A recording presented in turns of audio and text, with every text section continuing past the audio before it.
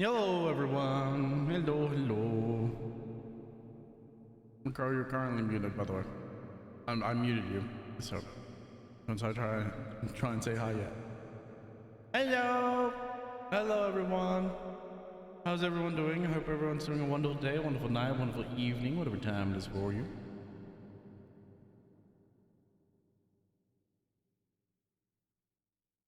The fuck?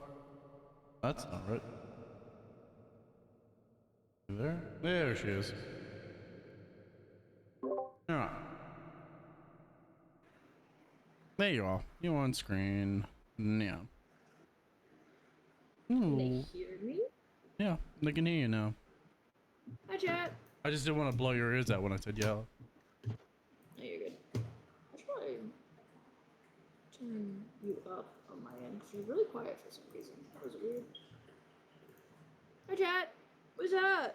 How is everybody doing? I wanted to say hi before he started stream and before I started getting focused on what I'm doing. So We are going to be playing more Dawntrail today. I want to get through Dawntrail as much as possible. Yeah, I kind of guessed. You've been on that for days. Yep. I have. Because the new expansion's coming out next year. Chat, I have a question. If you could be bred, like a loaf of bread, and a sheep was the baker, would you allow the bear in? What? Answer that, chat. What the Cat's fuck? feeder just went off. That was my cat's feeder.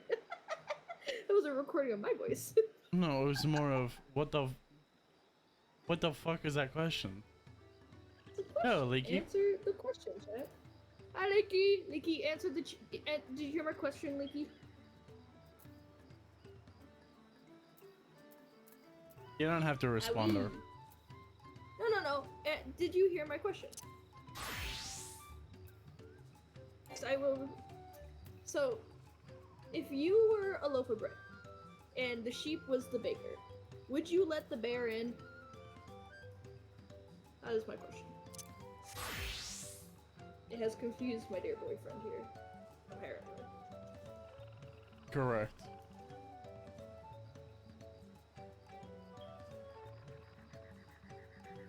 Because it makes no fucking sense. It makes sense. If I was a load of bread, a loaf. Loaf. I might have said load. Who knows? I meant loaf though. Yeah, if you were a loaf of bread and your baker was a sheep, would you let the bear in? It sounds like one of those dumb math questions. Everything,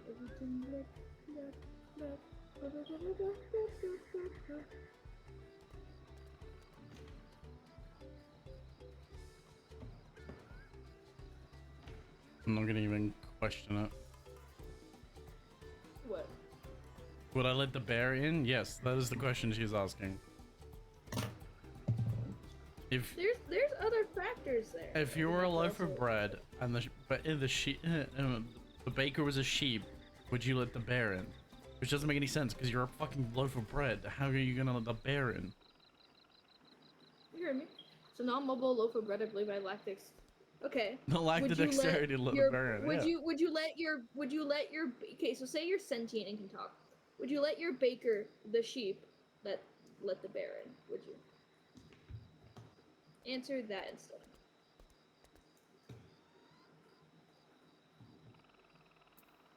Don't mind me. I'm just admiring this Vieira. Admire you. I'm your girlfriend. I can't admire you. All I can see is your hands and your. So I'm con crunching chat for a cosplay competition for reference. Why he says he can only see my hands. My cam's on, just pointing at my desk with me doing con crunch shit. How hungry does the bear? Very hungry. They look very, very hungry. This answer is no. No. That's your answer. That's great. Leaky can think for themselves. Thank you.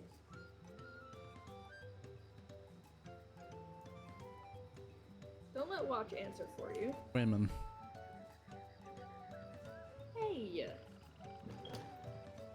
nice to me. Also, I'm gonna make you get me hash browns. Gonna what? If you be mean to me, I'm gonna make you get me hash browns. How do you like dumb apples? The bear is probably after my goodies because I know I smell amazing and some freshly baked loaf of bread. So good. Okay. You know what? You both said no. Both were good answers because yeah, I don't want to be eaten. I don't want to be eaten.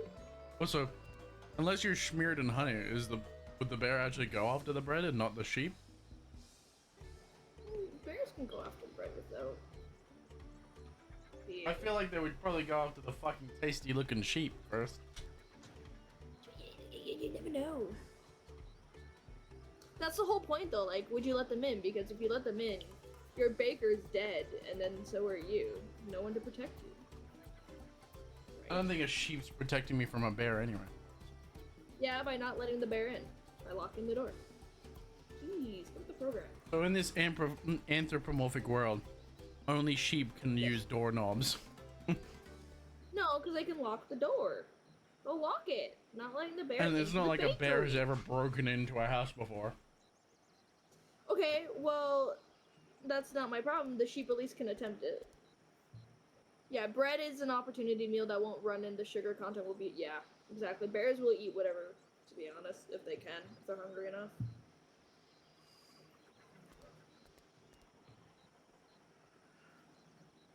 You don't know about the sugar content. It could be brown bread. I mean, Or I'm wheat. in North America. Therefore brown bread probably has a shit ton of sugar in it as well. Well, these are anthropomorphic sheep. We don't know how developed their society is clearly. So how do we know they have access to proper grain sugar? Like us. They're basically us, but animals. Oh, so there's an entire anthropomorphic society in which we have to imagine for this answer to be correct. Yeah, for this answer to be So answered. we're also having to stay. All you need is sourdough bread. So basically, we're assuming that murder may be on the case here. Yes. Oh shit. Yes, absolutely. 100%. So where are the police in this particular situation if they've got a hungry bear at the door? They're the German shepherds and pigs. I didn't ask what they were. I said where were they? At the police station. Fucking useless cunts, as always. Ow! Dimitri, you fuck! Oh! Fucking. He clawed my leg because I was. What's up, hello, charger Bucks? didn't play How you it. doing, man? Welcome him. Bucks. Maybe even Bucks, I slather have a some Bucks, I have Indoberry a question. jam. What the fuck? Lindenberry. Okay, Box, I have a question. Answer however you feel is the right answer. See you. Okay? And don't listen to Watch's answer, because he'll just get you to say what he wants. Okay? Let You me mean know the when only you're ready. correct answer? Okay, that you may think that, but other people might not. It's good to ask everybody, like a survey. Uh-huh. I like how you are you gonna state the question to him? I'm waiting for him to be here. I said let me know when he was ready to get the question. You're not listening. Oh, so I saw your As per post, usual. Leaky. That was funny. I'm glad you're enjoying the real skeletons. They're great, aren't they? They're lovely people. They're just absolutely adorable. Huh? We're talking about Dark Adorable Souls. skeletons. Oh, I was like, adorable skeletons? Where?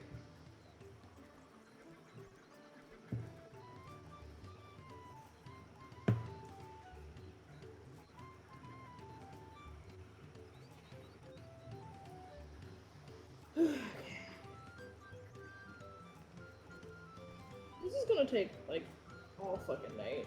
I can already fucking tell. Indeed.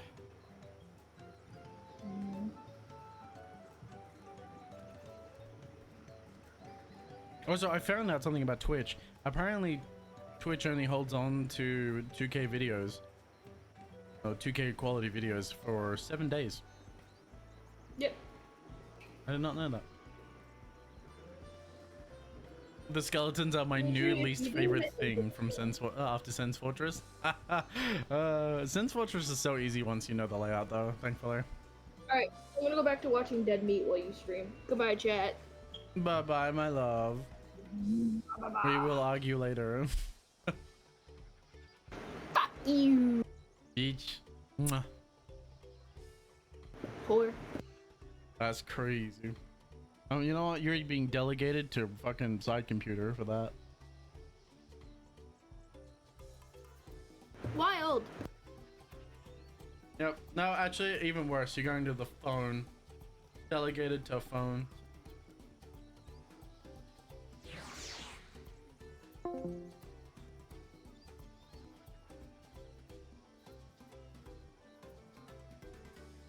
There we go. She has been delegated to the phone. Relegated.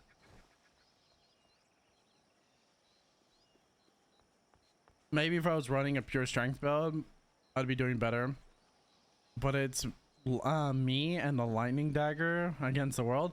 Even then, no, like you can roll, legitimately, you can run through 90% of Sense Fortress. You do not need to stop for most enemies.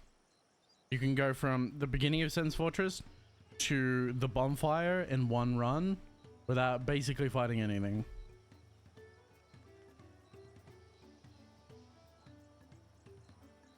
It's easy. Did you even get the bonfire in Sense Fortress? The bonfire that's somewhat hidden.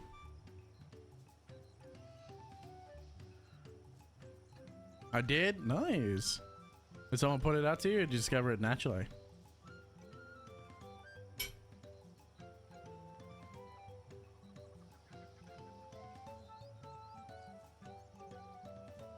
Was it was it die trying to get it? Once from full damage? Oh no. Yes, typical Souls damage. Souls 4 damage. Classic.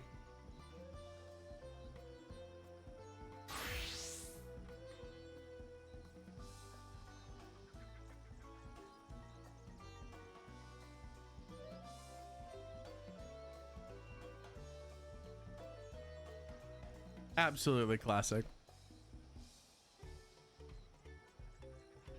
Did you know you can kill the guy that drops the balls? Like the giant boulders that run you over? You can actually kill that giant from a distance. And then he will stop. He'll be dead. I believe he's dead for the rest of the game. Because once they die, they don't respawn. Same goes with the bomb thrower one. If you go to the top and you kill him, he doesn't respawn.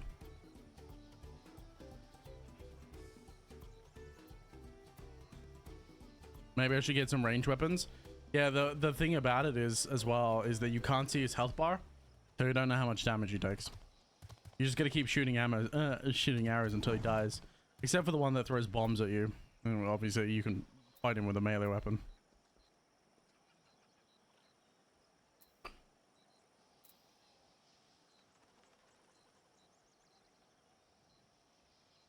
People keep telling me to hit things in the tail. I keep telling them to stop telling me what to do. I know, right?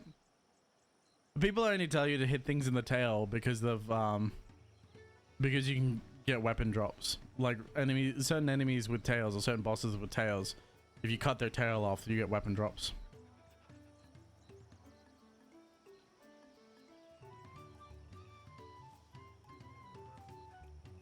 Like if you cut off, remember the first Drake that I killed the gaping dragon with all tail shots, it didn't drop? No, you gotta cut it. It has to be slashing damage. And even then you have to be cutting. There's a certain point where it's classified as tail and not classified as and classified as body. Like there's actually a point where it's, if you get too close to the body, it's classified as body shots, not tail shots. And you have to do a certain percentage of damage to cut the tail. And not every boss that has a tail can have their tails cut.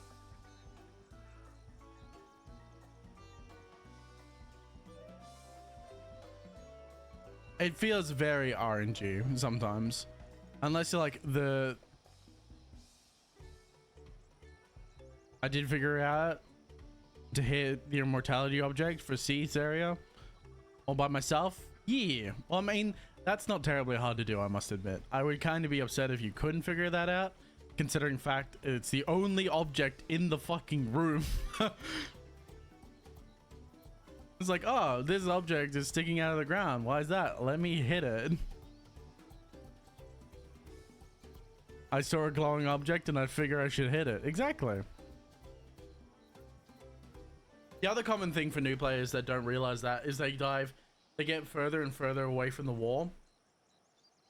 And then Sen sometimes destroys it himself.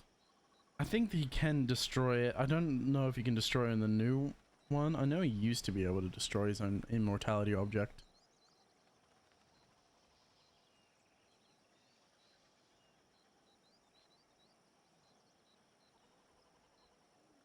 Good old Seath the Scaleless.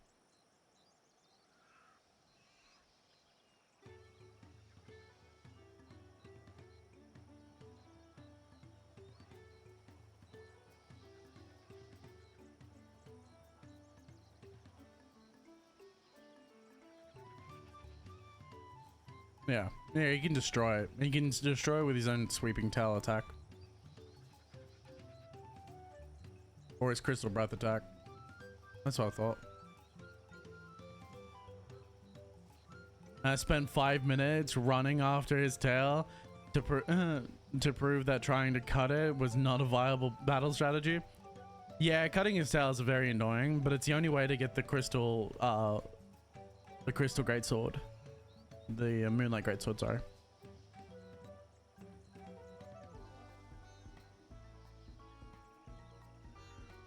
You have to cut it to get the moonlight greatsword.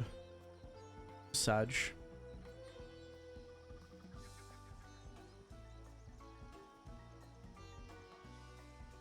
It's very annoying because it's like you're spending 90% of the time waiting for Seath to fucking stop moving. Or you're trying to like jam yourself between his, because he's got like 3 rear tails. You sort of jam yourself between the two of the rear tails, and every time he stops to do his breath attack, you run back a bit and then you fucking chop his tail. And you can only get a few hits in before he spins again. It's really shit.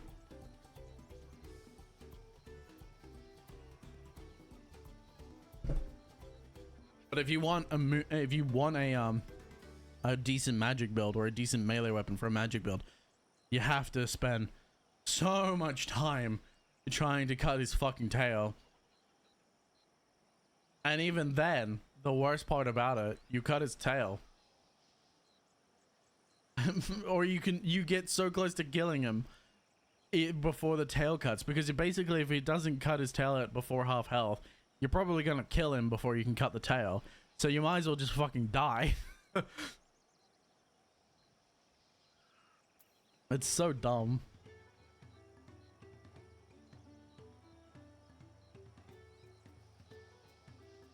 Next run, run through Dark Souls 1.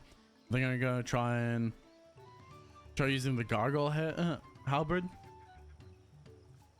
Is it really fast swings? Yeah. I mean, you can pretty much every weapon is viable. Not every weapon does a lot of damage, but every weapon is viable.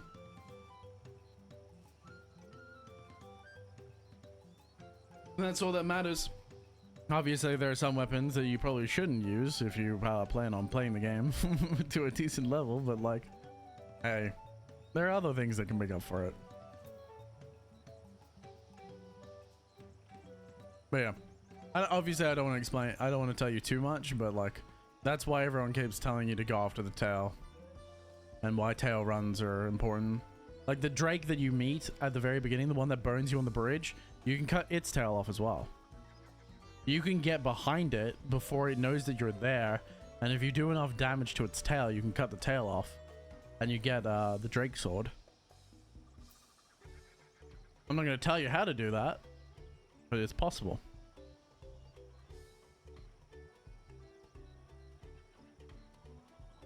That's a pretty cool mechanic. It is. It's kind of sad that they, for the most part, removed it from the game. They've removed him from Dark Souls.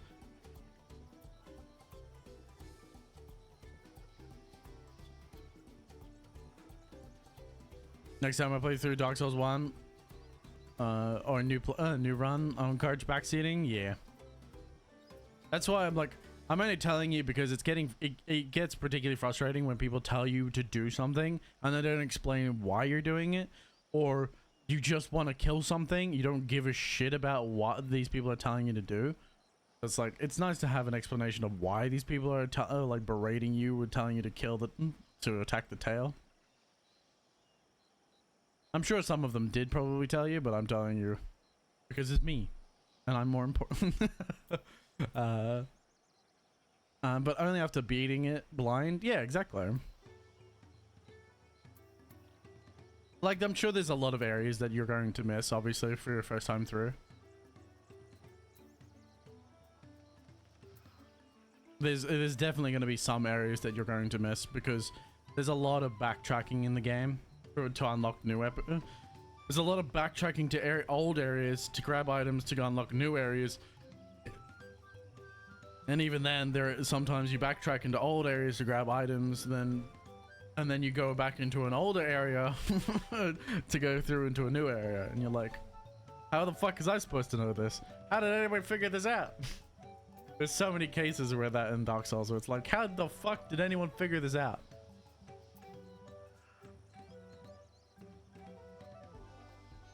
There was great enthusiasm about a Silent Demon 2.0.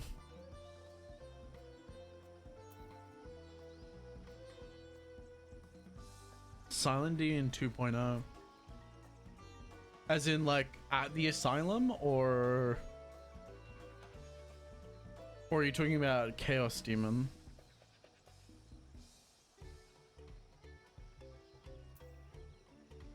Are we getting the crow's nest? Okay. So back to the asylum. Yeah.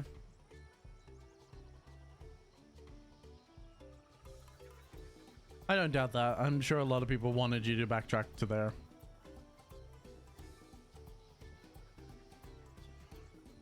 Because there's items that you need from there sometimes if you want to do them. It's I don't want to say it unless you figure it, because I don't want to help you figure things out. This is something where it's like, it's nice to figure it out on your own. And I don't want to tell you and ruin this surprise. There's an item in the area that unlocks something somewhere else. I'm assuming the doll. Yeah, the petrified doll. From there is needed for something. Yes, it is. I'm not gonna tell you where because you're never going to link the two. You're going to find out what it's for. Don't let anyone tell you, because you're never gonna link the two and why. Why are the two connected? And there is lore reasons behind the reason why the petrified doll is connected to where it takes you, or what it does, more specifically. But like, you will not figure it out unless you explore everywhere with the doll in your inventory. You're not gonna figure it out.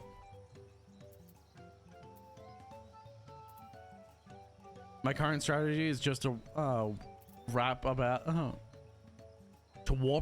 and talk to every NPC I can find after defeating any boss-like enemy. Yeah, that's a good way of doing it. It'll definitely help you progress some people's storylines, but some people's storylines require certain actions to be done that are aside from boss. It's not like Dark Souls 2 where like you beat a boss and that story NPC moves on, or you summon them for a boss fight and that story NPC moves on. Some NPCs require certain things to be done in open world and not via NPCs or not by bosses for them to progress.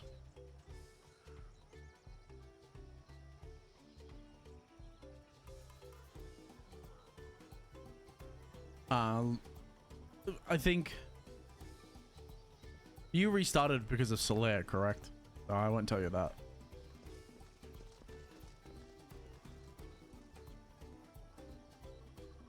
I have a feeling I'm going to be playing Dark Souls a lot. Yeah. Hey man, it's a great game. And then you'll go back to Elden Ring and go, these are like night and day. Because if you see it from my perspective, probably not. Because obviously you're going to have nostalgia for Elden Ring, like I have nostalgia for Dark Souls. So technically I have to redeem. Wait, technically because I have a redeem to restart, I'm kind of glad I did. Because of Solaire? Okay. Because I don't want to tell you though. I don't want to tell you, but you won't. There is at some point during his storyline that if you don't do something, something will happen. I know, it's wild, isn't it? It's amazing. It's almost like every Dark Souls NPC ever.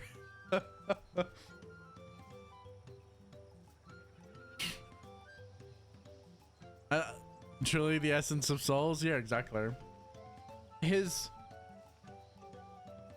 I want to say it so bad because I want his storyline to be there with you when you finish the game, but at the same time it's a story that you have to figure out or find for yourself.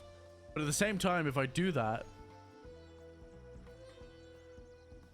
the world will turn with or without me. Exactly. But at the same time, where as much as I want him to be there at the end with you, you have to see the path that he takes so you can figure out in your next run what to do next. Because that's how we learned. When you went through Dark Souls, you didn't have a guide. You didn't have people telling you. You didn't have everyone figuring who has already figured the game out for you. It was trial and error. You would follow the NPC's storyline until he one day disappears, and only after the fact do you figure out what happened to him. I'm even playing offline to avoid the floor messages. Yeah, it's a good way of doing it. It's a very good way of doing it.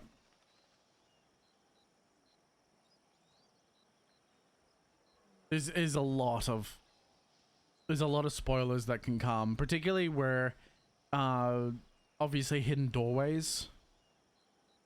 Messages are always great for finding illusionary walls, but sometimes you just want to, you want the joy of looking around an illusionary wall for yourself. Particularly in this one area in the game where it's an illusionary wall, and then there's an illusionary wall behind that illusionary wall, and so on and so forth. It happens a couple times. But you don't think about it because it's like, oh, illusionary wall. In the big tree. Oh, you found it, that one already.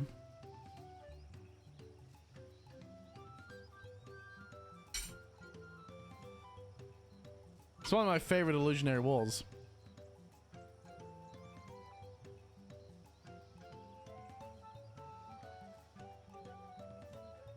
Right there in Blighttown. Yeah, well, it's the only one in the game. Sadly.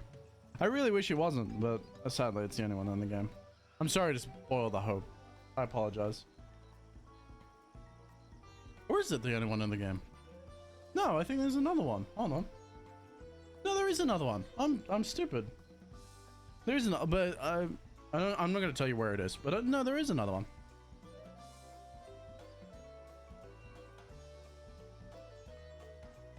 Hey, there is another one. Oh. No.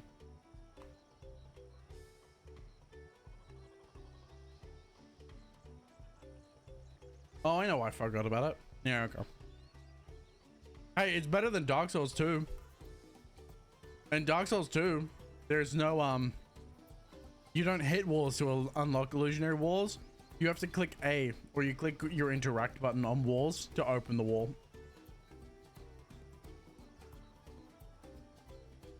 And the amount of times where you're like, You're hitting a wall in Dark Souls 2 because you forget, because you've been playing Dark Souls 1, you go into Dark Souls 2, and you forget that interact button opens walls. So you're sitting there pounding your weapon on walls, breaking your weapon. Only to realize it's like, oh, that's right, that's not how you open walls in this game. It's a bit of a bitch. The best part is you could be telling the truth or lying and I'd have no idea. Exactly. You want food? I'm eating while I'm talking as well. I have meat. I have schmeat. Meat. As a man, I have schmeat, but I have meat. I'll post my dinner in the Discord. Is it particularly appetizing? No, but I enjoy it. Yes. I've heard some interesting things about Dark Souls 2 and I'm looking forward to experiencing it. It's something to experience. Honestly, I think the base game is not bad. The base game is pretty good, particularly with the new remastered version is much better than the original. The only place that you're going to maybe really get frustrated, like the level of frustration will like exceed your limits, will probably be the DLCs. And that was the case for most people. Like a lot of the base game is kind of annoying. It's kind of has some annoying mechanics and it can be a little bit frustrating, but that's Dark Souls. But there are some actively irritating areas in the DLC, like areas specifically designed just to piss the player off.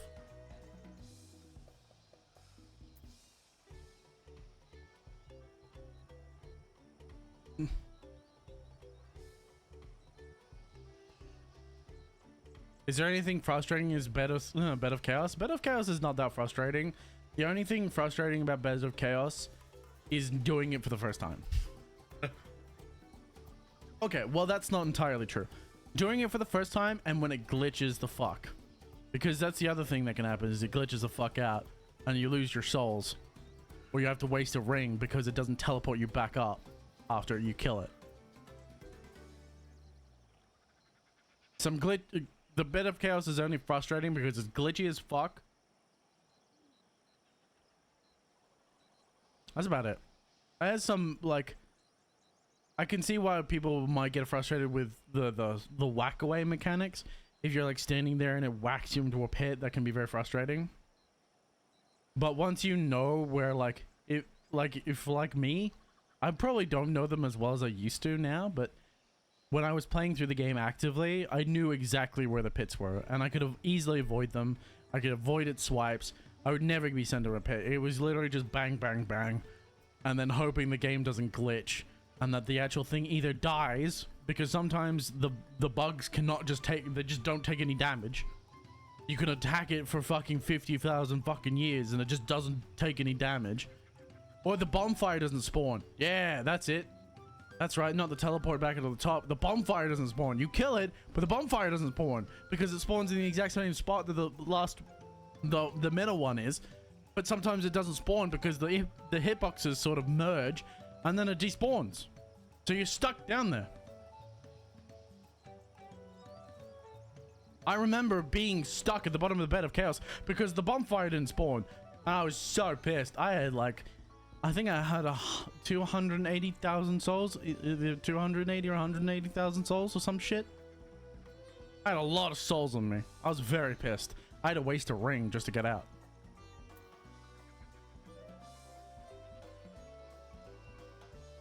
I think I died at least 5 times just trying to line up that drop on the branch. Oh, really? Oh, no. Yep. Yeah, that's where heavy attacks can come in handy. Dropping attacks, particularly in 2, because there's a lot of falling sections in 2, and you'll definitely find that if you drop off and heavy attack, you often stay because the heavy attack plants you rather than forcing you to roll.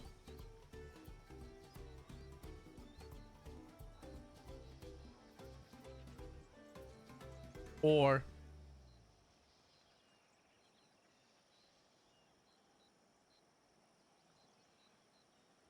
strength builders for 2. It doesn't matter what weapon you're using. It's just most heavy attacks usually plant you or a falling attack usually plants you in one place, stopping you from rolling. Regardless of the weapon, usually. Anyway, we're supposed to be talking about Final Fantasy because we're supposed to be doing Final Fantasy playthrough. I'm in Dawntrail now. Did you see, Leaky? Did you see? It's region based. It's going to be in the newest updates or one of the patches coming out. It's going to be region based. So instead of being individually world or server based, they're going to make matchmaking region based. We could play, bro. It doesn't matter if we're in different regions and different servers. It doesn't matter if you're in different regions, but it doesn't matter if you're in a different server. Need to grind more levels in F14 then? Well, that's right, it just level sinks me down.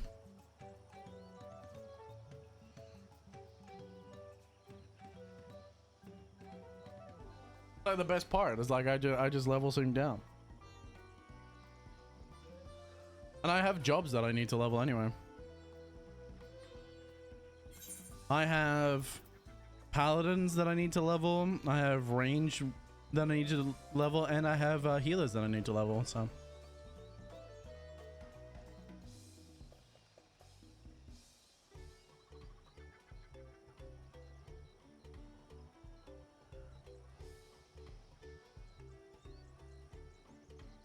need to get a Dawntrail. Bro, I'm so there for the 8.0 release of the new expansion. Oh, the teaser trailer from the newest keynote is so good.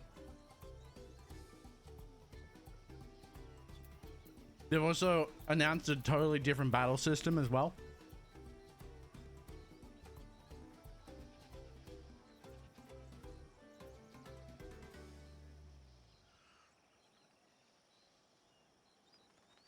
They're revamping how the combat is done.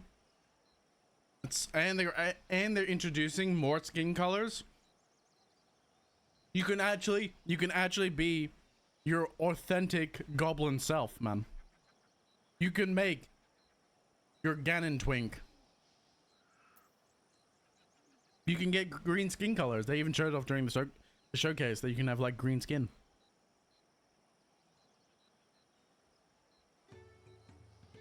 Ganon twink, let's go. Yeah.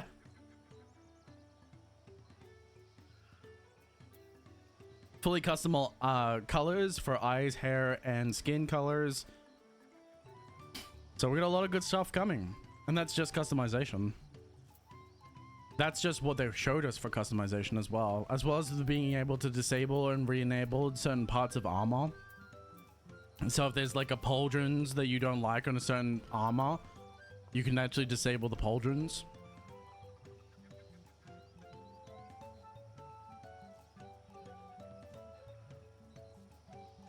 There's a lot of good shit to look forward to. Anyway, I have to continue the main story because if I remember correctly, the story is estimated to take about 30 hours to complete, and I'm only probably 5 hours in, if that. Probably not even that. Probably only 3 hours in.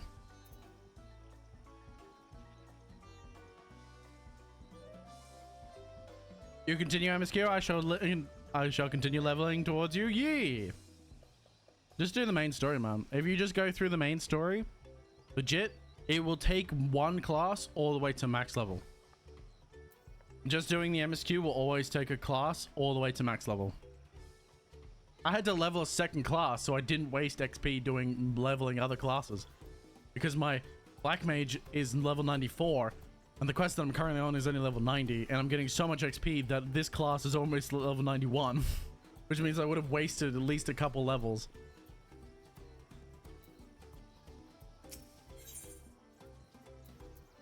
I'm getting 1,000,000 XP per fucking quest.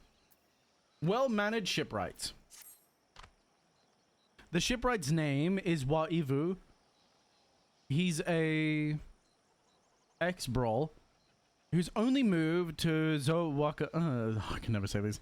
Zowamka, whatever. A few years ago, but since he's mastered our customs to an almost frightening degree, He's especially strict when it comes to manners. So make sure to offer him a proper Hanu greeting. He wouldn't want to we wouldn't want to offend him right before asking him a favor. I don't know why that fuck with my brain so much. A proper Hanu greeting. Oh, that one. Don't worry, I remember how it goes. She's gonna fuck it up. And then we shouldn't have any problems. Let's go ahead. Let's head to Beckby to the east of here. Man, these names every fucking time, dude.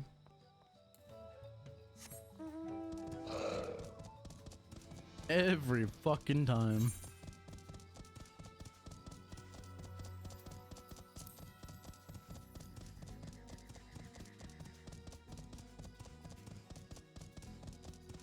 Oh my goodness. It's such a large area too. I've continued to hear not particularly great things about the expansion.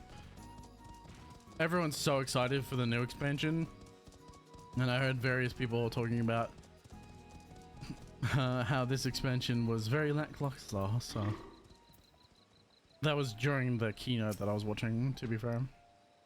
It was just mainly people in chat rejoicing over not having over it being different from Dawntrail. This is Beckby, the village of all those who drift into Cosma Cool. I had this yesterday and I cannot get it today. From Toliola and elsewhere are welcome to live here alongside the Hanu. As for Wakevu, he lives here. He lives and works in the House of Waters High, at the top of the large tree nearby. Follow me, but I should warn you, the climb up the stairs can be challenging.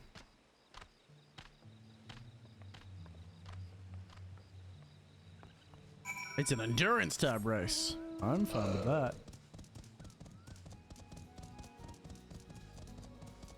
I'm just gonna focus the story as well. I'm not gonna worry about getting... There's probably Aether Currents around here too. Yeah. There's one right there. I'm gonna grab that one because I'm looking at it. I'm not terribly fussed about focusing on them. I'm not gonna go out of my way to get all the Aether Currents. I can do that after the MSQ is finished. Man, the game loves its lizards right now. It keeps giving me everything, every lizard that I have.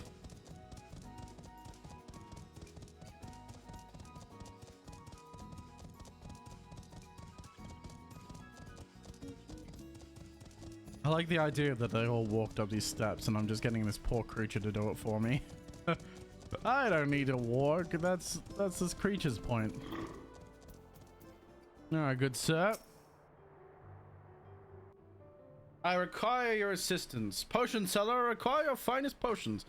He has a horn. Hmm? What do you want with me? That's a horn. He's rather horny. The greeting. Please don't fuck it up.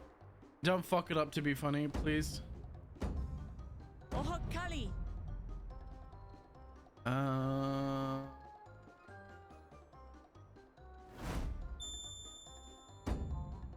Okay.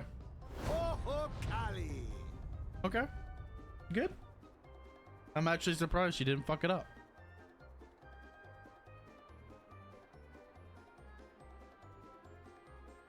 Good.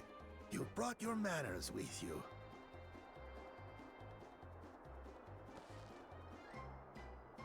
When you know Kanu, do as the Hanu do. For a country as diverse as ours, the preservation How of early harmony stream? Yo, demands Matt. that we Yeah, I respect said it would be the early, cultures of but you were all asleep, so peoples you probably didn't who know. call it home. I intended it to be earlier, but I woke up late and I wanted there was Explains stuff I your wanted to do familiarity before with Hanu stream. customs. And you speak truth, of course. To live together means to learn about each other. Ah, I appreciate an open mind. In fact, I get the sense we've met before. I was knocked out. You're fine, man. You're Wuklamant. Correct. He just got that. Oh, what an unexpected honor for old Wokevu. Here I Wokevu. am prattling on about manners, and I've gone and insulted the third promise herself. There is no excuse for this betrayal of etiquette. How you doing, man? How you doing, man? Please, take up your axe and claim my impudent head. I will not. Keep your head. What the fuck is happening? I hate formalities Playing anyway. craft with the boys. So Nice. forget about it, all right? All right then, consider it forgotten. How prompt. I mean, he doesn't want to die. We're actually here about the Ihihana float. It's in bad shape, and we need you to craft new carrying poles and a new eye. I'm told you worked with Uyuipo wood and a certain kind of stone? Abokisha? That I do. But while I would like nothing more than to offer my services, I just used the last I had of both those materials. Oh? My lumber in particular went to fixing homes damaged by the recent storm. I'll need 10 days or so to restock. Damn.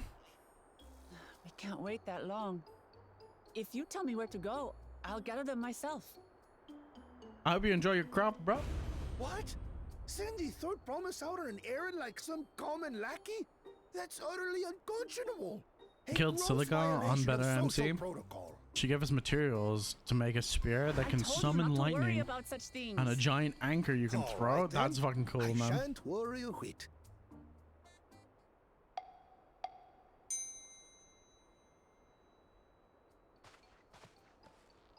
What's with your Hanu friend there? I am festival The leader anchor this is so season. loud? Oh, I don't doubt it. Come along to oversee the float's repair. As strange as it may sound, Wuklamat and her friends believe the float is an arcane focus, meant to encourage the growth of our struggling reeds. Too many Hanu have forgotten, it seems. But that is indeed the true purpose of the lifting of wings. Your education is impressive, Third Promise.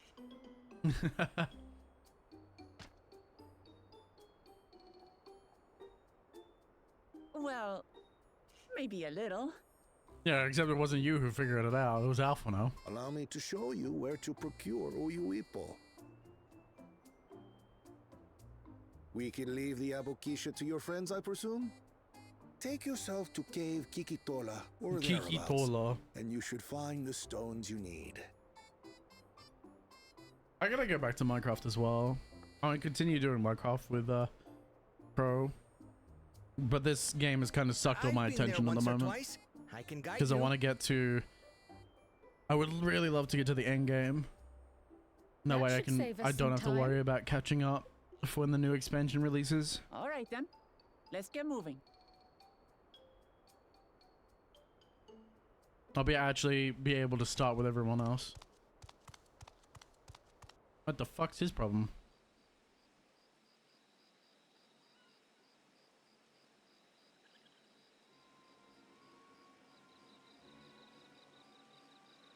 Oh. I see. Chosen One, Just as I one of thought. your rivals is making progress. Just as I thought.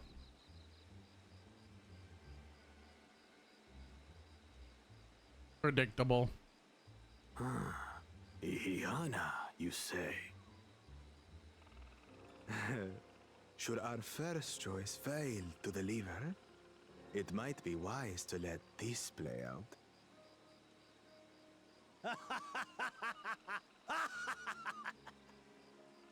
The third-rate promise is making herself useful after all.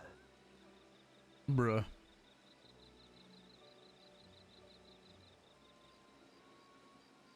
Bruh.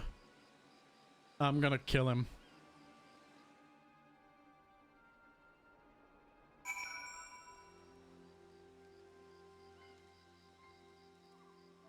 I am gonna kill him.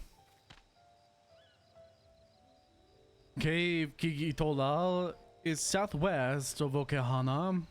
We can return to the village first and then head there by on foot. I was gonna say by foot, on foot.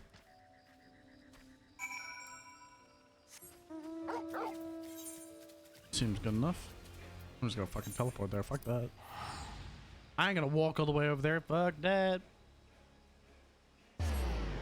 Who are you taking me for? Some kind of traveler?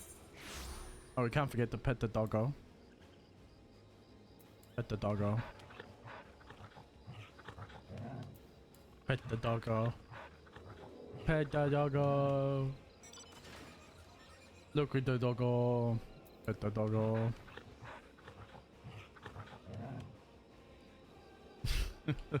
He's so adorable. This is from Final Fantasy 16, this dog. You can get him as a mount. That's great.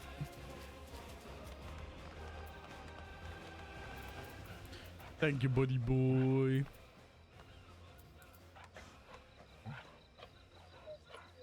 I love that the animation they give him is you petting him. Southwest of here, was it? Well, let us be on our way. Load is big.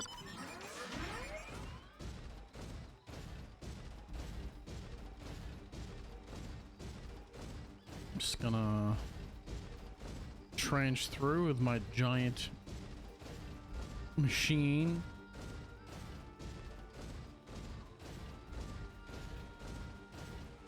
Needs to worry about getting muddy when I have all these at my disposal.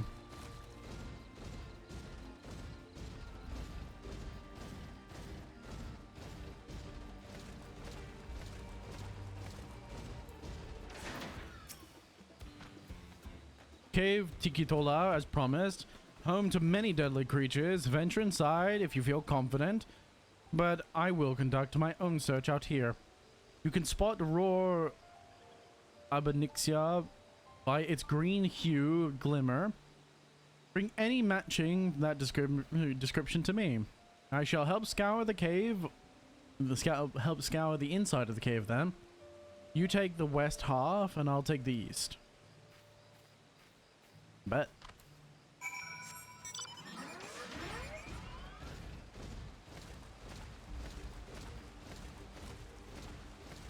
Man, the game has some of its favorites today.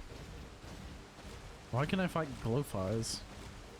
Why would a glowfly be mad at me?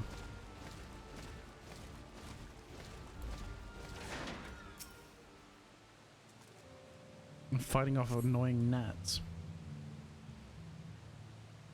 Upon closer inspection, you find the glimmer you spied was just light reflecting off the water.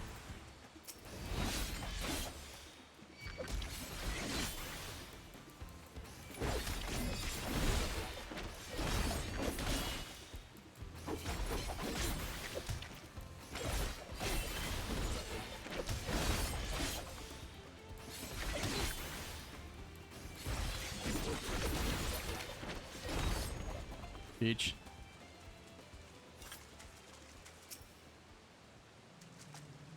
Again. You find a chunk of stone glowing a distinct shade of green. It seems like the exact kind of mineral Linu Hanu was looking for. Nice.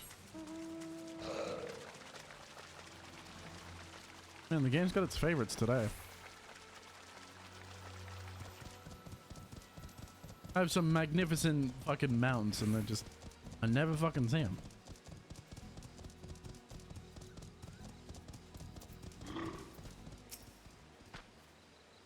I picked over the cave near the entrance but found nothing.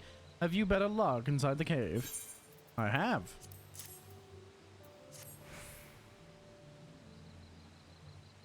Yes, this is Abanixia. Along with the Kral's contribution, we have more than enough for our needs. The stones you've brought shine very brightly. Yes, thank you both.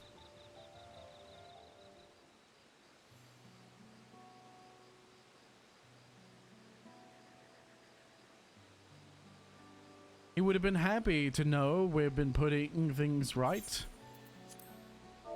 What? Okay, he would have been happy to know that we're putting things right. Truth be told, a good friend of mine was meant to be festival leader this year at year's Ihihana. But when the big storm hit, he did not survive. It fell to me to carry on in his stead. That was why you agreed to Laquamet's request, despite your initial reluctance. Yes, it hurt to hear, but she was right. Though I must mourn, I cannot let my grief consume me. Her words made me realize that the path to my recovery, our recovery, is already laid out before me, and I will walk it.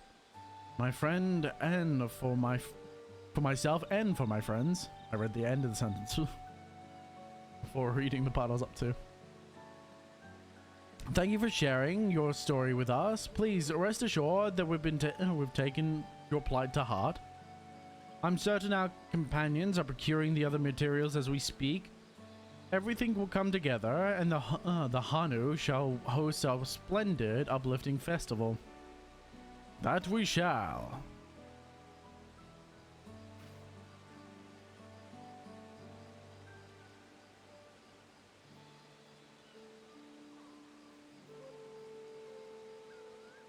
Well now, let us return and deliver the Abanixia onto Wakevu. Waiting hands. I can never say it. I will never be able to say these names correct.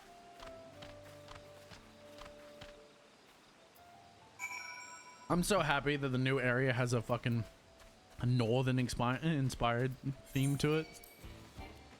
Fuck you. Not northern. It has a Nordic is what I was trying to say. It has a Nordic inspiration to it.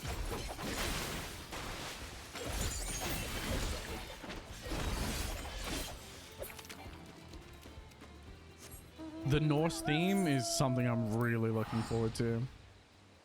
It's gonna be so good. Already the areas that we look at, if they come out correctly in game from the concept art that they've shown us, are gonna look so pretty. It's gonna be some absolutely beautiful areas. And once they drop, and I said it yesterday, once they drop the support for PlayStation, I feel like things are only going to improve in quality as well.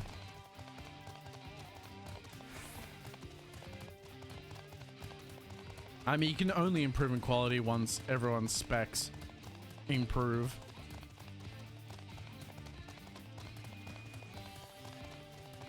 Because then the minimum requirements will be a PlayStation 5, basically.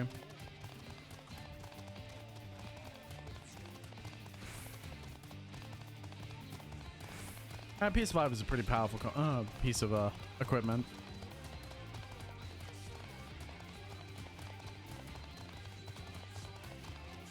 I did see that they put the things are coming to the Switch too as well. Honestly, Final Fantasy 14 is coming to the Switch as well, which is kind of fucking terrifying. But they said there's a lot of caveats with it, so.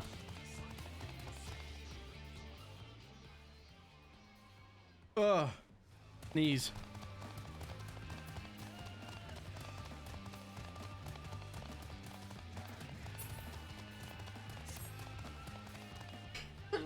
Oh, I couldn't mute in time.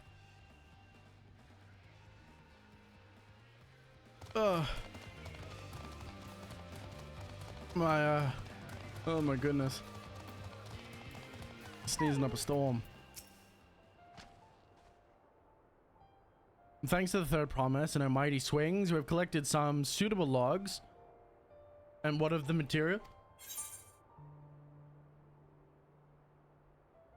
Oh my god, someone must be talking about me. I'm sneezing up a fucking absolute storm.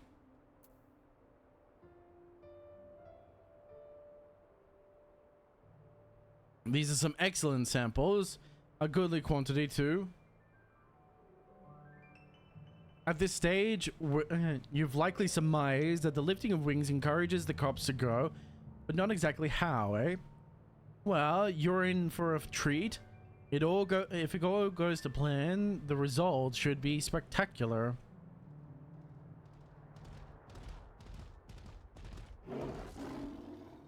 Now then, to get to crafting these pieces for the float, I could use an assistant versed in arcane arts to enhance the UPO's conductivity. No, I'd be delighted to help. Everyone else should go back to Okehanu. We'll join you at the float once the work here is complete.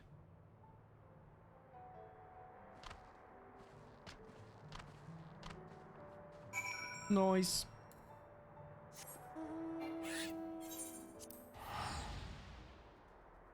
Starky boy. Look at a dumb face. What a dumb creature.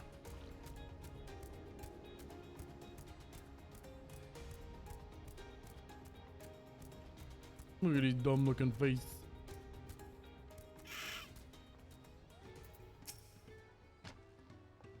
Gathering the wood was a trial in itself. First, Wokevu criticized everything I did, and then he suddenly yelled, "I've spoken ill of the third promise and I must punish myself," and proceeded to slam his head into a tree. I told him not to worry about it again, and it was like snuffing out a candle. He's an odd one, that's for sure. At least we've seen to the two poles and the eye. Now we just have to wait for the feathers from the twins. The lifting of the wings. We should get some rest before the excitement begins.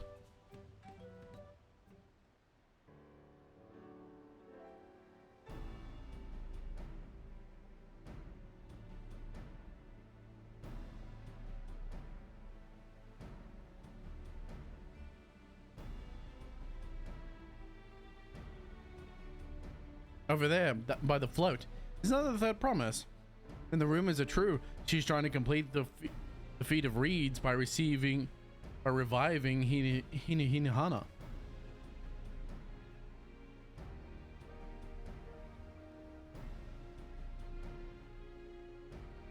The festival is a prayer for healthy crops, but does she honestly believe that will be enough to save our harvest? Pardon me. The second promise, meanwhile, barely glanced at the fields before leaving Okehanu altogether. Maybe we've asked too much of our young claimants.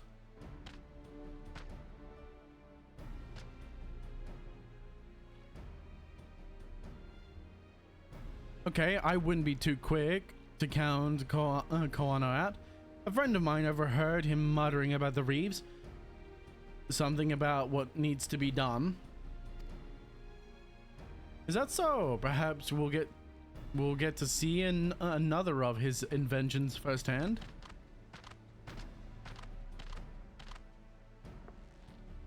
That sounds like Koana. One look at the reeds and all he needed was to think up a solution. Oh, pardon me.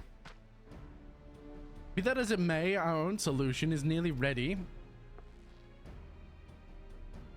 Indeed.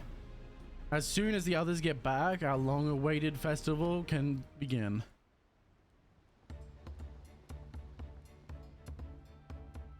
It took some doing, but we managed to gather the competitors to vie for the title of Winds Chosen. The winner was only too happy to donate his feathers. You should have seen it. He called forth an incredible gust that sent his feather sailing for Moms. We had to turn ourselves. It was more difficult than it looks. For Evrels twirled in the air for a moment before landing on his foot. I'm a gleamer. Magic is not part of our training. For us, we brought the wood and gemstone replacements crafted by Wakovu. All that's left is to attach them. It's been decided who will ride the float. Papa was the guest of honor the last time I was here. I remember being surprised that he could fit in the thing with his hulking weight on top of it. The rider must be a personage of great esteem, which is why an invitation is usually extended to the Dawn Servant. This time, however, I have another in mind. Oh, who is it? As if you even have to ask. You dumbass. Our beloved Hihihana, the lifting of wings, is only being held because of you and your companions. Thus do I nominate you, Waklamat, as our guest of honor. Huh? Me? You don't have a choice.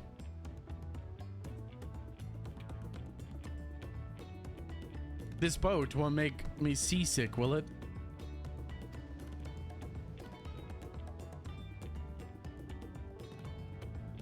I don't think so.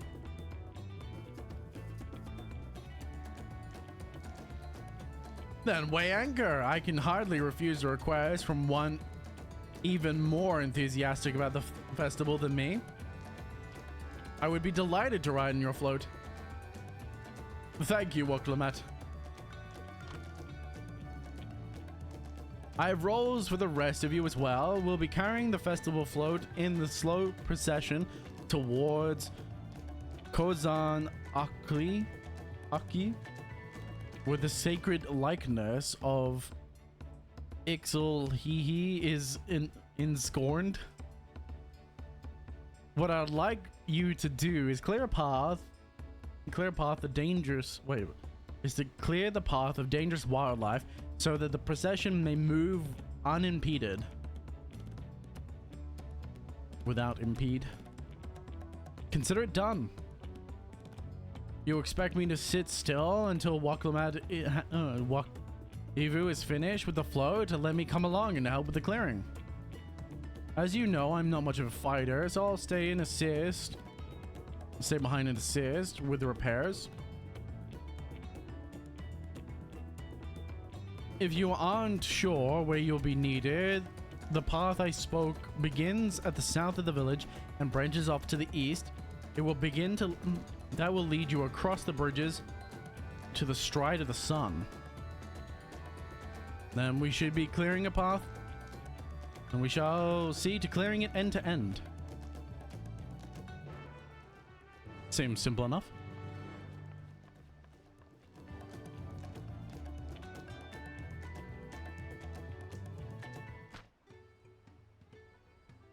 Nice. Let's go. Ah, it actually pulled out a good mount.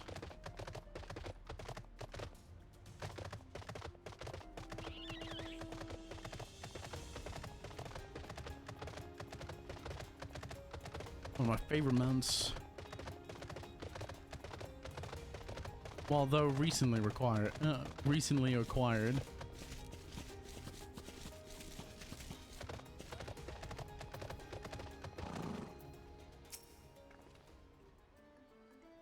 As Lino Hana said, the Kozanu Akli should be down this way, then off to the east when the path branches, then something about bridges and the stride of the sun.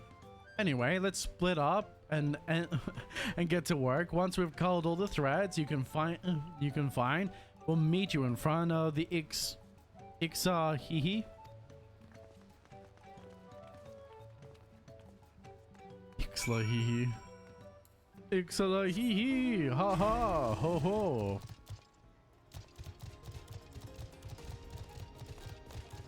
This is another pretty mount.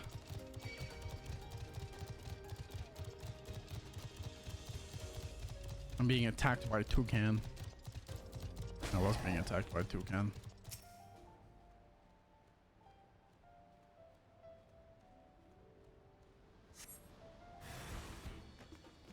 Holy shit! You're a big boy.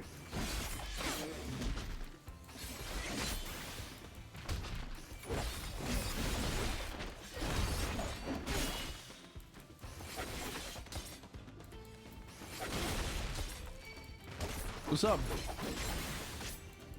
Biggest of boys.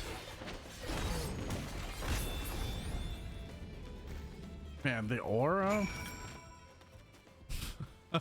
Going to the state, dude?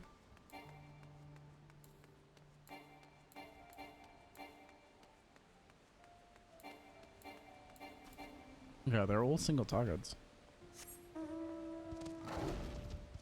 Bro, the energy, dude, I'm giving off is crazy. I'm legitimately aura farming right now. That's great. The reawakened state.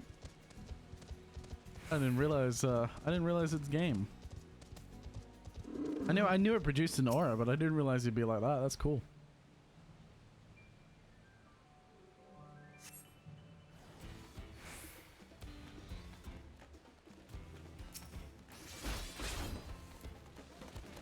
Thank you.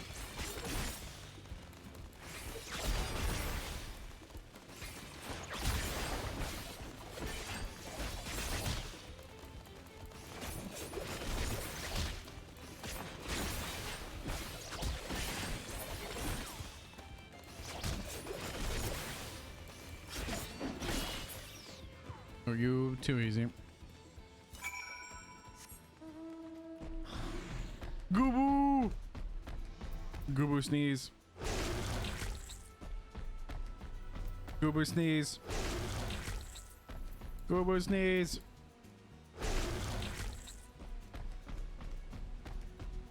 Good old Greg Goobo wall.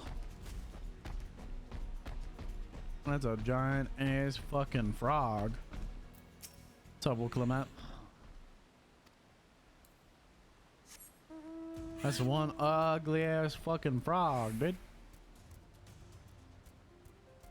What? You out!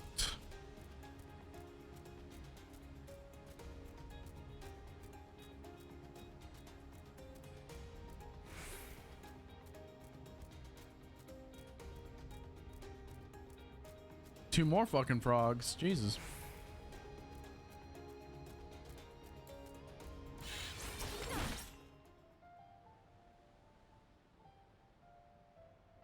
Guessing it's over there.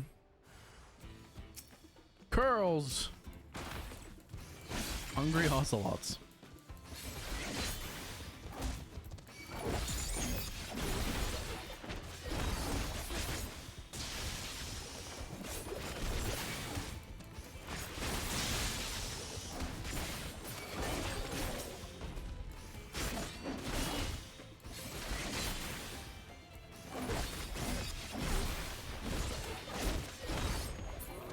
Nice. I'm curious. I'm still very curious to see how the evolve section changed. Because if it's just like one button presses for Viper, well, I guess it wouldn't technically be one button press because you've got, it'd be what, 1, 2. Yeah, it'd be 1, 2 for the distance and range combo. I don't know how you would do it on Viper though, because all the buttons are kind of necessary.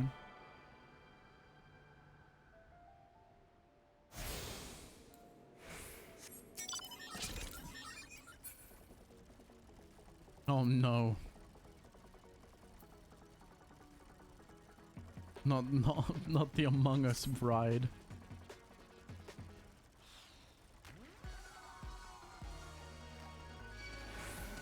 Shit.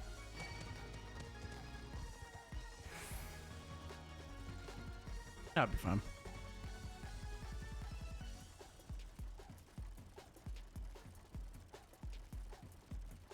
Yinuhana.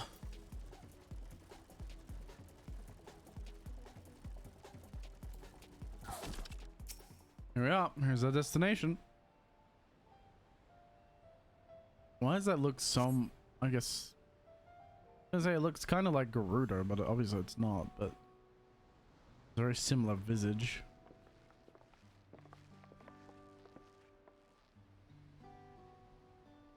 Ah! You were a step ahead of us, obviously. This must be the likeness of Ixihihi. Ixihihi? The Hanu deity of the harvest. Oops.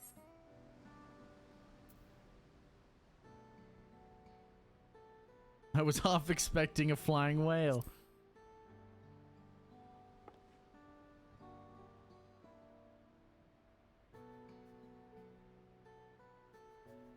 A whale? Why a whale of all things? Anyway, it said the Ixia here was worshipped on another continent. This ancient faith was then brought to Taral. I was trying to remember how it was enunciated. By the first Hanu. The Hanu migrated here from another continent. Then maybe the two do share a common ancestor. This is all very fascinating, but shouldn't we get back to Linu Hana? He'll want to know the path is safe for the procession. Right, I need to ride on the float. I'll run ahead and tell him we're done here.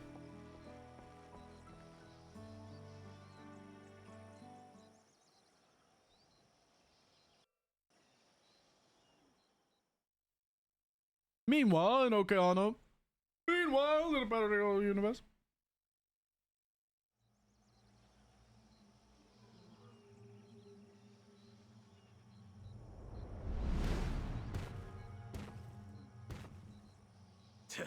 Not sure we heard you right, old man. Why don't you say that again? As many times as you'd like. The third promise tasked me with repairing this float, and I'll not relinquish it to an uncultured brute like you. Much less one that can't even manage a simple greeting. We wanted to handle this in a civilized way, but we're more than willing to kill you.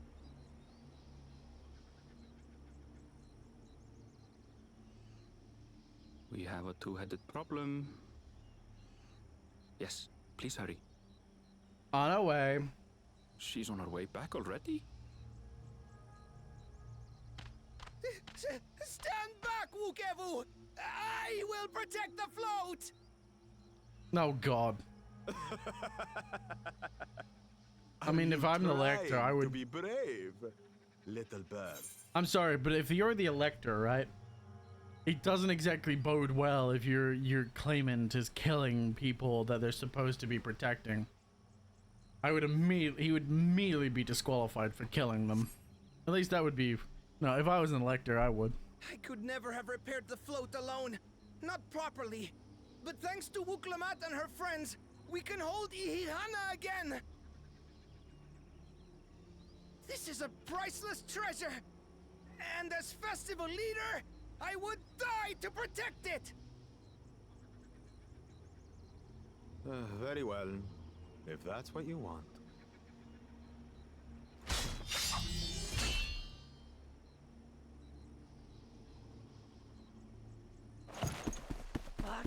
Cha-cha!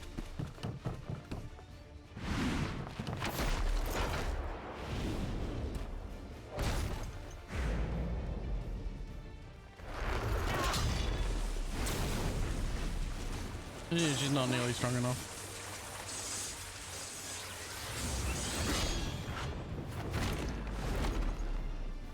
I put everything into that blow.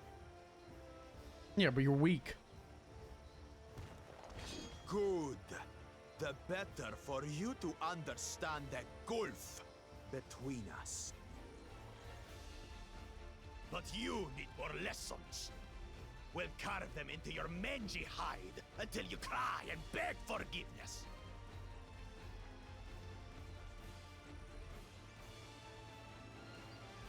Well, you go a couple rounds with me, big boy. You may find that a little Your bit brilliant different. plan was to steal the float and take the credit. The so-called blessed siblings are nothing but cheats. Of course.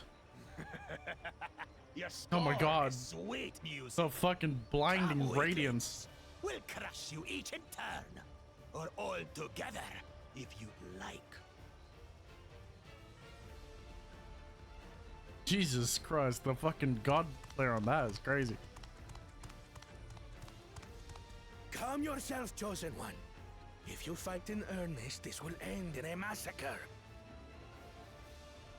What's more, we have word that our other prospect is on the verge of success. Then it would be foolish to expend effort sweating nuts.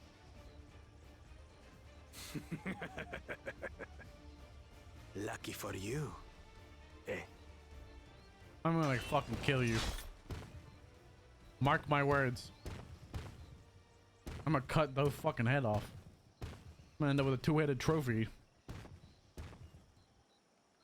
Ugh, 2 heads. I see Mamuk still clings to that loathsome hope.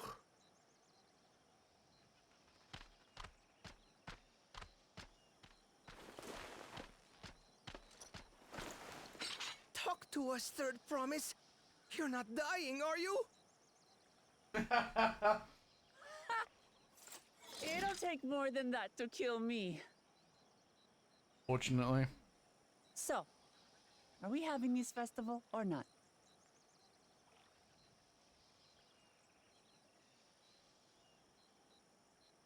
Yes! Yes, we are!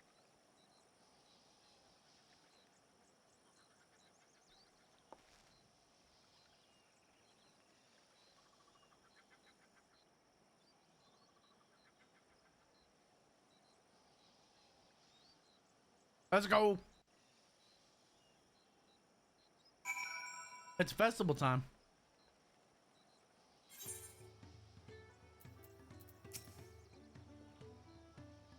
If I learned one thing in my life, it's poor manners often betray poor character. Thank you for coming to our rescue. I tried to protect the float, but against that two-headed monster, I'm gonna say, I may as well have not have been there at all. Nonsense! You stood your ground and brought us the time we needed to make it back. You were incredibly brave. Indeed.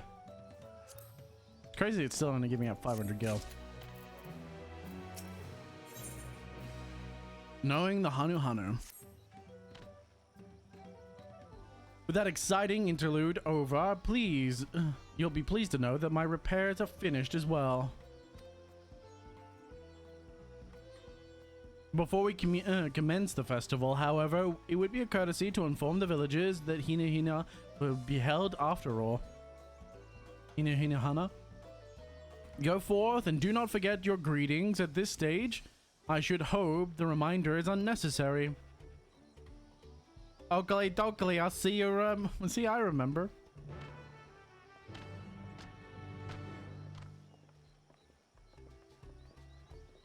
Oh my goodness. I gotta do the say and chat and everything. Oh man. Oh man.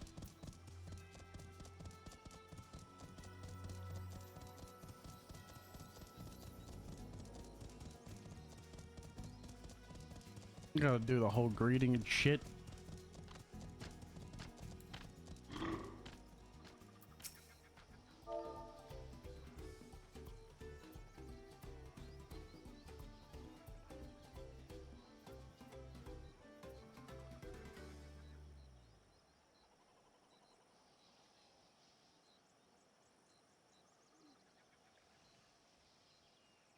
Man, I feel like an old man out there. Get close to the screen to read.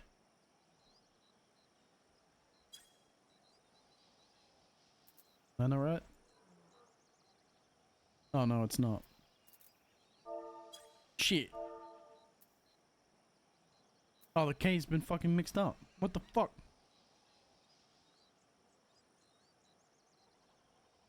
Why is the K there? What the fuck?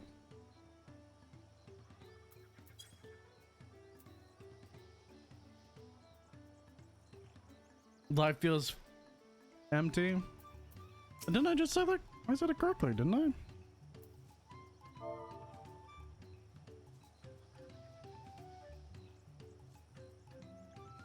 Oh, is it because it's not capitalized?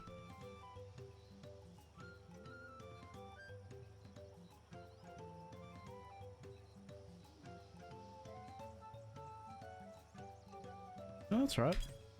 That's because it's not capitalized. You bastard.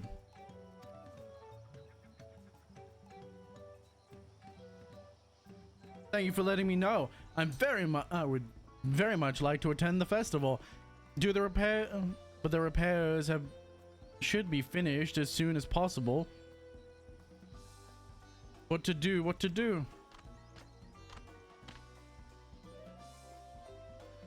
Bruh.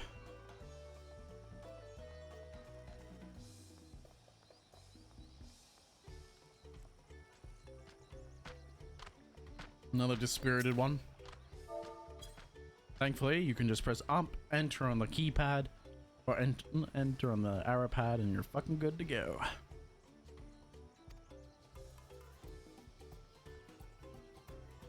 The festival is about to begin. What do you expect me to say? Besides, of course I'll be there. Cleaning up the storm's aftermath may have been hard on us all, but the lifting wings is a tradition. And the Joyous wanted that. I won't sit here brooding my days away. Give me a moment to get ready. And again, another mournful Hanu.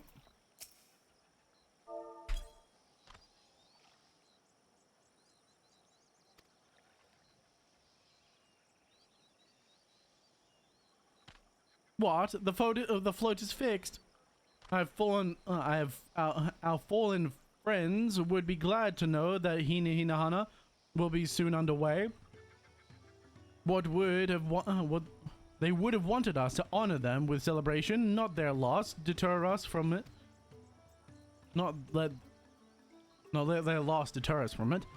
I must go and enjoy the festival for those who no longer can.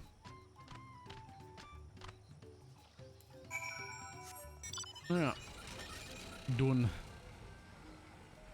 Done.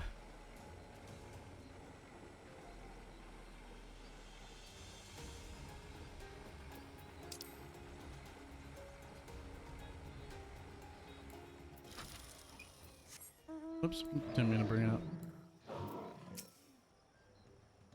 Hanu, we're pleased to hear the festival was going ahead, I imagine. Most definitely. That as well, once your friends return, the lifting of wings can begin at least. At last, or at least. Bruh. I'm struggling with words of late. I'm struggling to keep my eyes open. I'm still tired.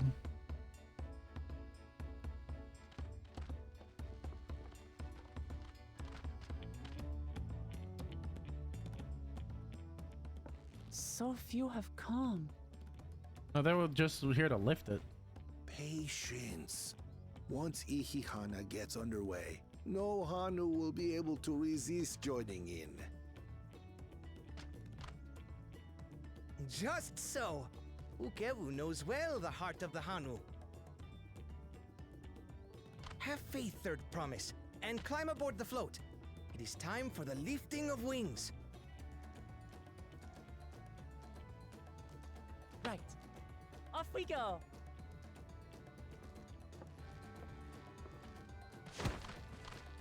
I reckon my character could like Superman it. Just hold it up with one hand by herself. Ihihana is a prayer for bountiful harvest. But this is not its only meaning.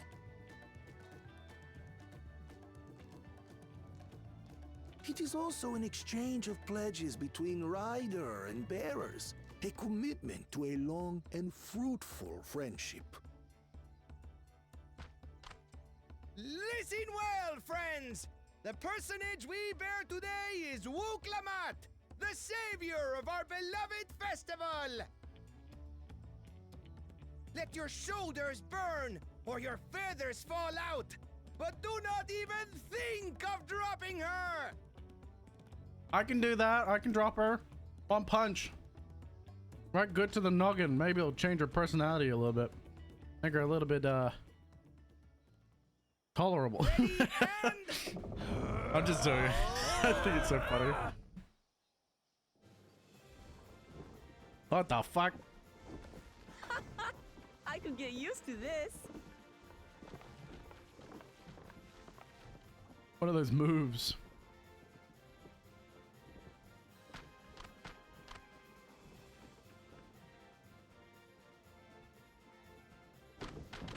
Will empty bellies stop you from joining in the fun? Come and help us carry the float!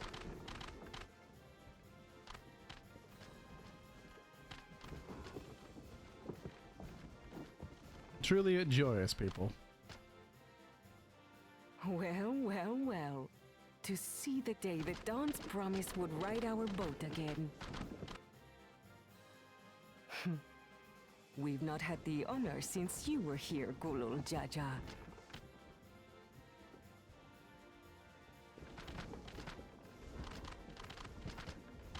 Right, we've enough bearers now. Onwards to Kozanuaki!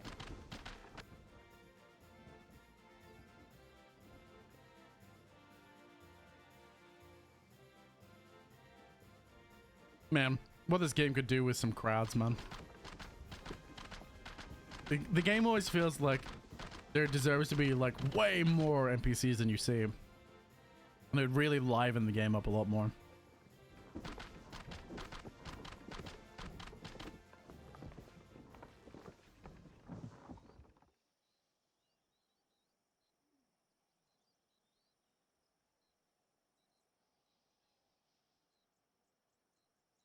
Watch well, for you are about to bear witness to the true glory of Ihihana. Oh? How reacts to their ethos. Their prayers and wants.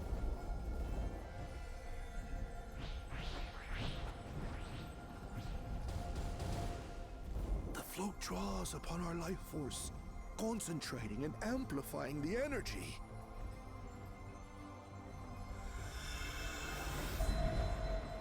Keshaihi then receives that energy and expels it in a great burst, where it showers down upon the land to replenish its vital currents. Ah.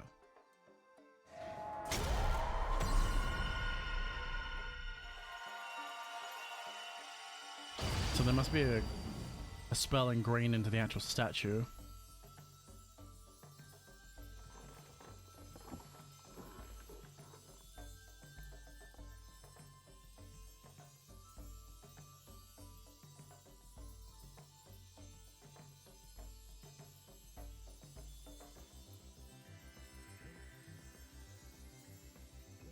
Interesting.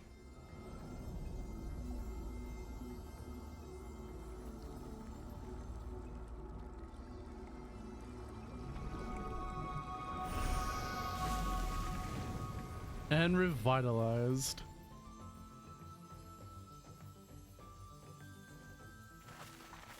It's just that easy. It worked. Like a literal charm. The float really was helping the reeds. That was amazing! To think that such a thing was even possible!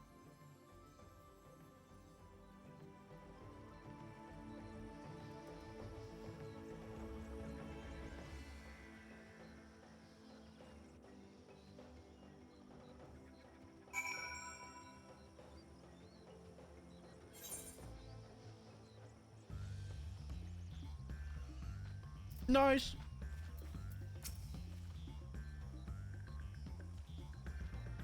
I told you, deny spectacular. Not that I haven't seen before. Even deprived of their usual substance, the Hanu seem invigorated the moment the festival began. Sustenance, that's the word. Ihihana truly is magical. I wasn't sure what to expect, but the festival was admittedly impressive. I was too quick to dismiss the idea of the float being an arcane pardon me, that the float had arcane properties, I think I wanted to believe that no one knew more about Hinahana than me. It turns out there are many things I have yet to learn. Should I have left the float behind like that? I was so excited to see the reeds. Nothing to worry yourself over. My brethren have been swept up by the festival fever. Last I saw, they were taking turns at carrying poles on the way back to the village. Please feel free to look over the fields and enjoy the sight of what you've accomplished.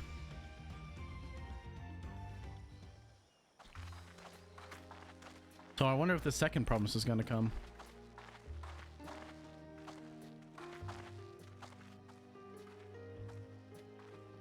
I wonder what the first and second promise will do. Or Koana and the two-headed guys trying to feed off Some of them Koana. still look a bit sickly. I imagine even the harvest magic has its limits. If the Hanu continue their festival tradition year after year, though, the entire field should eventually recover. Okay, so I see. Where does that leave us with the feet, then? Well, there has to be other. You've got nothing to fear on that account. There are other claimants that Our need fields. situation could never have resolved itself. The revival of even a single reed would have served to demonstrate your commitment to the task.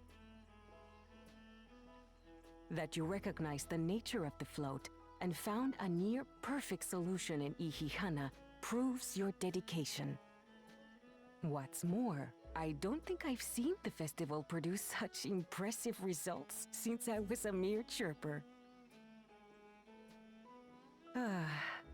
We have been lax in maintaining the float, diluting its magic and reducing Ihihana to hollow theater.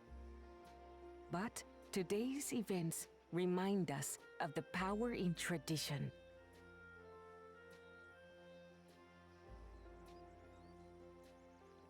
Nice. And here's the profitable sum. Kona! I was delayed by an unpleasant encounter, but it seems I arrived at a good time.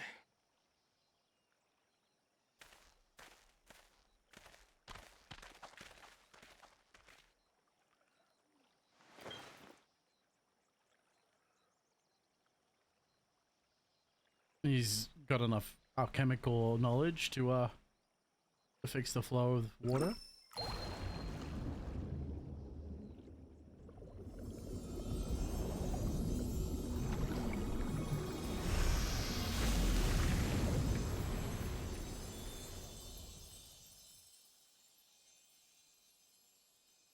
Oh, isn't that wonderful? What? You just pour in some mystery liquid and problem solved? Yeah.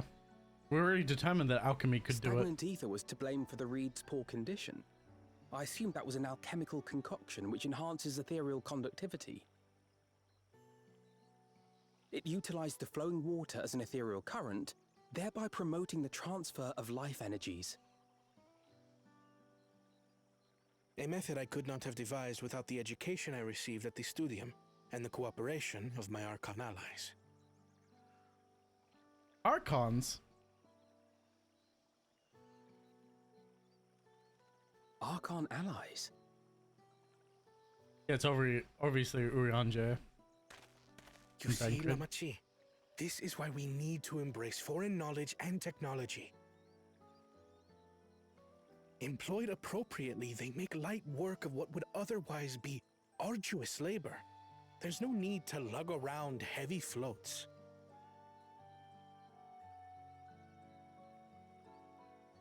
Well, you always were the clever one, brother. Your approach was no less effective, Wuklamat. It achieved the same result. Indeed it did. And you enjoyed the festival, yes? I did.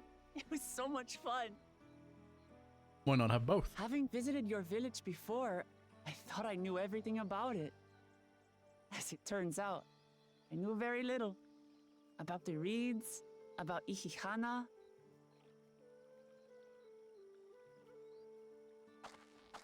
With all I've learned this time, I feel as though I've really come to know the Hanu. I like you even more now than I did before.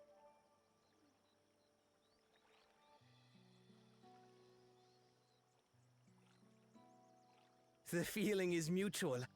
And it's not just you who had a lot to learn either. I'll never look at our See, that's float more the same important. way again. He fixed the problem, but he didn't fix the people. The two of you have exceeded expectations. Come forth and claim your stones.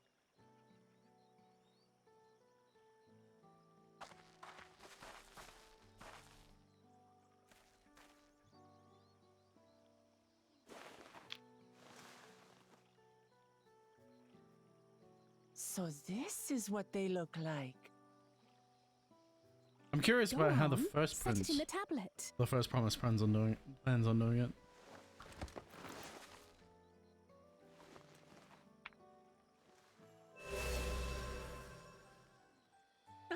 A perfect fit.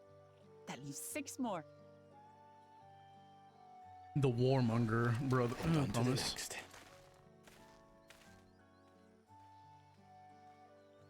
Not even a moment of celebration.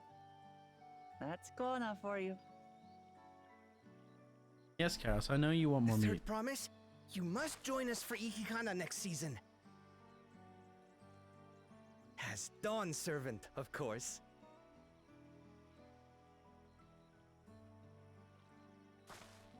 Right. It's back to Tulihiola for now. Thank you for having us. I look forward to seeing you all again. I can definitely. Okay. So something that I'm seeing more and more is a lot of people want the game to be about them, and the fact that my character is basically done nothing but make choices. These are interesting times. I can see why indeed. people, some very egotistical or there's a lot of people that believe the story should be all about them, and I can definitely see why those people would get upset with this, because it's pretty much just, you know, all about me, or all about The Waklamat. concoction was brewed Has by nothing to Kona do with me. himself. It's a test vial, but it should contain the same reagents.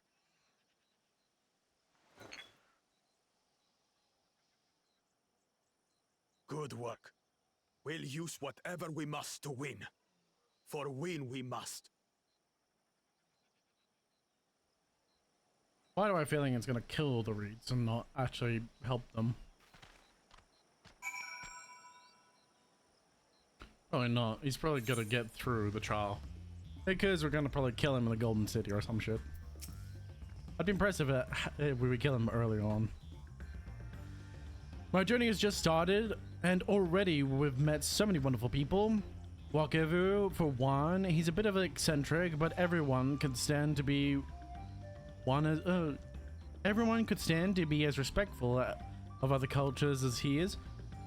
And Lunuhana, it warmed my heart to see him honor his departed friend through Hihiana and others, and help others do the same. I can't help but feel excited thinking, who else might I might meet over the course of this contest? Come now, let's go back to whatever that place is. To the village.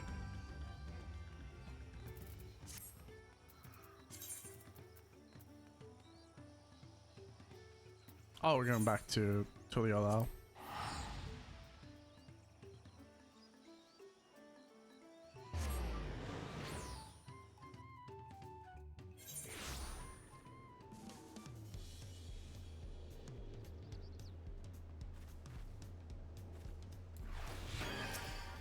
Oops, accidentally used second wind.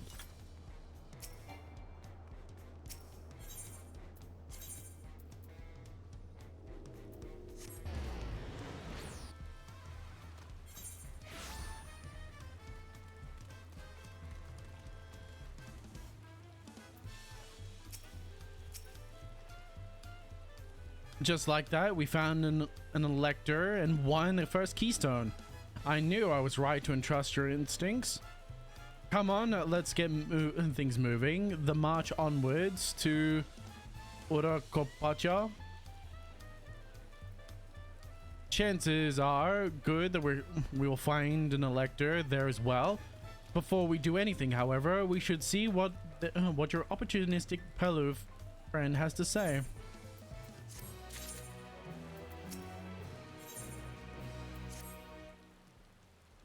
I've been waiting for what feels like days. I've eaten enough of Ivu's tacos to feed an army. What is it that would you like to know? Our main concern is confirming the state of the road ahead. As I recall, to reach Kapacha, we depart from the Arc of the Dawn and then take the road west at the first fork. We should be wary of any. Should we be wary of anything along the way? It is indeed the way to Urakopacha after the damage wrought by the recent downpour. However, you'll be doing more stumbling than walking. But I take to heart when it comes to rugged terrain. We have most dependable solution available. Come with me.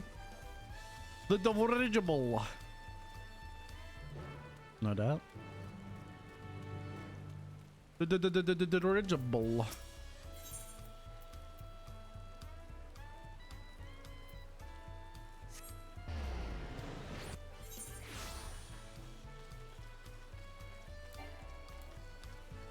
Oh no.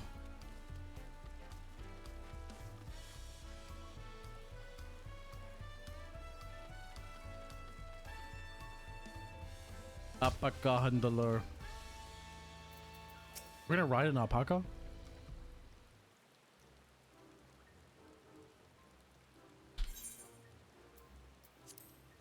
May I introduce you to the most dependable companion, the alpaca.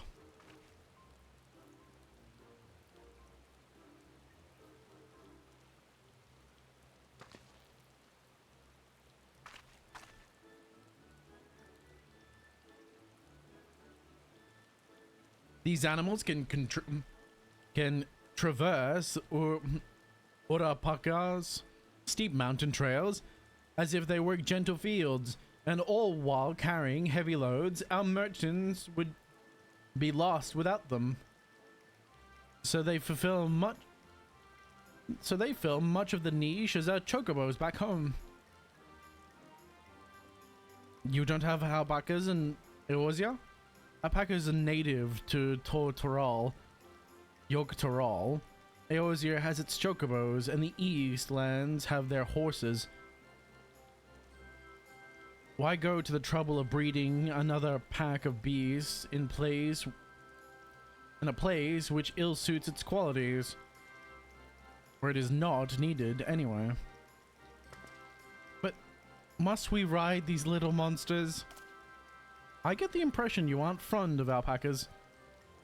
When I was small and being a bit naughty, I went around pulling on their wool. One of them spat on me, and it was the foulest stench you can imagine. I see. What do you like to ride? Alpaca bred as mounts, are inquisitive and docile. Even those without experience find them easy to handle. We're really doing this then. So, was my information useful to you? Yes, very helpful, even if it wasn't what I wanted to hear. Good. I'll take my payment now. You want me to pay you? I guess I should have expected as much from a Pulu merchant. Let me see, what do I have? The Pelu value an act of spreading joy through trade. As you should know, they take pride in making deals that benefit both parties. Right.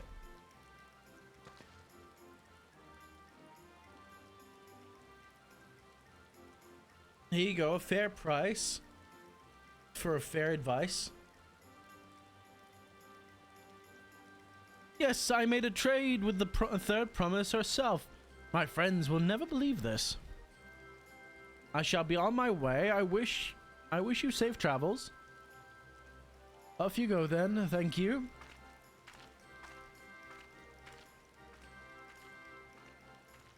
I better not get spit on again. I'm gonna fucking make mine spit at you.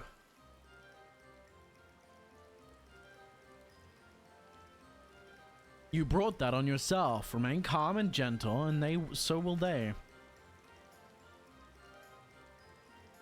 I'm still not happy about this, but we need to ride our packers to reach Urukupacha. Then that's what we'll do.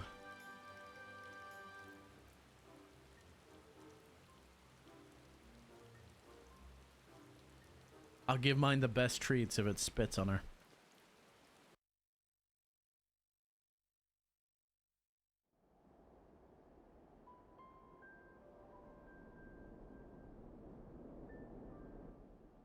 Turali poets of yore sang of a mountain that would stand tall, even should all other lands sink beneath the sea. Indomitable and eternal, it arises from Urkopacha, the 100 peaks of time.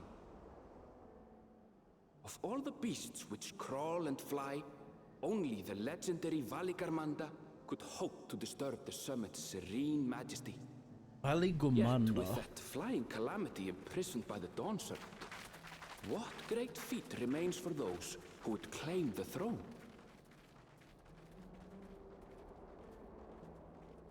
Well, it's sealed, right? It's not dead, so I'm guessing the great feat's going to be kill it.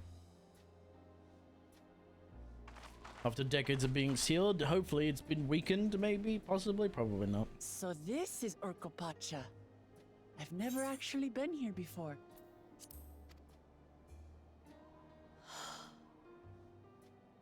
The air is so crisp and clear.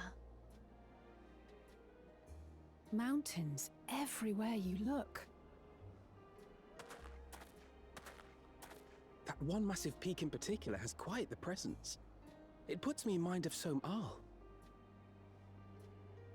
That is Workor Sormor, the tallest mountain in Yogg-Tural. Its sheer height makes it an imposing climb. But there are other reasons the ambitious keep their distance.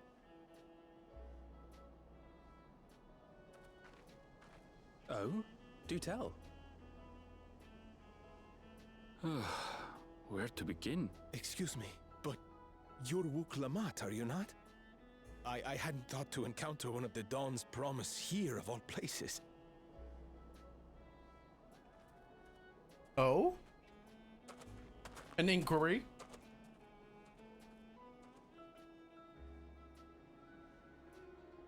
Kind of hoping for the explanation of the mountain, but I feel like I know what it is. I am Bol Nok, a weaver by trade. Well met, Bolnok. We're on our way to Watrunpelo. Truly, I've just come from there, as it happens. I'd asked the Pelu who sell me their wool to give me a tour of their alpaca ranch. The head rancher and I shared a bottle of mezcal while he explained the finer points of wool production. Mezcal, is that a local beverage? It's an Urkopacha specialty. A spirit made from distilled agave heart juice. Yes, and it must have done wonders for my mood, for I tripled my usual order of alpaca wool. They did offer me a discount, though, so it wasn't a bad deal in the end. But listen to me, boring you with my tedious stories. I will leave you before you are lulled to sleep. Goodbye, and safe travels.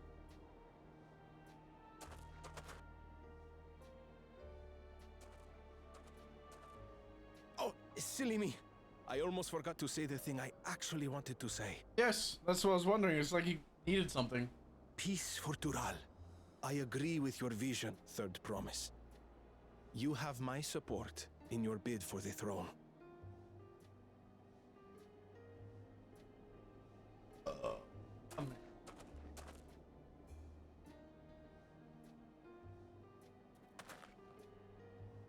I gather from A his slow, tale, steady we would be growing? foolish to underestimate Pelu Pelu merchants. Yes, they do more than run the markets in Tuliola.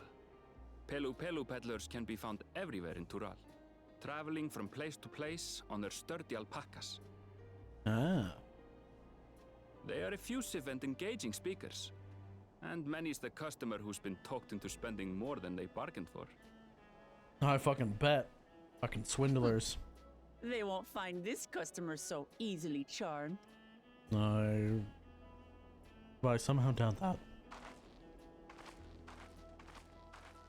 Watchun Pelo's down the path! Off the main road!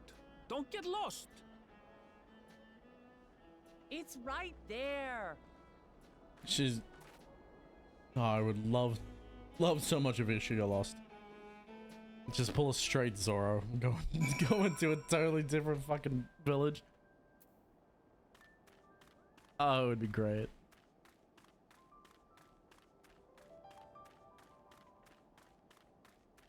Why is that person circling that other person?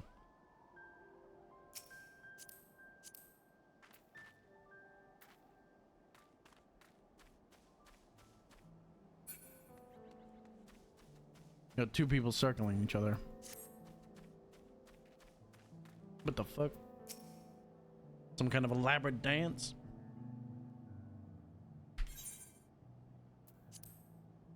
This is it. Capello. Welcome to the home of the Pelu Pelu. Woklamad should have arrived before us and immediately swindled of all her money. That's not good.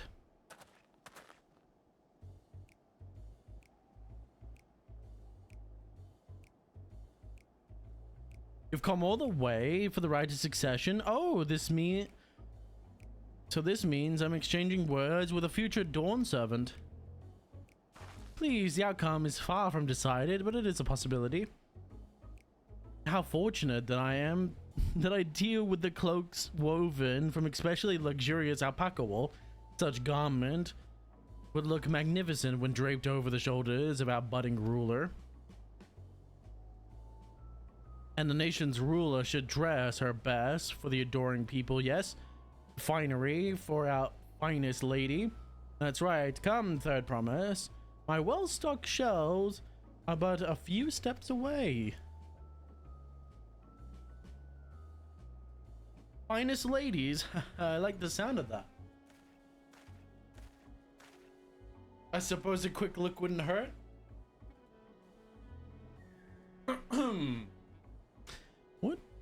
What did we just talk about?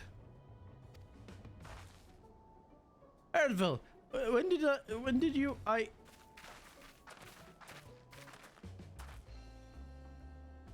Shitona from far off Extral.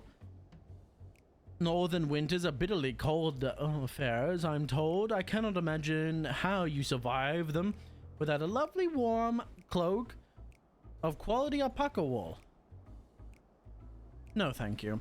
I'm not in the need of new clothes at the moment, and neither is the third promise. Perhaps another time. Of course, my shop door is always open.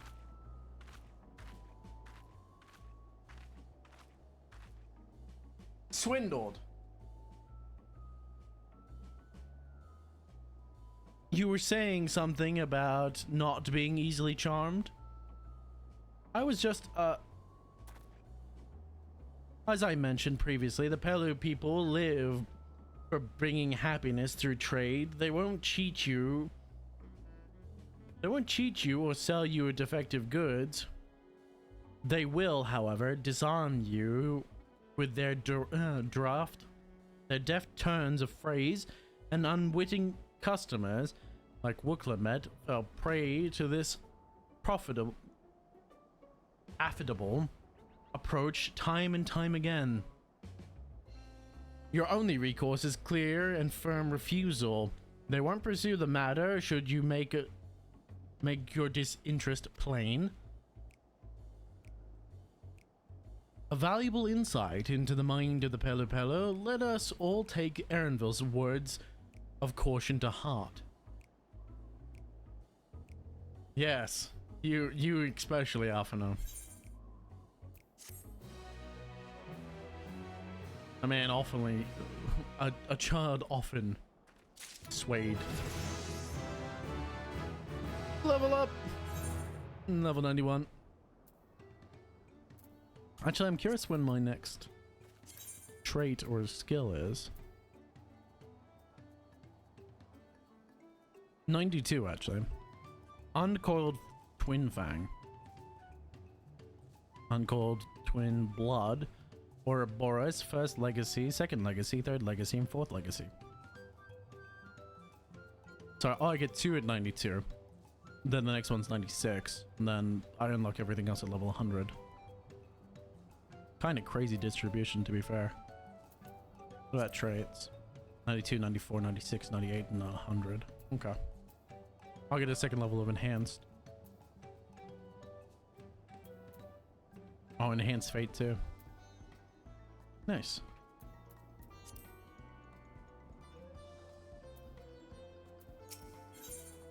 Right. Traders of happiness. Not my finest moment, I'll admit. Oh fuck. But now that we're here, let us do what we came to do and find the Elector.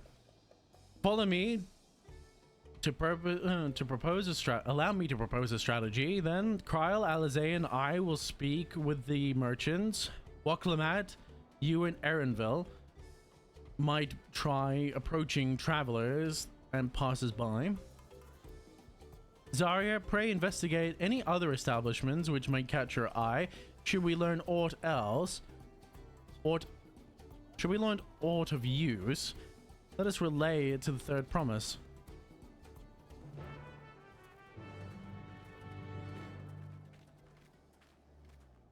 It was a for a decent while at the beginning of the expansion that I had no idea what they were talking about when it came to the third promise.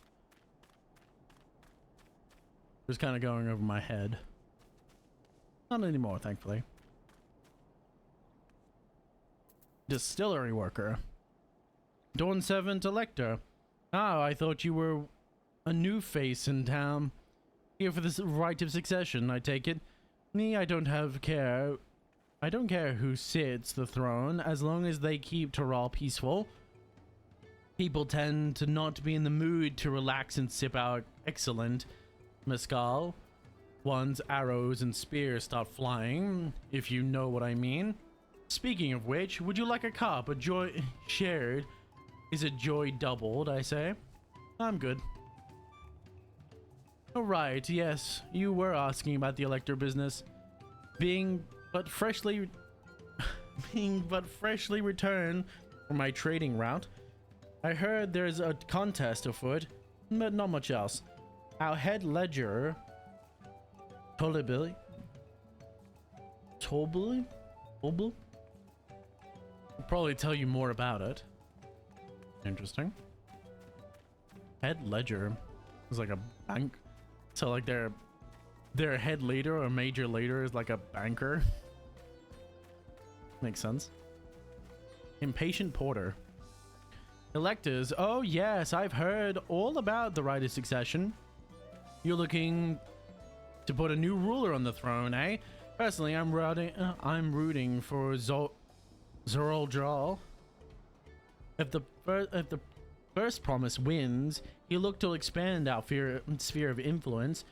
That means access to more resources and more customers in the thousands column potentially.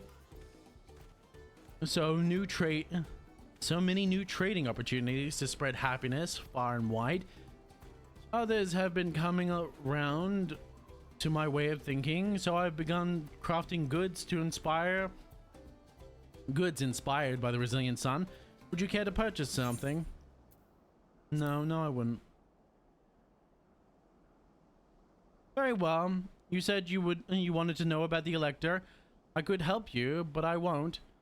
I can tell you're no supporter of Zadra and his policies. No, I am not.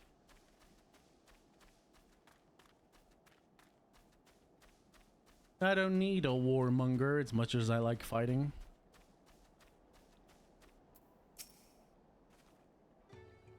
Marble. Marble? I'm gonna say marble. Hello there, I'm Marble.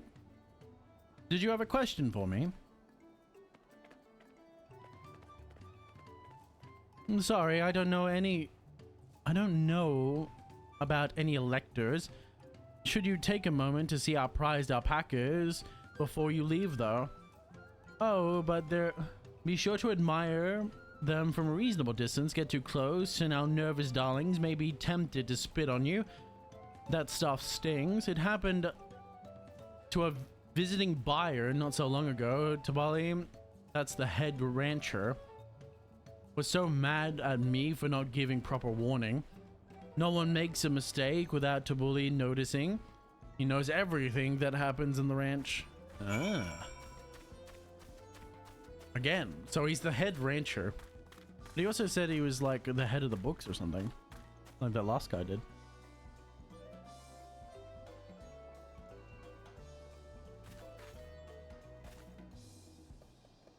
Where is it?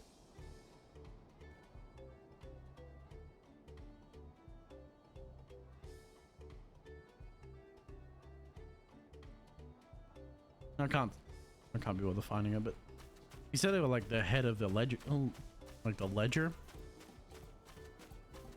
Or head ledger or something? Oh, I should probably attune to this. Before I forget again.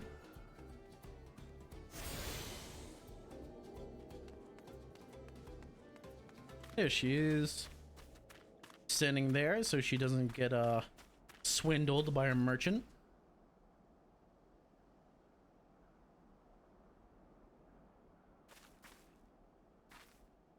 Oh, my stomach churns. My stomach churns. What the fuck? I feel the call of the wild soon.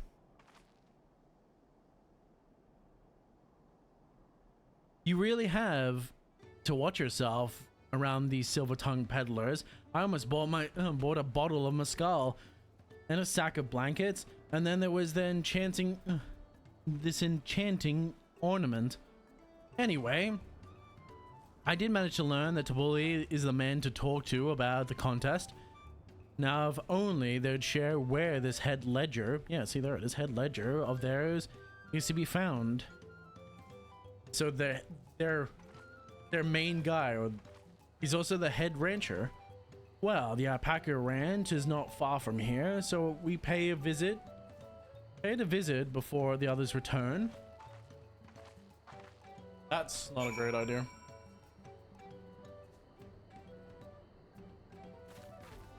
Alright, she's gonna get spit on again, I bet it.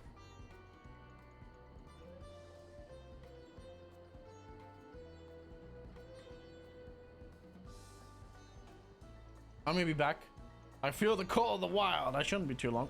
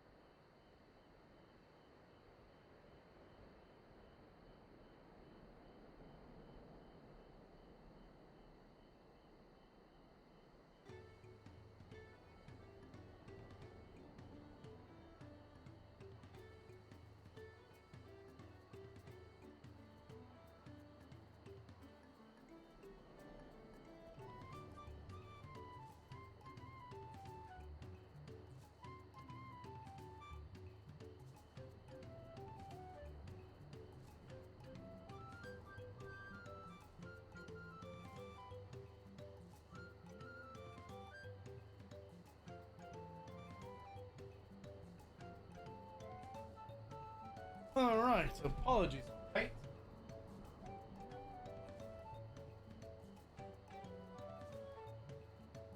I've returned. Oh my goodness. When the call of nature comes, you have to listen.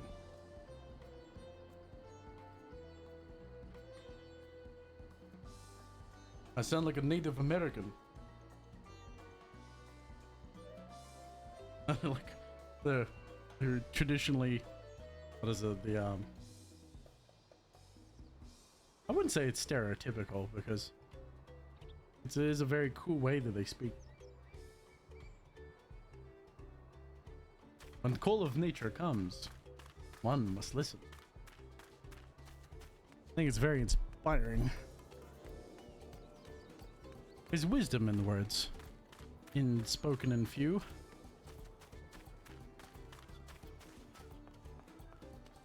Oh, I'm here.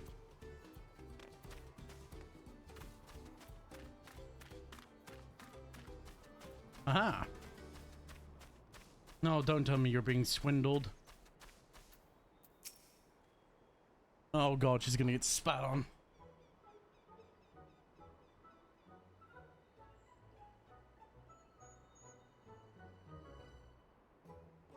That is a lot of alpacas.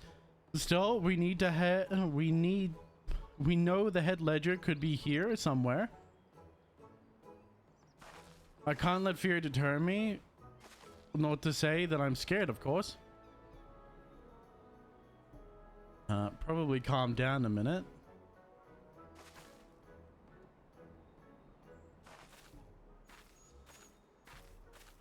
Excuse me, is one of these workers the bully? Bully? Oh yes, he likes to mingle with the ranch hands and keep an eye on things. I can't tell you which one he is though. You can't? Is this part of the contest? All I can say is that Tabuli often mentions his favorite pungent subject. He also can't resist a profitable trade, though who among us could? Am I right? Still, if you bring him a very good deal, he might let his identity slip. So it's like a game. Easy enough. All I have to do is offer to bully a deal he can't ignore. That's no problem at all. Well, maybe one problem. I don't think my purse is deep enough to pay everyone. Well, we might everyone will think my brain fucking short wired there. I don't think my purse is deep enough to pay everyone we think is might to be to bully. Let's ask someone questions first to narrow down the field. Great. We can meet back and share what our impressions. She's gonna get swindled.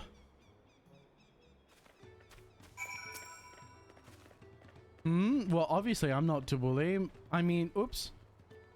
I shouldn't have said that. You're meant to go out and find yourself. Find for yourself who to bully is. If an elector is even in the village at all, good luck. Village and ranch hand. A visitor from across the salt, if I'm not mistaken. Be warned, the alpacas will spit if you startle them. I suggest you keep your movement slow and deliberate. Wild-eyed alpaca. Fluffy as a cloud. Have you spoken with Tovali Yonda? He loves alpacas dearly, but the feeling he does not share.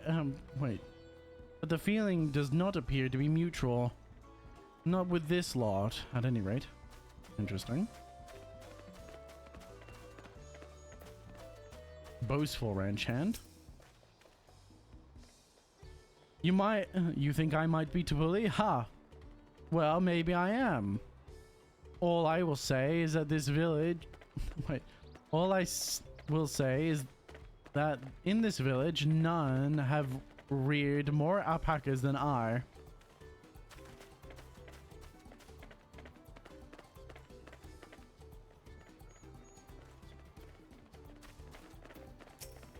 Nonchalant ranch hand? Am I to bully? Yes, yes, that's me. Excellent work from the third promise and her entourage. Sharp instincts. Shall we commence the rite of succession then?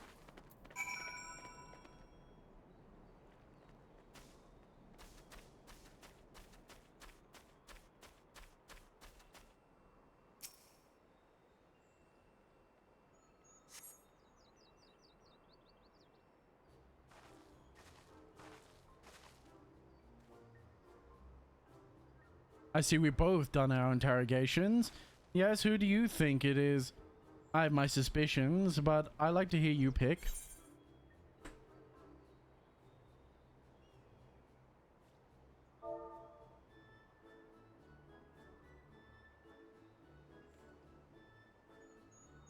I have a feeling it's the nonchalant. Not nonchalant, the diligent one. Fuck. He seemed unconvincing to me, but if that's your choice, then... No, I meant the diligent one. Fuck! Idiot! I come to offer a deal, the truth, in exchange for a tidy sum. What do you say? It's not him, it's the fucking diligent one, dumbass. I say, hand over the coin. The truth is, I'm not even a ranch hand. I like to come by and watch the alpacas. What? You don't even work here? I knew I should have gone with my gut on this one.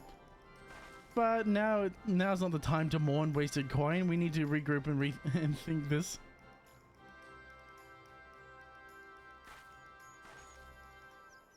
Motherfucker, I chose the wrong one. I just want to waste her money. Diligent. At this point, I don't care. We're wasting her money, not mine. Ah, the worker is so intent on stable chores. I had my eye on that one too. Time to rip the mask off this mystery ranch hand, so to speak.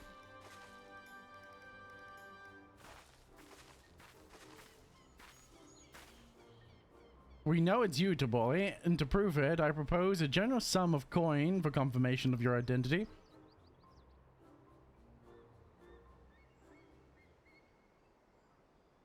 An offer I gladly accept. As you've correctly guessed, yeah, I was right. Because he was the only one that enforced, he enforced the rules of the ranch. And we know that it's him because he was, what's the name? Oh my god, my brain is failing me today. It's been failing me of late. Hard to think. We know that he recently criticized Bully, the first person we met, about the etiquette and not instructing visitors on correct etiquette around the alpacas. And he's the only one that ensured that you knew. He's also the only one not doing anything, really. He's watching, which is a typical advisory role. As you've correctly guessed, I am indeed Tabuli, head ledger of Wapacholo. I can never say that. And head rancher of the family ranch. I am also one of Gublo's Jaja's chosen electors. And a place featured in the Tuluyola saga, as we thought. Though it took more coin than I would have liked, I know for certain. You're welcome. She found you fair and square, Tully. I'm glad she did. Would have been wait. We would have been petty had her bid ended here. It would have been a pity if her bid had ended here.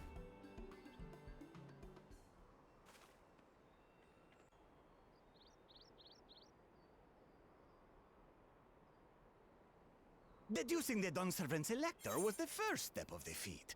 Too simple a task for this aspiring ruler, eh? Indeed. Right. Not hard at all.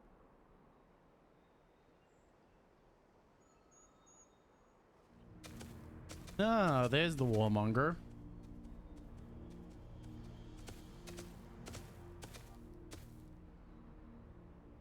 Zorolja.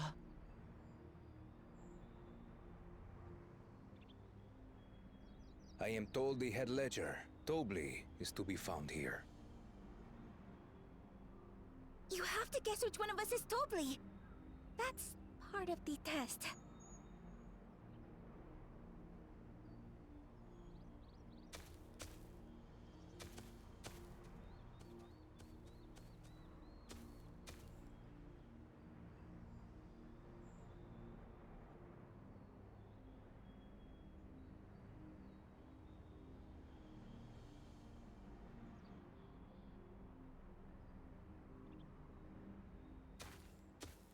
You're Tobli.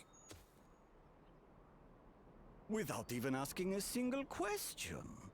Very impressive indeed. Without a amusing prologue out of the way, we can proceed to the actual challenge. Interesting. Per the Dawnservant's instructions, I was free to devise any manner of feat. I considered the number of possibilities in the 10th column. But I think I have a good one.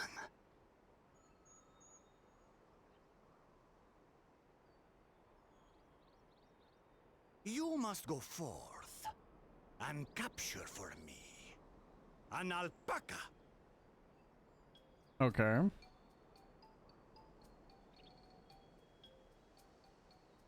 I can see why that will be difficult. Rough While I've terrain. not had the best experiences with alpacas, aren't they generally docile creatures? Not wild ones. That doesn't sound like much of a challenge. You would be surprised. Bring out the example!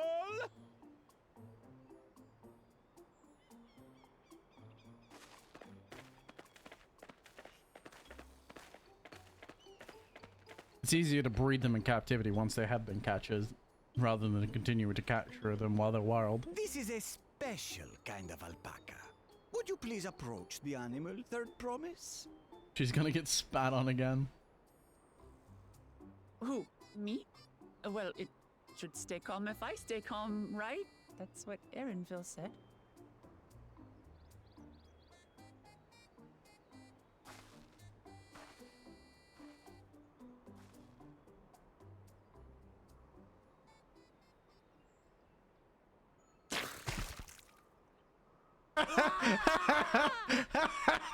I deserve. Monster spat on me! Oh, that stinks! Deserved. I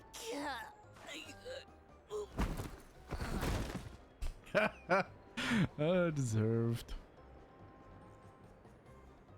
Alpacas are paradoxical creatures, being both extremely curious and extremely cowardly. Press your luck when they're frightened, and you'll get a face full of spit, as you've all just witnessed. Has an awful stench, their expectoration. The globs contain half-digested food, you see, making it an effective deterrent against perceived threats. Wild valley braid like this one are especially timid and can therefore be quick to lash out. They're also especially hardy. And their ability to climb rock faces and slopes makes them incredibly difficult to We take the tame. rugged wild alpacas and breed them with our gentle domesticated stock. This produces the strong but biddable pack animals prized by our traveling merchants.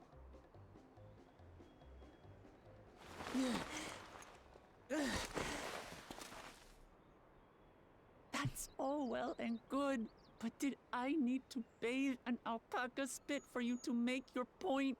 Yes, because it was funny. So, the task is to catch a wild alpaca. That is correct. But be warned that it is a feat easier said than done. I suggest you prepare well before you enter the valley where the creatures dwell. And by you, I mean the claimants only. Allies are not permitted to assist with their catching. Oh, okay. The alpacas will help me judge which of you is worthy of receiving a keystone.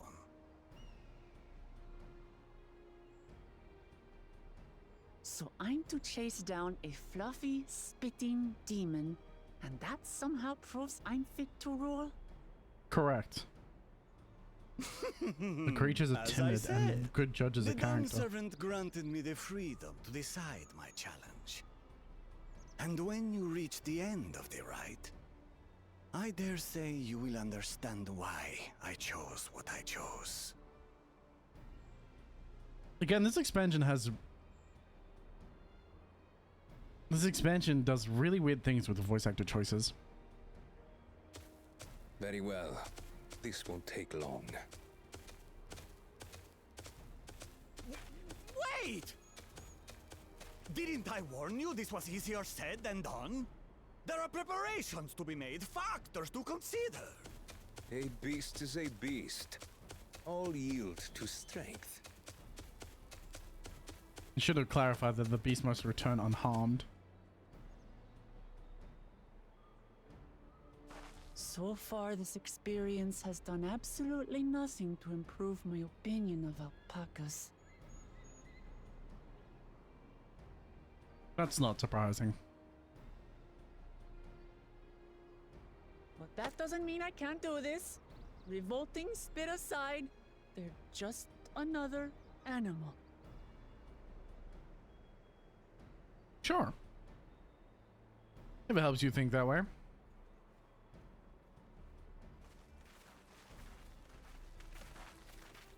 Are you all right, Orclamat? We thought we heard you scream. The third promise does not scream. It was more of a startled yelp. It was a scream. Don't be a bitch. Scream, in other words.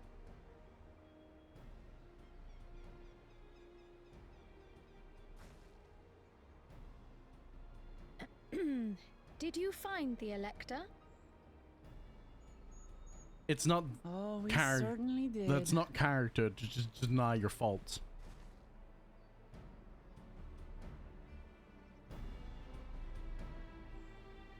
It's just an irritating. It's an irritating thing when people refuse to admit themselves at fault or incapable of negativity. I understand that it's supposed to hide her insecurities, but it's more irritating than character building.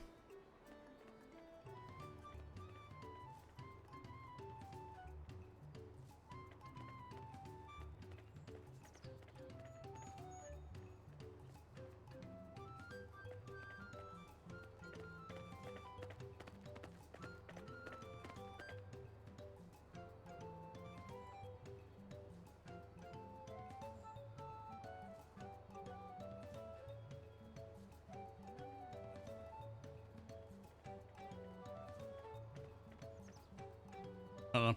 Maybe that's just my opinion. Sorry, I had to wash my hands. I got fucking food on my hands. I was eating with my hands and I realized I put the cloth down in the kitchen as well.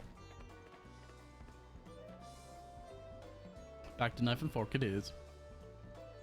I had to go and wash off that that nasty stuff off my face. I think I got all of it. I was gonna make a joke there, but not really my type. I'm not into furries. But would you mind taking a sniff for me? No, I can smell you from here. I'm good. To make sure the stench has ruined my sense of smell. The stench has ruined my sense of smell. I saw that look. I can smell you from here. I don't need to get any closer. More coffers.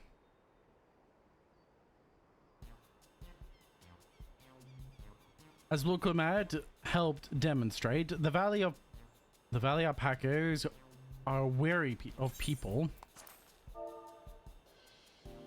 Valley Alpacas are wary of people. Getting close enough to catch one will not be easy task.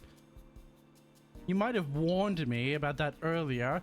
I have enough trouble with chain alpacas. How do you expect me to wrangle wild ones? With the proper saddle, we infuse the leather with a relaxing scent that soothes the spitting beast. So we just drench her in that fucking... we just drench her in that scent. Wonderful. Give me one of those then. Have you forgotten? We are a clan of merchants. If you want a taming saddle, you will have to find a saddler and make them an offer. They don't come cheap, of course. Crafting a saddle will cost you an equivalent to 10 pel and in the thousands column.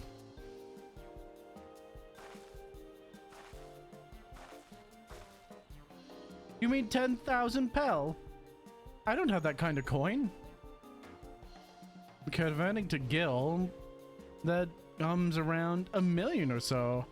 Mayhap if we all pitch in. No, this is my feat to accomplish. It wouldn't feel right having others pay the cost. I'll find the money somehow.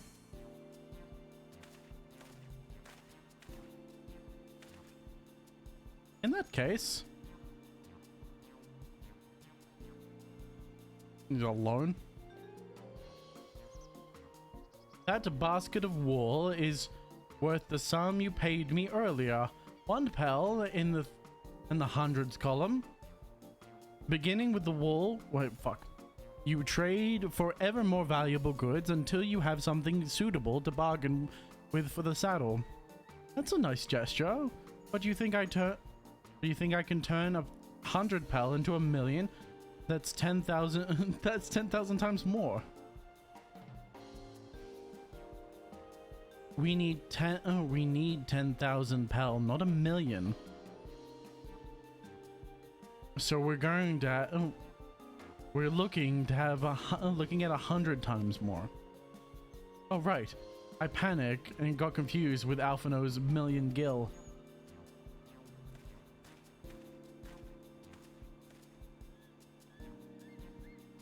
I'm not sure about this trading idea. We're almost talked into buying... you were almost talked into buying a cloak. You don't need more... You don't need mere moments off... you didn't need after mere moments after you arrived. I hate it when you're right. Then let me help you with your deal making. Hello again. Mooble.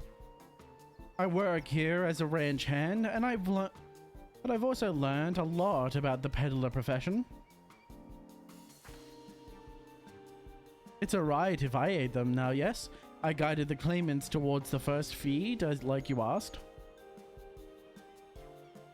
As long as Wuklamad goes alone to capture the alpaca, she is free to accept assistance from whoever she likes. Hooray! Let's see about getting you that saddle, then, third promise. I don't know why you made your offer, but I could use an ally with a beak for bargains. Welcome aboard, Malibu. Malu? Should the rest of us stay behind, perhaps? It might be easier to haggle over prices without so many voices chiming in. Yes, stay here and pitch in with the ranch work. With Malibu gone, I'll need extra hands to tend to the alpacas. Gladly, although Zarya, I think, should go with Wukalamat. You've seen markets and bazaars the world over. Surely have sage advice to share? Sure. Yeah, sure I do. Didn't pay exorbitant prices for perfect shit at all. In that case, you should also hold on to the alpaca wool. If it's misplaced or soiled in some way, you'll have nothing to bargain with.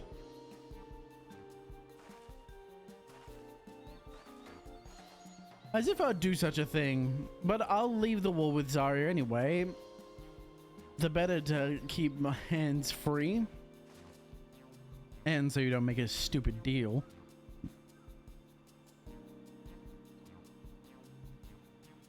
To begin, I suggest we try trading the wool to Havli, the saddler. He won't agree to the deal, but of course, but it'll give us an idea of how much he'll accept for his wares.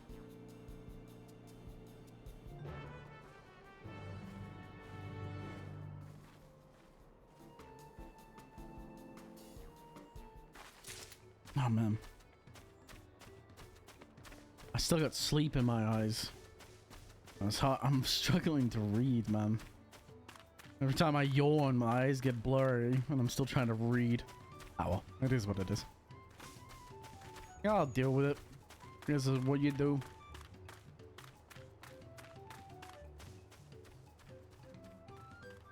It's what you do.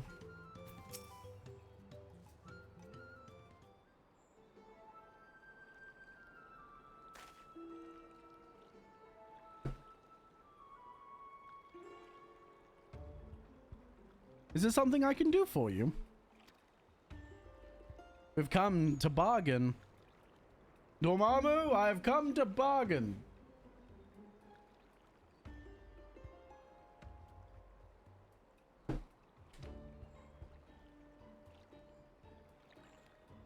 Dormammu, I have come to bargain. I need one of your special taming saddles to catch a wild alpaca. A saddle, is it? And how will you be paying for it?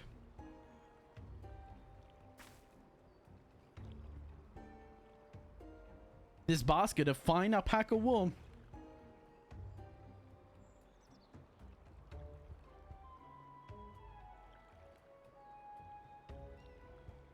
What does a saddle maker have for wool besides this would barely cover the cost of a single strap buckle?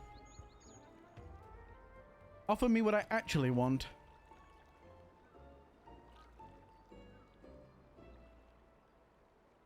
And what might that be? Mescal. I like to nurse a cub at the day's end while I inspect my finished work. Bring me a jug of quality stuff and you got yourself a deal. This bodes well for us, the third promise. Such mescal can be had for only five pal and 1,000 columns.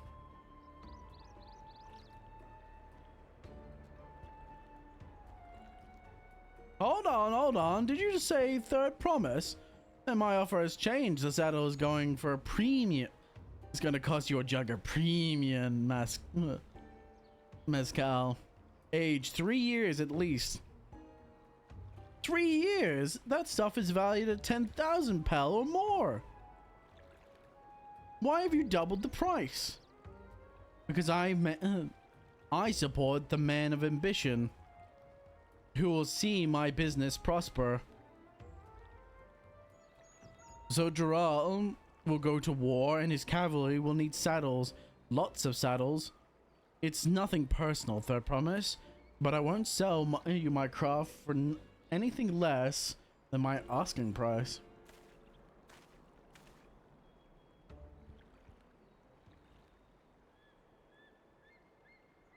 Bruh.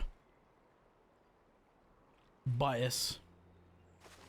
Typical. I can't say I blame him, knowing I'm championing peace, and peace is unlikely to bring him more customers. Yeah, but death and war. Those our grandparents' generation remember the dark days when the clans were at war. Many were Pelu, pray for your victory. Wukalamat. The younger ones, though, to them, strife and bloodshed are as children's stories. They think themselves saved from these horrors and take peace. We will now take the peace we know for granted. Still others are unsatisfied with this quiet prosperity. and gave the future second promise envisions. Crave the future the second promise envisions. They've become obsessed with innovations like dirigibles that now made trade swift and easy. And then you have those like Havali, convinced that the first promised plans for conquest will afford them opportunities for great profit. What about you, Mubler? Aren't you the younger generation? At least a year or two younger than me, I'd say. How I was raised on the old tales. I memorized the accounts of what it was like when the York Earl ruled our village. That's why I offered to help. I want you to become Dawn Servant, to keep our nation from going back to the way it was. Well then, I guess I better make sure I win the contest. But the type of Mescal the saddle maker wants is so expensive. So very expensive. Weren't we expecting to need 10,000 pel from the outset? Nothing changed. We'll just need to get on with it. I may not have a head for trade or the stomach for alpacas, but I won't give up with the piece of I won't give up with the piece of Toriello on the line. Oh my god. I couldn't remember how to say it for the life of me. Then neither will I. We will make you Dawn Servant. Aiming for that 10,000 pel jug right away will only bring us failure and frustration. So let's first exchange the wool for anything even a touch more valuable. The trick is to find someone who needs alpaca wool and is willing to trade at a loss to acquire it. Someone who supports your bid to the throne, for instance.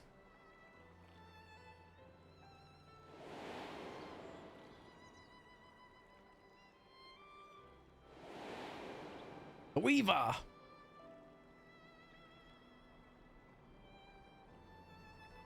Of course, the weaver. Bullnocht was his name, I believe. He went out of his way to say he agreed with my vision, and he was here to buy wool. I think I remember the direction he was going, but for now, let's head back to that road where we first met him. It looked like he was going up the mountain.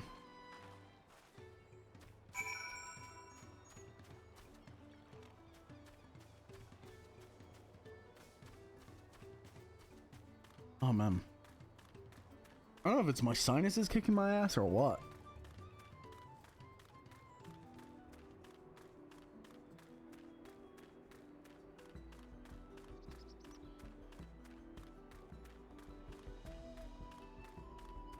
Something kicking my ass.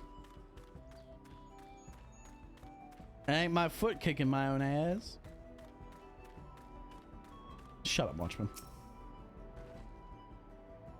This is the spot. After Bocknell talked to us, he walked off to the south.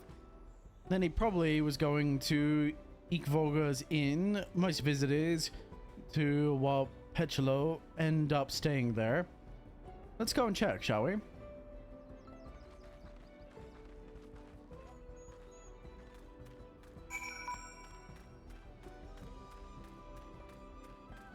You. Anyway.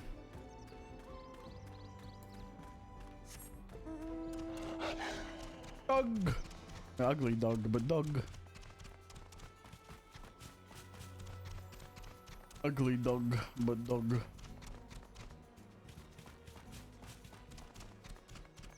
Il Culvos.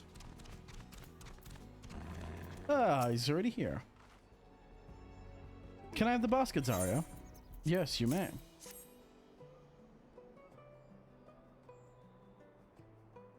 Thanks. Let's see if we can turn a profit.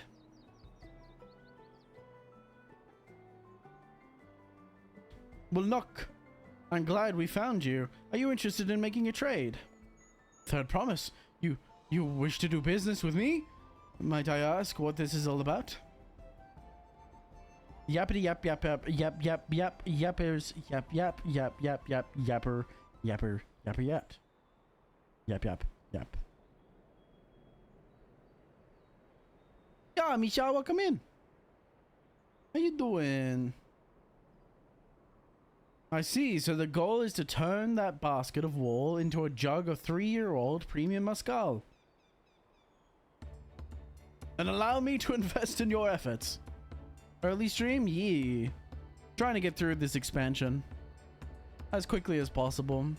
I would like to, there are other things that I plan on doing. I would like to get through the MSQ for this game. The main story scenario.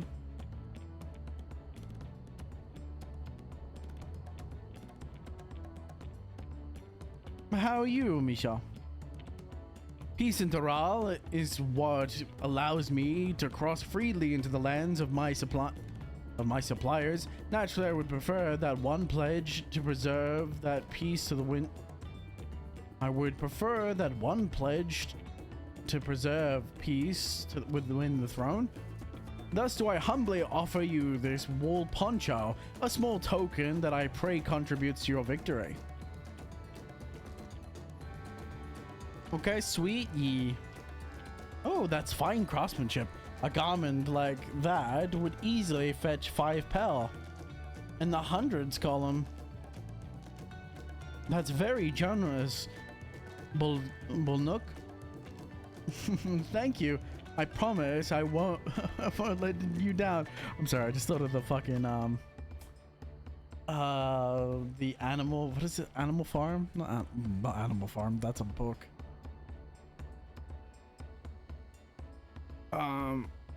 Animal Crossing, Bill Nook or whatever it is. The one that's like constantly asking for your money. I'm okay. Is this like a Khajiit, like Skyrim?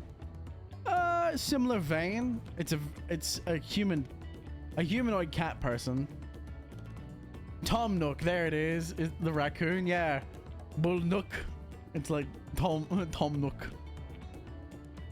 That's all I can think of every time I said the name. I have every faith in you, if I had promise. May fortune bless your future dealings.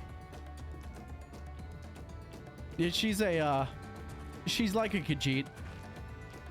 She's a lion person, I guess would be more accurate than rather than a cat. A cat humanoid. It's a lion humanoid.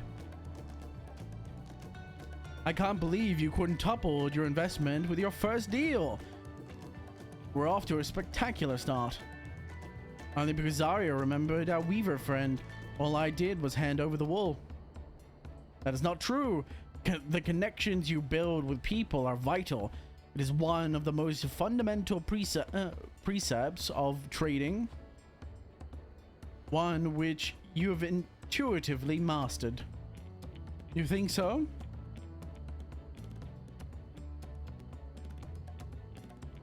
Just enough to be different? Pretty much. You can even see she's got like a lion's tail.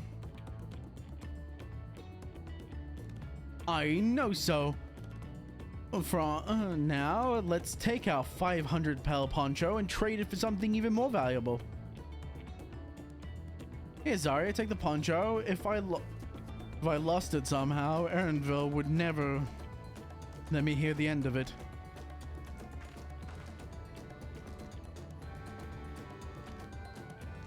All set. Our next deal is waiting to be found.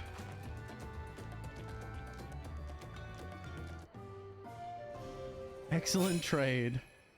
100 to 500 pel.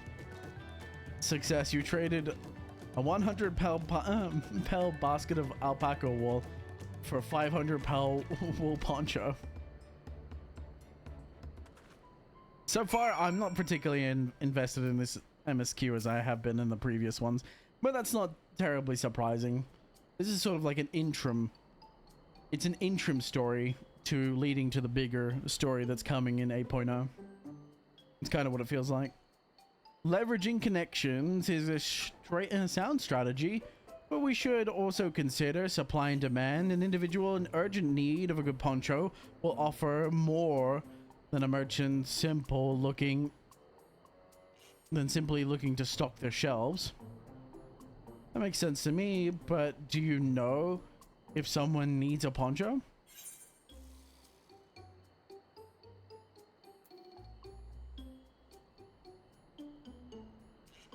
They have a fabulous sense of style. They aren't wearing one? Question mark?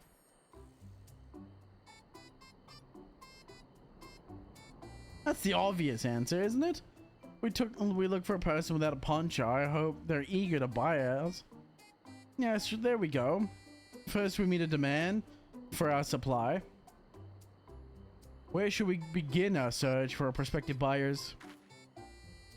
There are a number of places, but we could do worse than starting right here in the inn. There might be interested travelers.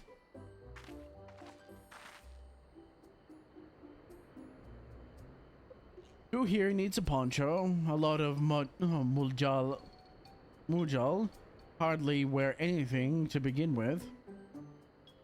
Those are probably lance guards or sellswords. Mujal who soldier for a living prefer not to wear much above the waist. It hampers their movements.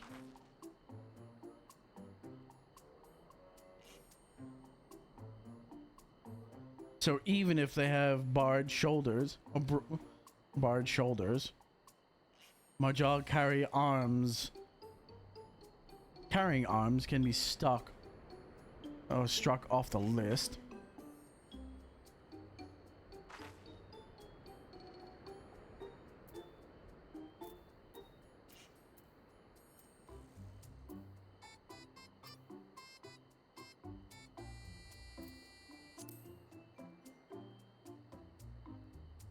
Let's see, no cloak, no coat, no cloak, but also no weapon. Oh, we might have a winner.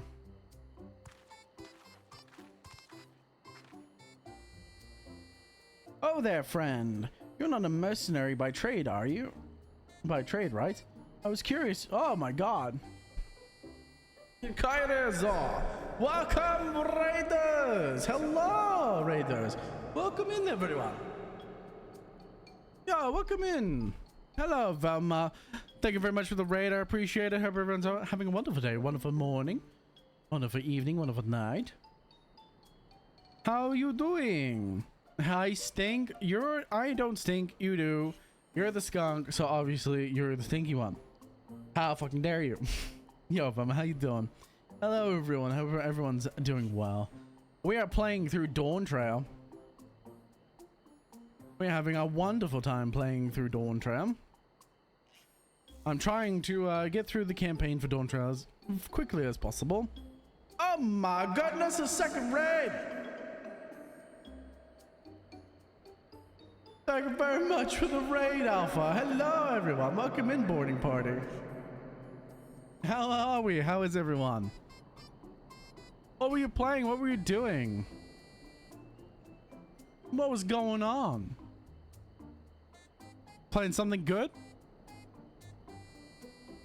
Freaking awesome. That's what I hope for, man. That's what I hope. I'm chilling.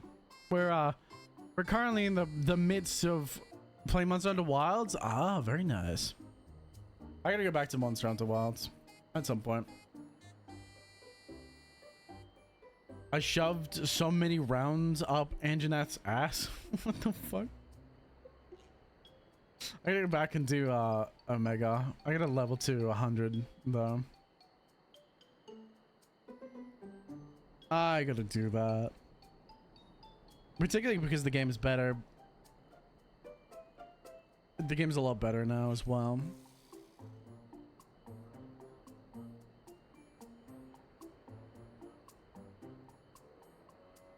I shoved as many arrows up its ass. Oh my god, you got two range people. Well, I'm guessing either a light or heavy bow gun and a bow. Both y'all wield different weapons than I do not use ranged weapons at all, basically. Okay, that's not true. I use the heavy bow gun sometimes with scatter shot. I love bow and heavy bow gun. Ah, 2 bow players. I use every weapon. I am mainly a longsword type user. I mainly use the longsword and sometimes the greatsword. I can use switch axe, and there are some other builds that I like, other weapons I do use, but I mainly use my longsword.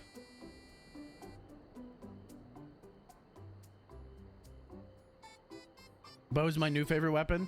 I believe you were using hammer for Rise, correct? If I'm not mistaken. Baby, you're fine, man.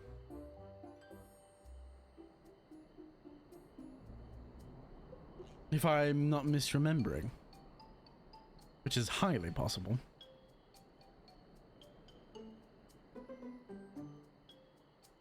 I was originally playing Akuma. Yes, the Akuma collab.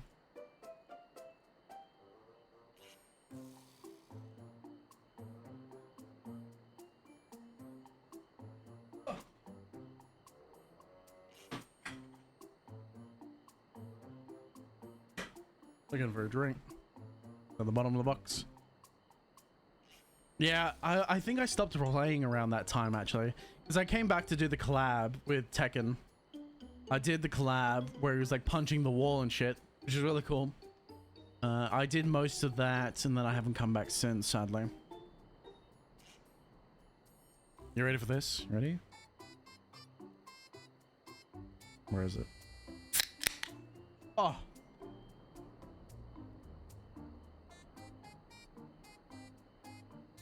Street Fighter? You know, I thought it was a Tekken one.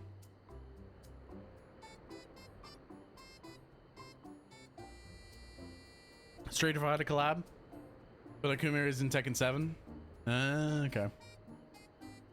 So it guy's kind of both. Okay. So I had no fucking clue. I don't play fighting games at all, so you would know more better than I. I'm not good, nor can I cannot play the street like any kind of side fighter games because it just doesn't sit well in my head for some reason. It's the same with 2D games for the most part as well. 2D games, like I played Hyperlight on the channel and Hyperlight Drifter, and it's something about a game being 2D that just doesn't sit in my brain. I struggle with it because I struggle to tell depth and how far away something is from me. I imagine Street Fighter is not too much. It's not particularly difficult for that. But yeah, it's just not for me. It's not for everyone, exactly. Monster Hunter. Now, Monster Hunter Wilds, I'm saddened by. Monster Hunter Wilds has left me sad because they had such a good chance to bring out so many monsters. And don't get me wrong, the game is brilliant. I love the game for what it is, but it could have been more. It could have been so much more. It could have had so many more monsters. And honestly, the approaching roster that the game came out with is very underwhelming, which was very sad because you had so many monsters that come from Worlds, so many monsters that you should have just ported. They should have just ported them over, like straight up. I want Glavenus. Bro, I need Glavenus because I needed Glavenus's greatsword. Like, the gear was done so much better in Wilds, and that's something that they did do.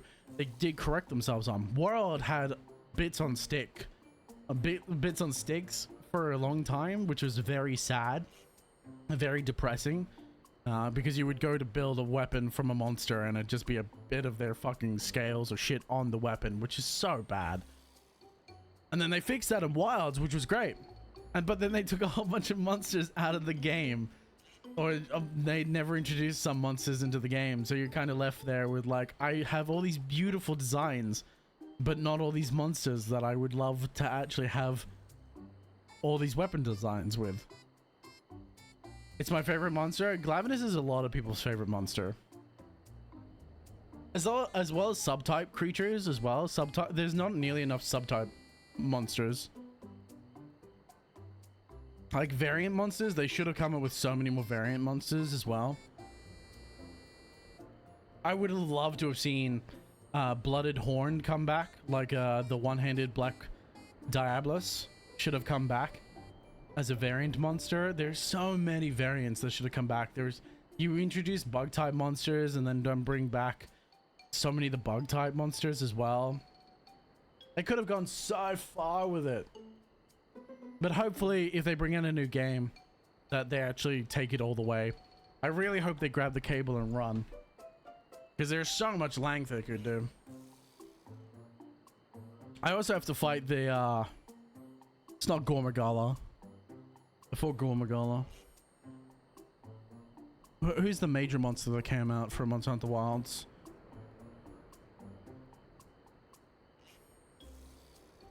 I'm trying to think of black dragons covered in oil.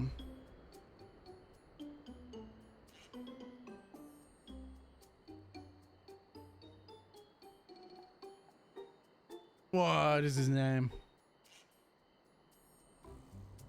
No, that's not it. It's not Gormy. I'm trying to recall. Shall we look it up? That's not my... This one.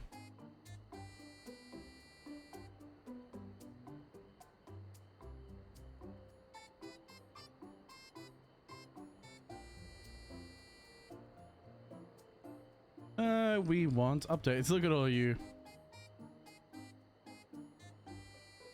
It would be within one of these updates. Monsters. No, it would be within announcement. Content for update. Here it is. Gosmazios. There it is. Gosmazios. I still gotta fight I gotta do the Gosmazios fight. It's a fight I haven't done yet.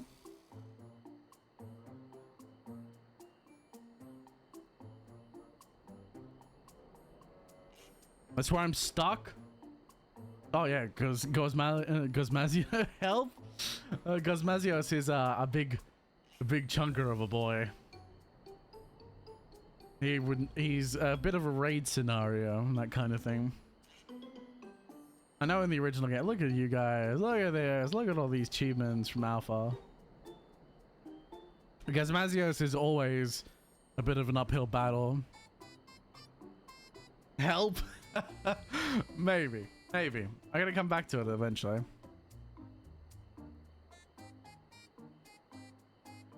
There's just so many games to do. And I want to get, like I've said before, I want to get through Dawntrail. Part of the reason I'm starting earlier, and I'm going to try and start early again tomorrow, is because I want to jump into Dawntrail and I really want to finish this expansion as quickly as possible, because I want to get to the end game, and that way I can move on to other games. But I will be playing Final Fantasy XIV in the background and every so often. But I can't wait to get to endgame and actually do some endgame activities and stuff. Know the feeling? Yeah, exactly. Like, I think I'm not even very far into this expansion as it is. We have to get to level 100 and I might need level 91. Only level 91 and it's we still have, I think there's 100 quests if I remember it. There's 100 quests in the storyline. And we're not up to nearly that much. And with the release of Evercold coming out in next year, I need to get to the end and do as much as possible before everything gets updated. Because once everything, as always, once things get updated, a lot of things get restricted. A lot of things become easier. Well, not restricted. A lot of things get easier. There's obviously a lot less players for older content than there is for newer content. So the earlier I get to the end game, the more players there will be for the game, the more I can do while the game is still in this current state. While there will be new players coming in for Evercold, there's still probably not going to be a lot of people doing like old ultimates and stuff. So anyway, I should probably do the quest in front of me. Oh there, friend. You're not a mercenary by trade, right? I was curious about the bold choice of dress, or that lack thereof. It was no choice of mine, believe me. I was attacked by beasts on the way here, and they barely escaped with my scales intact. My coat was not so lucky.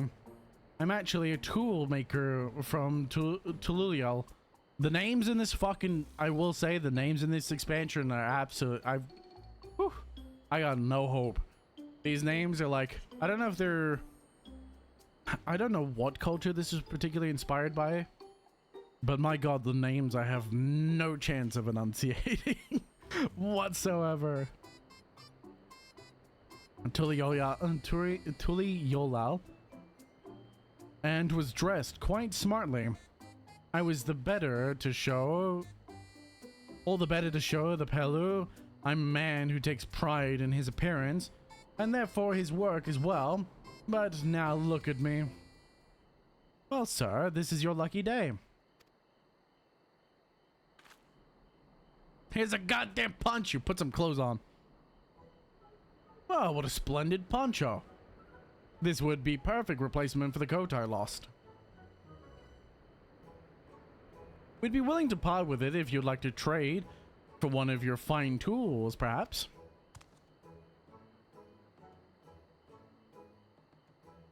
How about this hatchet? I crafted it myself and I vouch for its quality.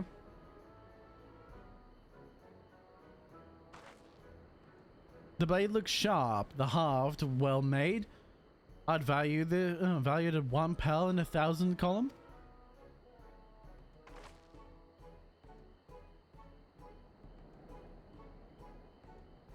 From 500 to 1,000, we have a deal. Wonderful. A fine garment such as this would put me in even footing with any Pelu merchant. Like the eponymous owner of Iplu's mate garden. For one, her field hands use hatchets to harvest the mate. And wait, what? To harvest the mate? And I thought to impress her with the tool I sold you. No matter. I have other wares to sell. I'm glad to have met you. You also know that I'm still somewhat waking up. Did you hear that? We've already found our next buyer. The Miplu's mate garden, we go. Yes, but that's a far distance on foot. We should take alpacas. Reluctant again. For anyone who's unaware, this cat person has an irrational fear of llamas. Though I would say getting spit in the face by a llama may be somewhat traumatic, but it's still only spit. You'll be fine. But as someone who is an basically a lion person, you would think they have a little bit more courage around llamas. But hey, people are people. These ones will be the calm type, right? How should I fucking know? Okay. Anthropomorphic. That's what I was trying to say.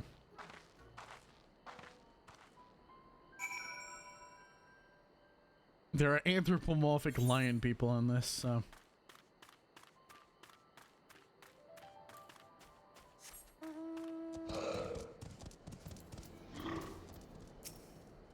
You only had the males for a long time in this game too.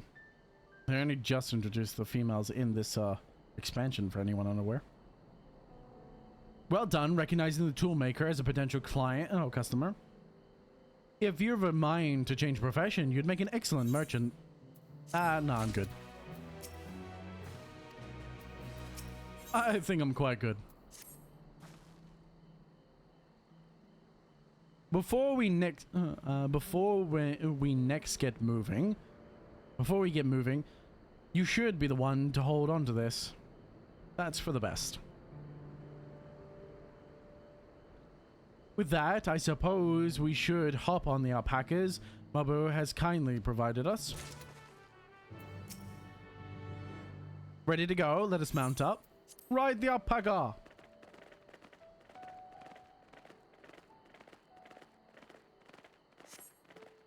the fuck? Please don't spit. Please don't spit.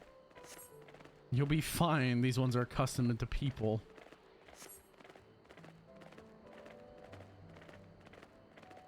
Oh, nice. I don't actually follow them at all. It's pre-following. Fuck yeah. If only this was a built-in feature.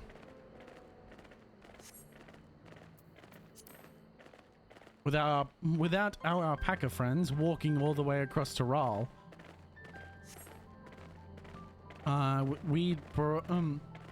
hell, would never have become traveling merchants. Can you imagine walking all the way across Taral? Walk Zomor? Wasn't that the name? A forbidding sight, isn't it? One I've never appreciated up close. You have to take the very long way around the cliffs to get there to the highlands belonging to the Yorkal. So Mabu, have you said that you were learning about peddling profession? You don't care for ranch work? No, I love it. I love working with alpacas, but becoming a peddler has always been a dream of mine. It's just I'm not sure I have a talent for it. It can help you buy the taming saddles, though.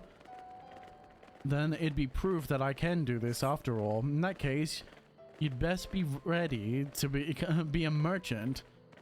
Look, we're almost there. Oh my goodness. I was too focused on, like, on the writing, or the auto writing for the alpacas.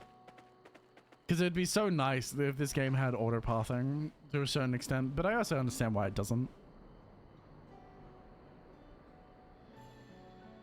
I mean, I kind of am happy that it doesn't, because then it would put me in the same mindset as Black Desert Online, where you just press R and you select the quest, you press R and the character runs there by himself. Or if you're on the horse, like auto dashes there. We made it, and without a single smelly incident. I sent the alpacas back to Kulvo's inn, so we'll walk along the main road when we return to the village. Speaking of roads of travel, or roads to travel, you were adopted by the Dawn Servant, weren't you? Third promise?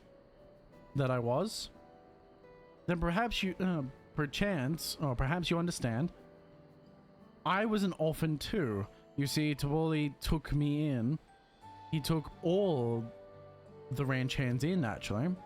All of them. Yes, and everyone works hard at their chores, grateful for the opportunity to repay the head ledger's generosity. Yet here I am, the only one wanting to go off and be a merchant.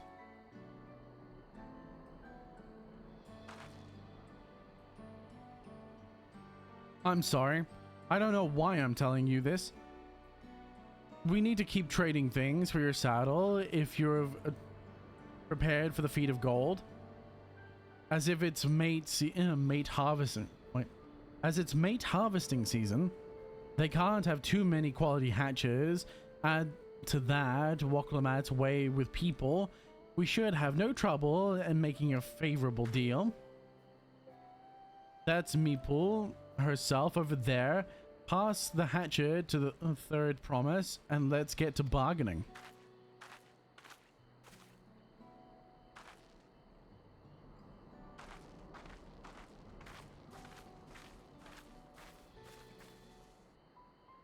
This should be interesting.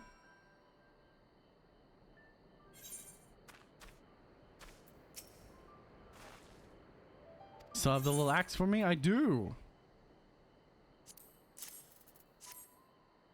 So what are we going to trade for? A pack of mate? Or a sack of mate? That sounds so... sack mate? Sack whack? Thanks. Now to see what we can get for it.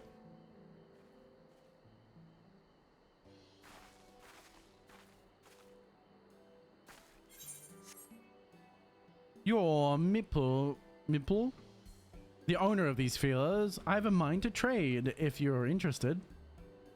Well, the third promise. I might be convinced to entertain a proposal. What do you have to offer? This hatchet, forged by a seasoned artisan, the razor edge of this exceptional tool will make light work of your crops. The quality is acceptable, I suppose. I offer 1 large sack of made leaves in exchange. A sack of made leaves is valued at 1 pel and 1,000 column, the same price as the hatchet. This deal would bring us no closer to the mescal. If I may, Mistress Pelu, it's harvesting season, is it not? Does not the demand for hatches afford them the higher value?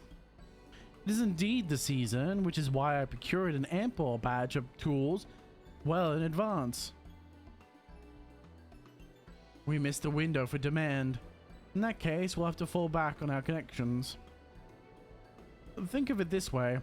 A generous deal here would put you in the third promise's good graces. Surely it's worth the consideration. I do not wish to give offense, but I must tell you that I stand with the second promise. His innovations would improve every aspect of our lives. I believe, including farming, and I will no longer have to need hatches. I assure you that I have nothing but respect for Wuklamat. That is why I am prepared to purchase the spare hatchet at a fair price. I suppose it is fair, given your reasons, but we ourselves would be no better off for the transaction. How about this then? If we were to help bring you in harvest, would you give us a better deal? As a matter of fact, I would. Until Connor's reforms come about, I can always use more hands in the field. Then you can go ahead and add our labor to the bargain.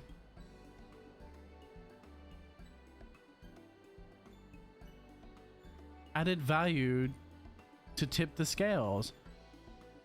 How could I forget one of the most basic rules of trading? Yeah, Odell. No, thank you for the stream streak. 7 stream streak. Fuck yeah, I did. You can rest here if you like. Mabu, Zarya and I will have mate together. Oh my goodness. It doesn't sound right at all. Zarya and I have mate together. Oh, I don't want to mate with you. I'm not mating with you. This ain't happening. How you doing, doll? I hope you're doing well, man. No, I'm helping too. Up to the fields then, and mind you you pick the healthy leaves. You'll have 5 good bundles from each of you.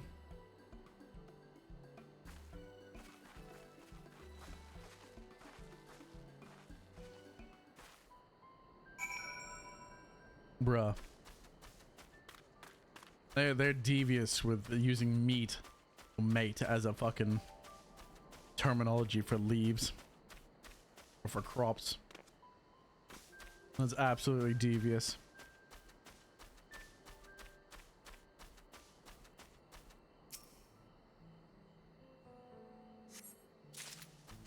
Absolutely fucking devious.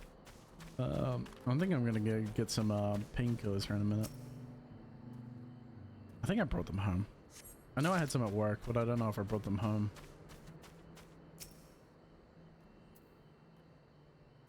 I just need some ibuprofen because I've got a bit of a headache. Thankfully, my back is cleared up. I was having bad back issues for a while. Why the question mark, though? Ask you how you were doing.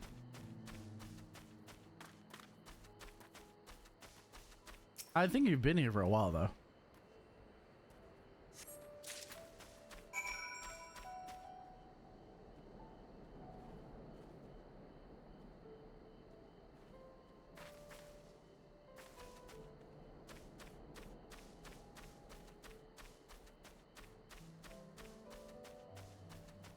Brain still booting up? You're fine, man. You are King Coomer, that is okay, interesting. What a name.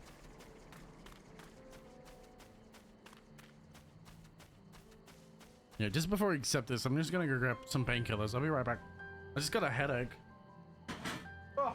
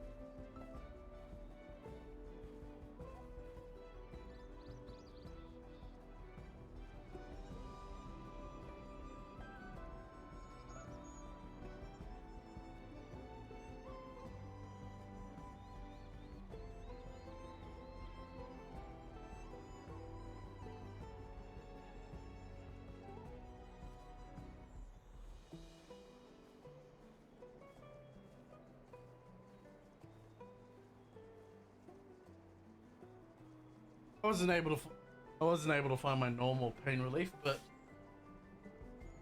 I think I left it at home.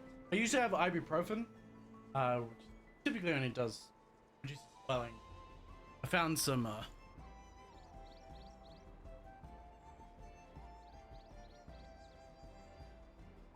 it's Panadol.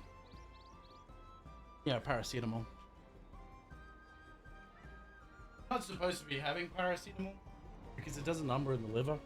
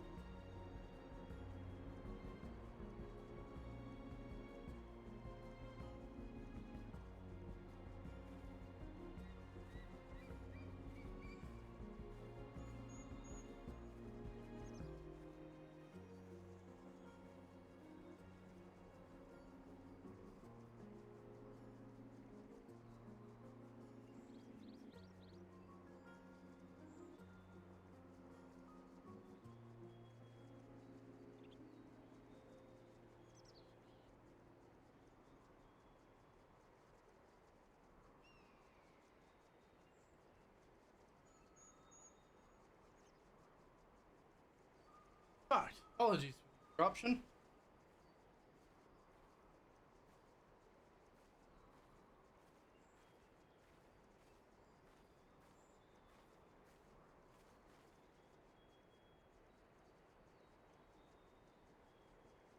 Okay.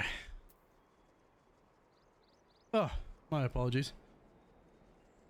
It was also getting hot, so I changed my pants as well.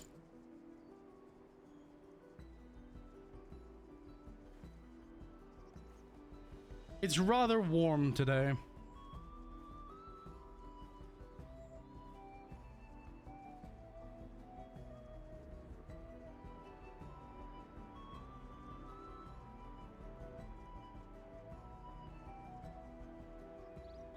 Ibuprofen, my beloved.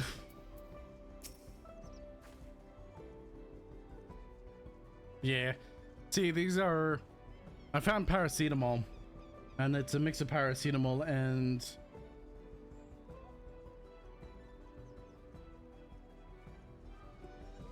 something else I can't be bothered reading.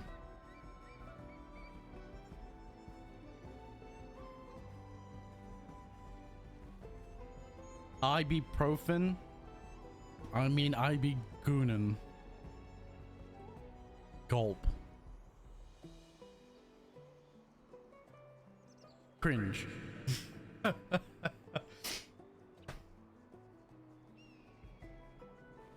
Thank you for that insight. Thank you for that insight, Velma. I'm glad everyone now knows that you're a gooner. That's not surprising. Ew,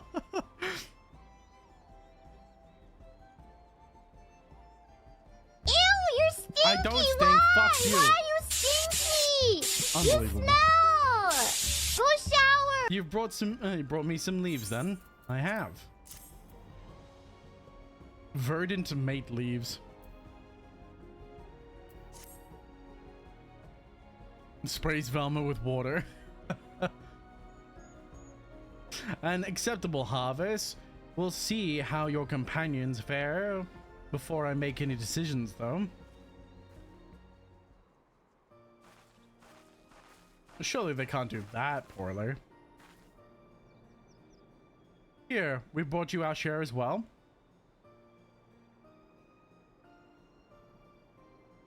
Thank you, Third Promise. This is more than enough to hold up your end of the bargain. Now it's time to honor mine. After adding value to your adding the value of your labor to the price of the hatchet. What the fuck was that? Like my screen, top of my screen glitched. I'm prepared to offer you a full sack of our highest grade mate leaves. Premium mate. Board at the shop, one sack of those leaves would cost no less than 5 pel in the thousands column. Then we can bid farewell to this hatchet.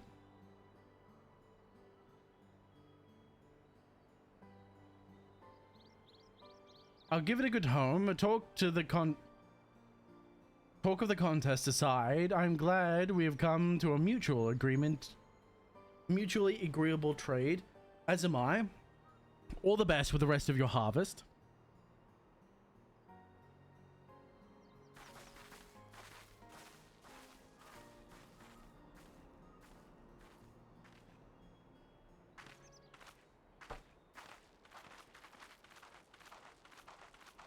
Interesting.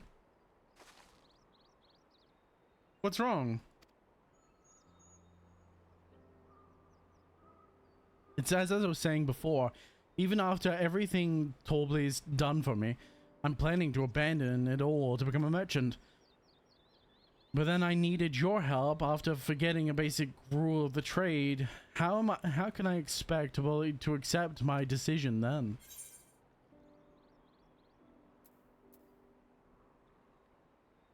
Have you mentioned your plans to leave?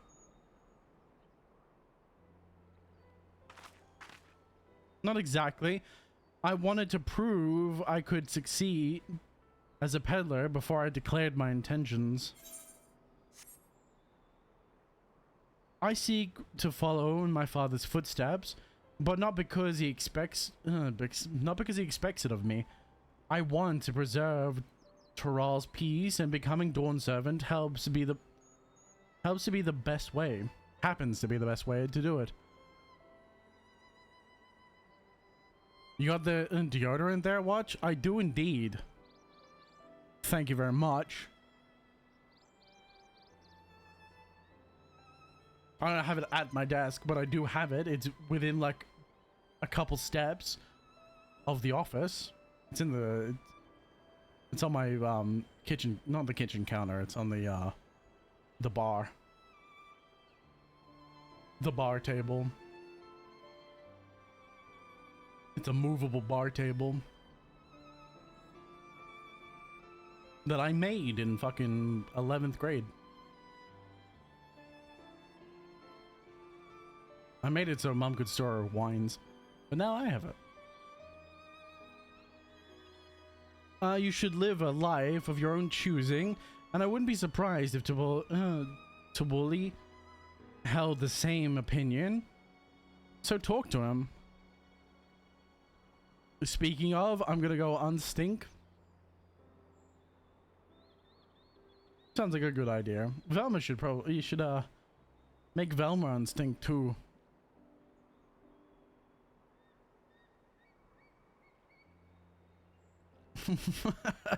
You're right. It's better to find out for sure than worry over what he might say.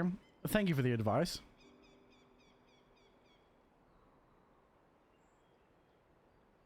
But first, we have a saddle to buy. I want that success under my belt so I can be sure of my decision. What's next then? We try to trade our tea leaves for something halfway to 1,000 pel. No, I think we're close enough now. We go straight to the premium mezcal. Bargaining our way into doubling the value. Think you can do it? Chaos, can you be in your bed, please?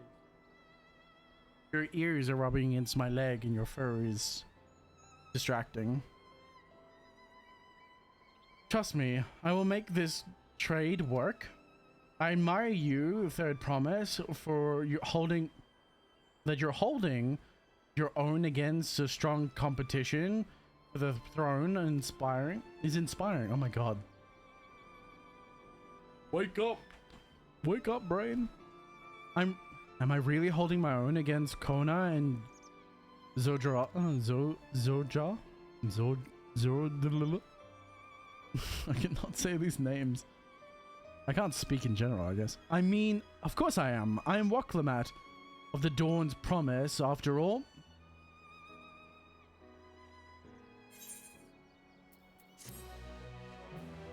Dreams.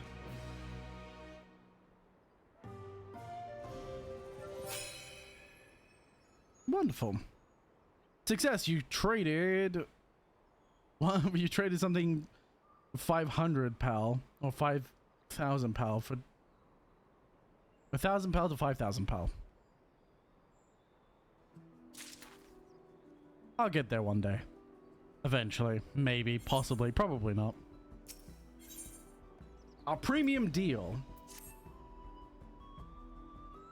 Before we go, let me give you these mate leaves. I don't need to risk proving Aaronville's point. Is this just so I'm involved? Is that the whole reason I'm like... I'm on llama duty? On alpaca duty just for a reason for me to be here? Ready then. Our next shop is in Mezcal Distillery. No, it was next stop. Well, the next shop, technically. It is a shop. I'm just gonna teleport back. Fuck this. Fuck this. Walk? Nah, I don't walk. I teleport.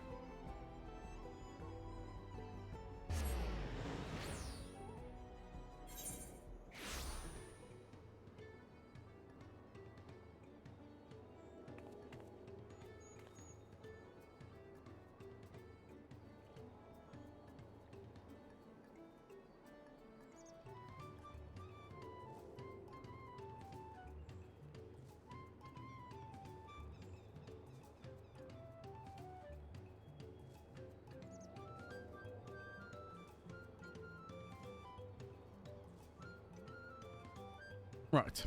I was getting a drink. Let's go. We'll speak with the man and a man by the name of Golby. Even among his fellow distillers, he's regarded as a master of his craft. He knows the value of his product, so if we're to convince him to trade for twice what the leaves are worth, we're going to need to need targeted information that means asking around and taking in the gossip. If you could talk to the people here at the distillery, Zarya, perhaps Waklamat, could you do the same at the village entrance? Meanwhile, I'll head to the north side and see what I can learn.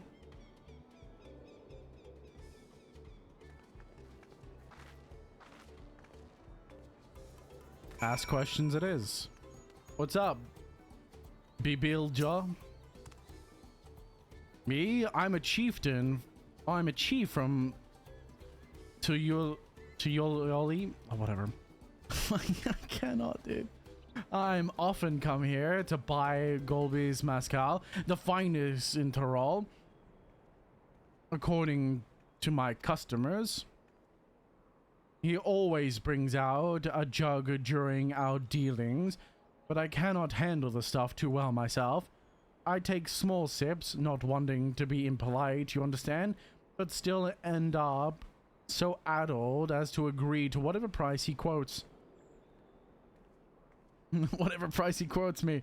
It would be nice to have less potent refreshments during such conversations, else I might have to seriously reconsider our arrangement.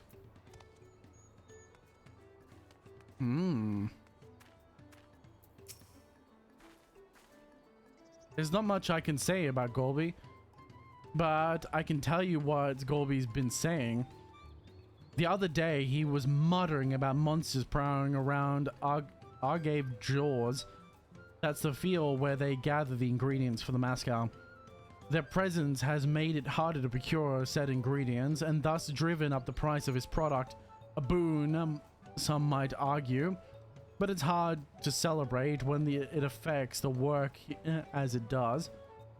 Can't rightly bring joy to people if you can't keep making the thing they love.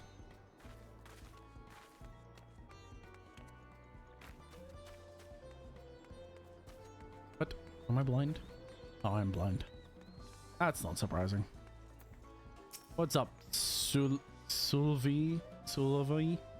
Golby might be a deft hand at distilling, but he's got no sense when it comes to appearances. Rumor has it he's been invited to the palace for business negotiations. If he presents himself to the court wearing his usual rumpled attire, though, he'll be laughed out of the sun perch. Okay, interesting. So he needs attire. He needs to avail himself of decent attire. And he needs to serve his guests with less strong drinks. And he needs his fields cleared of monsters. Okay. So what did you find out? I think we can make use of all those tidbits. The deal is as good as sealed. As for me, I found where Golby's working. There's a millstone at the top of the slope behind the distillery. You go on ahead and I'll bring Waklamat. Bet. I can do that. Holy shit. Let's pull a gun to me. Is everyone aware of the most recent upcoming collab for Final Fantasy XIV as well? If you're not, and if you're a fan of what's the fucking name of the series? Is it Evangelion, I believe? FF14 is having an Evangelion collab. Yeah, Ghost of the Desire. So they're having a major collab with Evangelion for its 30-year anniversary. I've personally never watched Evangelion, so it doesn't really make too much sense to me, but yeah, there's a massive, supposedly a massive raid series coming for the Evangelion, which should be good. I'm very curious to see what the cosmetics and what mounts they'll bring in that. Because they've already done Nier Automata as well. I'm gonna unlock the Nier raids. I haven't done any of them.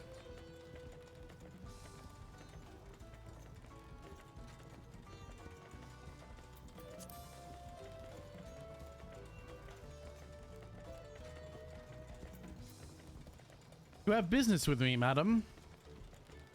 Why don't we talk down below as not to distract the alpaca from his work?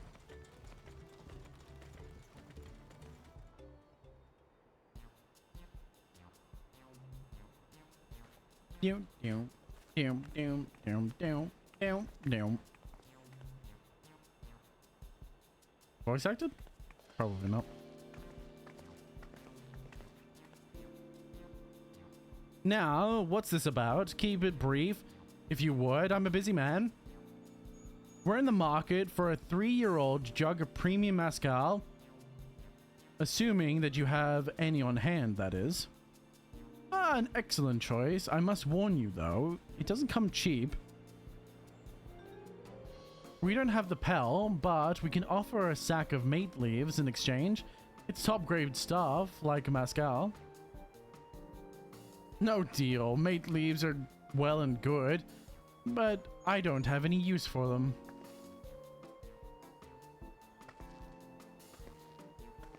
No deal, just like that.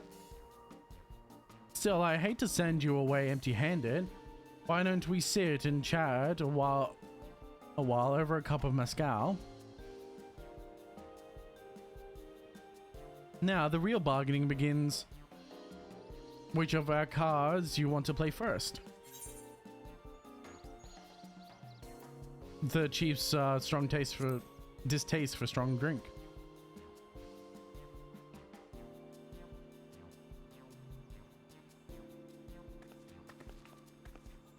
I appreciate your hospitality, but I'm afraid I can't hold my drink. I heard one of your regular customers, a Hobogo chief, is the same. Seeing as not everyone enjoys mezcal, I wonder if you might benefit from having other refreshments to offer. Something like mate tea, for instance, and brewed from the finest leaves, of course. Ah, you're right. Absolutely right. I had noticed a growing reluctance on the part of my Hobogo friend, but did not realize I myself was to blame. I must endeavor to be a better host. Still, even with that added value in mind, no sack of leaves is worth the mezcal you're after.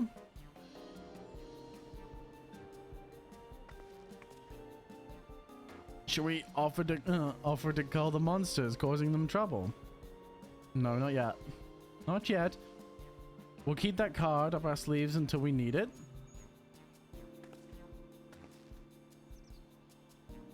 As I expect, you're aware of the rite of succession is currently taking place. That's why the third promise has graced us with her presence.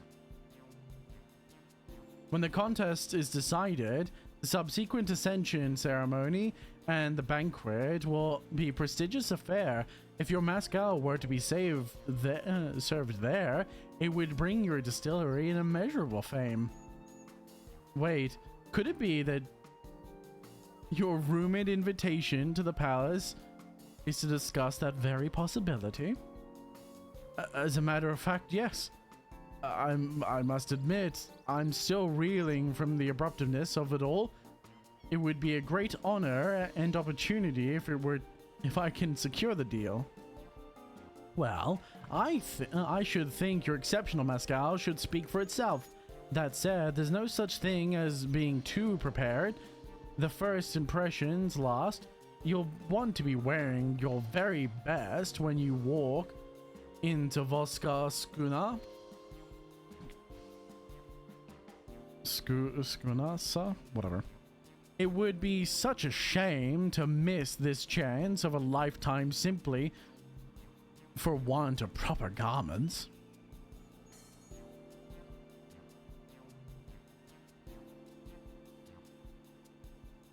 That it would be. Are you saying that you have garments to offer, something ideal for court? We have no garments on hand, I'm afraid.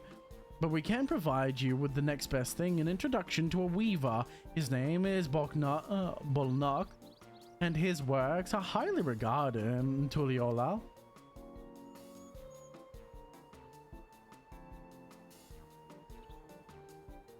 As a supporter of Waklamad and a keen observer of palace politics, he will doubtless be happy to guide you in the selection of an outfit to fit this golden occasion. That certainly is a tempting proposal, and one of which I would like to take full advantage, but the scales aren't quite balancing. Now it's time for culling. Say, weren't there monsters running amok in Avgrave Jaws? That's a problem we could easily solve for you. Truly, I would be most grateful for your immediate assistance. I was resigned to hiring sellswords to clear them out. Factoring in that saved expense and introduction to a trusted weaver, this is shaping out to be a sound bargain. All right, you have a deal. Yes, I knew it'd come around. Give us a moment. Zari and I will take care of those prowling nuisances. In the meantime, I'll use the time to pen an introductory letter to Bulnuk. The fields you're looking for are just north of Hello? I can never say these names. Be safe. I'm gonna keep saying it because I read these names and I try and read them out loud and my body and brain just goes, this is not English. This is not how words structure. No matter how many times I hear them say them too. It's really... I'll get it eventually if I hear it enough. It's like Japanese for me in that sort of scenario. Where if you hear something said enough, you can eventually adapt to it and you learn its enunciation patterns. But when you're first being introduced to it, it's rather difficult.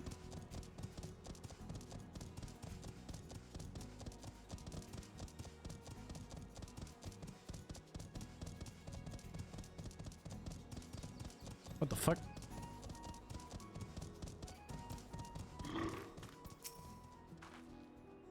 That should be a grave jaws. Just over there. This will go faster if we split up. Come, find me once you've finished clearing out your share of the pests. Agave shores. Dumbass. Agave jaws. Okay, so mezcal is... Yeah, okay, it's tequila. That's what I thought, obviously, but it's nice to have it confirmed. I believe it's tequila.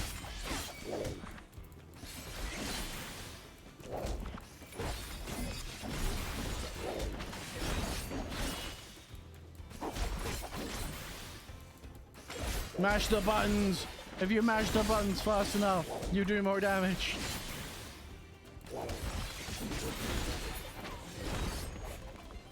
Mash buttons, mash buttons, mash the buttons.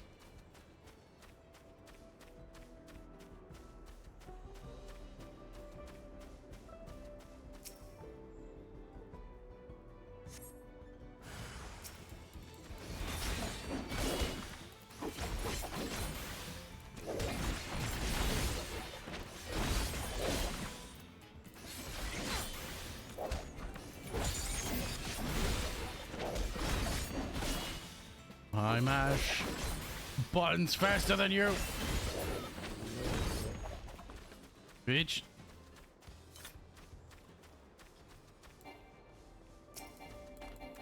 Yeah, I can't just move. There we go.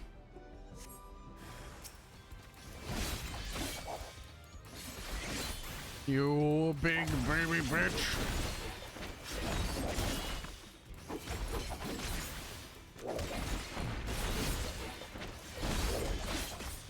One, two, three, and the fourth is the finisher. It's 1, 2, 3 finisher, 1, 2, 3 finisher. But it can be a little bit more annoying because you go 1, 2. They'll switch sometimes. Wait, that's where I lose my combo. Sup, ugly? I mean, they're ugly. Compared to the creatures I hunted with Papa, this is no challenge at all. Come on, let's head back to the distillery. All that's left is to give Malu the sack of leaves so she can seal the deal.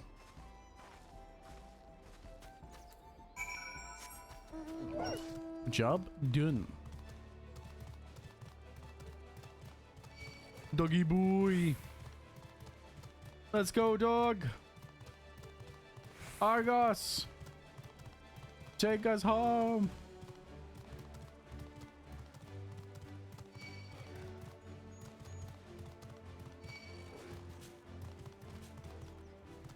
And stop me, bitches. The Golden Waters. The Golden City of the New World. Sorry, I was just thinking about M6 Woods.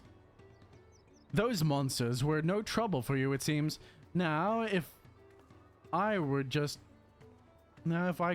have the sack of leaves.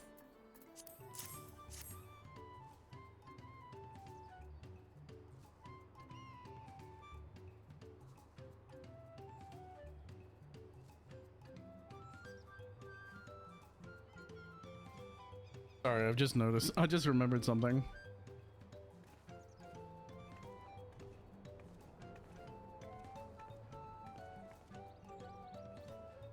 Oh no, it is public. Okay.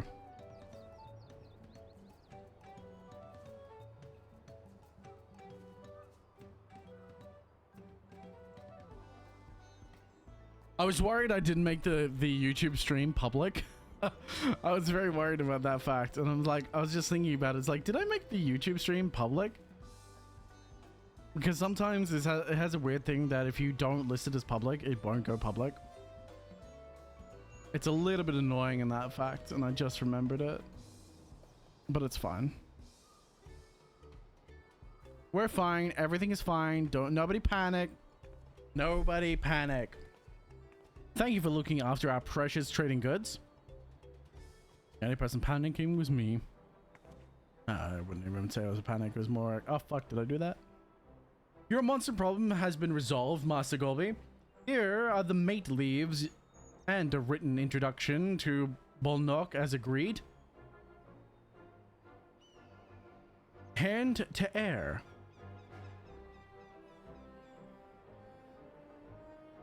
Then the deal is done. Here, your jug of premium mezcal, aged 3 years.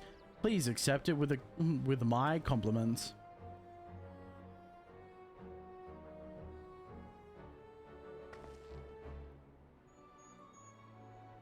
We finally have the mezcal.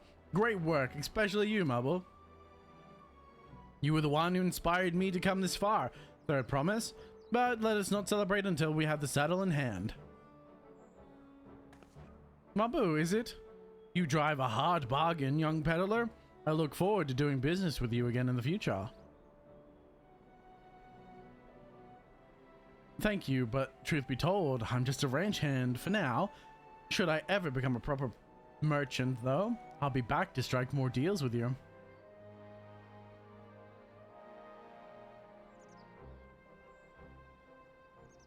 Swindle other people out of their wares.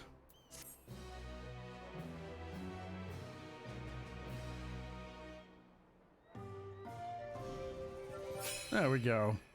Literally doubled the value. Now for the saddle.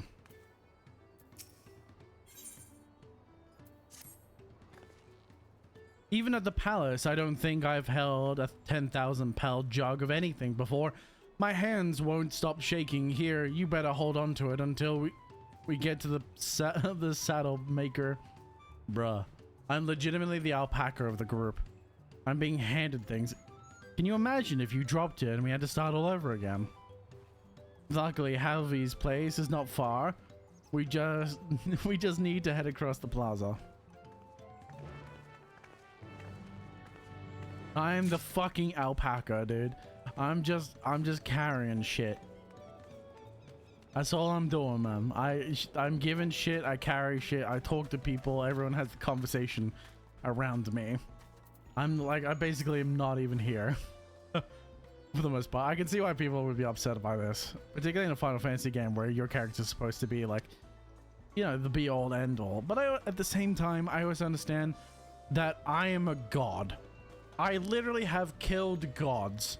I have killed the god to end all gods. How do you make me relatable? How do you make any threat that isn't totally universal ending related relatable to me. I don't know. It's just funny, I guess. This is the trade we've been been working towards. So you're kind of in a parentage role here.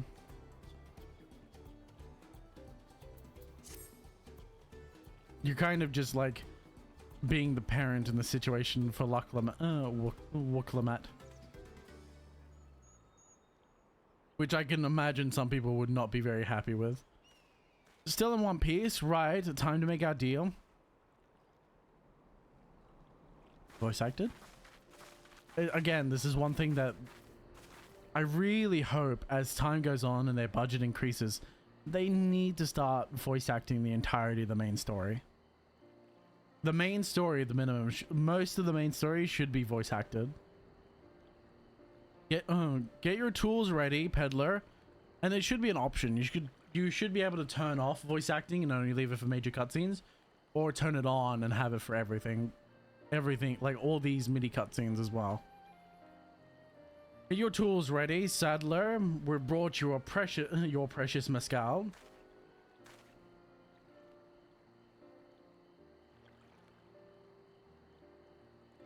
Wait, you actually got your hands on a jug? But you had nothing, a few measly clumps of wool.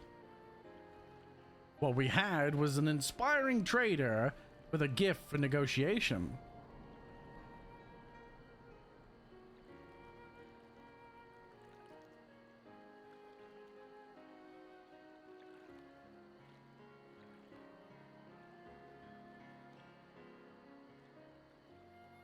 Although I'd sooner aid no claimant than but Zorojal, I cannot go against the guiding principles of the Pelu Pelu.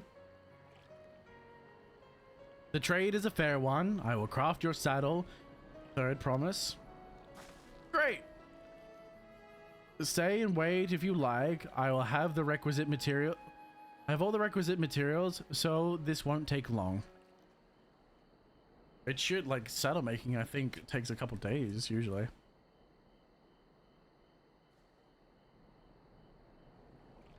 Saddle is by no means a fast thing. But we'll just assume that he has some pre-prepared ones that he's just finishing. Your commission is ready. Catching a wild alpaca is never a simple affair.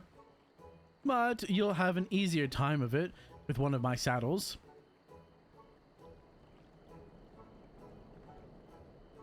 Now, if you don't mind, I have other work that needs finishing. I can taste the smooth mescal already.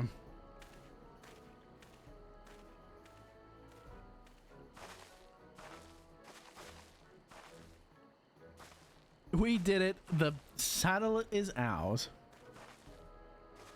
And to think it all started with only a few 100-pound basket of alpaca wool. Mulber, you're going to be an incredible merchant. Thank you. It makes me so glad to hear you say that, Third Promise. We've got what we came for. Let's return to the ranch and the others will be waiting. Feat accomplished. Taming saddle.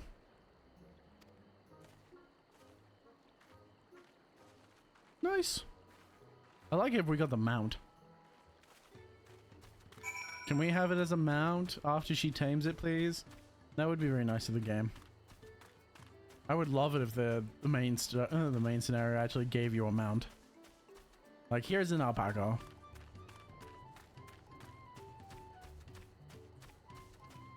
Maybe that's too much to ask for.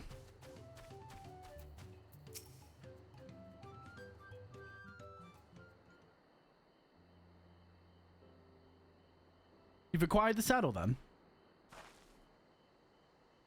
Yes, and thanks to no small part to Mabu. Before you rush off to catch the alpaca, though, let me teach you how to saddle one. I'll bring out one of our wild-born friends, so you can practice.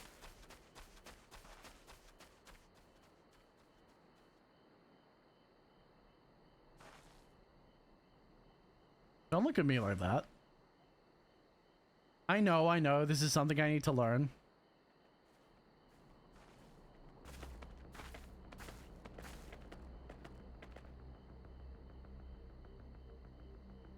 I hope it spits in your face again. That's funny. I want to laugh. The big funny. I don't think it's gonna happen. You probably don't stare it in the eyes. It's not a great idea.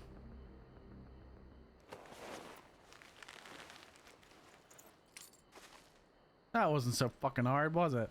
Great sunken gods, I did it.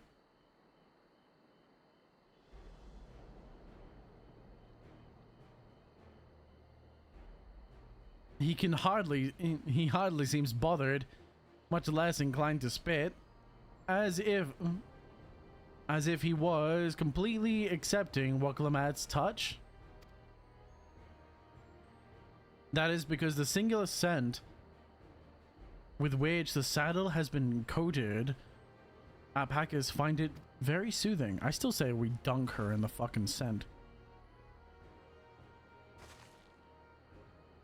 Achilles that shit.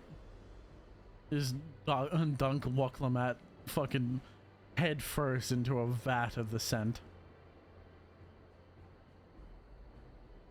You know, I've never taken a good long look at one of you before, but you're actually kind of cute. You're only now noticing that.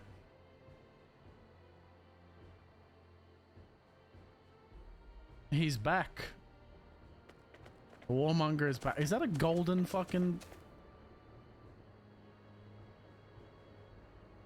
Having done exactly what he set out to do, that alpaca he brought back, is it just me or is it glowing? I've heard tales of such a beast. They say the golden alpaca lives in solitary existence deep in the valley, where it shuns the company of both man and its own kind.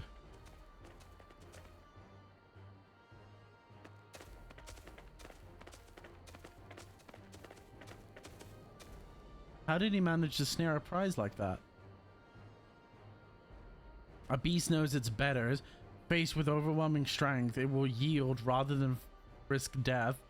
An apt illustration of how greatly the power of the first promise exceeds yours. Or maybe you hexed it. Strength alone won't win him our father's throne. He'll be the one to find the Golden City, then Taral can remain at peace. An everlasting desire for peace can only be forged in the fires of war. That's just simply not true. To unite as one, the people must be taught. They must suffer the horror and hopelessness of firsthand.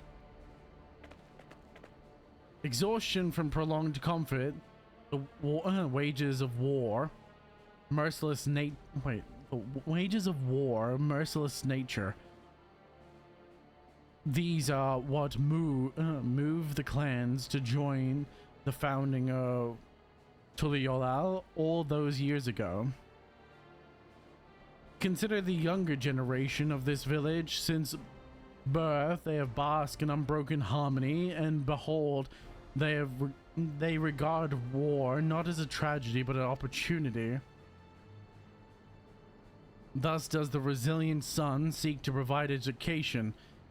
He offers much needed lessons in the realities of conquest and the renowned appreciation and renewed appreciation for peacetime. 'Tis true that war's misery breeds a longing for peace. But I have seen with my own eyes what becomes of an empire forged through the violence you propose, the rebellions it spawns, and the ruins that's left behind. The Garlian Empire was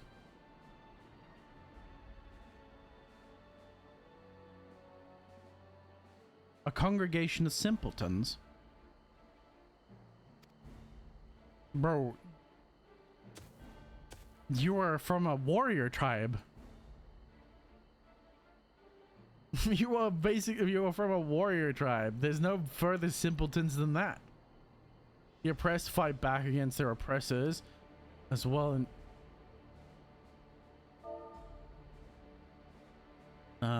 as well they should. Men are not beasts. Only a fool would seek to rule over all with the threat of force alone. This is why Gulyol Jaja did not elevate the Mamja, why he treated all clans with equal respect.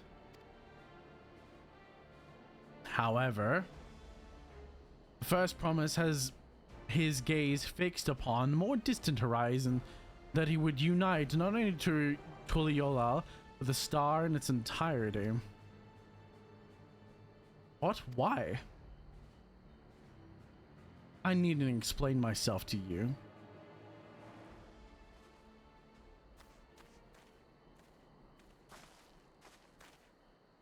Well done indeed. The first promise has completed the feat of gold. With an appropriate golden flourish, may I present you with your much-deserved keystone.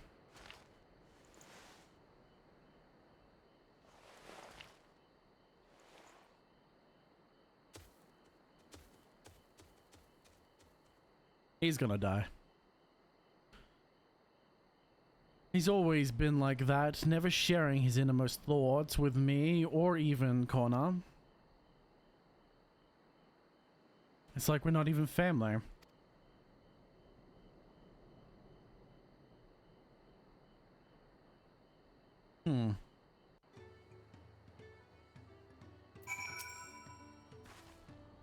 I ponder Zoralja's and his mysteries later. Right now, I need to think about finishing the feat of gold.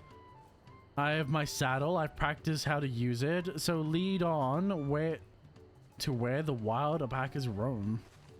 The valley of Unranka is northwest of here. Come on, everyone. If we can't enter ourselves, even if we can't enter ourselves, we can see Waklamad off on her hunt.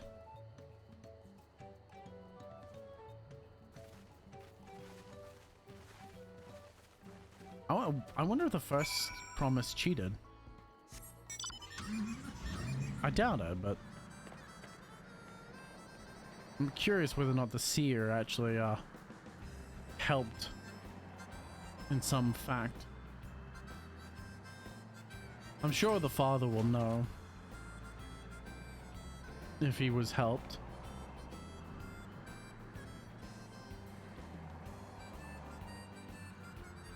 But he would have been disqualified. But then again, he could be disqualified later. But I feel like it's more likely that he's gonna die. Just because that's the kind of stories, like that's how these stories generally end up. If it's using the kind of story that I think it is.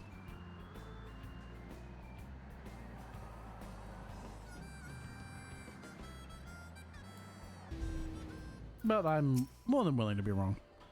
I can do this. I know I can. I gotta cheer you on. Do I have to? I just don't like typing.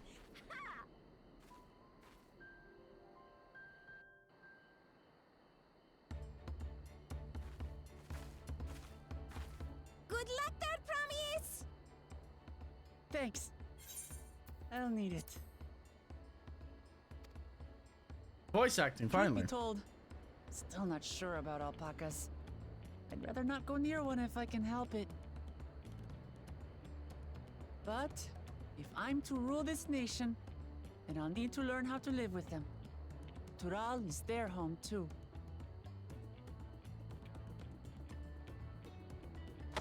Right. I'm off.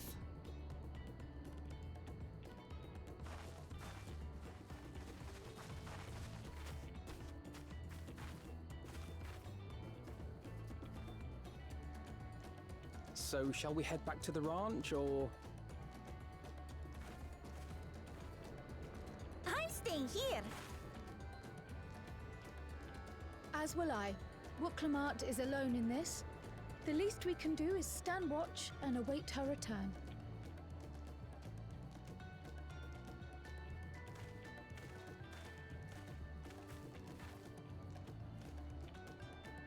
It may be a while yet. Help me pitch If she the tent. returns with anything but a golden alpaca, I'm gonna be upset.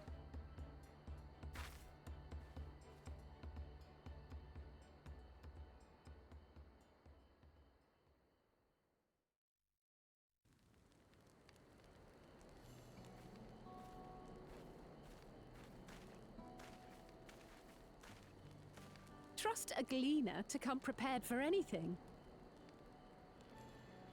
What's a gleaner? Someone whose job it is to travel the world and procure uncommon things for their employers. Erenville specializes in finding animals, I believe.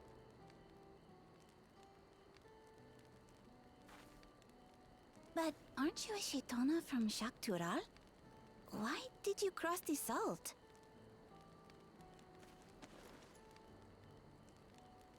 Yes, why did you cross the salt? When I was much younger, the thought of leaving Tural never even occurred to me. But then, some years ago, my mentor tasked me with a difficult hunt. Something I could never find, she said, so long as I clung to the familiar. She suggested that I leave home, leave Tural, and join the Gleaners of Sharlian. As one of their number, I could experience the world, immerse myself in myriad cultures and customs, see the many faces of nature. And once I had learned what is truly important, I would find that which I seek. My younger self took those words to heart, and off I went to become a gleaner. Her words alone moved you to leave behind everything you'd ever known? You must have great respect for your mentor. As it happens, gleaner work was much to my liking. And I all but forgot why I had pursued it in the first place. Yet, events conspired to put me back on the trail I'd abandoned. Wait, are you saying you were tasked with finding the City of Gold? It's something that, like, Wooklamart did say that earlier. And though in my our hunt journey. is now entangled with the right of succession, I mean to see it through. Well then, I understand completely. We all have our reasons for seeking the Golden City. Which is all the more reason for us to work together. Just so.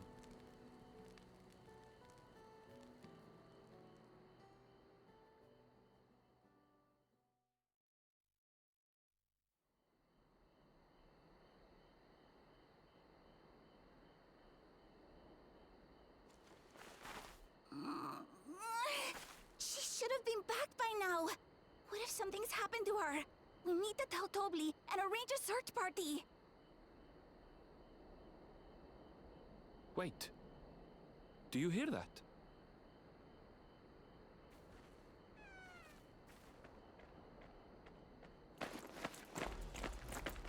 I'm upset.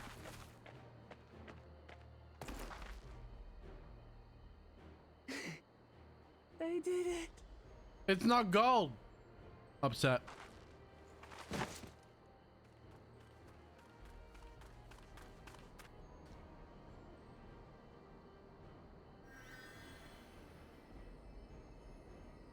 You're utterly spent, and small wonder.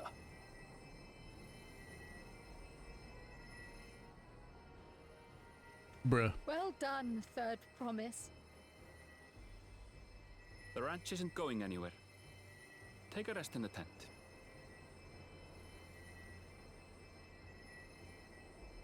I think I will. Thank you all for believing in me.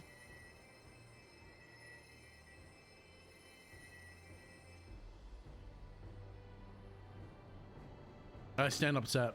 It should have been gold.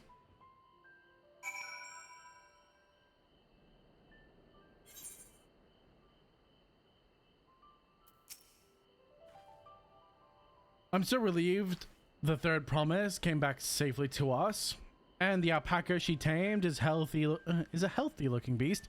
Surely she will be enough to satisfy the feet of gold.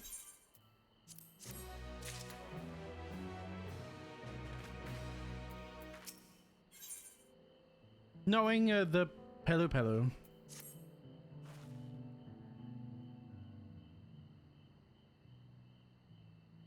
Wilkamat still seems a bit unsteady on her feet, hardly surprising after she spent the night chasing alpacas. You know what will melt away fatigue like that, like magic? Though, matey.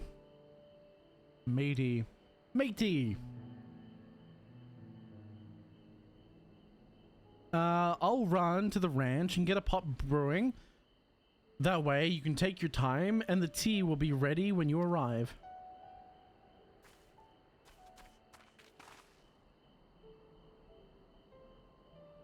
As Malibu so wisely suggested, we shall set a slower pace for our exhausted third promise. Ugh. You can set a slower pace. I'm gonna teleport.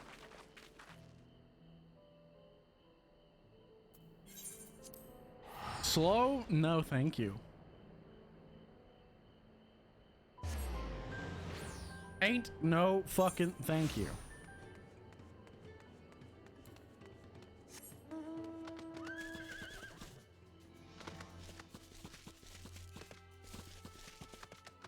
I don't do slow. That golden alpaca is wild. Come back ahead of the others, did you? I should hurry along to the tea then. Woklamag can't be that far behind.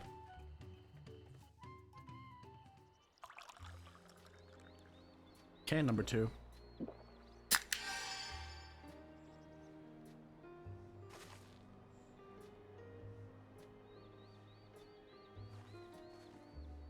Oh, fuck.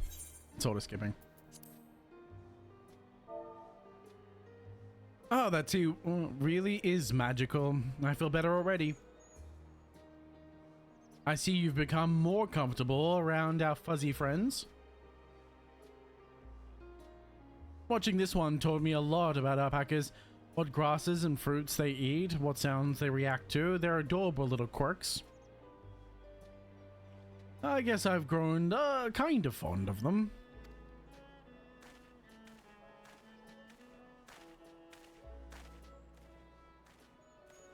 Welcome back, third promise. Accomplished the feat of gold, have you? Well, yes. There is no mistaking a valley alpaca.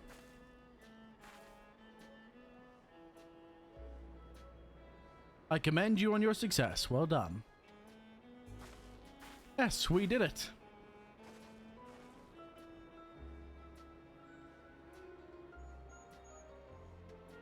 Although I couldn't find a shiny one like Zorja did. I'd be surprised if you had. Golden alpacas are born, but once every few decades. They're elusive, solitary creatures that are rarely seen, much less captured, thanks to their innate physical and magical gifts. Only a single other person is known to have caught one before, that being Gulja Jaja himself. Papa was chasing alpacas too. So my grandfather's stories say.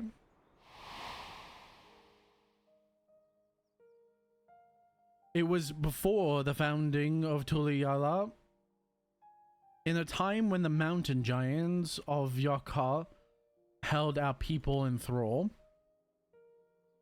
Compelled by their laws, our forebears would ride their alpaca mounts to the highlands to deliver gifts and food and other tributes.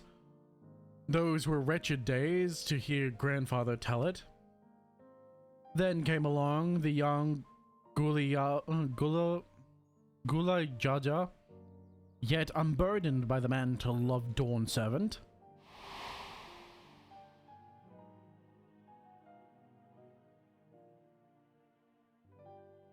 Our people were amazed by this imposed two-headed figure, equal to the Yorhu in stature, and puzzled by his entourage of mismatched companions.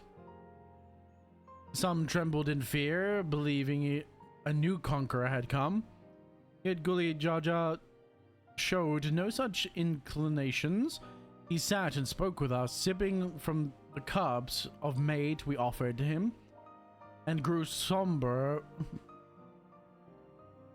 when he learned of our plight.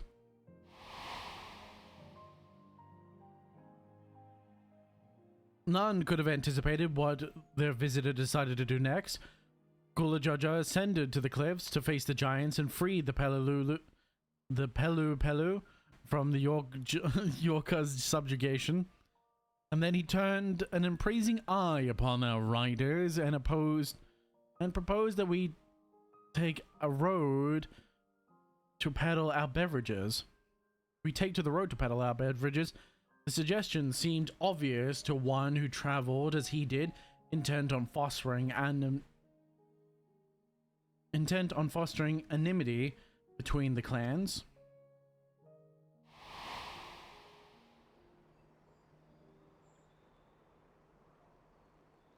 So it was that the first few words Gola Joja transformed us into a clan of itinerant merchants.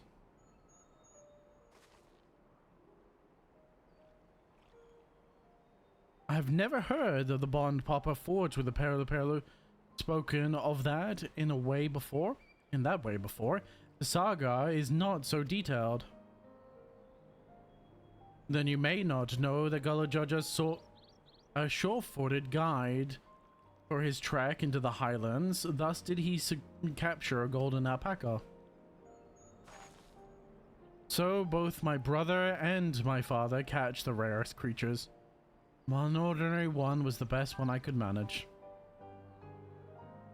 The feat required no more than that. Third promise. You brought back a perfectly wonderful beast. Albo's right. You're a perfectly wonderful beast. If anyone's ordinary, it's me.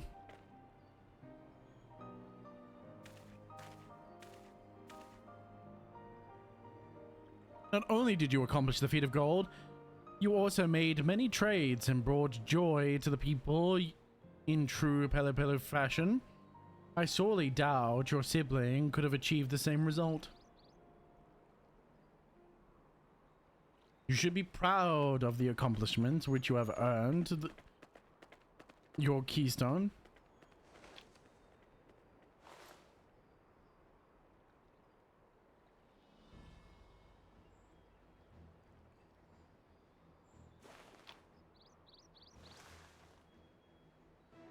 Nice. That's two. Just gotta do this. Was it 7 times in total? 5 more to go.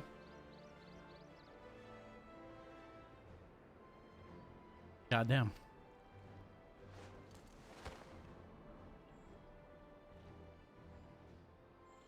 You're well on your way, third promise. We've been lost. Oh, we'd been lost without you. We would have been lost without you. Malibu? Malibu. I keep changing her name every time. I swear I've changed her name every time I've said it. Thanks to you, I've learned so much about the Pelu people and your customs. It might seem obvious, but I've come to realize the importance of properly knowing something. It was because I didn't understand alpacas that I was uncomfortable around them. Thanks to you as well, Wuklamat. You've given me the courage to say what I wasn't sure I could ever say.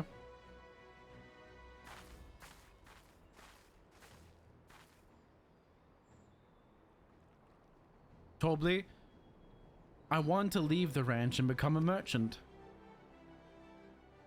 I appreciate everything you've done for me, and I've loved every moment of carrying the alpacas, but this is something I need to do. I need to walk my own path, make my own trades.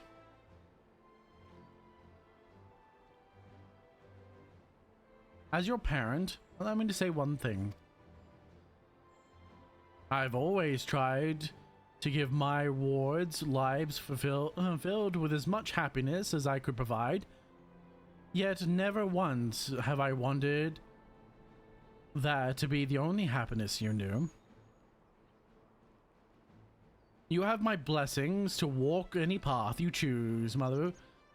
It gladdens me to hear that you've found a calling you wish to pursue with such passion. You will make an exceptional peddler, I'm sure of it.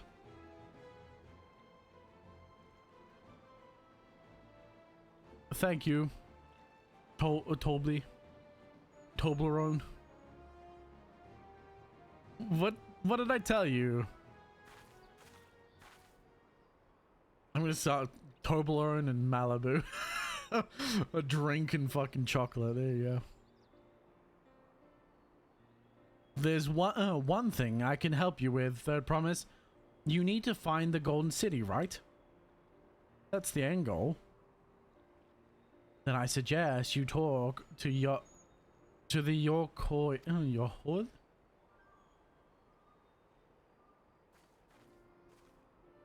They once ruled over far more than just Urapacha and the Pelu. 1,000 years ago, they were the overlords of Yogg-Toroil and all its people. During the era, the Pelu were commanded to search for the City of Gold. They scoured every corner of the continent, but never found any trace of that fabled place. But if they didn't find anything, what could the Yorkal have to tell us? They may not have found it, but the fact that they thought to look for it at all makes me curious. Perhaps there's value in delving into how the legends originated.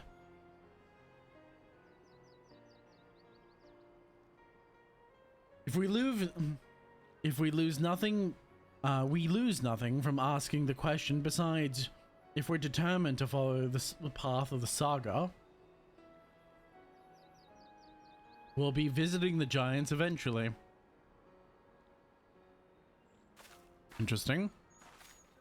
I'm very curious. I think the most curious I am about the giants.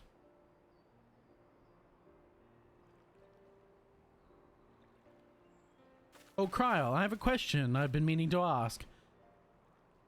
Since we're finished with the feed, where did you acquire that earring?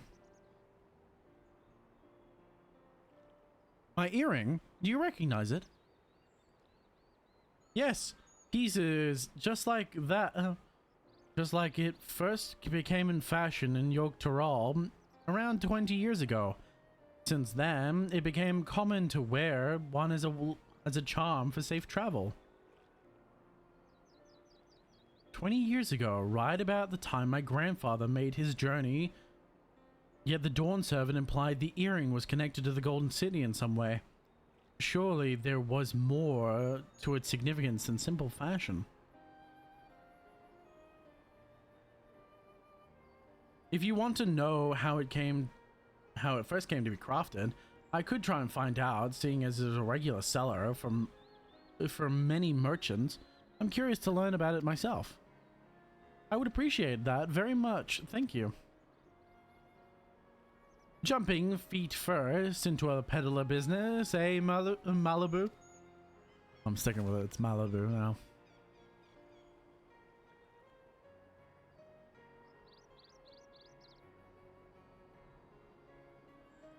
Right then.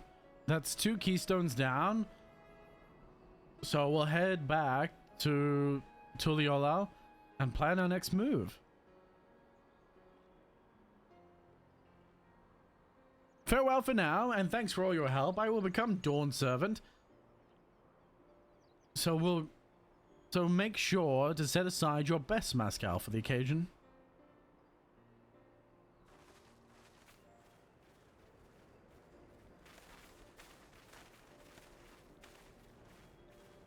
She has a fearsome opponent in that brother of hers. Even he brought a golden alpaca to heal. But you heard Zoralja's supporters talk. They may see opportunity in the expansionist ambitions, but they find the man himself intimidating, terrifying even. Whereas I've grown to enjoy Wakalamat. Everyone she meets will come to enjoy her too, and that's why she'll win the throne. You might be right. Malibu, you might be right. You're an excellent drink. So I've heard. I've never actually drunk Malibu. I think it's coconut flavored if I remember correctly. It's been a while since I've even used it as a mixer.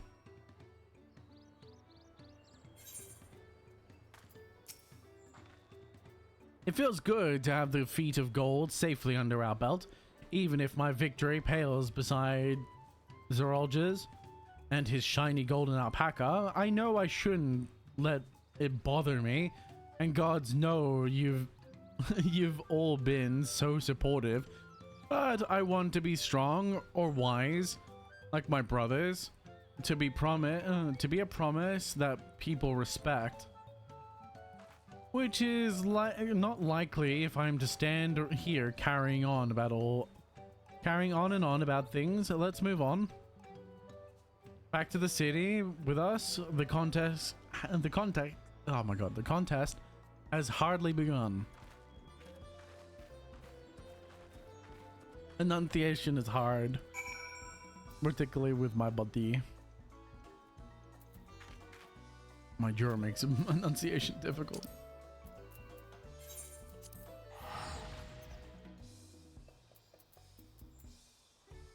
Okay, so we have like one more section.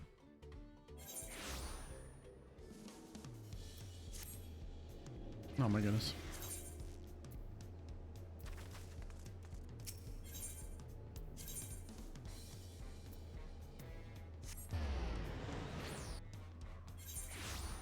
Here we go.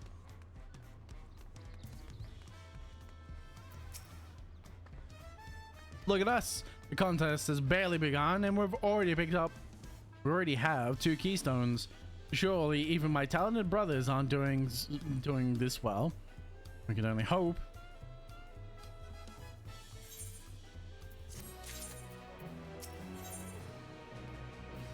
Mascal marinated swamp monk. Sounds lovely. The success of others.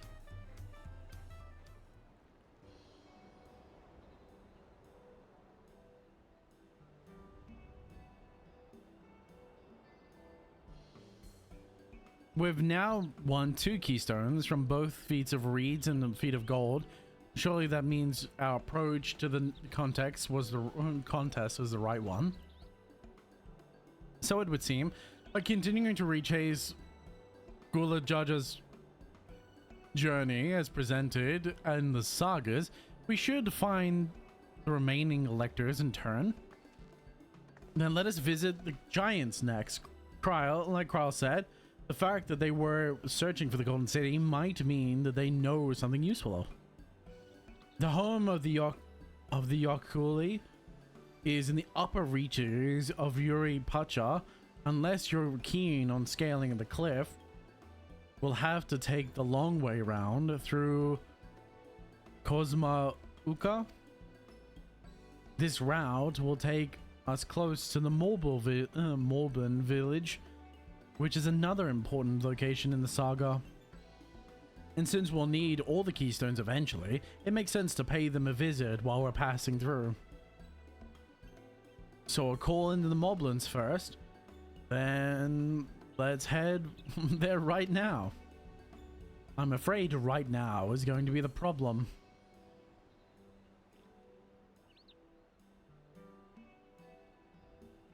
The flight of wee wingless. The flight of wee wingless. The giant stairs leading to the Moblin settlement collapsed in the storm. That's a bit of a shit fucking staircase, isn't it? How are you not taking account that structurally? Whatever. What do we do then?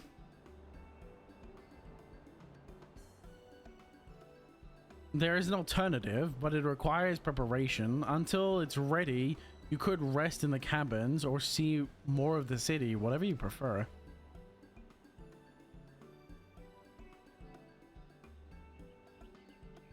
Just be sure you'll accept any method of travel as long as it gets us to our destination. Of course. Who do you take me for? As your guide, I will make arrangements.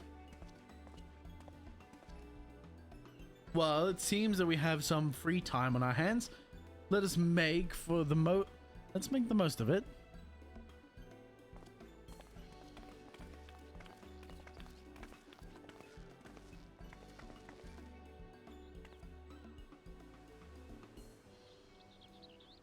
I need to get my axe repaired. I nicked the blade pretty badly when I took a swing at Bakul Jaja. That reminds me, I never got around to introducing you to Rapoli, did I? He's the man in charge of, oh my god, Wakulam Epimeki, and a good person to know. Want to come along? Not really, but I will. Then let's go.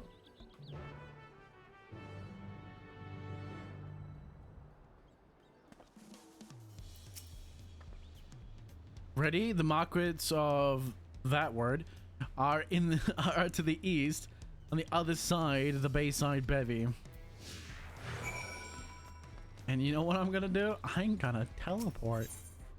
Because I'm fucking lazy.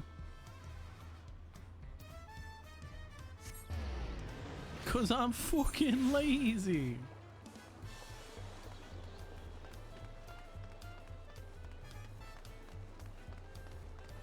We'll backtrack a bit and do the talking.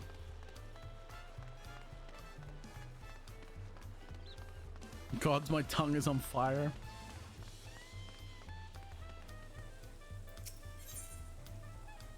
Antilles tacos. This is Antilles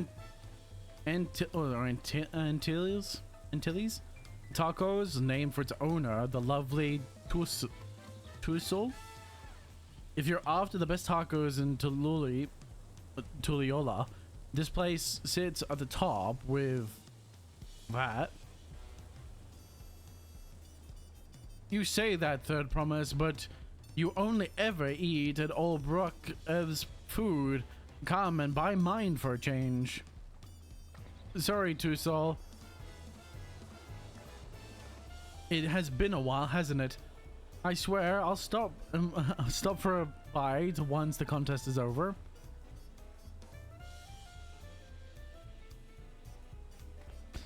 She getting called out.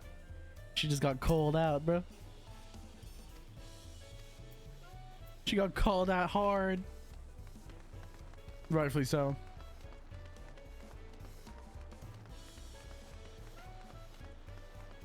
Alright. Here we are. Here's the man.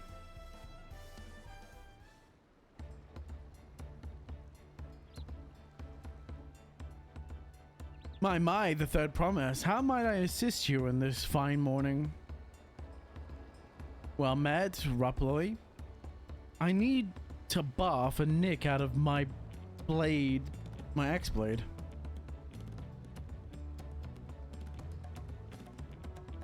Yes, it's been chipped quite terribly. Trying to cleave rocks again, are we? Something like that. Think you can fix it? You stand among Taral's most prestigious gathering of artisans and ask this question. 'Tis child's play. We have repaired We'll have it repaired for you in 2 shakes of an alpaca's tail. That's good to hear. I leave it in your capable hands. Popcat. Who's your companion, may I ask? This is Zarya, a great adventurer I recruited from across the salt. I brought her here to meet you, actually. I thought she might have a reason to visit that word sooner or later. Then allow me to introduce myself. I am Rapoli, humble representative for this grand center of trade. A pleasure to meet you.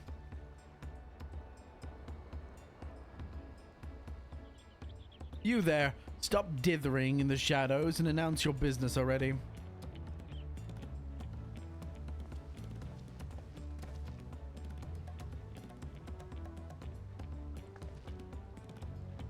I've seen this man before. Yes, I know who he is. I'm not stupid.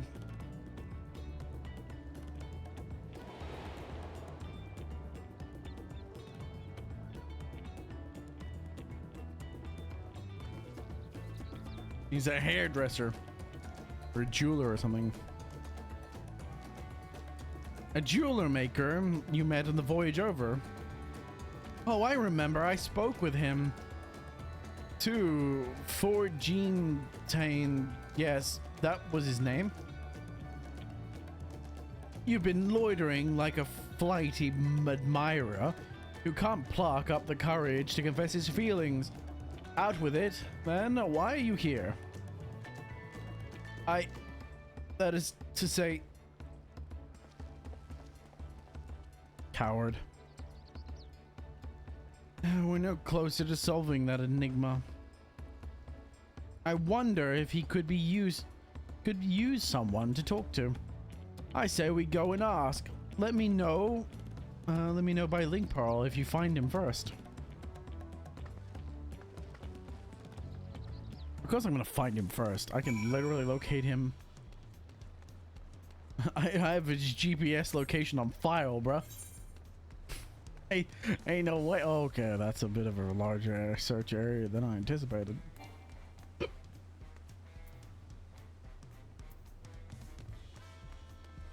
Same difference, though. It won't take long to find him.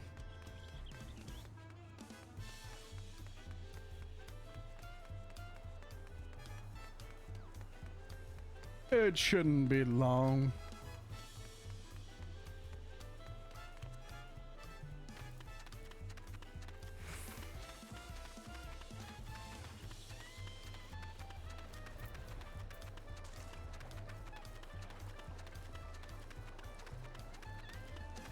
I love it if you didn't find him after like 5-10 minutes. She just link pearls you. And you just come to the... You teleport to the location, there he is.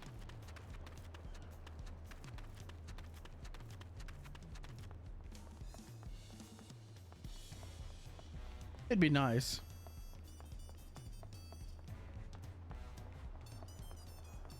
I'd be impressed if it does actually do that. I doubt it.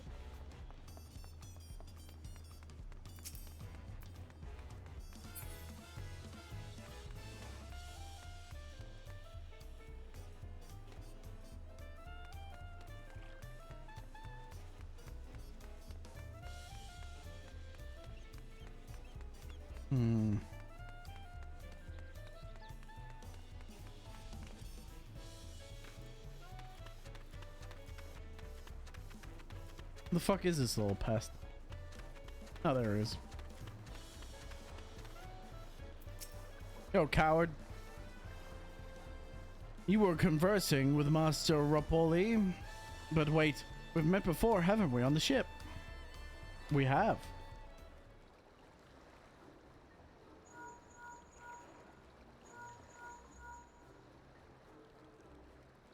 You found him? Good, I'll be right there. Cowering under the fucking deck. Why'd you run off like that? Do you have business with Rapoli or not? Please, you need to concern yourself with my affairs. I am undeserving of undeserving of such attention.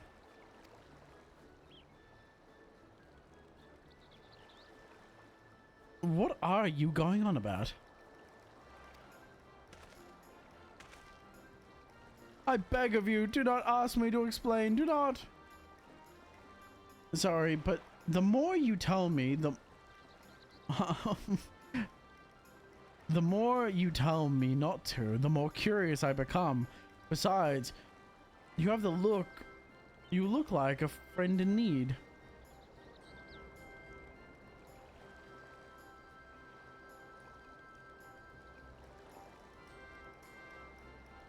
Alright. You're too kind. So be it. I suppose I could share with you the morsel of my misery. Before I came to Tuliodal, I worked as a goldsmith at the most prestigious jeweler and maker of all of Uldal. Estimames Aesthetics. Oh, I thought it was a hairdresser. Oh, it started off well enough, but as the days passed, everything began to go wrong. Compared to the masterpiece of my talented colleagues, my products were lacking mediocre. I lost all confidence. Crippling doubt had possessed me, and any veneer of bravado I tried to put forth soon cracked beneath the weight. Thus did I take a ship, hoping for a fresh beginning on new shores. Yet, as you witness, I lacked the courage to even approach an potential employer. You stand before a man wallowing in the wreckage of his ill-spent existence. All right then. You offered a morsel, then served up a full course.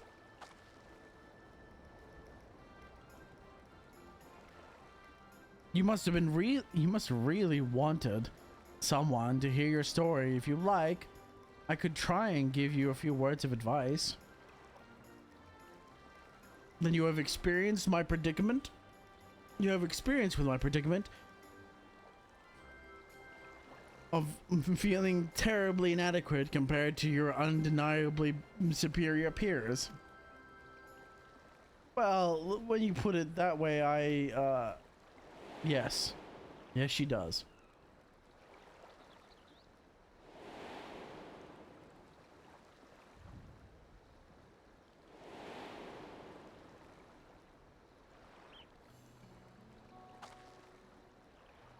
Ha!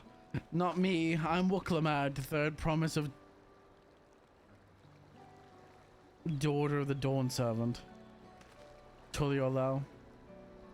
Of course you're a member of the royal family. Please forgive my presumptuousness. But what of you?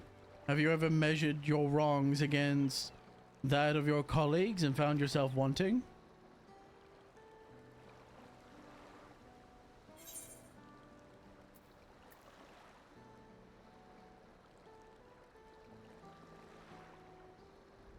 You can't measure your worth by the success of others.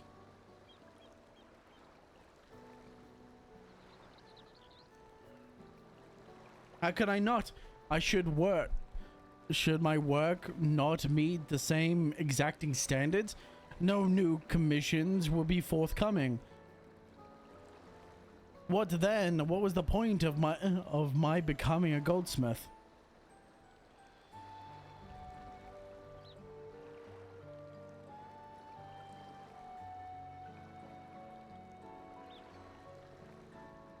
Looking back, it was my father who inspired me to take up the trade.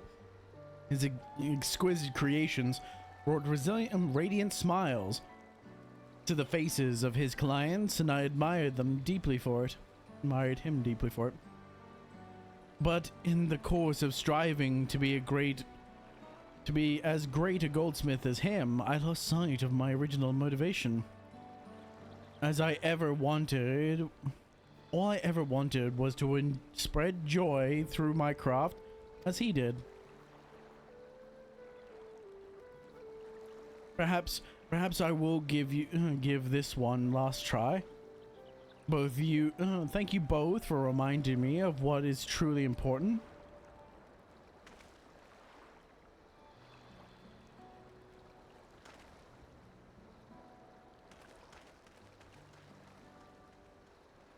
Any deep revelations you would like to express? What is truly important?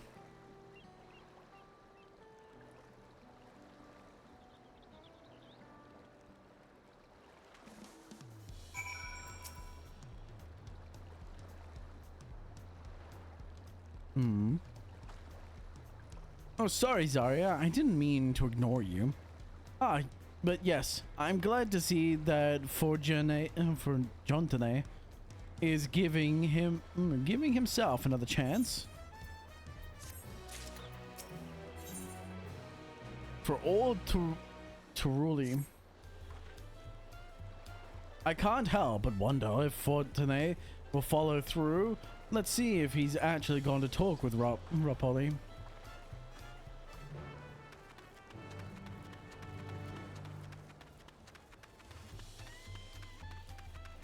I'll go up these stairs and teleport over there. Ooh, is that a fucking triple triad spot?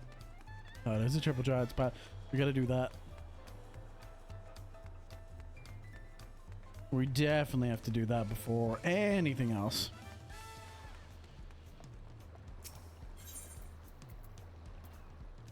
Don't care what anyone says. We're gonna do the triple triad spot.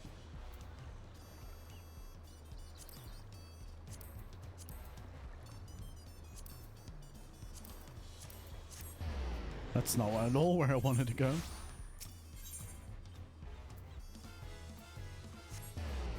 We'll go here. Have to do the triple triad, man. Have to do it.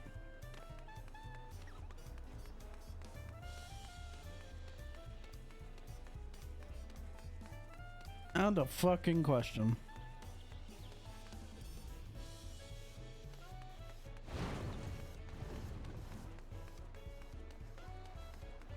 You! Triple triad, please.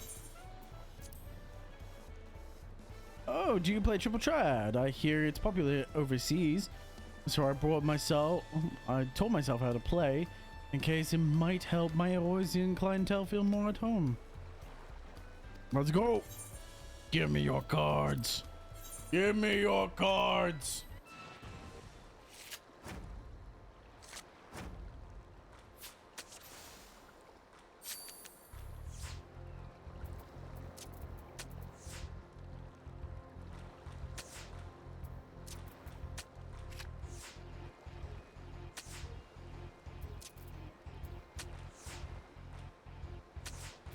Nice.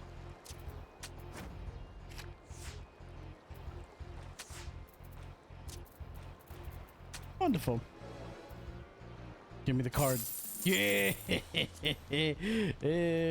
My strategy.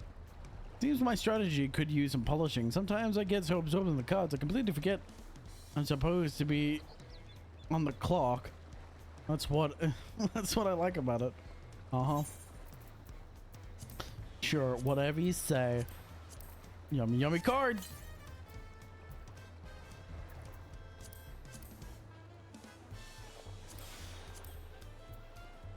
Make sure to get my well-fed bonus because I haven't been keeping up my well bonus enough.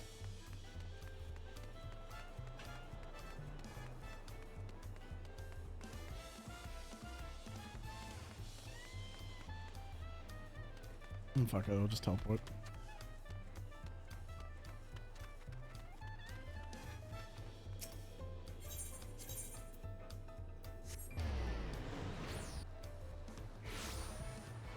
Nice.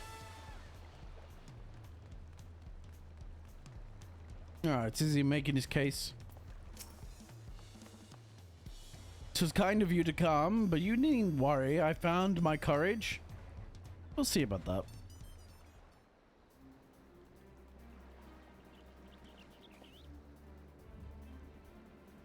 Pray accept my apologies for my earlier behavior. My name is Fontagine Ontane. I'm a goldsmith from Uldov and far away Eosia. I realize this is a bold request, but I should like to continuing my practice. I like to continuing. I'd like to continue practicing my trade here in this place. If you will have me, I ask only for the opportunity to bring happiness to others with my creations.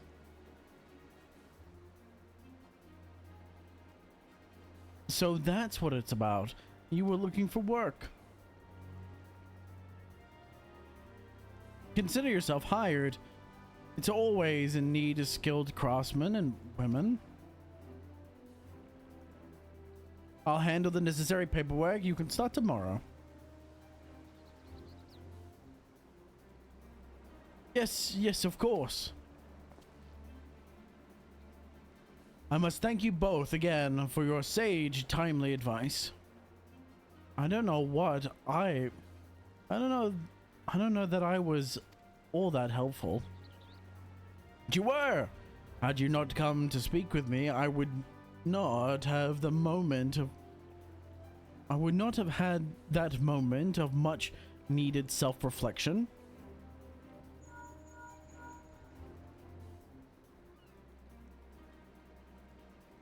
The arrangements have been made. Come meet me at the entrance of the High Tide Harbor, sorry. So used to saying fucking traders now. Oh, I almost forgot. Did you have my axe ready yet? Ready and waiting. Behold the sublime touch of our artists. Here, I'm gonna put it into a compressed pocket and give it back to you. It's sharp and deadly as the first day I held it. Thank you.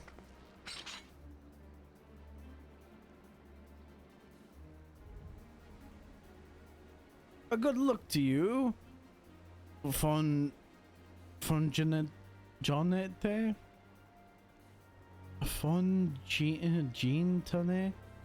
Gintane? Let me know if that doubt creeps back in. I'll be happy to talk to you about it. For us, we should head to the harbor. Wouldn't want to keep Erinville waiting. Most definitely not. She's gonna get seasick. With seasickness time.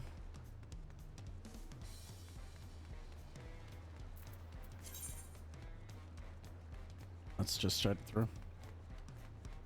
This will do.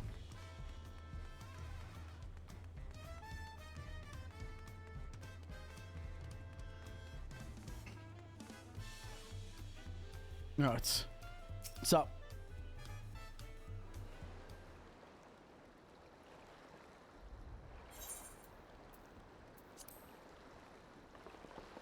Ah, you know, fucking, that's crazy. Enough of the secrecy. What's this big plan about? Look there. That's my big plan.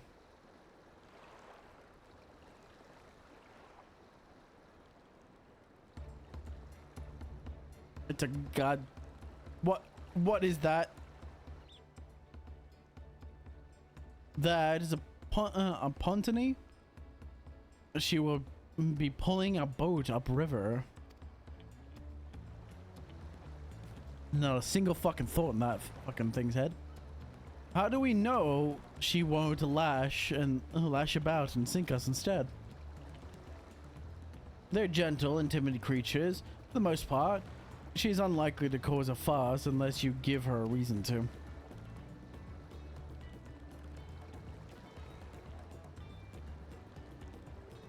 First alpacas, now Pontanys, relying a lot on animals in this for this journey. We should be thankful we have an animal expert as our guide then.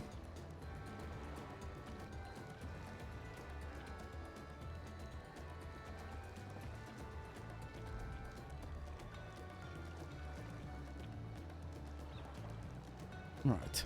But it'd have to be my old nemesis, another boat. Well, I took you for someone who was up for the challenge. Was I wrong? Ugh. Long ago, when fighting still raged between the clans, the inhabitants of Kozuma Uka rowed these riverboats to more swiftly through the hostile to move more swiftly through the hostile territory, but the vessels see little use in Tyrol now at peace. So I was able to borrow one of the few which remain.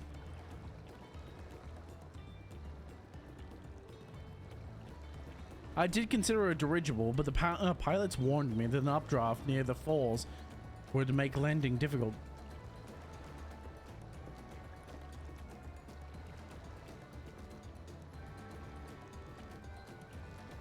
You said borrow one, yet there appear to be several on the water.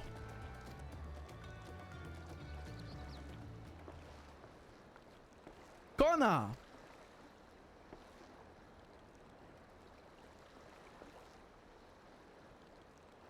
Traveling upriver, I presume. Seems that way. Does this mean that you've earned 2 keystones already? I can't believe how well you've managed despite undertaking the contest alone. I was never alone. I had my entourage to encourage me since the beginning. There they are, my friends. It's been, well, not that long. Thancred Urianje, what are you doing here? Escorting a promise, the same as you. I had heard much of the incomparable Archons during my time at the Studium. As soon as the contest was confirmed, I thought who better to recruit to my cause. I contacted the Scholarch, who arranged an introduction to these 2 gentlemen.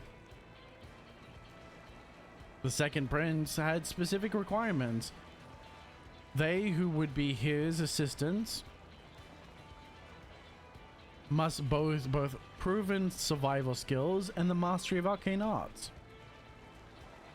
Thus did Thancred and I receive the summons. My own studies concentrate on technology which our people could readily use, such as innovations born of magic or clever engineering. Where magic was concerned, I covered only the foundation. Knowing you two, I expect you had other reasons for accepting the job. A few. The nation of Tyroli spans the entire continent. Depending on who wins the throne, the world may be plunged into instability once more. Ever have we striven to preserve peace? Where is our place if not here and now? We did our due diligence, of course, and made sure of who we were working with before agreeing to this endeavor. He's even more opaque than Urianje, obscure than Urianje at times. But it's surprisingly... That's quite enough of that. We must be on our way.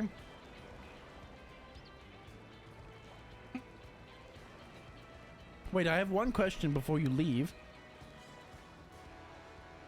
Kona and Wakalamat are vying for the throne. As Kona's entourage, does this mean that you're resolved to defeat all his opponents, including us?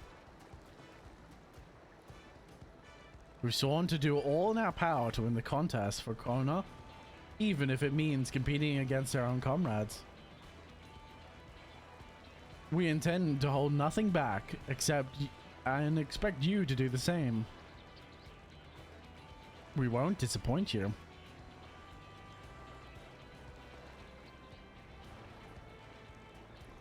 And so long as they don't have to face me in combat, they'll be fine. I thought you were taking a boat. Even if you had been forced to travel on water, then the others will be doing the same. I would rather walk than risk the confrontation on a leaky barge with no possibility of retreat.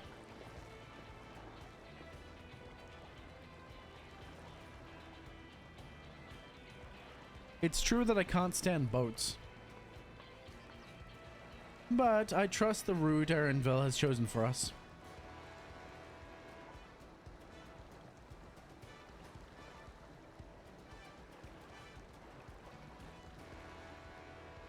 Leave the handling of the punity to me. Should other wildlife attack us, however, I may have difficulty keeping her under control. Do your best to draw them away as far from the front of the boat as possible.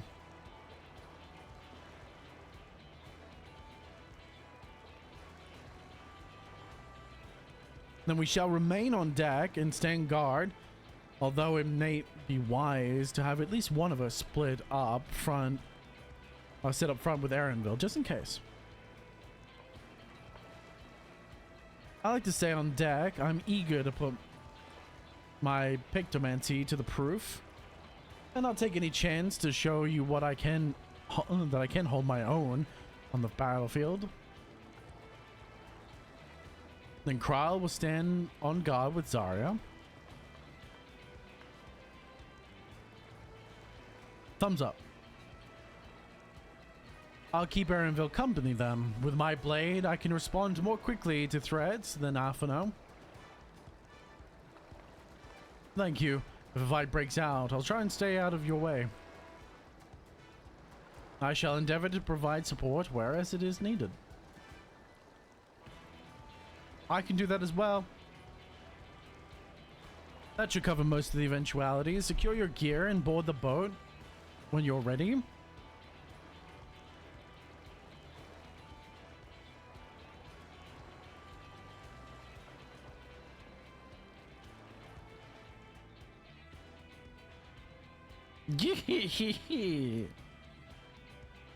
Let the hunt begin. Yeah, whatever. I'm gonna blow you right out of the fucking water, dude.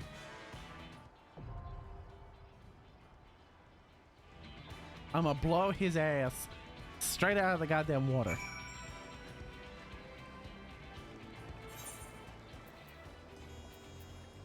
I'm gonna jettison his asshole through his mouth. Both of them. One cheek per mouth. I'm gonna be right back. I'm gonna put the kettle on boil. I've run out of tea.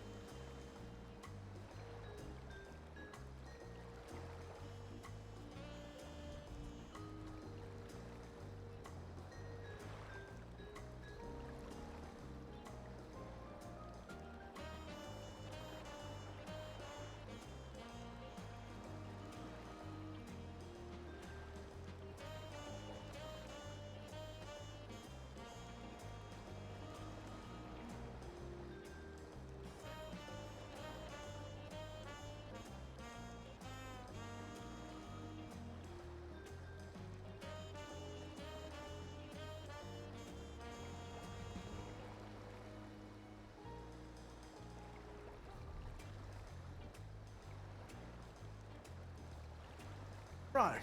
Apologies for the wait.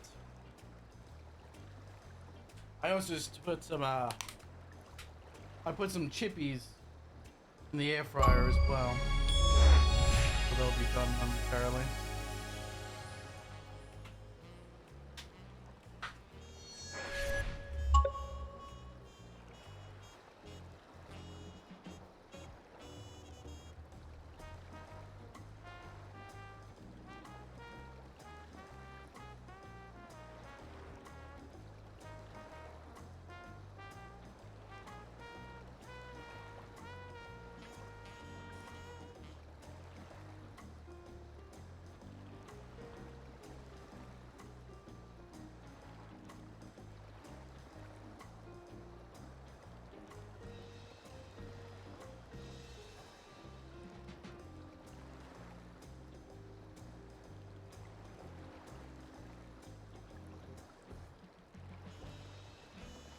Left to get the milk? Yes, exactly. I did indeed leave to get the milk. The only difference between me and your dad is I came back. Just so I could fuck your mom again. Anyway.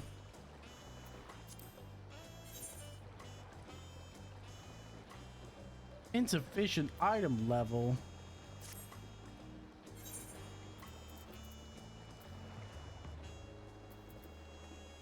Aw, meme.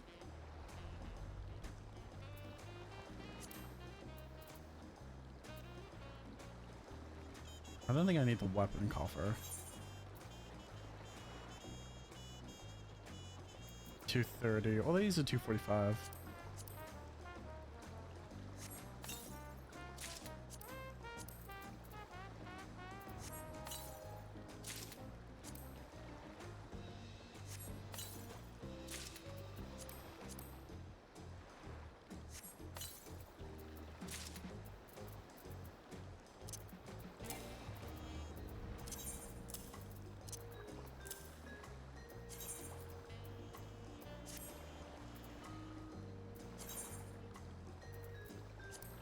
That's better.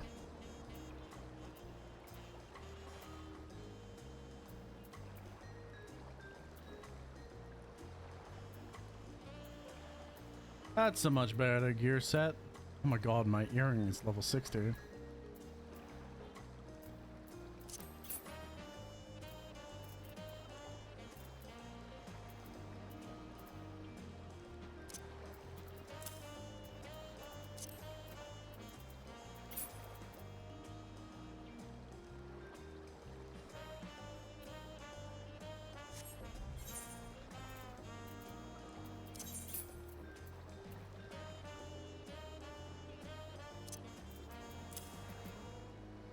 I have 50. I don't need that.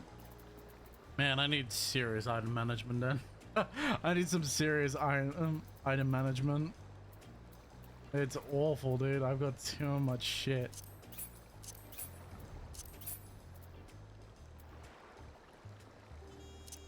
Worst part is shit that I don't even need anymore.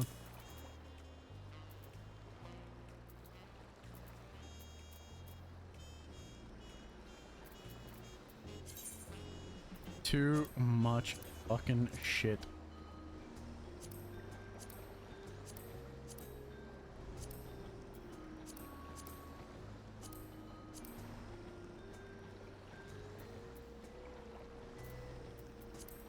It's been a minute since I've rocked this look.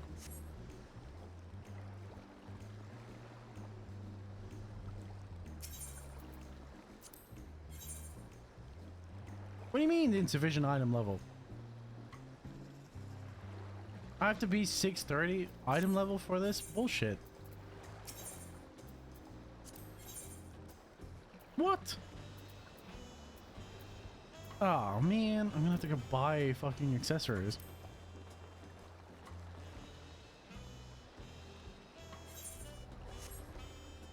I have to buy accessories because my item level is too low. Because my accessories are gonna be too low.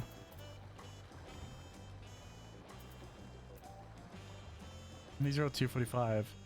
The helmet and the pants are too low as well.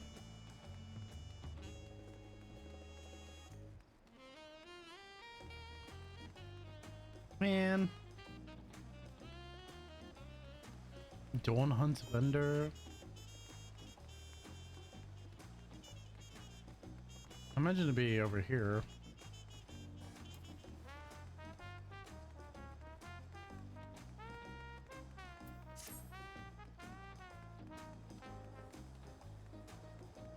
Oh man. This script exchange. Oh, that's for crafting. I don't care about that. Alright, I'm gonna have to go back to the bird village probably.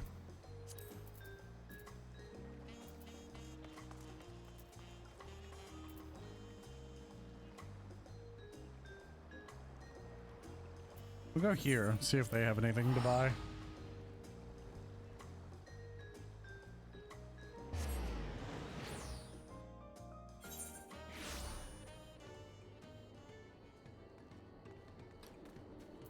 Well, triple triad. Give me new card. Give me card.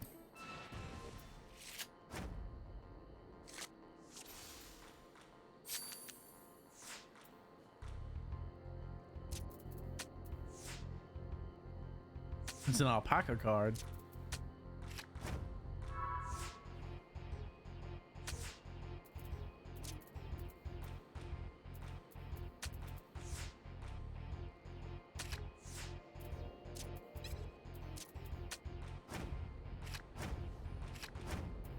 Nice.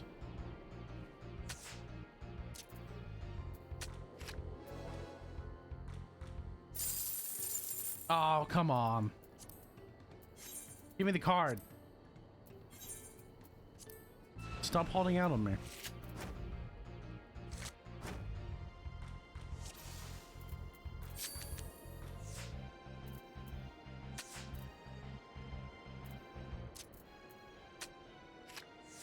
Why is she hot though?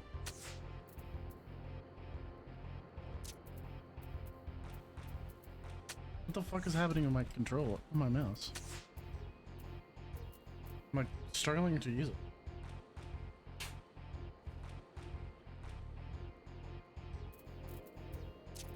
That was weird.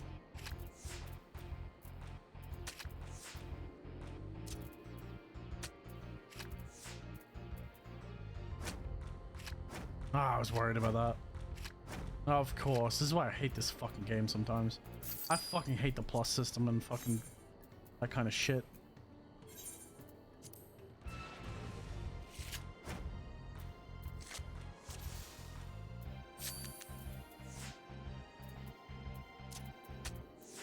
I think plus is such a garbage rule.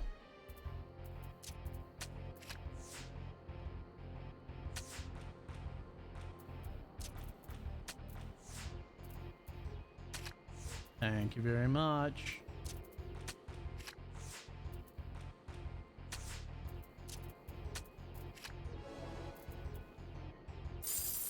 Baiting winter trap. You always gotta bait him, man. Gotta be a master of baiting. And if there's one thing I'm good at, it's master baiting. I shouldn't laugh at my own jokes, but yeah, no.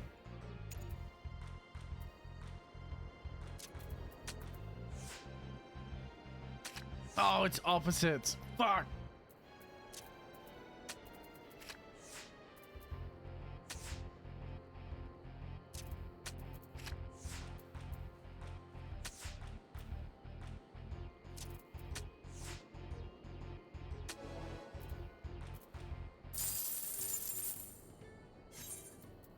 Come on, just give me the goddamn card, dude. I don't sit here forever getting this goddamn card. Chaos. Not you, Chaos, the other Chaos. Thank you.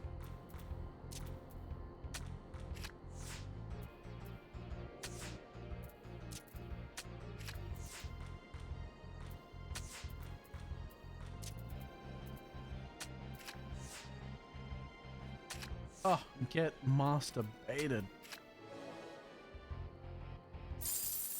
Oh my god, give me the card, please. Give me the llama card.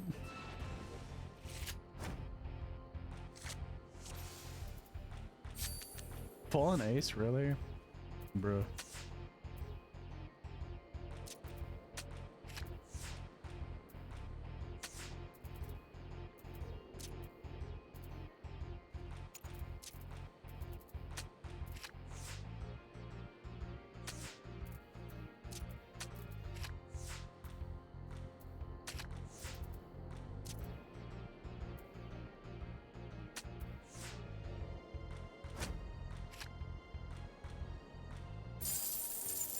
Ah, drawer.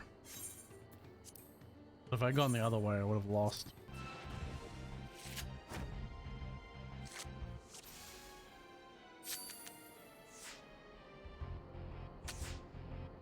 This goddamn llama, man.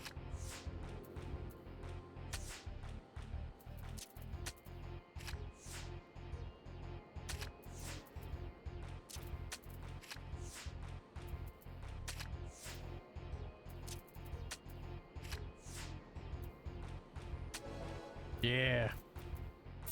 That's a bit of ploy. Oh, come on. Just give me the card. I'm so sick of fucking not having this goddamn card.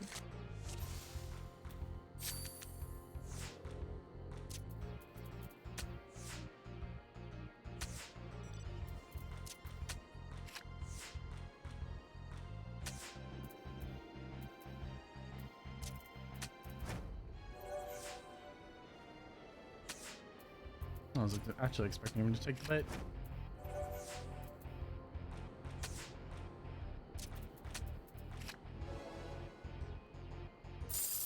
Oh my god, come on. How many times do I have to fucking beat your ass? I bend you over and fucking beat that ass, but you still don't give me the card?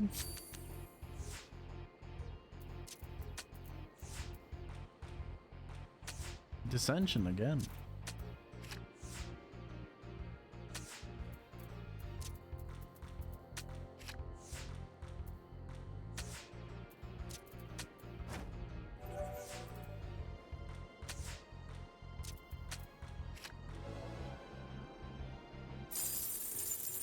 Fucking hell. This is getting ridiculous. I'm completing all my challenges on this one fucking dickhead.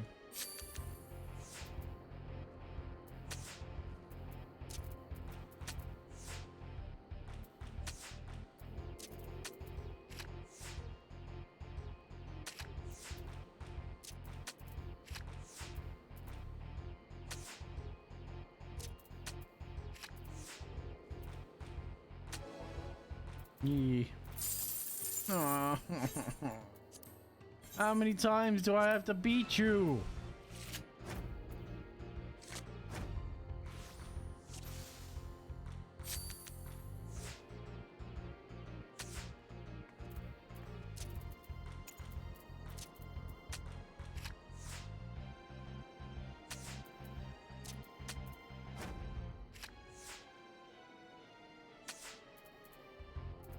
I like how there's a plus as well. Oh, I was really hoping to take the bait.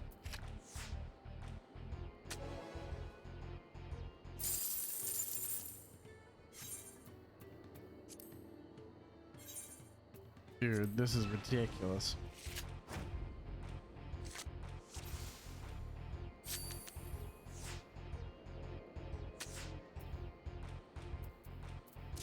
I'm gonna test up strategies now.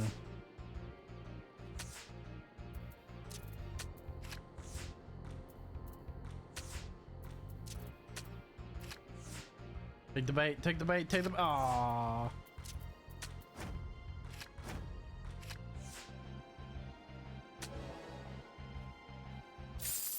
Yeah, there's a card. An alpaca card. Finally. Jesus Christ. My hand's sore from fucking slapping your ass. Now, what was I doing? I was buying shit, that's right.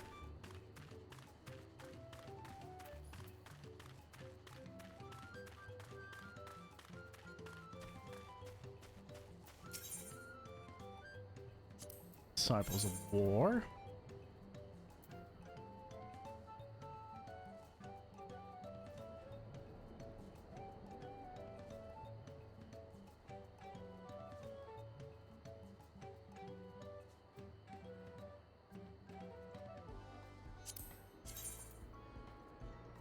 That's an ugly ass helmet. But it has better gear than what I currently have.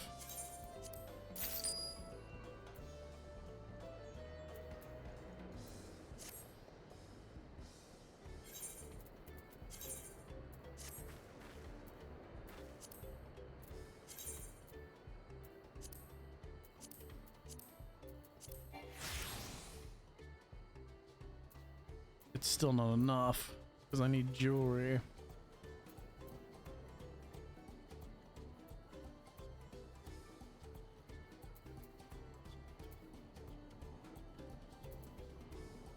No, I'm still not far.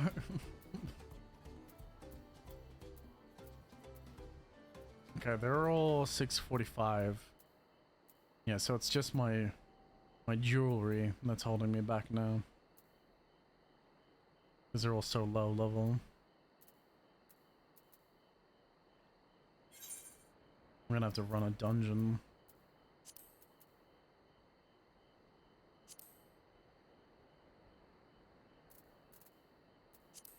I'm going to have to run a fucking dungeon.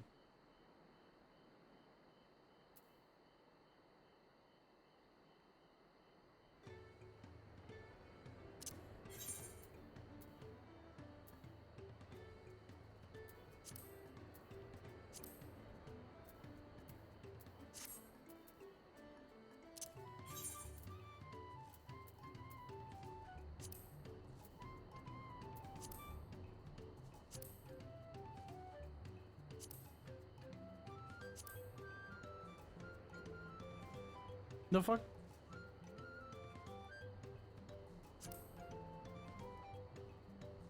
Azadol's Legacy is the only one I can run.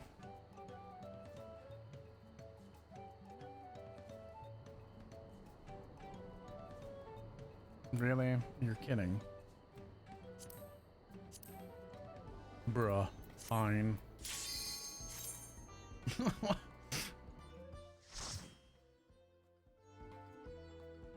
Just so I can get some gear, man. I could probably buy it, but I don't know where I would buy them from. This is a pretty quick dungeon. It's not particularly difficult, but...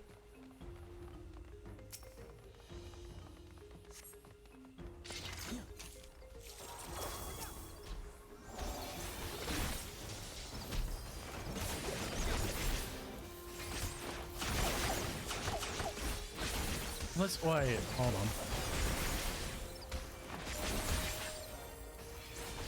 I might be able to, I may actually be able to get them from the same merchant we got all the level 89 gear from.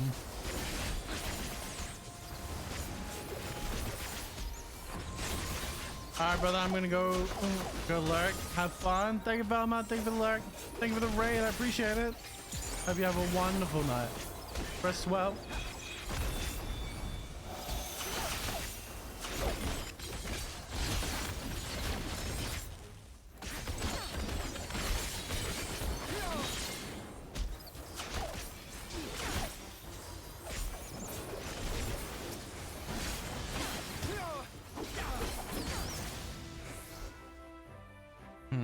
Let me just check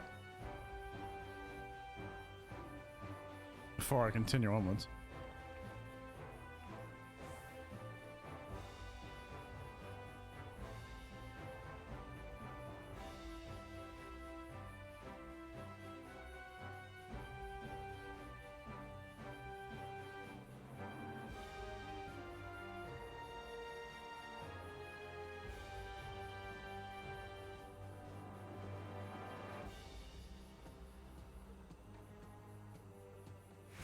Even then, it's only 560.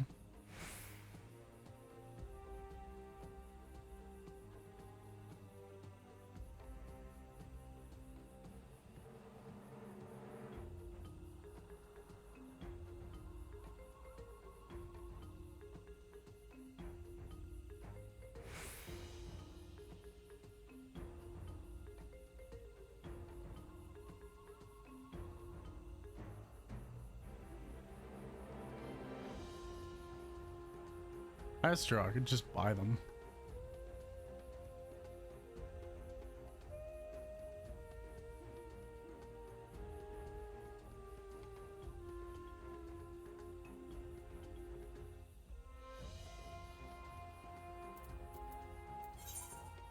Instead of, because this only gives me a chance. That only gives me a chance of getting gear that I need.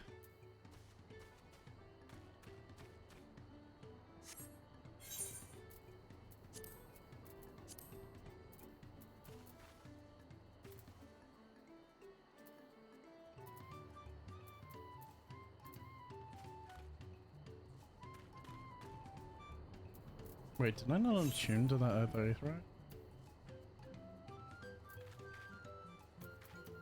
Oh, I just haven't been down there. Okay.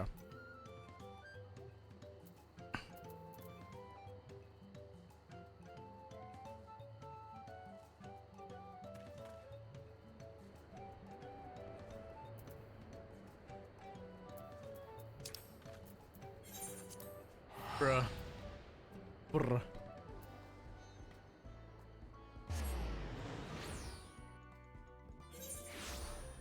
Motherfuckers, dude.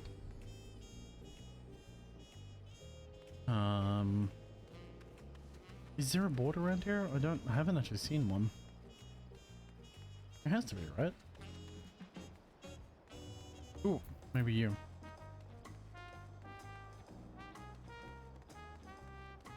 Battlecraft supplier.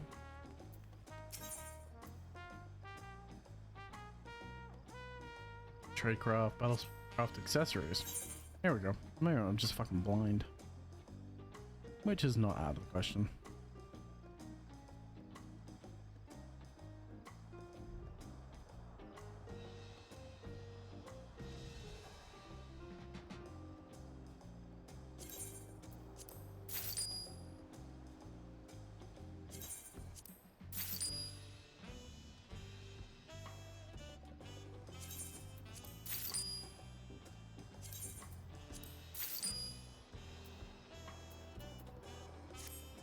Oh, let's try this again.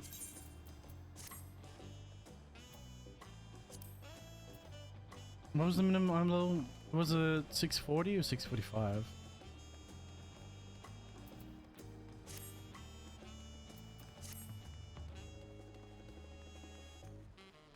Well, I guess we'll find out.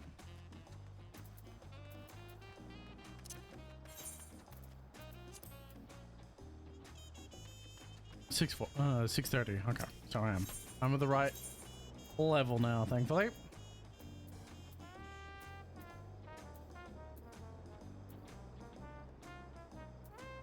I'm surprised there's no place closer to the docks.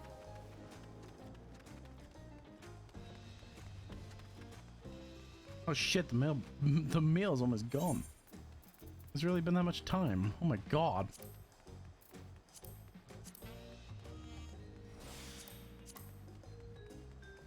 I didn't realize so much time has passed.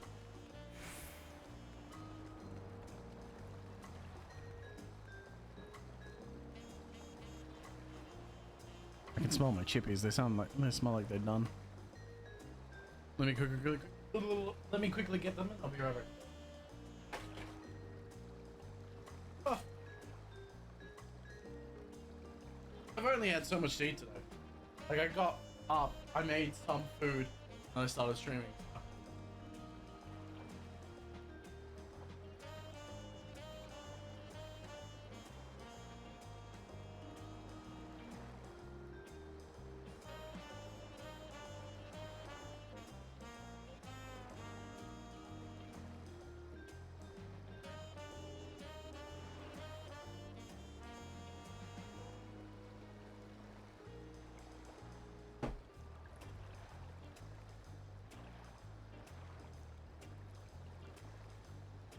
Right. Let's try this again.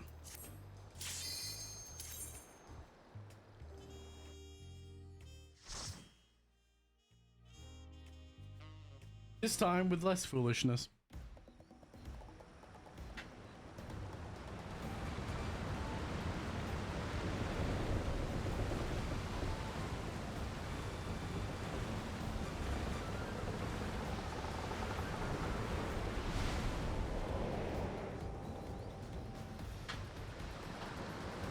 I'd like to emphasize less foolishness, not none.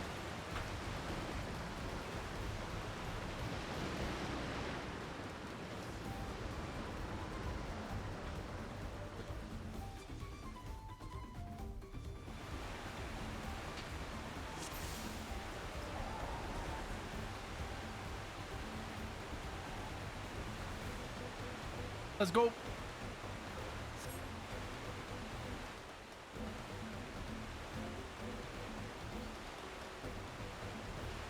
Is a boat like ours up ahead?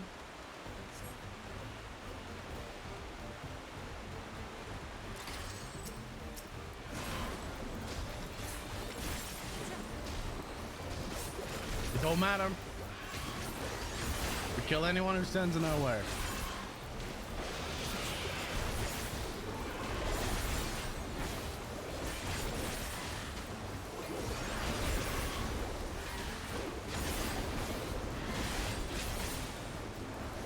That's all that matters, so long as they're dead. And we're feeling better about it, that's all that matters. Hold still. We killed the birds. Fucking stupid birds. Die.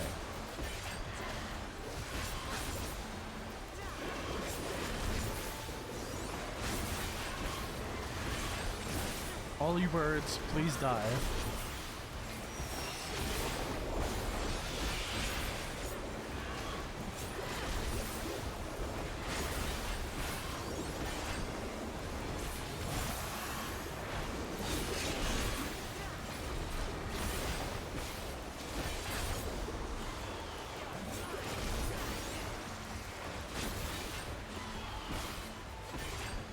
Nice. The fucking fish? The fish just jump on board? What the fuck? What kind of fish just actively got one to dunk?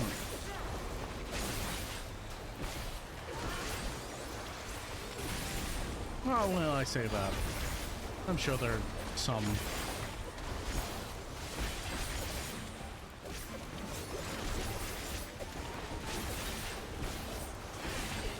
Better to dive into the beast of the belly, you know?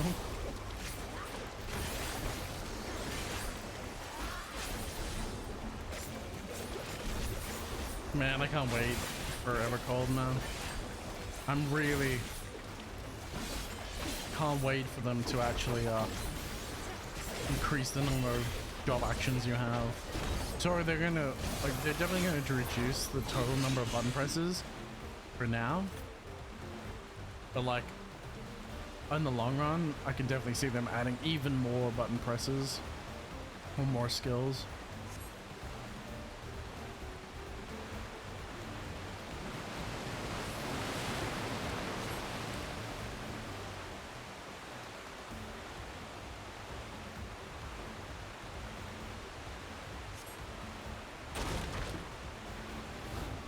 Courtesy of blessed siblings? What? Enjoy your present? Bruh, you're a loser.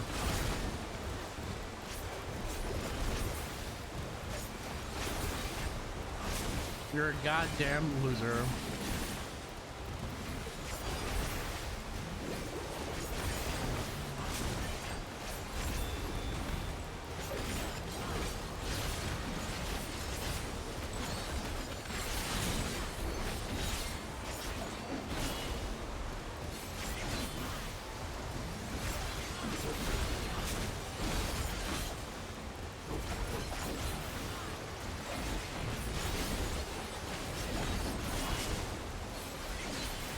Focus at one on the off though.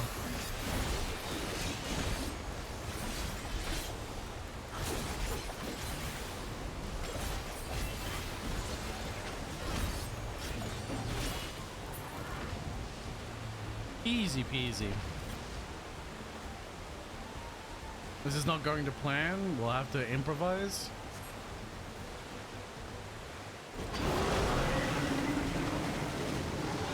Bro, what the fuck? You up river if you make it that far, you fucking prick. You broke the boat.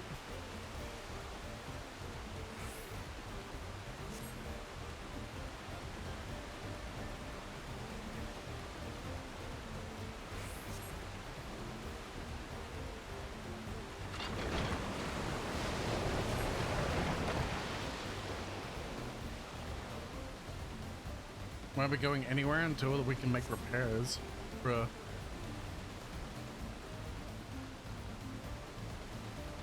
Over land?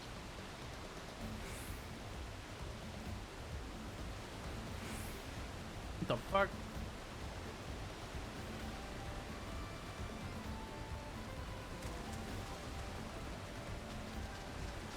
Oh, our first big fight is the fucking manatee thing? Interesting.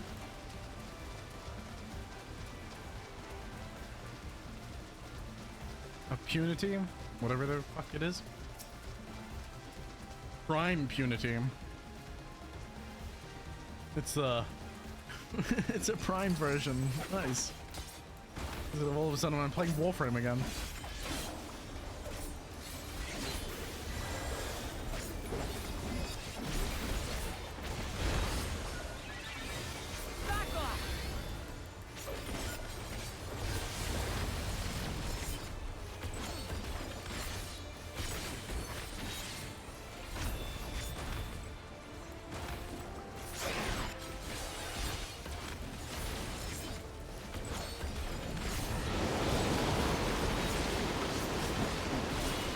Jesus Christ. What suction.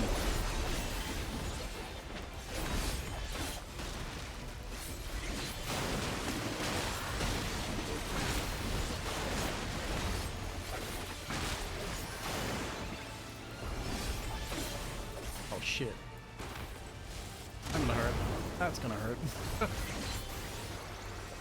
I thought it was an echoing effect. Oh, that much of a range effect.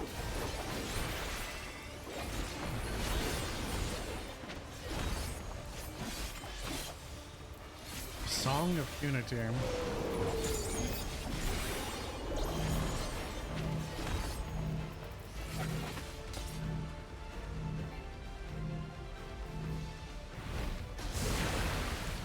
Interesting. That's a cool mechanic.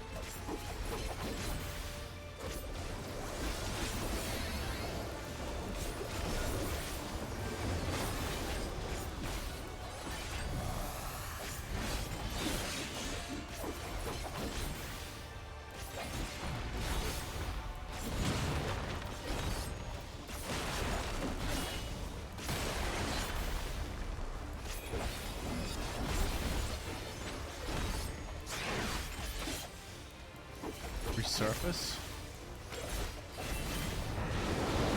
Oh, it's a suction gun now.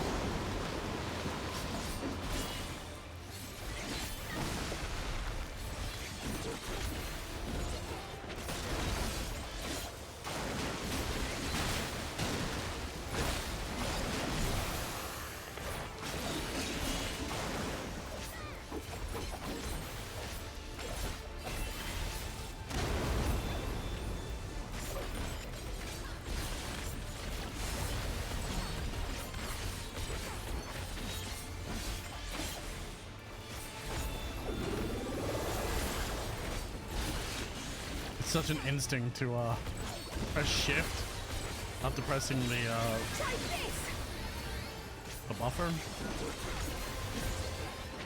It's hard to explain.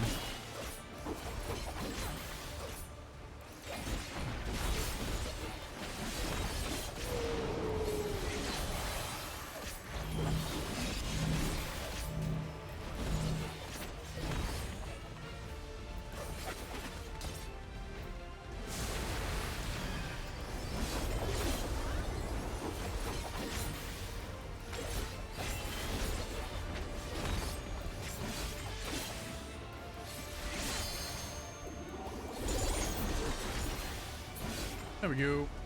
Much better.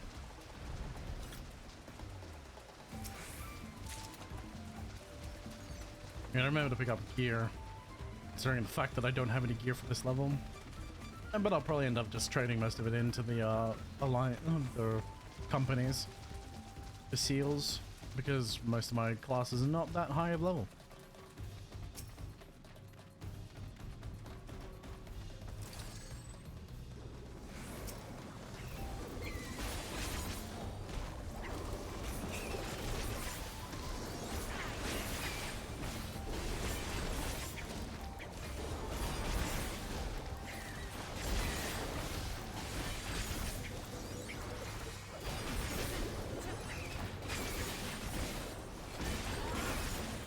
Definitely gonna have to put some muscle memory into learning the combos. Having to look too much at the combo that I'm doing. Make sure I know what I'm doing.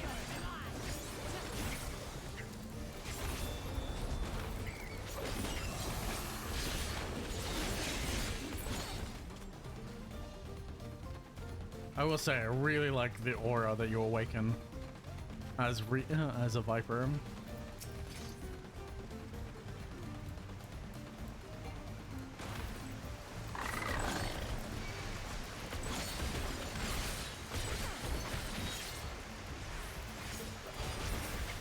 It's such a cool fucking looking ability. Kind of wish I could activate it at will. If even just for aesthetics. Because you can do this, but it just opens the gate.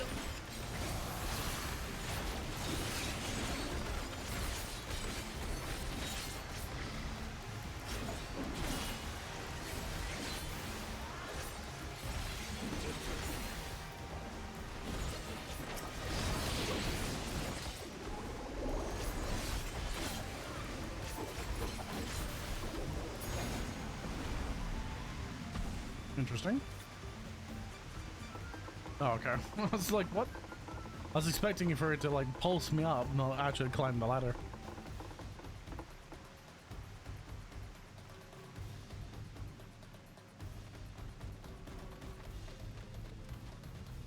What a strange happenstance. Some what? To find another route. Happenstance have misfortune befallen thy vessel. Apologies, friends. It seems we'll be taking the long way round. It seems you'll be taking the long way round. Such cheek. Find another route.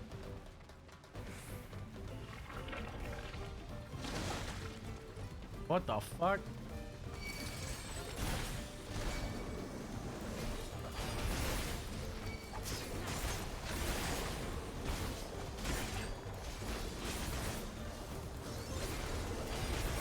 That's cool. They look like your companions, which I mean, yeah, you're up.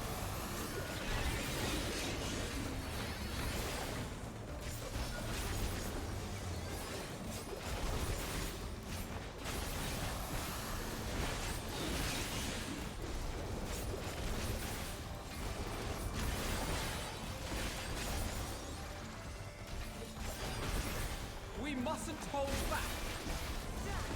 I had no plans on that. What, have you been holding back Alpha now?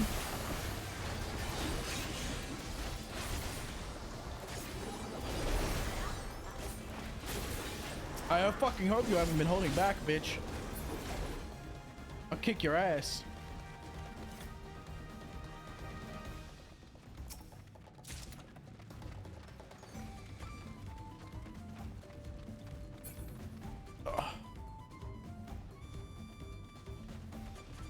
Snackies.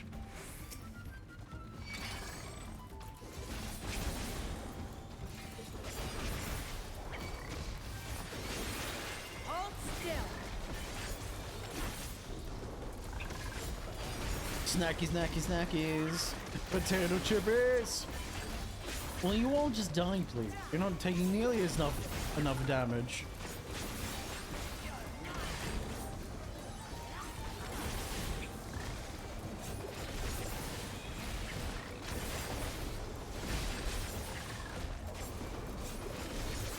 Hold still.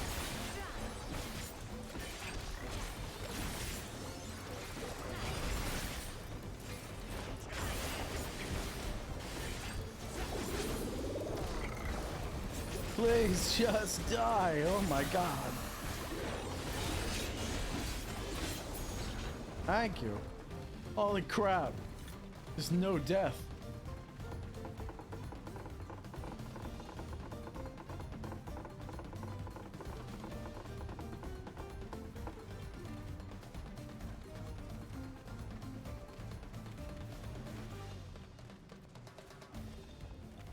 A drowsy? What is this, Pokemon?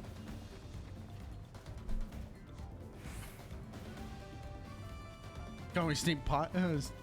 What? Can we simply sneak by? Can we? Not likely.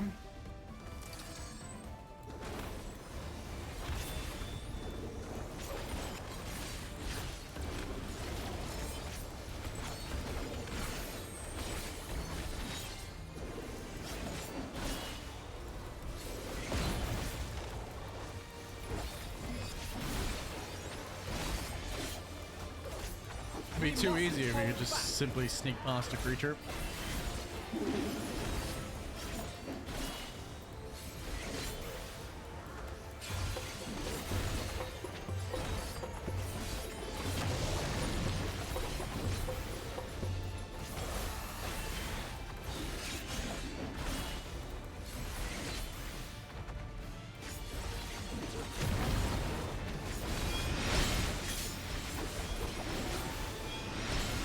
Invigorates the roots? What the fuck?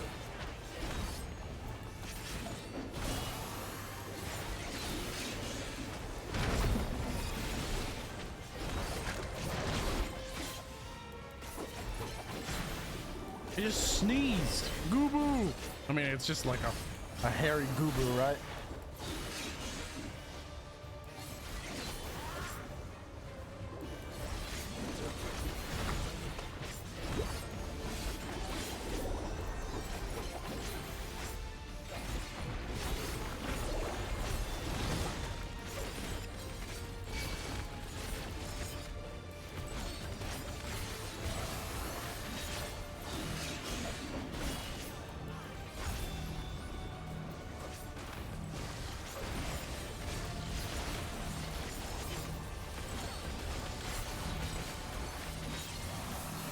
I'm just gonna focus on the boss. Fuck them. They can deal with the ads. Not like they can die.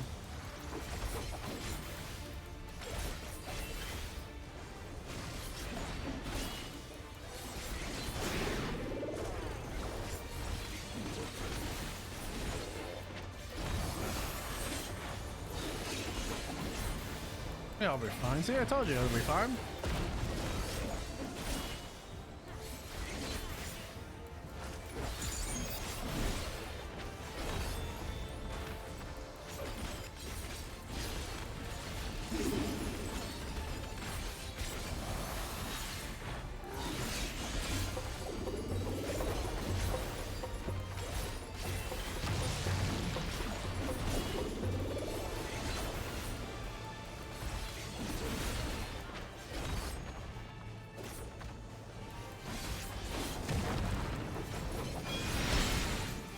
Reinvigorates them again.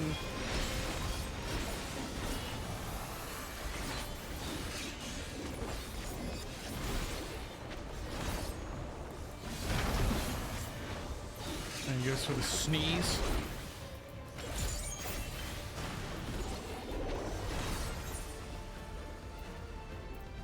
Fucking open the wrong menu. Trying to do a fucking limit break.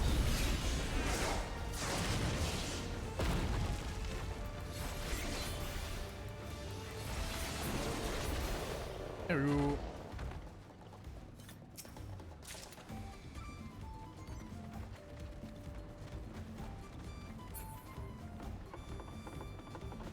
Yeah, a different one for the final fight anyway, so.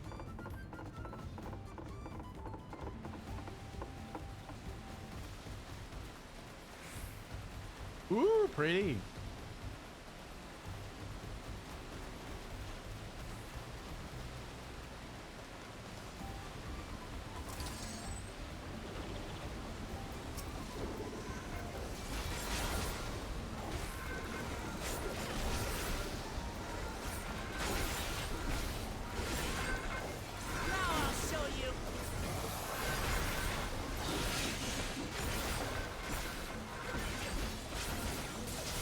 Can you all just, you know, do me a favor and die, please?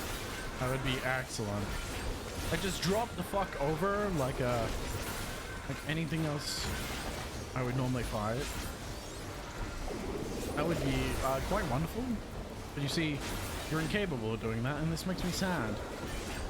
You are disparaging I'm sad, and I no longer wish to speak with you.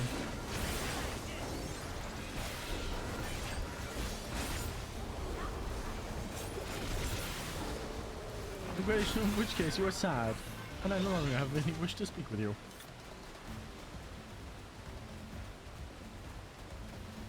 Many references to Borderlands 2.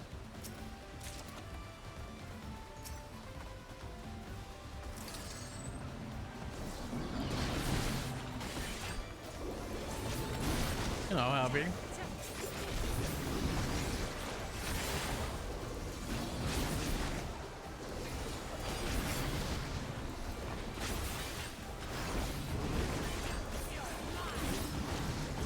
Here, man, shut up.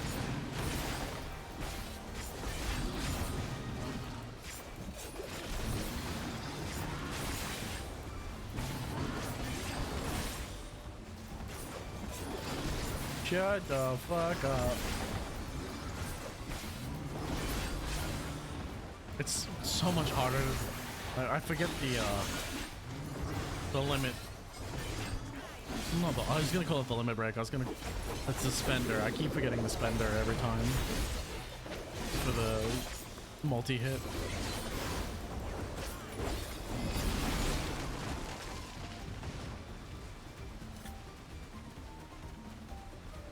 Is that a goddamn bug? That is a fucking big bug. Holy shit.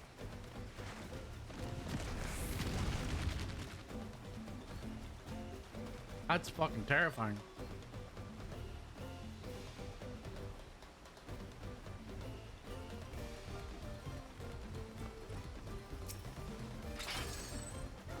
Some sort of Bilekin? Interesting. I guess that would be a Vidthrall.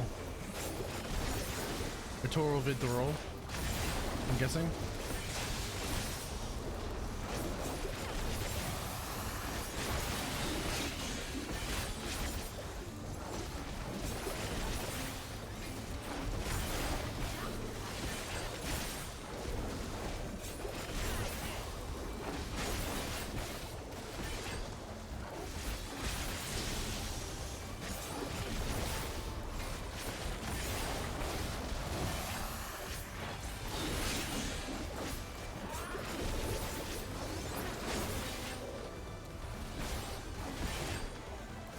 I'd have to, sorry, I was thinking about it. It'd have to be a Vidthrall. Like the same that a Viper would take care of. It's a beast that's lived too long and has basically evolved to become too strong.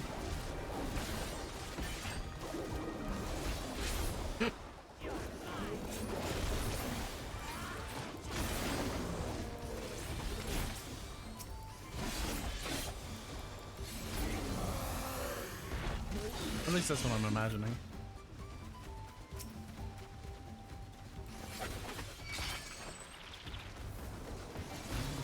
Oh, interesting.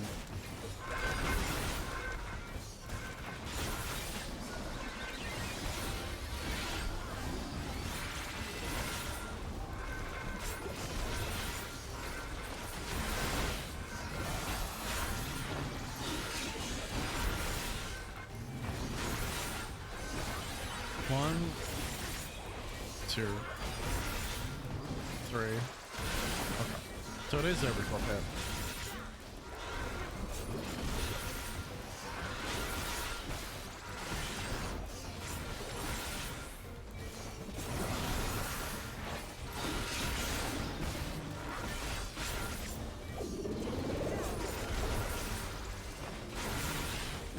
Okay, that's a much easier tempo to think about.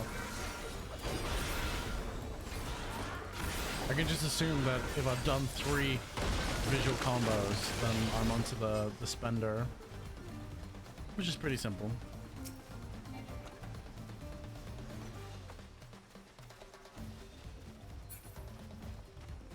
Big bug time.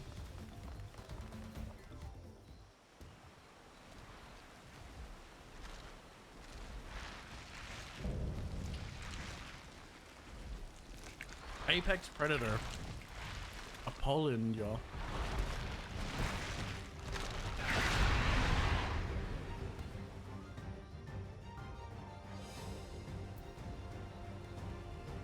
He's like a fucking kaiju, dude. What the fuck?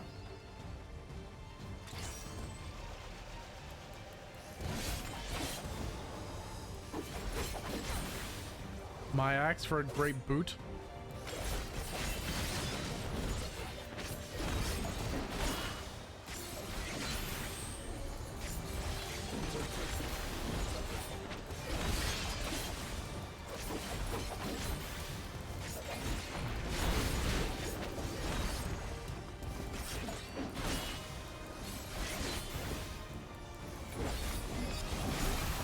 Oh, curls? Really?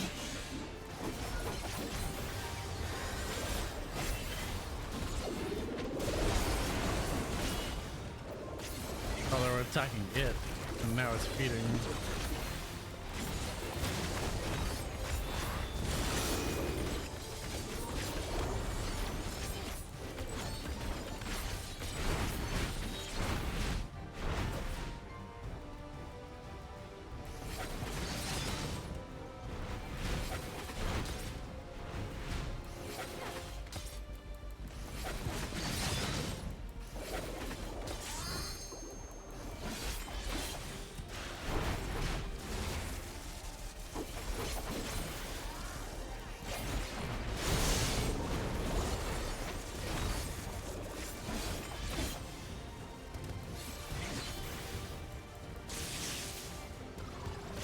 Whoa.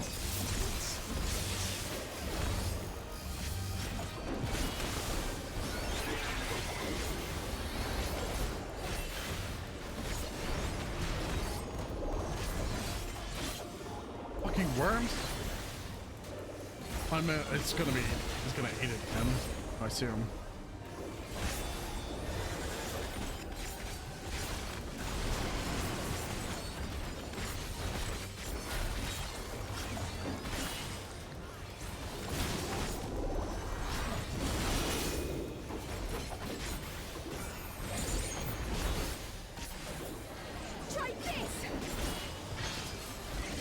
Oh shit!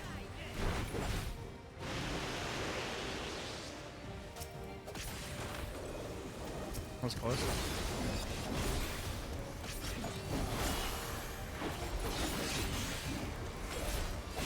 Wasted my usage, unfortunately.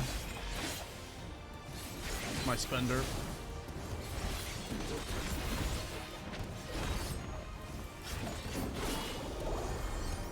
Holy shit!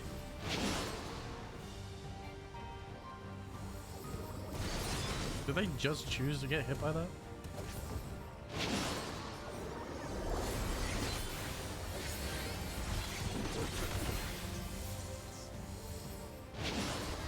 Oh, I got hit by it anyway.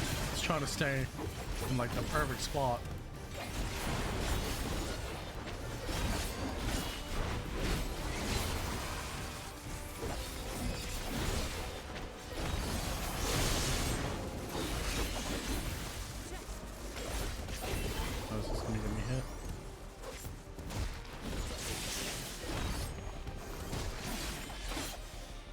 There's like a slight color difference in the ground for my eyes.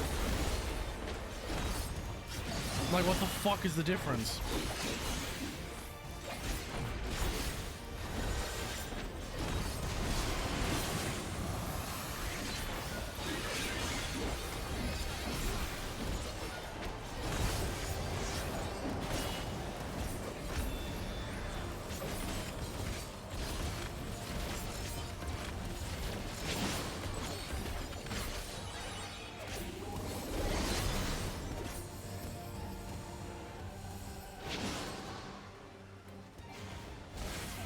Ow. Ow. Thank you. 2 vulnerabilities, it's fine.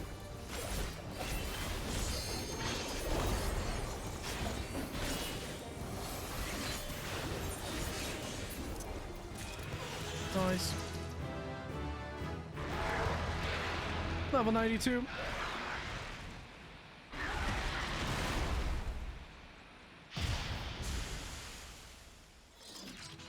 Holy crap.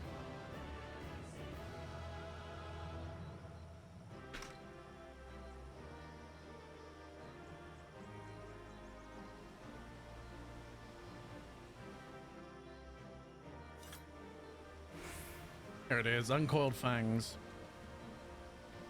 What the fuck that means. Paladin arms. I have no use for paladin arms.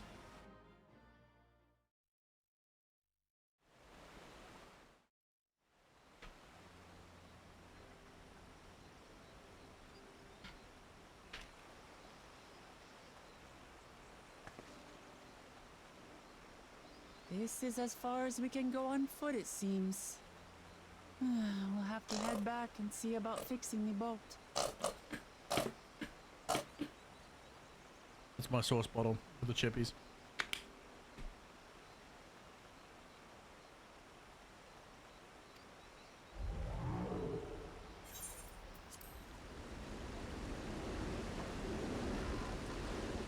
Hey! Everyone all right? Basically, we fought that entire dungeon for no reason.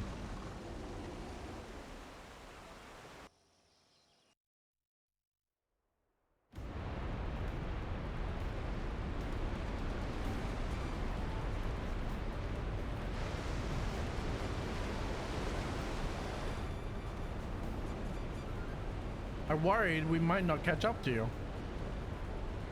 As caverns you traverse were dug by the UI in search for the for gold remnants of the excavations. What? I appreciate the lesson, oh wise guide. Landing this boat anytime soon. There are excavations to be found throughout the region. Our river journey is almost over. For proof of that, you only need to look ahead.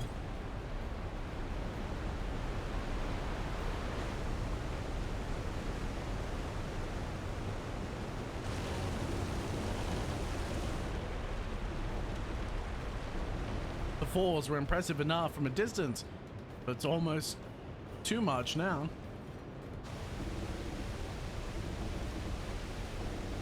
Yes, amazing, let me off.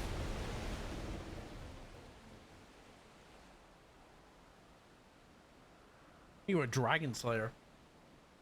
Well, definitely not a dragon slayer. A fairy tale dragon slayer.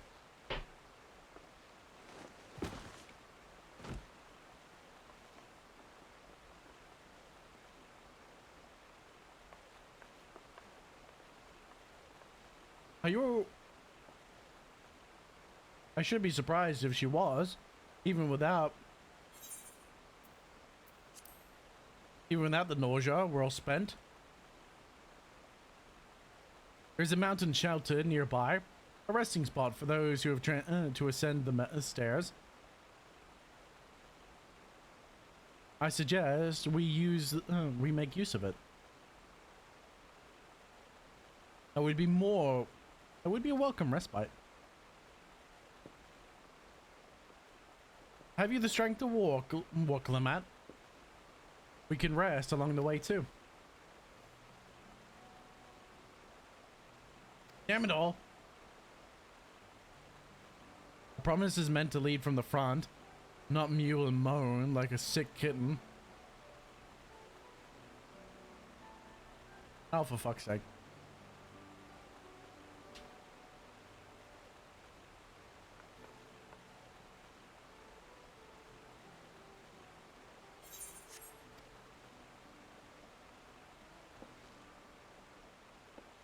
Look where I'm at.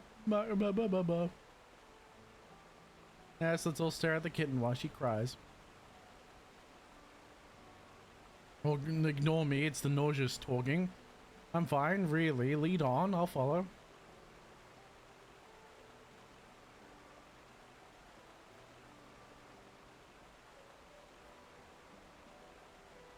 Very well, but if I might say one thing. Just because you're a promise or a claimant for the throne doesn't mean you can't be seen to struggle. You need to bear this burden alone. So promise you don't hesitate to ask us. We're always willing to lend an ear.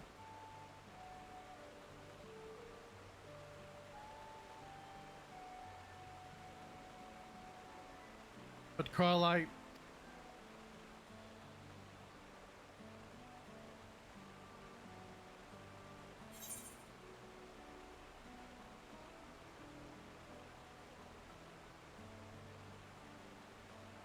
Leaning on others is a skill all leaders require.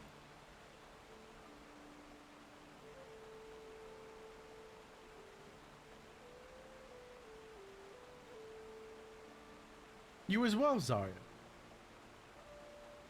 Unfortunately, you need other players to complete content, so yes.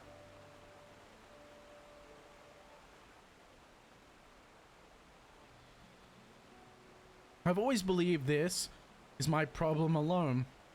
Perhaps I have, but perhaps you're the right of it.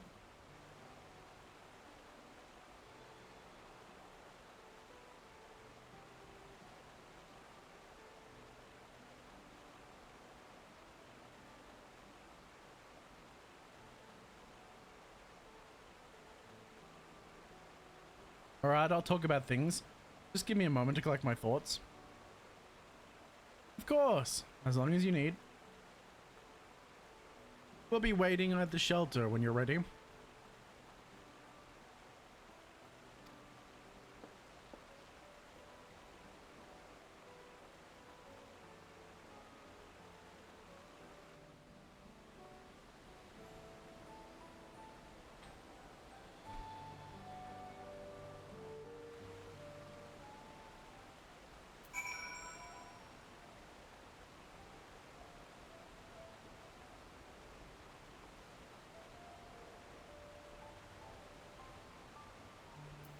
Yeah.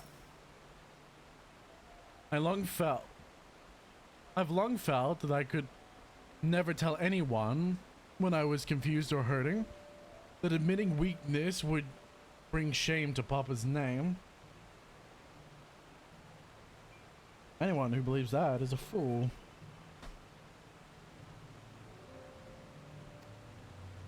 But if you're saying you're willing to listen, then there are things I'd like to talk about.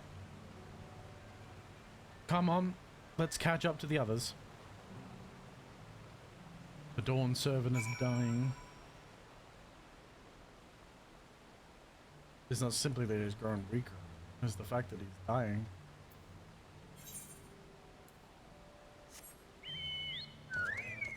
Dun dun dun dun dun. Dun dun dun.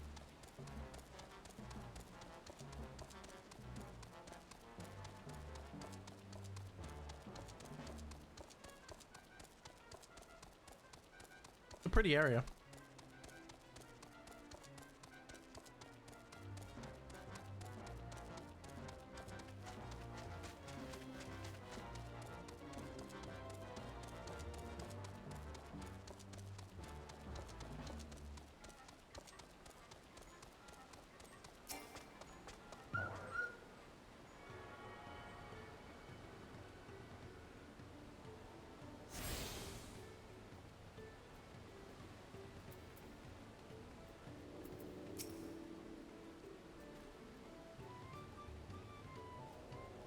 Now I've decided to share. I'm so nervous.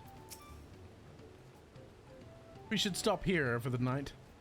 I understand the desire to rush ahead, but we need to recuperate from our punishing river journey. And then let us settle in. We'll need a cook fire, and there's meal preparation to be done.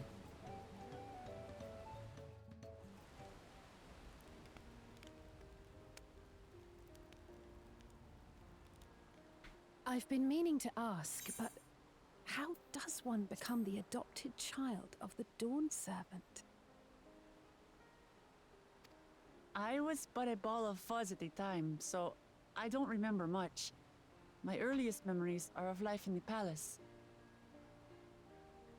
All I know is that I was born in Ikbrash, a village in Yaktel. But I've never bothered to return there. As far as I'm concerned, Ulul Jaja is my only parent. I quite understand. I have no memories of my birth parents either. For a while, I wanted to learn who they were. But over time, that curiosity waned. Galuf was my dear grandfather, and he was all I needed. So our situations were quite similar.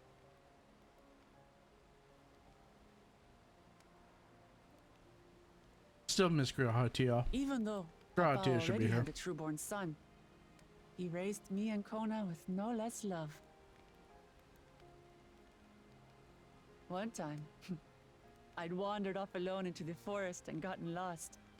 Before I became a meal for some beast, Papa dropped everything and came to my rescue.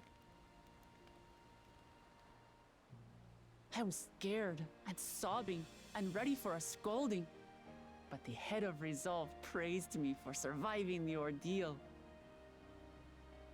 I did get my lecture from the head of reason, though. He went on and on about the dangers of the jungle and all the horrible ways I could have died. Growing up, Papa was kind and patient, but a tyrant when it came to training. Now, of course, I realize he was preparing me for my duties as a promise. For all the good it did. There's so much I failed to learn about my own country. Whether it's alpacas or Ihihana, I hardly know anything. I've lived such a sheltered life, yet convinced myself I understood Tural and its people.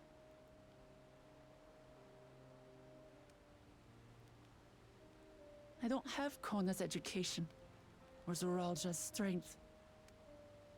I'm all bluff and bravado, not fit to bear my title.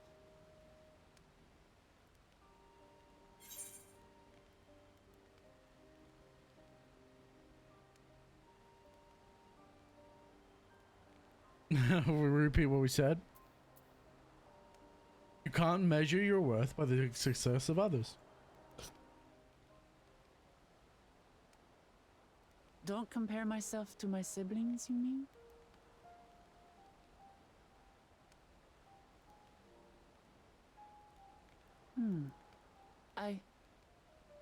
I think I see what you're saying. That was a rather my quick. reasons for joining the contest have nothing to do with my brothers. It's always been about the Turali and what I can do for them. That was a rather quick come around. Jesus. You said it yourself. So quick I'd snap my neck. How important it is to properly know something. To hear the voices of That was others. me, not you. Empathize with how they feel and think how best to serve. In so doing, you'll come ever closer to being the person you wish to be.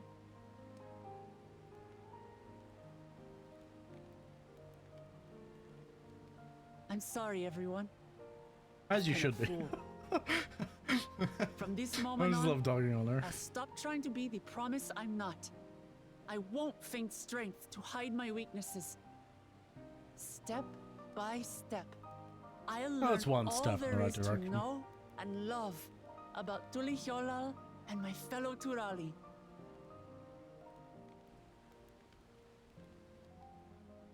It might not be the smoothest path, but it'll be a path of my own making. I will find the City of Gold for all of us, along with the answers you seek about your grandfather, Kryl. I swear.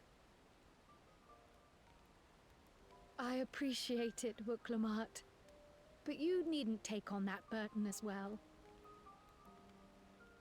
Galuf Baldessian dedicated his life to protecting people from all manner of threats. As his granddaughter, I wouldn't wish to endanger others for the sake of a personal investigation. So let's just concentrate on winning the contest. We have a shared goal, and, if at all possible, I'd rather we enjoy the journey. Seems right enough. Hear, hear. We are companions on the same road, bound for the same destination. With our combined talents, nothing will stop us from reaching the Golden City. Thank you. Thank you all. I am proud to call you my friends. Wow. Let's not get ahead of ourselves now. Acquaintance, maybe.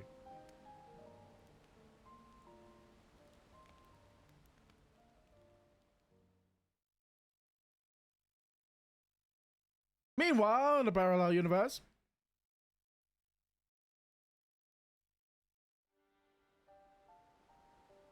Thank you. Thank you all. I am proud to call you my friends. They seem to be enjoying themselves. Are you sure you don't want to go and say a word to your sister? Nay, there is no need for that. But what of you two? Wuklamat's allies are your comrades. It must feel strange to be rivals. Helping you has made us rivals, aye. But we're not about to break into fisticuffs over it. Unless, of course, it is a matter of winning or losing the contest. Then I'll have no qualms about putting Alizé on her rear.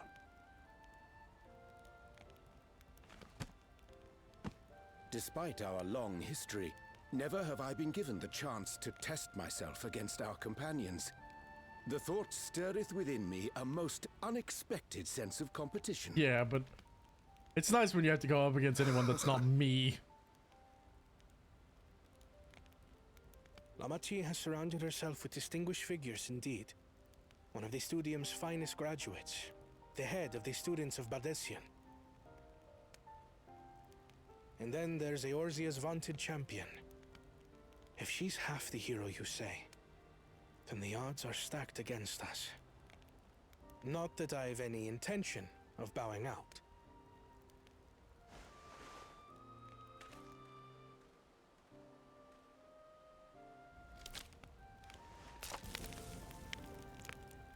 Our time in Urkelpacha only served to strengthen my resolve. We saw how a single storm cut off the alpaca roots and threw my people's lives into disarray. Such uncertainties are why I advocate for the adoption of Sharlayan innovations, that Tuli Yolal might know greater stability and prosperity.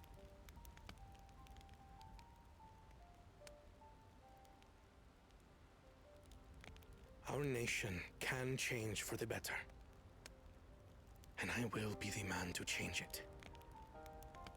Nice. Well, it's a start. I imagine your experiences on this journey, all the things you'll hear and feel and think, will help you refine that approach.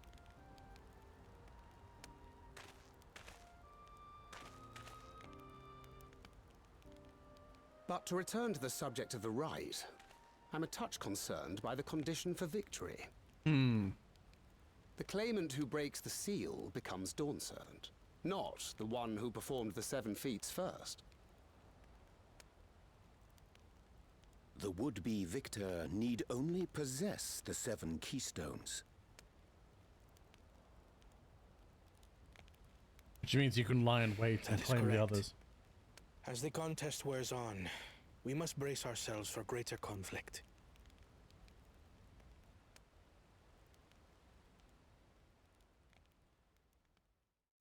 Yeah, I had a feeling that was already the case. The question is, meanwhile, the parallel universe. The question is, I mean, there's only one answer of who it's gonna be, who's gonna try and steal from others. That's a cool fucking house. Your rivals still lag behind. The second and third promise may have recruited competent lackeys, but none compared to you. How can they hope to compete with the resilient son? The only child ever sired by a two-head. Only the ignorant or foolish could fail to see that you were born to be Dawn's servant. Such titles mean nothing.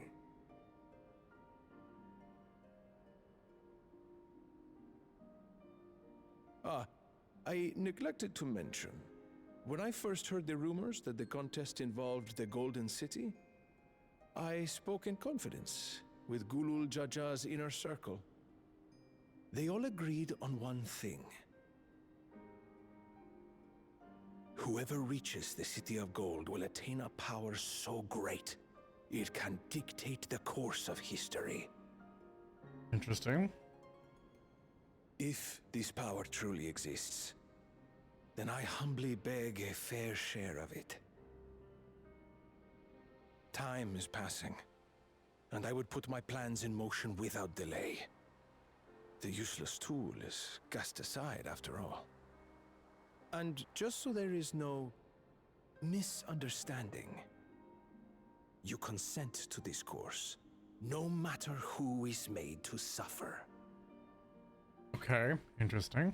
In battle, everyone bleeds. The Dawn's promise is no exception. What better lesson to teach our people the folly of war? What is he? Oh. Chameleon motherfucker. Okay, so there are a lot of plot lines happening. Again, meanwhile, in a parallel universe.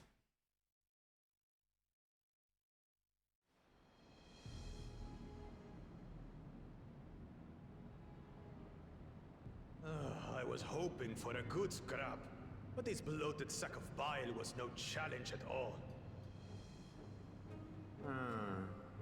I wonder if the house cat is dead yet. Be ashamed to lose a plaything, but we'd still have 2 more. If I may ask, Chosen One, what are your plans for Tuliolal after you take the throne? Plans? What makes you think we care about all that? We care only about the contest and proving our superiority. Yeah, that's what I thought. That would surely please Mother and Father. Yes, and when we become Dawn's servant, we'll drive out the weakling masses and invite our king to live in the city. Okay, so you're a fucking... Oh my god. Fine idea. Our family deserves better than that rotten jungle. Back to it then. We must catch up to that one-headed pretender and remind him of the natural order. I made it.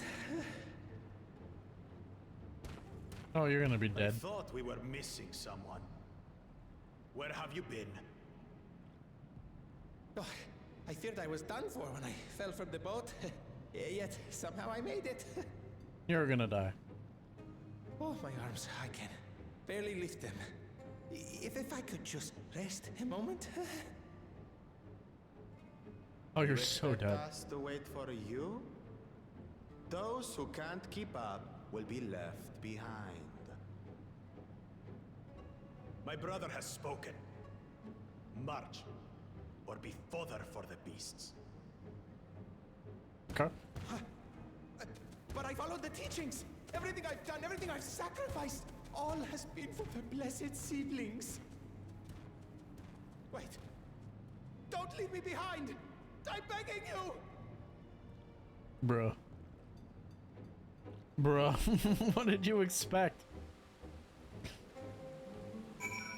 Okay, so we got a single-minded brute that just wants to make mommy and daddy happy. And then we have Kona, who's fine. And then a chameleon that appears to be plotting an Asian level of plot. Clearly striving for some kind of war. I've some small experience with pressures of leadership and crumbling beneath the weight of it, as you well know. If anything good can be said to have come from my failures, I hope it is the capacity to help others and avoid similar mistakes. It doesn't matter if Wok-Lamat, sacred, or scared of llamas. Scared of llamas. I don't know why I keep thinking they're llamas. Scared of alpacas and gets sick on boats. It doesn't change who she is or what she means to her people. It's good to see Wok-Lamat more sure of herself. I'm glad we could make it. Could take time to talk things through. I was gonna say talk things over. Wok-Lamat seems much happier for it. Being able to say those things has brought me much relief. It's like a stone has been lifted off my chest and I can take a full breath at last. I don't want to encumber myself like that again. I want to be better. It will be better for everyone, for myself and for my people. I don't want to encumber myself like that again. Okay, no, I'm not fucking reading the same text again. Genius, Watchman, genius. New 8th right destination accessible.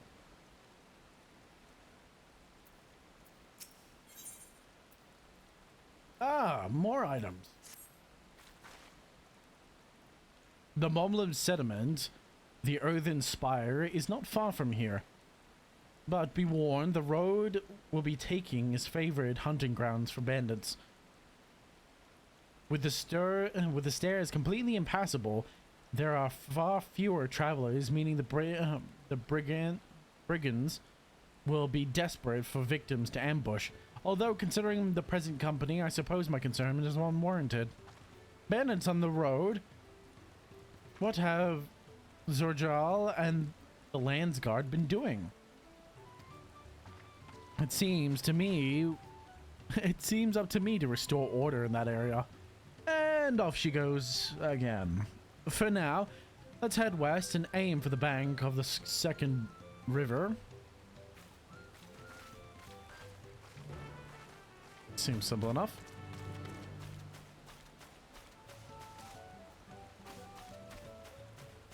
Gobbies!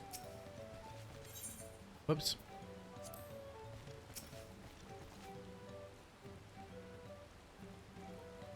Greedy words, Lowlander. Does Lowlander 1 think he know more than many flyers?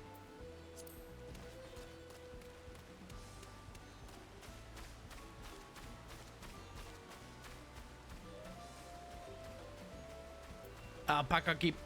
I think these are transporters. Welcome to an. If you need an alpaca, look no further. Before you can get saddled up, I'll need to add your name to the registry.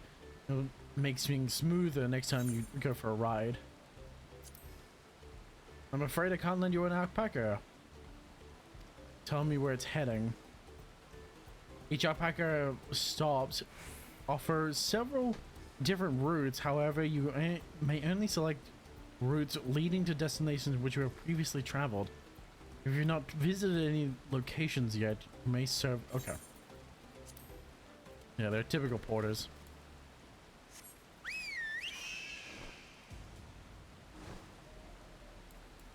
It's one of my least favorite mounts. What can I help you with?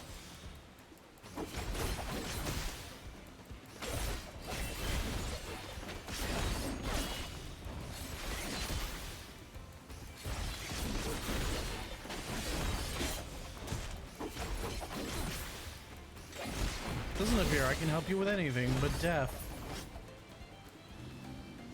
Honestly. The nerve of some things. The nerve of some creatures not knowing their place and against me.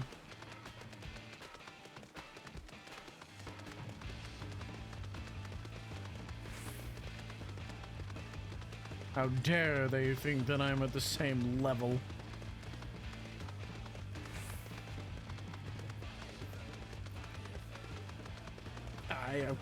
I am fool.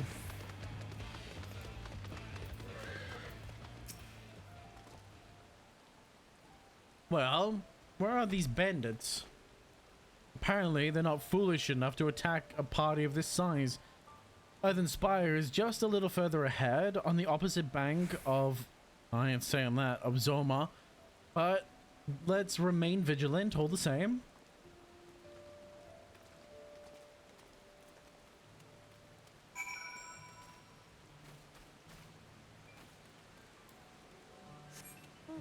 Let's quickly grab this.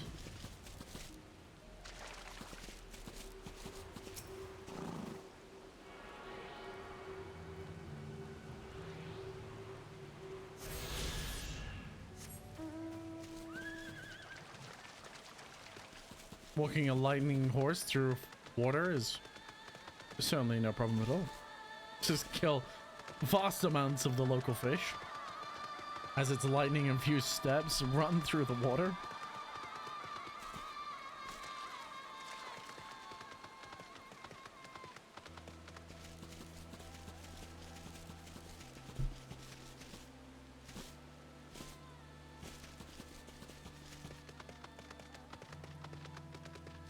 Ah. I like the symbolisms on the actual wall. Reminds me kind of like reminds me of Gallifrey writing, like from Doctor Who.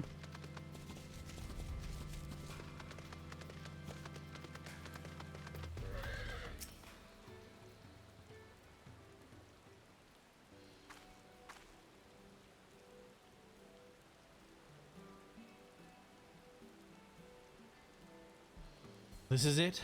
Oh, fuck. This is it. The village where they lay the lay of pots from the Tuliolao saga took place. Earthen Spire, Idleshire. Might the similarity be culturally Might the similarity be a cultural inclination, I wonder. The settlements themselves can be more different, though the Shire appears custom built to resemble pots, while the other is a repurposed town.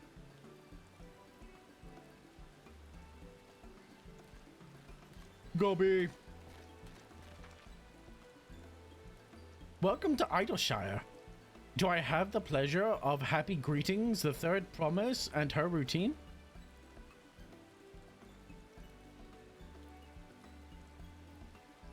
That's us. We're looking for the Dawn Servant's Elector. If you happen to know who that is. You are exchanging tongue flabs with her right now. Ready Rock is the Elector you seek. Oh, that's helpful. We can cut straight to the performing the feat. As much as Ready Rock would like to do that just now, we have much more pressing worry. The storm which hit our village shattered the cliff and dropped the rocks on our brain cases. Many help hands for the pot worn were injured. This is no time for feats or medal tests. I'm sorry to hear that. After learning of what the storm did to the stairs, I feared you had been caught in its path. Not to change the subject, but what are pots worn? Goldsmiths contracted to work for the Moblins. The word comes from the pot-like workshop, so they practice their craft. Where they practice their craft. The Moblins provide these pot swarm with tools, materials, living quarters, everything the artists they could possibly need. This allows them to concentrate on producing what is widely known as the finest gold and metalwork in Tyrol. This is unacceptable. I was promised no distractions. If this is the best they can offer, I should never have left.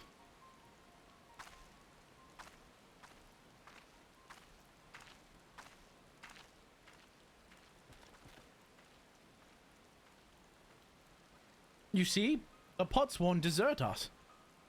Without enough healthy help hands, we are failing to uphold our side of the pot pack. Oh, whoops. Should all our potsworn leave, Earthshire will grind to a halt, and we'll have to do something, and do it soon. Then let us stand in for the injured helpers. It would give me the chance to learn more about your people and your village, and it brings us closer to the beginning of the feat, then all the better. This is strictly part of the This isn't strictly part of the contest.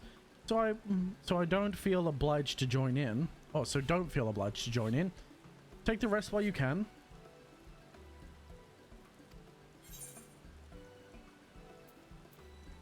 Of course I'll help. As it's expected. I was hoping you'd say that. I actually wasn't sure if I could do this on my own.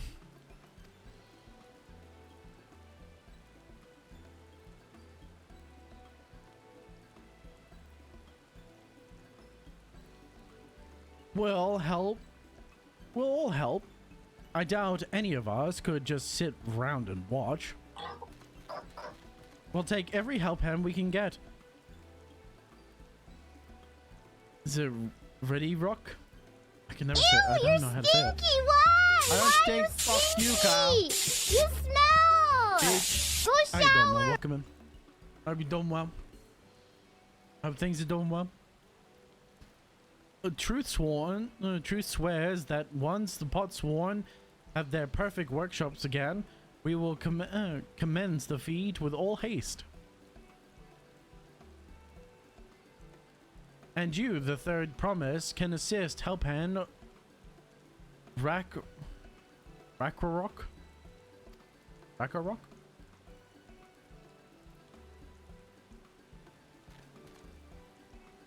You other four follow Ready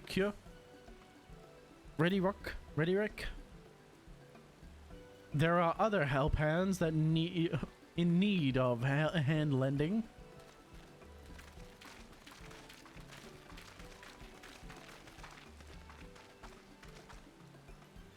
I really appreciate you pitching in. Yeah, it's kind of expected. I meant what I said. At many fires. There is wait. There'll be no more feigning strength. No more playing at being an invincible promise. If there's one thing I've learned on this journey, it's how to practice. It's how practiced you are at aiding those in need.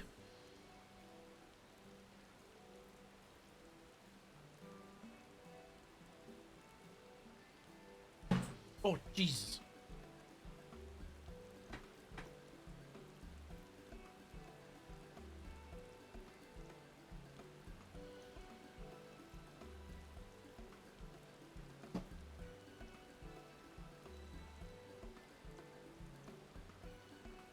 Fucking with my chair.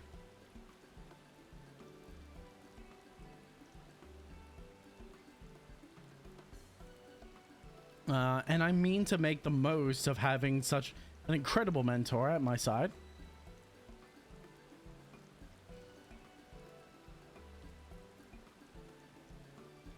Let's find this Rakarok fellow and see what we can do for him.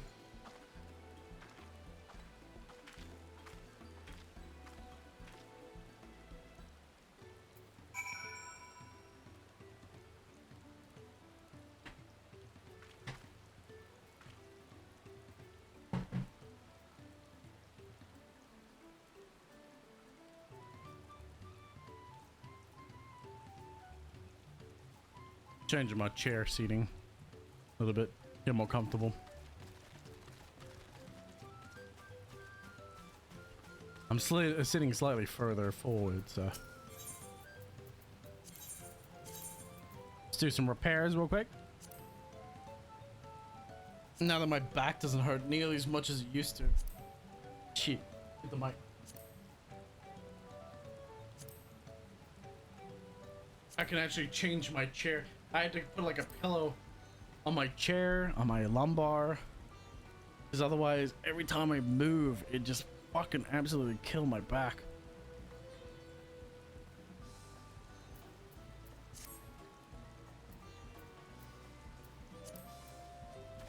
Now it's like it's not 100% better, but it's better than what it was. I should probably get this 8th right before I forget. That would not be a good idea.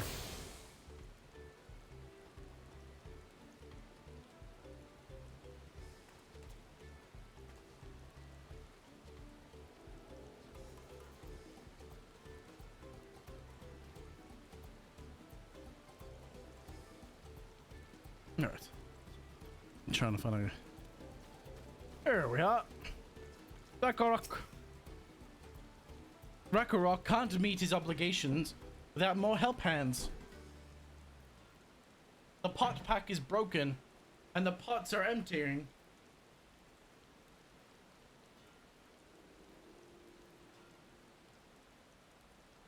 Pot pack.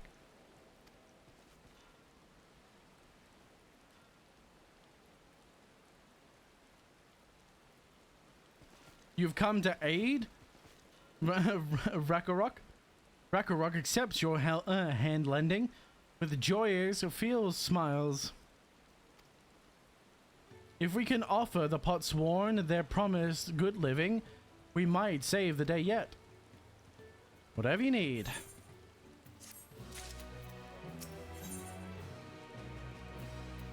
Lending a hand.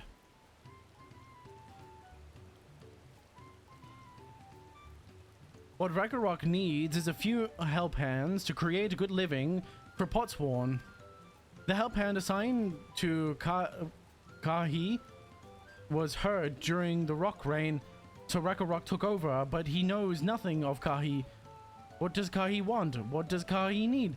Help hands do not bother the Potsworn with straight tasks. Our job is to observe and anticipate, to prepare things with guest think. Please guest think with Ragnarok. Find out what Kahi is lacking so we can provide it.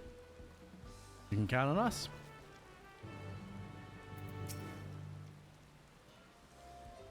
It just so happens I'm a level 61 goldsmith.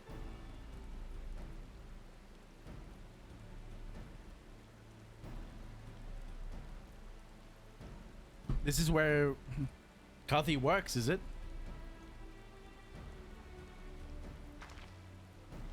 Let's speak inside them.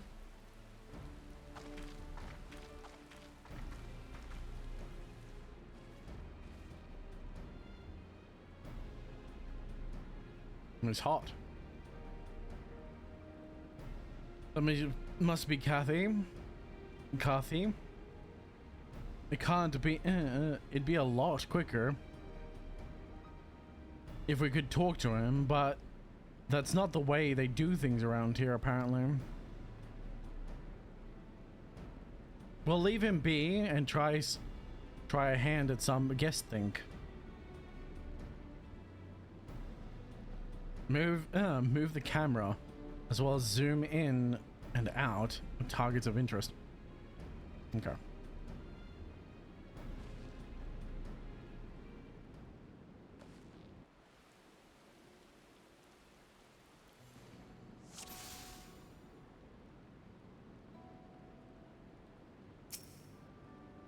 He hasn't eaten.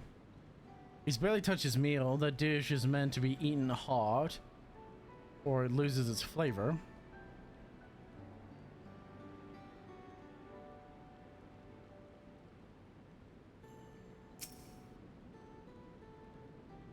Those tools are looking pretty worn. Maybe it's time to have some new ones.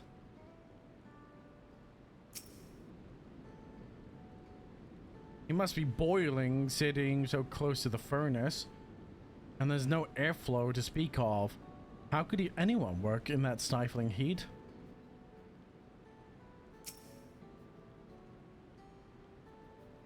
Well, he has no shortage of crafting materials. There must be something else he's missing.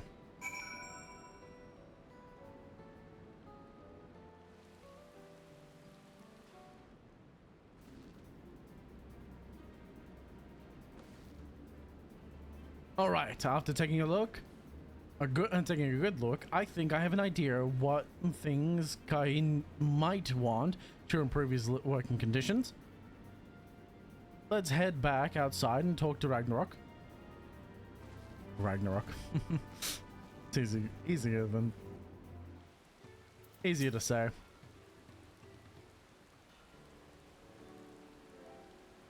Have you made your observations? What did you guess think? First off, I noticed Guy hasn't touched his food. An empty belly can't be good for his concentration. Maybe the cooking isn't to his liking. That food is very mouth-pleasing. Why wouldn't he want to eat it? Ah, but Ragnarok, is sure of nothing when it comes to kahi taste. I can help with that. My brother Khan is also a Hetsara, and while everyone has their personal preferences, there are some that tend to they tend to share, like an aversion to piping hot dishes. If it was brought to him like that, Kai probably wouldn't have been able to eat it until it cooled down, and by the time he came back to it, he might have found it cold and unappetizing. The simplest solution is to serve dishes that taste good no matter the temperature. Ragnarok never thought of it thought of that. Would the third prince mind explaining these things to our cook? Not at all. But I don't think that was the only reason Kai couldn't concentrate. Hetsaro homeland is hot and dry, but even Kai seemed to be suffering in front of that furnace. Is there any way that you can cool down the workshop? We could try a draffy shard. They make lovely breeze. Do you know where we can get one of those? You can gather them from the shallows of no return. Shoals of no return? There are many old abodes there, abandoned by those who gave up on their search for the Golden City. So we salvage them from the wrecks. Could you handle that for us, Arya?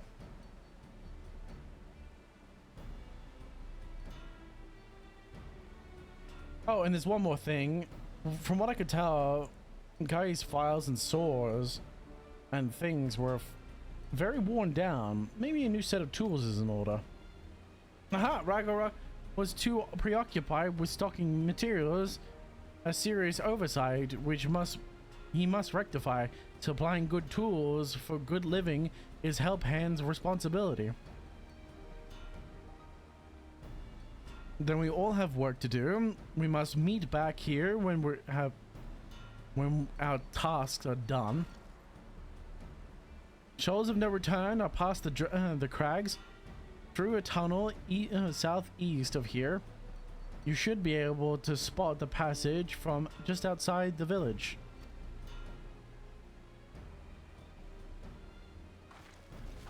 They really turned down their they really turned down the fucking amount of compound words that they use. Guess thing. Thinky guess thing. Here's our vantage point.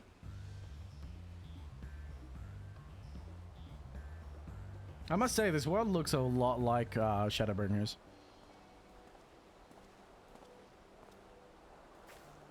You're Zarya, aren't you? What brings you out here? The issue with caring... the issue with caring for the pot swarm. When they approached me with the same problem, I suggested they commission artisans in Sharlayan instead. The quality of craftsmanship would be guaranteed after all. However, the moblins do not care for the idea. Surely it would not be more effective to engage in a uniform trained collective. I cannot understand the fixation on individual contracts. Perhaps the custom will make more sense once we begin the feat of pots. Until then, we've been deemed unfit to assist in the matter of help hands, and are instead tasked with the tending to the injured. We were on our way back from procuring herbs for Oriange, in fact. Settlements in Kozumaku too have been isolated by the storm's destruction. What would have become of the wounded had we not found our way here? Should I become Dawn Servant, one of my first acts will be to establish a reliable trade route to the capital. When I imagine how much good we can achieve with Sharlayan technology. He's become rather obsessive with the technology. My apologies. I have much to consider. It's okay to want innovation. It's not okay to be obsessed with it. If you will excuse us, we'll meet again soon, I'm sure. Take care, Zarya.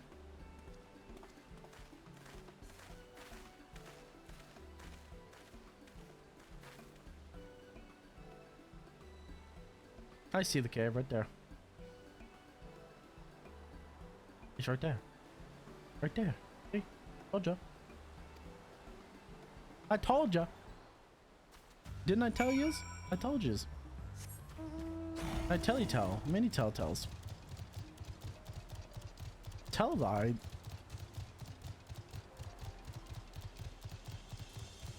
Lost fired bank.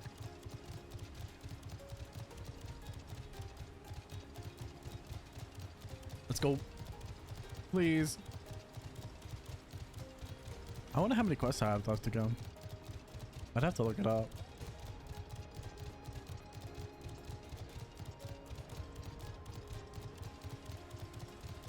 Probably a bit. I mean, there's supposed to be 100 quests. I don't feel like I've done that many. Another air current.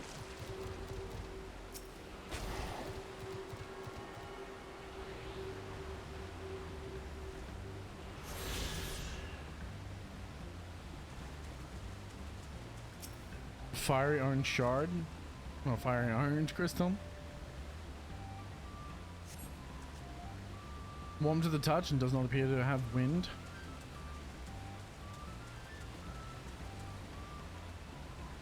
Pale blue. That's probably the green one that I saw, but this one's probably produces water.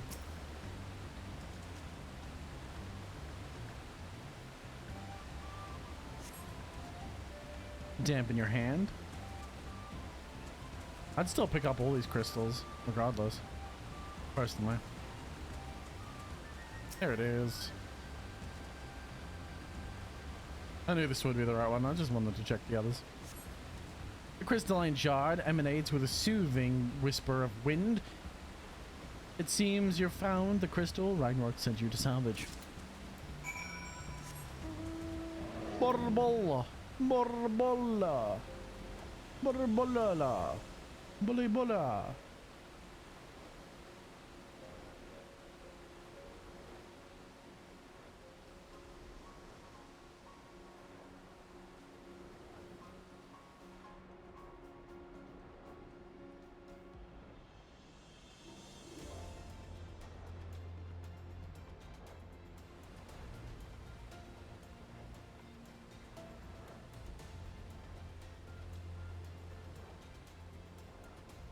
I'm 23% through. That's not bad, actually. 23 quests out of 100. Well, 22 right now. I just know one of the quests is, I think...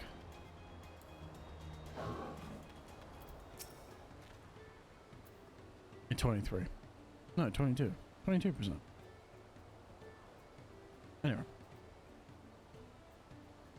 Well, I imagine the next quest is Feet of Pots. Well, that's what it says. Is this a cool... Is that a cool breeze Ragnarok feels? Yes, it is. A drafty shard.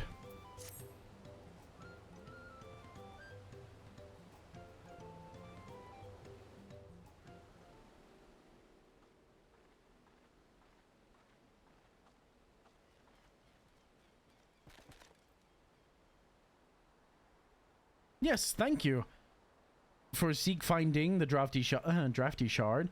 Ragnarok will add it to the new set of tools he brought.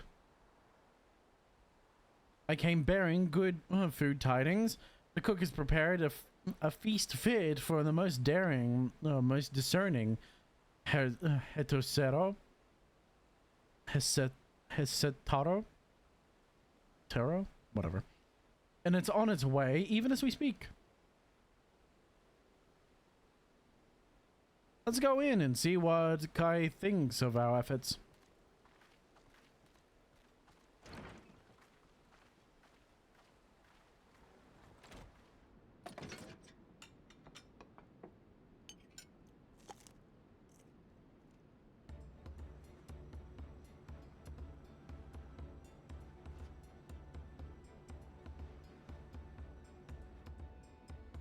I was wondering what occasion called for me to receive so many visitors. What a fine meal, new tools, and a welcome source of cool air. Now I remember why I signed a pot pack.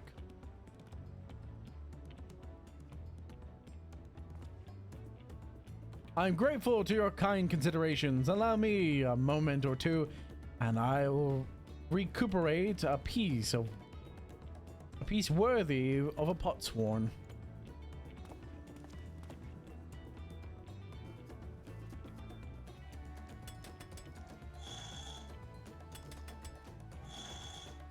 I'd love for them to update the animations for crafters as well. It's something I really want for in the future. Is that a candle? It's an oil lamp to brighten the halls of Valshuna. The craftsmanship satisfies the Earthspire's reputation for quality, I trust. Such luster, such brilliance. Truly a gift fit for the Dawn Servant. I'm glad you like it. Concerning the time I've wasted till now, I hope to continue crafting at this improved pace. I have a contract to fulfill after all. They look like jobstones there on the table. I know they're not, but they look like it. Forgive my interruption. I'm told the Elector has deemed the crisis past and is prepared to task us with a feat. That's great news. Thank you for letting us know. So this is the craft of a pot swarm. It is indeed a masterful piece.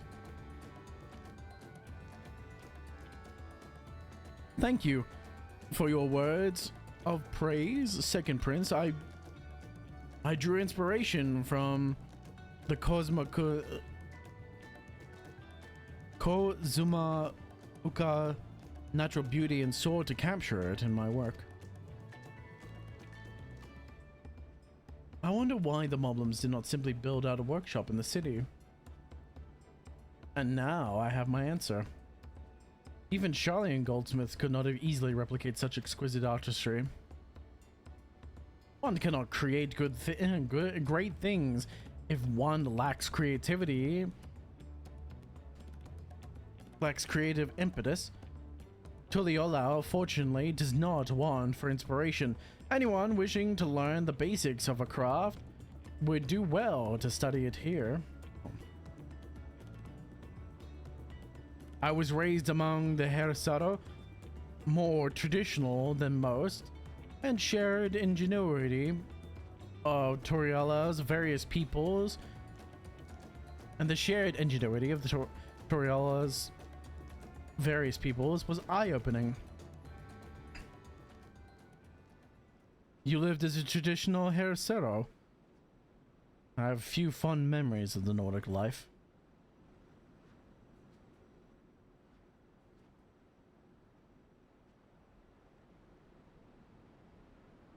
Something against his own people? That's crazy.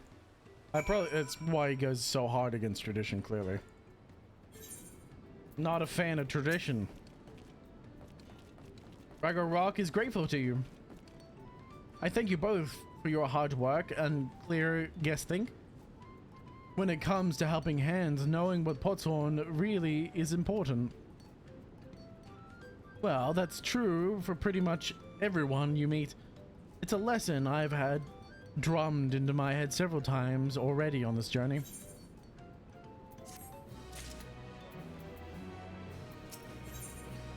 Feet of pots. The feet of pots. The Elector bids the claimants assemble in the large building to the west, on the west side of the village. I will head over after finding Thancred and Uriange.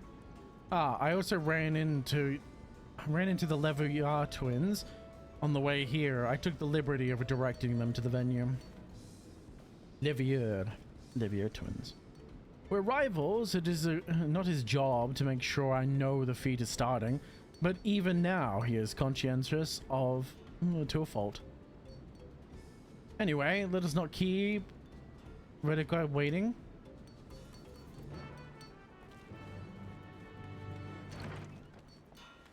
I've said the name so many different ways. It'll be right one way, surely, right? Probably not saying it entirely wrong.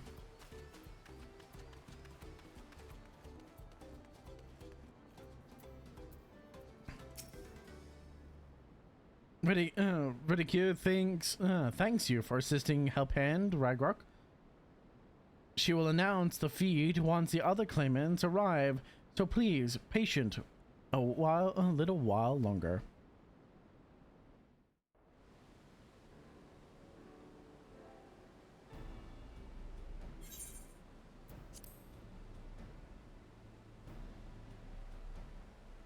I'd be surprised if this isn't voice acted. Oh my god, it's not voice acted. That's crazy. What the fuck? I'm happy to report that we were able to convince one of the bot swarm to stay.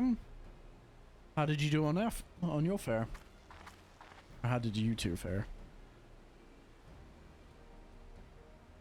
You managed to do the same? Splendid.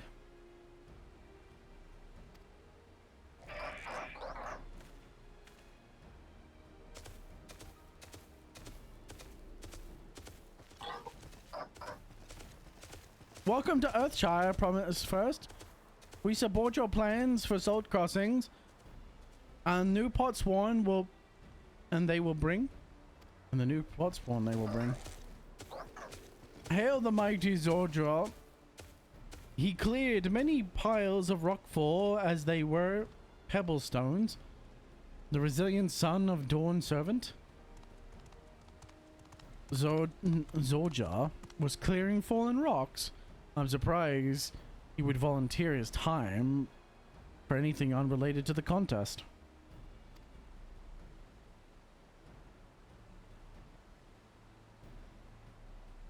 Well, well, well. We meet again.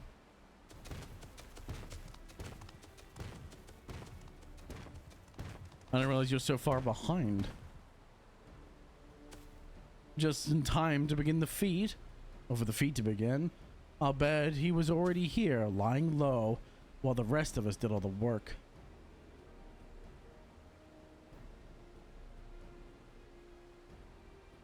Claimants, your attention, please. Reddica has explained many of our pots won left following the storm. The precious metalwork crafted by those artisans bring in much shiny, jingly shiny from across the salt. Should our stream of trade goods dry up, Earthshire will suffer. Tuliola merchants will suffer. So, Reddica sets you to this feat. Each of you are to find one clever hand goldsmith and bring here to us. Well, that'd be easy. So we're to recruit a new potsworn? Makes sense for the feat of pots. Calling this a feat does not justify taking advantage of the claimants and their influence. How does this finding workers for you demonstrate their worthiness to the throne? You are free to refuse Rikwa's request. She will be happy to inform Dome Servant of Zoralja's disqualification. The right is a means to an end. The steps we take to get there are not important. Then Reddica declares the feat of pots begin. But remember, a pot pack must be agreed to willingly. No grab snatching or deceitful tongue flaps.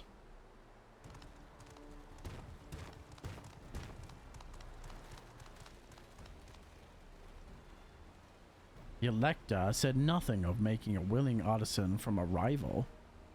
Or taking a willing artisan from a rival. That's exactly what we should do.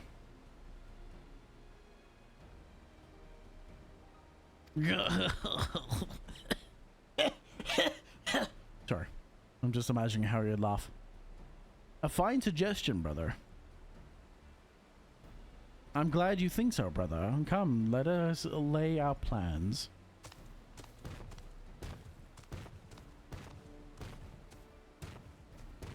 It's impressive that both heads are stupid. That nasty brute is up to something. You couldn't hear him talking to himself? He was probably rather loud. Aye, he must seek to delay us again, as he did in the river. We can but remain vigilant while we plot our course. What do you think, Waklamat? Have you any candidates in mind to satisfy this feat? I do. I know some artisans among my supporters, but they're all in their twilight years. I couldn't ask them to give up the comforts of Tuliyola to live in this remote village, no matter how beautiful the scenery.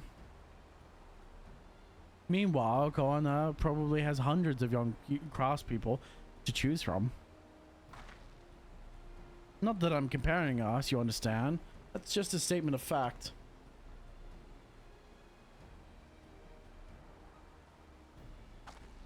I suppose we could try asking around Wakamimi. It seems like a logical place to start. Back to Tuluya it is. Tuliola. Wait. Does that mean we have to take the boat again? Aetherites. No, I can't do it. I can't stomach another boat ride. It's called an Aetherite. It's right there. You said I should share my burdens, so I'll speak plainly. The truth is, I get really sick on boats. I'm really, really sick on boats. We're aware. Ex-Campton, obvious. What, Clement? This is hardly news.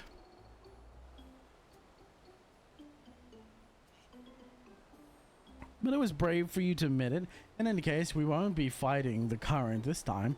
Heading down river will be much smoother. Why don't we just take the Aetherite? Just teleport. Idwell, are you sure? I'm positive, mostly.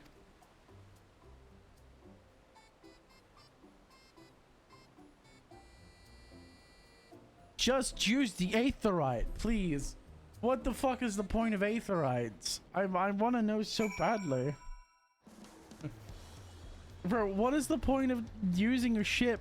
You've just like attuned to an Aetherite.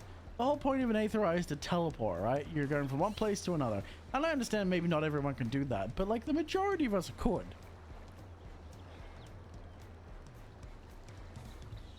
I don't understand what the point of an Aetherite is if it's not for teleporting from one place to another. Is there something I'm missing?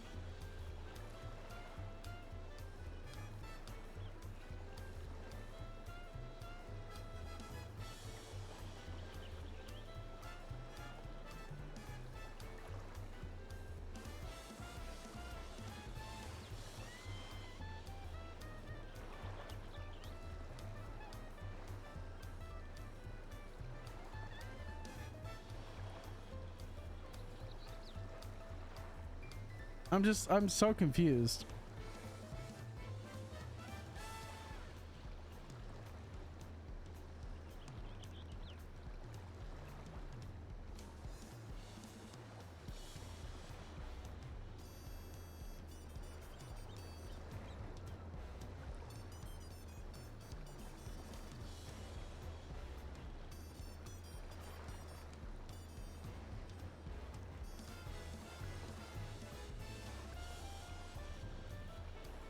Okay, I see.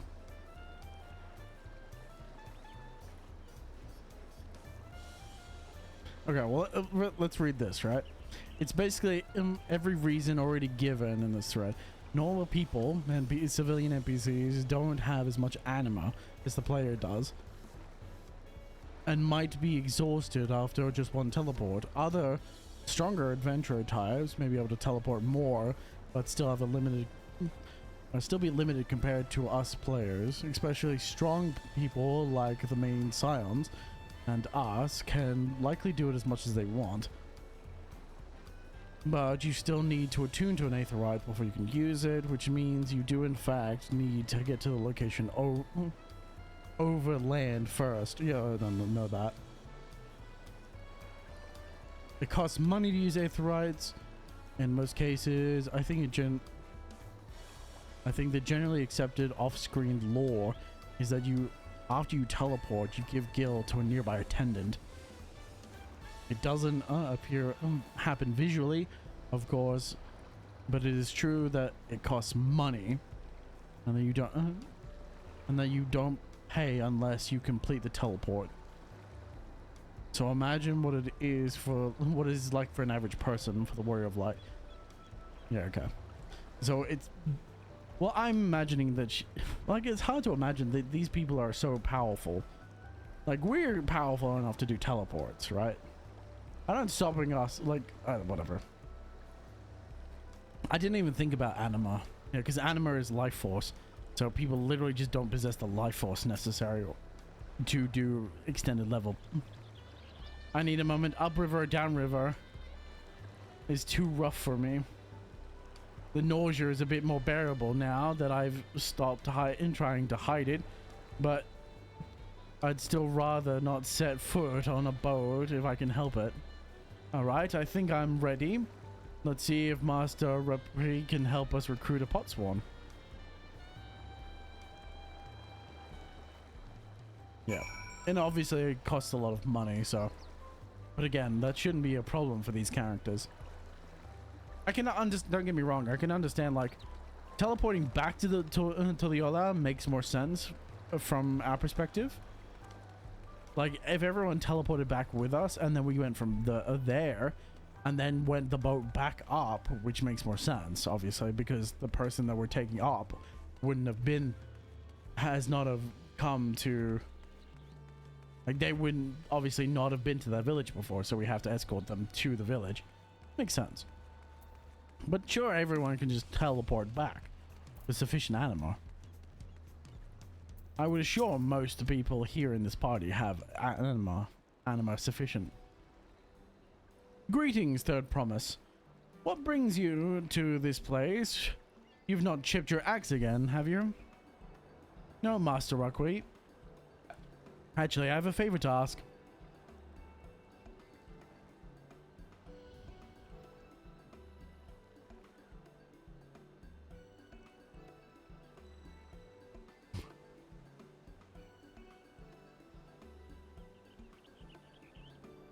So what do you think? Do you know any craftsmen who might be interested? Flinching my orders for the Moblins, eh? Well, seeing as it's the Third Promise is making the request, I'm willing to look the other way if one of them decides to take you up on the offer. Only, I can't think of any suitable candidate off the top of my head who I know with the mastery of goldsmithing that would also have no qualms of relocating to Earthenspire.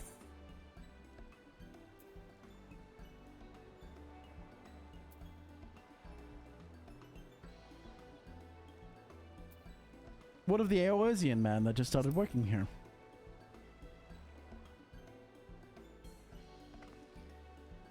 You mean Fortuné? He did say that he was employed at some fancy jewelry store across the salt. And considering the distance he's come already, I'd like to think that he wouldn't mind moving upriver. That said, he only just got himself a new job. It's too soon to ask him for a sign. There's no harm in making the offer. What eyebrow is? What's up, Rocky? How'd the craft go, man? How's the craft with the boys? Have we moved on to something else, I assume? There's no harm in making the offer. Once he hears how well the Potsworn are treated, he may even jump at the chance. Either way, you won't find Fongene Portenet at his workshop at this hour. He's finished for the day, probably enjoying a meal over at the tavern. I'm gonna call it tavern because I can't say that name. Then maybe we should go and talk to him, just you and me, since he knows us. Wouldn't want him to feel intimidated having a deal with a crowd of new faces. The two of us can handle this. Take a rest in your cabins if you like. Hopped on Dark Souls 3 for a bit with the boys. One of them fell asleep, so we got back on the craft. Sag. Let's go see about the man. Let's go see the man about a pot. What's in the jar? What's in the jar? I imagine you didn't get very far in Dark Souls 3 then.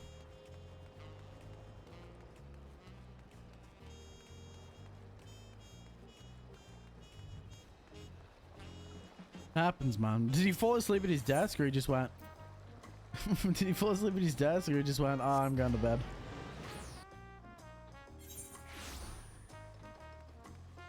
You pull a me where it's just like you just close your eyes and you don't realize that you're not doing anything even though you're live on stream.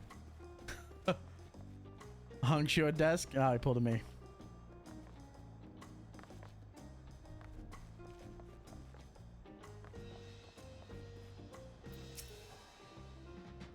Oh, Zarya, you're here too. Bro's surrounded by women. The third promise said that she wanted to chat. I just finished eating, so shall we find a quiet spot outside? That's funny. You guys know that I often do that. Also, we were trying the Demon King fight.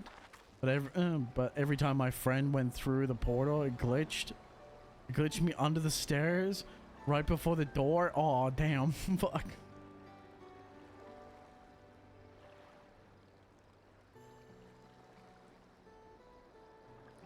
What the fuck? That's surprising. I haven't seen glitches like that in a while, but then again, I always play by myself, so.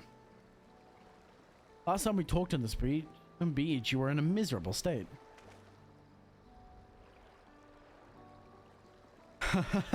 Yes, I wasn't I? A lost soul until you two came along and helped me recover my purpose. We're doing seamless co-op? Yeah, I gathered. Doing a bit of seamless.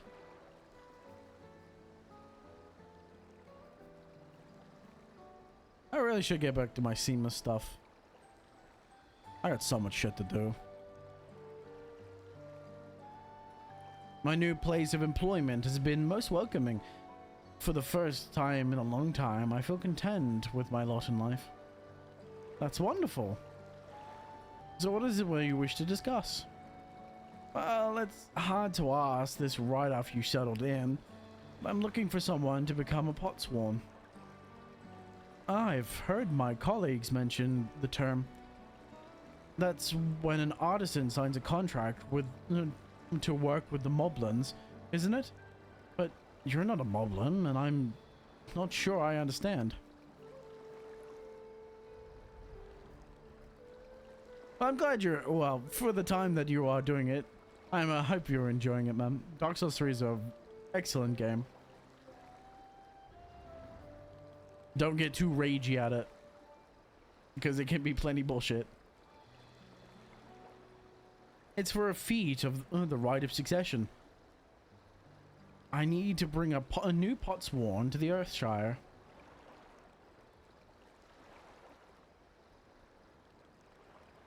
So that's the way of it. We barely met. After pushing you to work at the shop, I'm demanding you throw that away and sign a pot pack instead. It's a selfish request, I know. It is very selfish. I have something to tell you, third promise. Oh, I know, brother.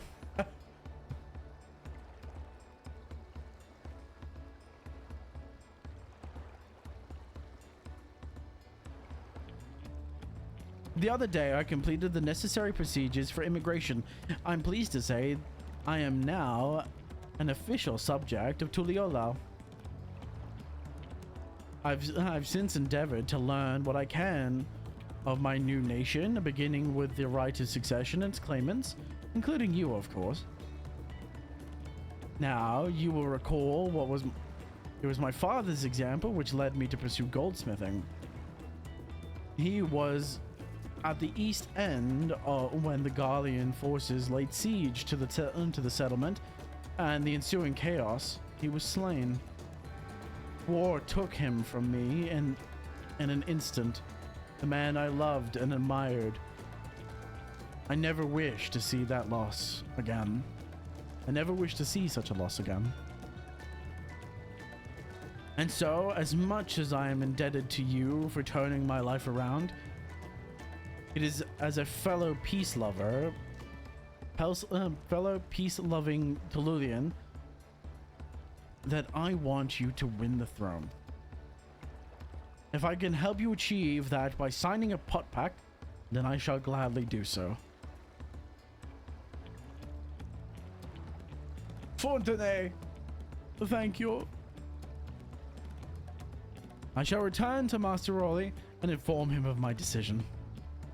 Allow me. I'm the reason you're leaving, so I should be the one to deliver the news. Yeah, it's a lot of fun. Dark Souls 3 is a lot of fun, but some of the fights can be very frustrating, particularly the DLC bosses. Some of those DLC bosses are going to be lots of fun. You're gonna have lots of fun with them. Even in seamless co-op, they're gonna be difficult.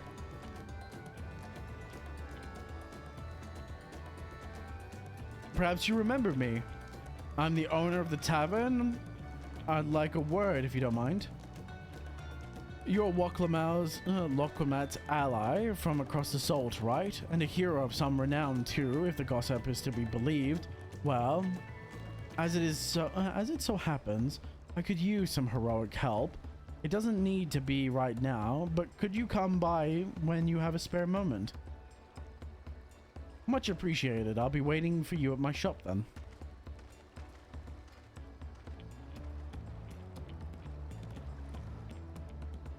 Oh, you've now gained access to Roll Quest. To pursue new adventures, you progress through the Rite of Succession.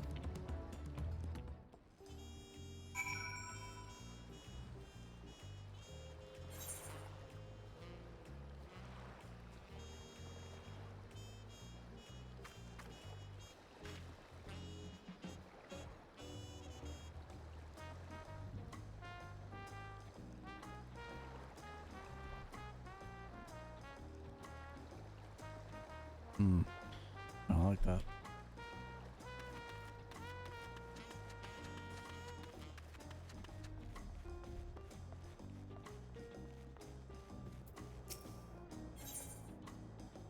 Uncouth customers. I'll leave them for now. I don't need role quests, I don't think, to finish.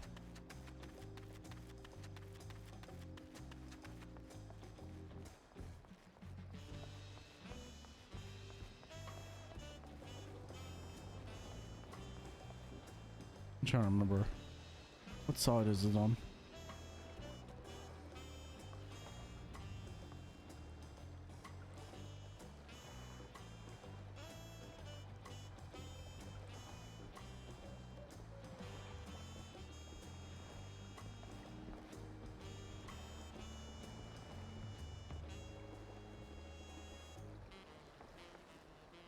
That's not great. My liver hurts.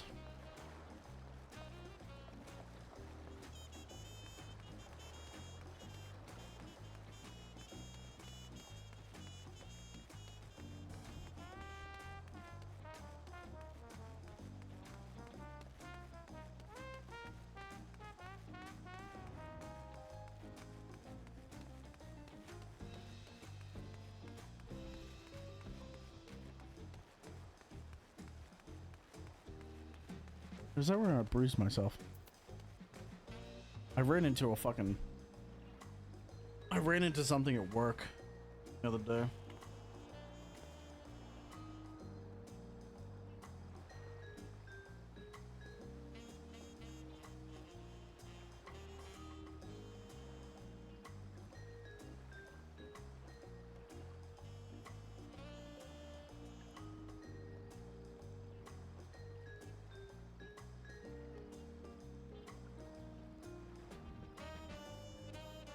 It's my ribs. It's not my liver, it's my ribs.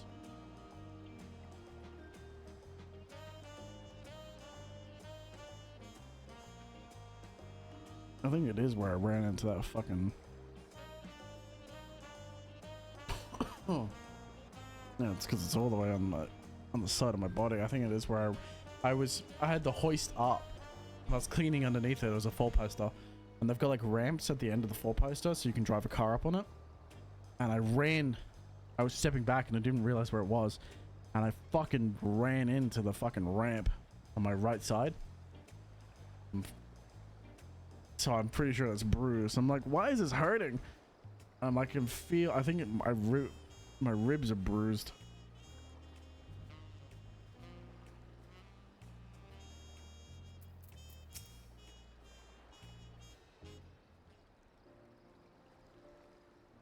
Master Rapoli, I'm sorry to have to tell you this, but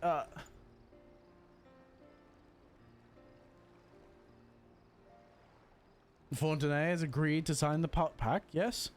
Well, it is a shame to lose a capable goldsmith. To have one of our own handpicked to serve the third promise is a great honor for the Wakamai Meki Meki. I appreciate your understanding. Of course, if you happen to know other talented artisans, regardless of their expertise, I hope you'll send them my way. It could even be yourself, if you're so inclined. I'll keep that in mind. Though my time here was brief, I will not forget your kindness, Master Rapoli. I'm blessed to have these workshops to be my first home in Toliula. Come back to us if the moblins cut you loose. You'll always have a job at Wakama.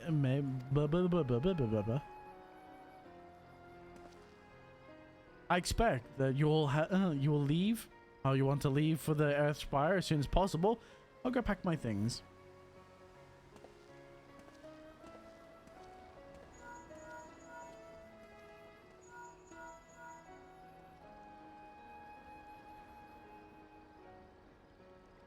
What became of Fortunato? Were you able to find him? We did, and he's agreed to become a pot swarm. We'll leave when he's ready, but you still have a little time. Splendid, we shall meet anon.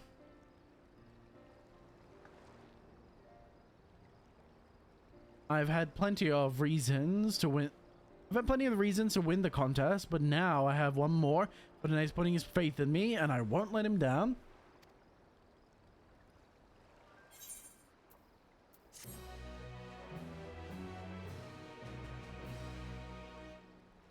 You may unlock deliveries at the shop, speak with Rapoli, and ensure to pursue new endeavors as you progress through the rite of succession.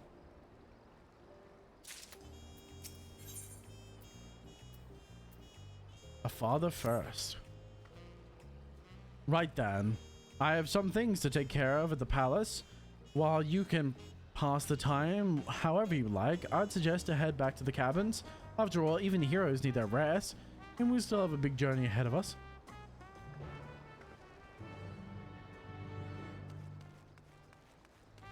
Oh man, poking at my sore spot has left me sore. Let me coughing.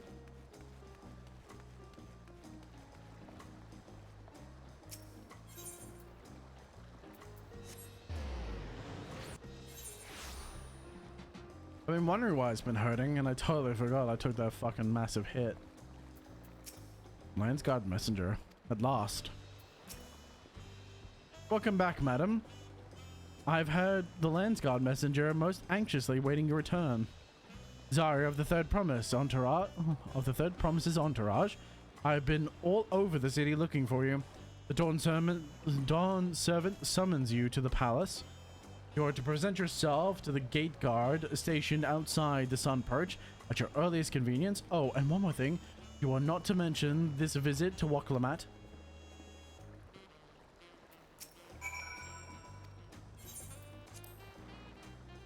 Interesting. Why would I not mention it to Waklamat? Father's concern.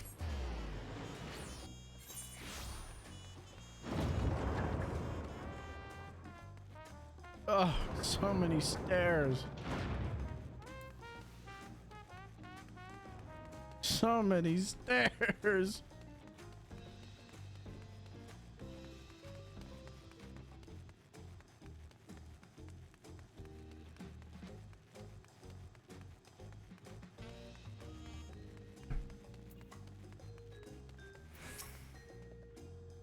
That's cool, Garb. Again, I don't like the feathers on the left shoulder, but I love the pauldron. I wish it was mirrored. The Dawn Servant awaits you within. While I was not informed of the reason for your audience in terms of attire, I would suggest a full battle regalia.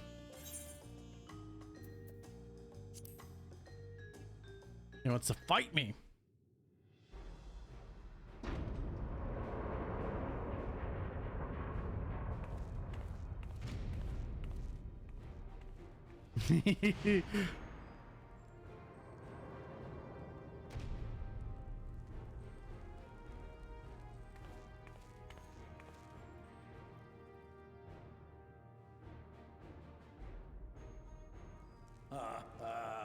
Forgive me these sudden summons. When I learned my daughter's champion was back in the city, I couldn't resist the opportunity. Ah! Let's have some fun.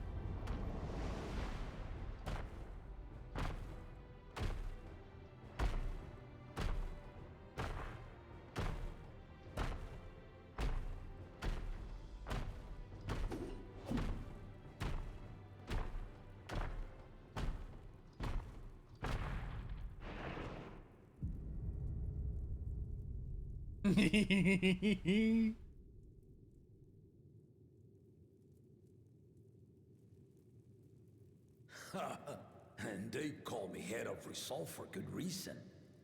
Old as I am, I have not lost a battle worthy of the name since the day I took the throne. And I've been craving a proper challenge. The lance wielder, Estinian, he fought well enough, but our bout was ended before a victor could be decided. Judging by the sailors' gossip, you are a warrior of renown in your homeland. Yet I wonder, with all your deeds done and victories won,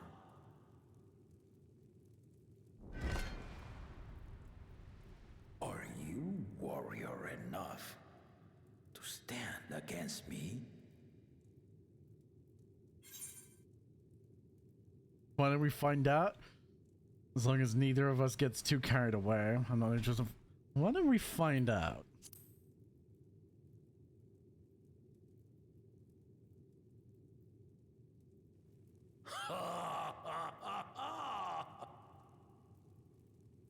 A spirited answer. Why not indeed? Yeah. The battle rages upon me.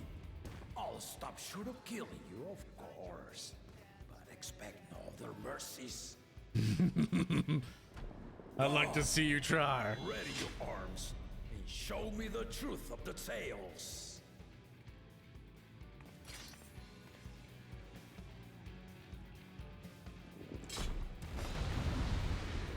Fuck yeah.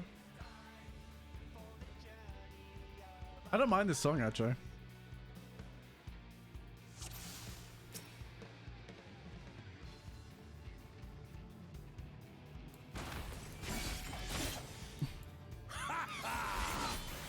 Give me your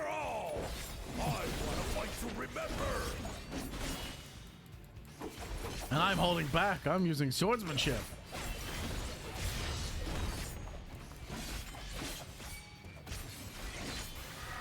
Let's test the waters.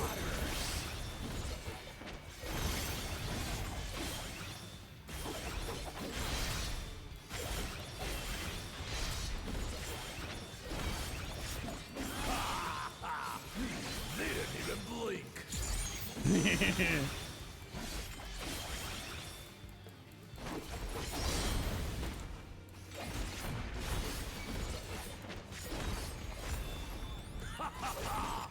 I see you know the Viper style. Ha! Let's see how you handle this.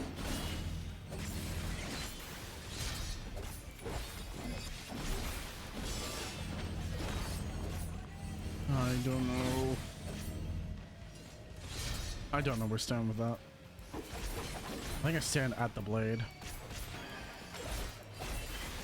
The experiment did not lie. Very well then.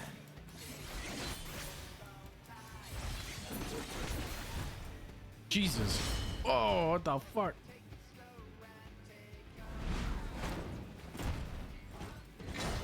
Resolve and listen, Kingdom. That's so cool. All right.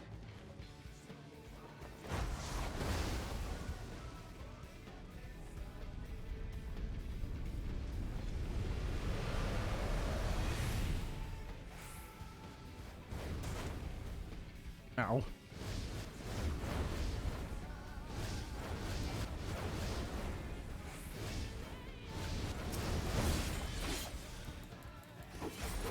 Ha! Did you think you had my measure? Take I wish I was using a black mage, but it's fine.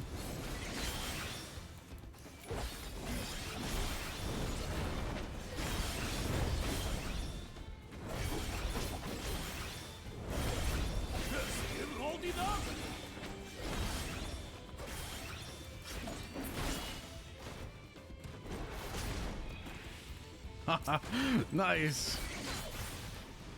We're far from finished.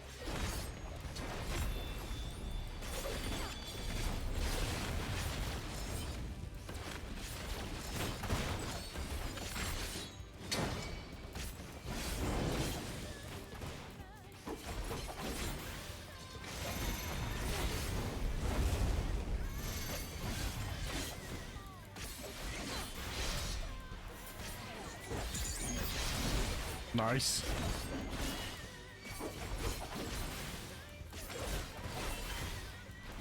No more holding back.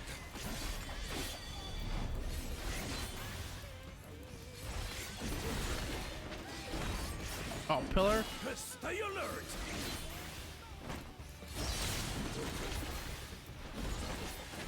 Oh, fuck. I couldn't get the bow. It's fine. You're gonna recuperate.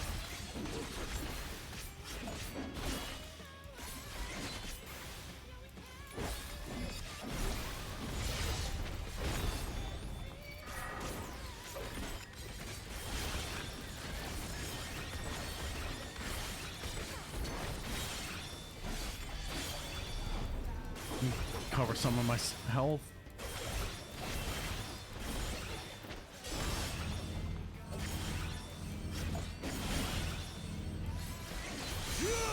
Okay, so it's just behind the blades.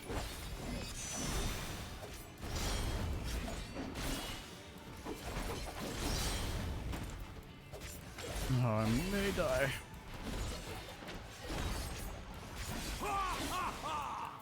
You fight well indeed.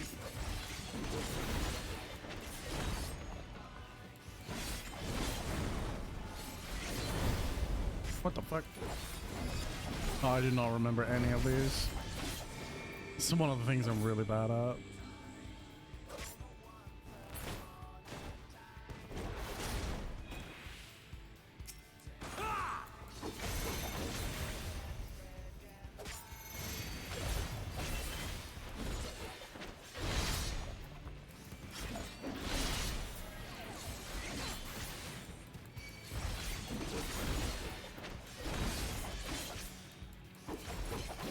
fancy blade work. Oh my god. Might die here.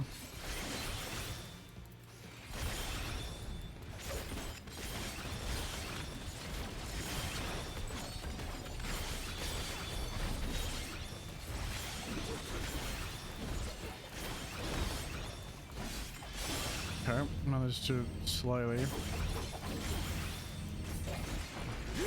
Okay, so it's just behind the blade.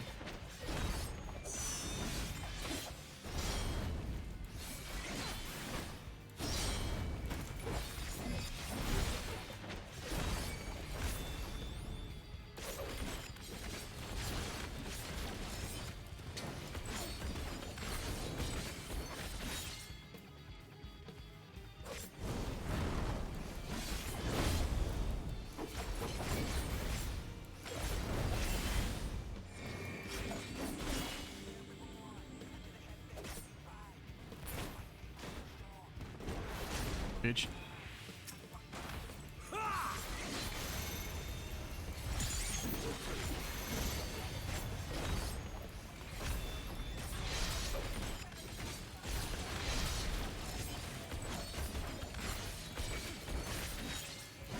There we go.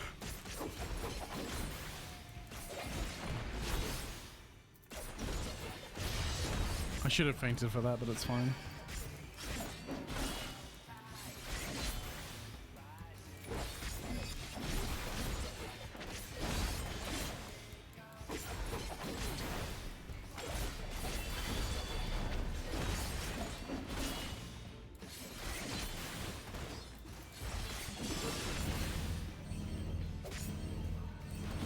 So just be behind the blade.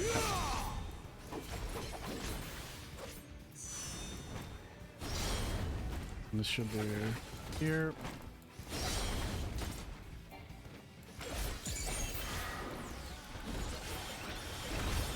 You really are formidable.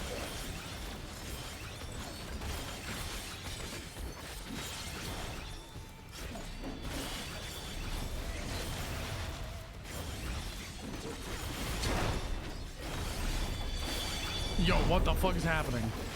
Is this, they're summoning summons? What the fuck? Oh, what the fuck? Now we'll see what you're truly made of.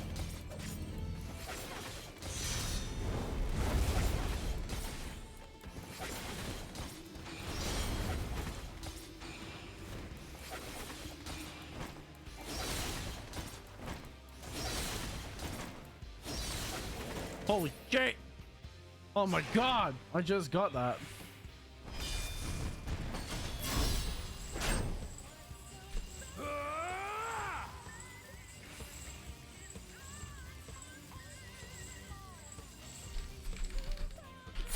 Oh!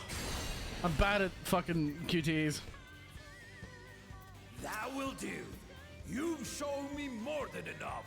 Whew.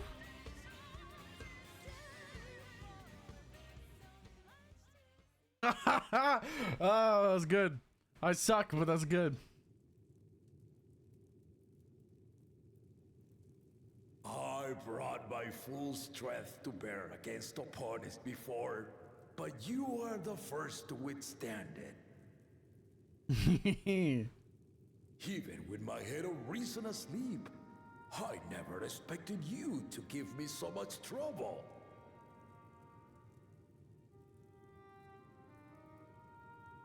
Estinian did not exaggerate.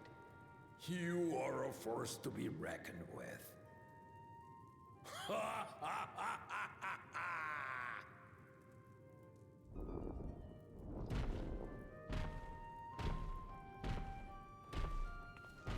Nice. I like the way he puts it. Oh, she puts it away. The way the Vipers put him away.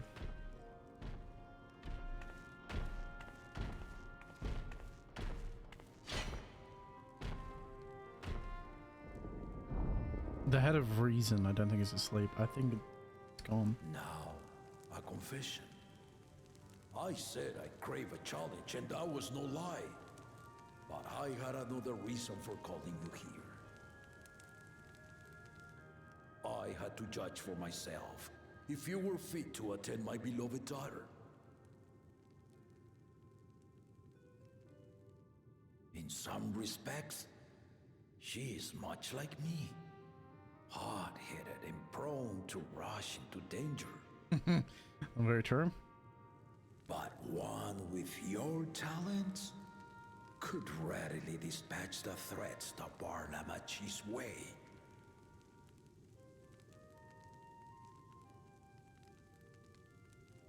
Will you hear my question and answer me plainly? Address me not as the ruler of Tuliola, but a concerned father. Of course.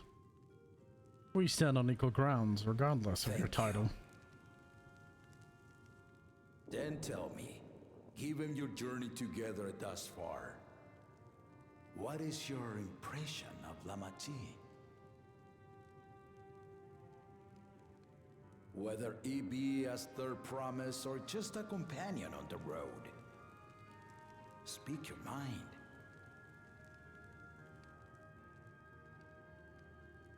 Well, I don't hate her. I don't dislike her. She's not ready to rule. She is young, but has potential.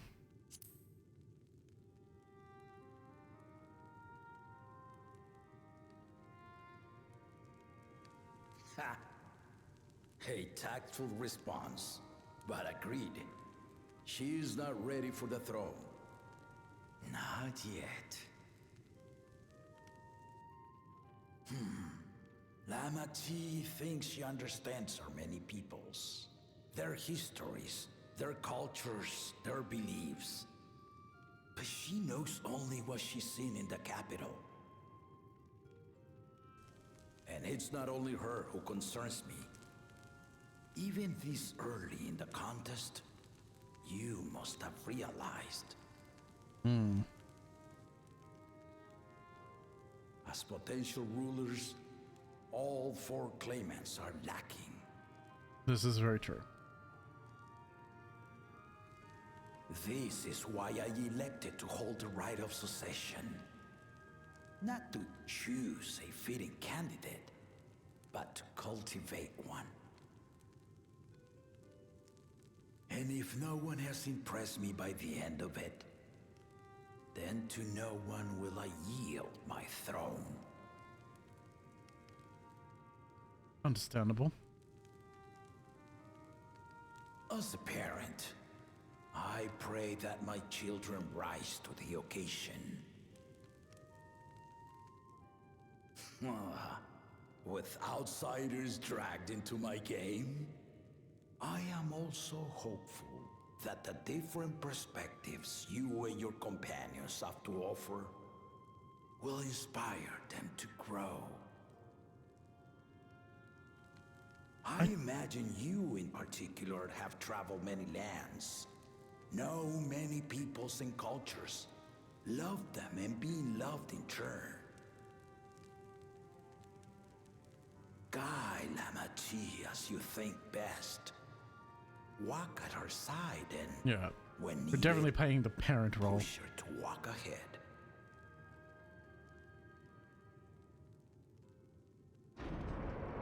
I knew it. Uh-oh. Caught. There I was, about to sit down for some of Namika's cooking, when I heard that Papa had sent for you.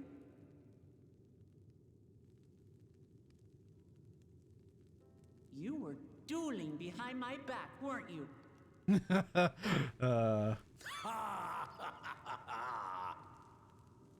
I see there is no point in denying it. You needn't worry, daughter. I took care not to inflict lasting injuries. As did I. You and your ally may return to the contest without disadvantage. No harm done. I swear, just as I was learning newfound respect for my father. Let's take our leave of this battle-mad oaf before he calls on the rest of my entourage.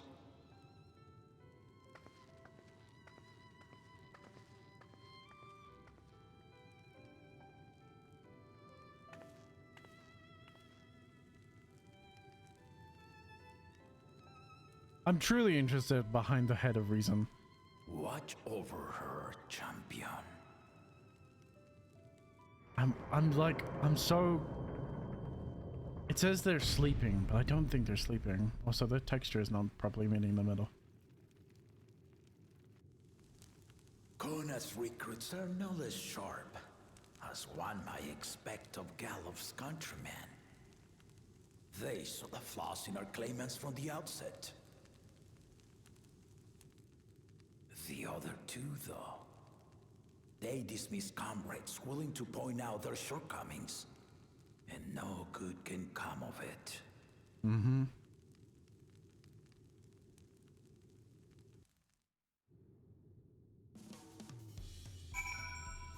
Very true. Yeah, I'm truly believing, like, is the head of reason asleep, or is it just dead?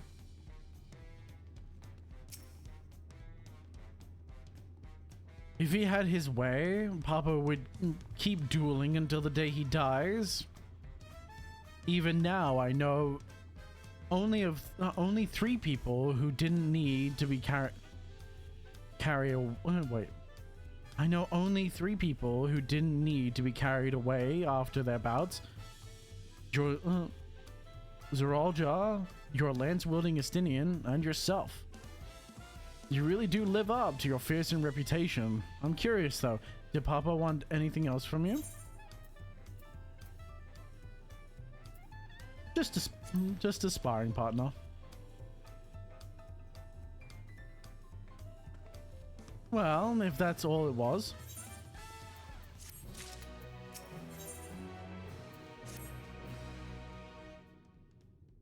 I still haven't had one bite of Namika's food, thanks to Papa's nonsense, so I'm going back to finish my plate before I head out. I've otherwise asked everyone to meet at the foreign cabins. Come and join us after you've had a moment to recover, eh? As if I need a moment to recover. That was exhilarating. That fight was great. I love that. But I love battle junkies, dude. I'm a bit of a battle junkie myself. If that wasn't obvious. Particularly, like, the archetype of a king, a battle junkie king, is so fucking cool to me. There's nothing better than the battle junkie king. That old man who's incredibly powerful, knows how to fight, and actively seeks out more fights, particularly against strong opponents, just to test himself. It's such a cool stereotype. Or archetype, I guess.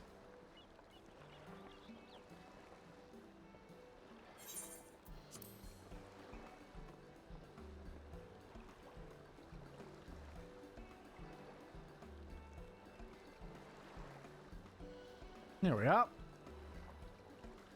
Sorry to keep everyone waiting. So that's it. You're all set to go. I left AUS here prepared to travel for in search of work. So I had a few belongings to begin with. Bidding farewell to my fellow artisans took rather a lot of time, however. Again, I appreciate you for making this commitment. Fontaine.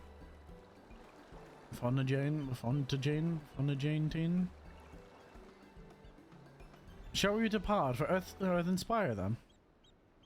A word before you go. He's from the Hanu version. He's from Aquahana, right? The same guy? Yeah, it is. Wakufu, what are you doing here? I spent my days correcting manners, and here I am perpetrating the grave offense of delaying the third promise's departure. Please take my take up your axe and render my flesh onto taco meat. Must your demands be so gruesome? Besides, I told you that kind of thing doesn't bother me. All right then. I'll let it go. I won't let it bother me either. What was that all about? I've come to the city to purchase supplies when I spotted the entourage. Getting ready to leave, you seek the City of Gold, if I'm not mistaken. That's right, it's the final step of the rite of succession. If you know anything about the subject, I would love to hear it. Allow me to be of service. As you know, legends of the Golden City have been passed down to Torol for thousands of years. Yet, when it comes to describing the place itself, the stories do not always agree. Some portray it as, one might expect, a glittering metropolis of gold towers. Others suggest that it is more unassuming and owes the name to a fabulous treasure hidden at its heart. Every telling, however, has a common thread. Those who go in search of the Golden City do not return.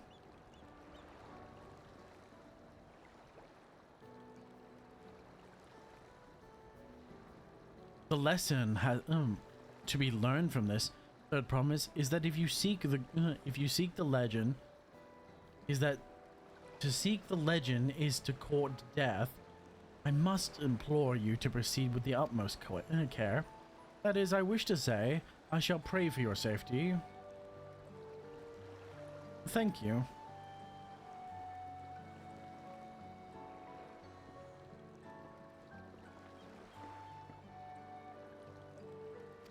Oh, fuck. What are we to make of these cautionary tales?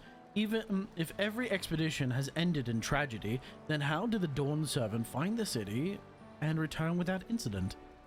It seems the legend originated from the Yokha. Speaking of them, remains our strongest lead, I feel.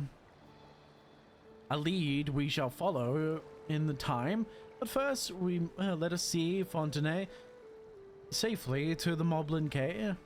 Into Moblin Care. Who's over here like, what? The Dawn Servant's seen the Golden City? It's like, oh, that makes sense, I guess. What?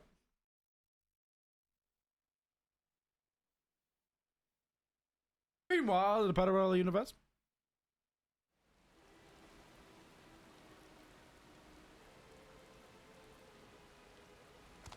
Finding a willing artisan was even easier than expected.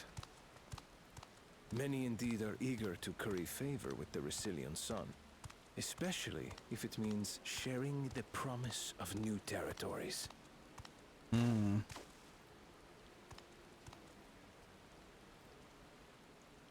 Those who prove useful will have all the land they desire. Sure, mate. Sure.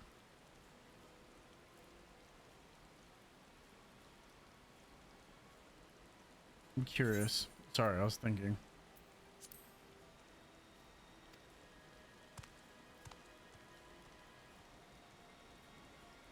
Oh, such generous words, yet the manner in which he speaks them.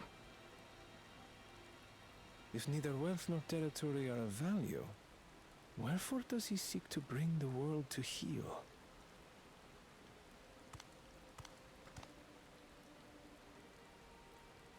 Look at the distance between them.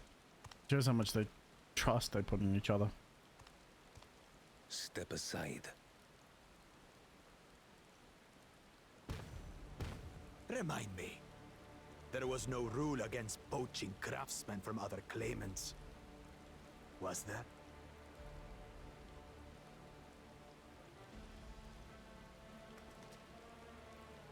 Do not be foolish, Bakul Jaja. Foolish would be carrying on with these dull feats when all I need to win are the keystones. And besides, it's long past time I humble this arrogant one-head. Oh my goodness. The Dawn Servant may have sired you against all odds, but there is nothing blessed about your birth. Only a two-head is fit to rule. Only we are worthy. Draw your weapon! Face me in battle and learn your place.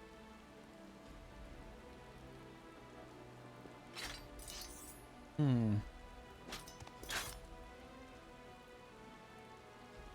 moment, First Promise. Leave him alive, if you would. I foresee a use for this nuisance.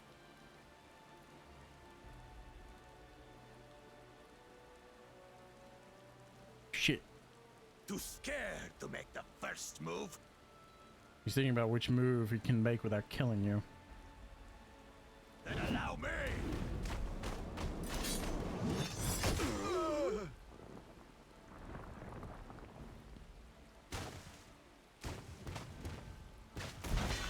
Idiot.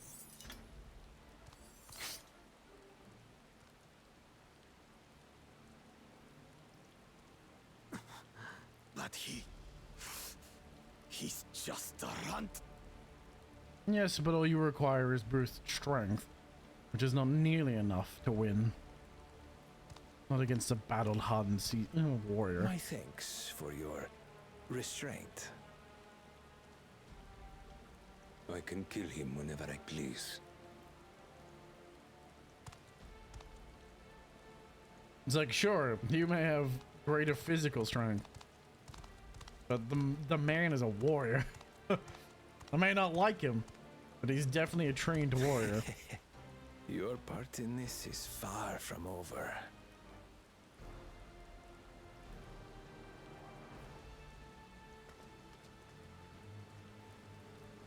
God, the chameleon eyes are always so weird.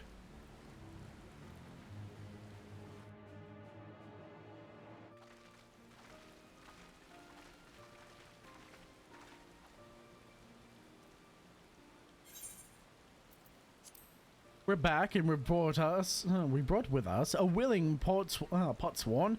This is Fontenay, a talented goldsmith who once worked at Istame's Aesthetics in Uldar.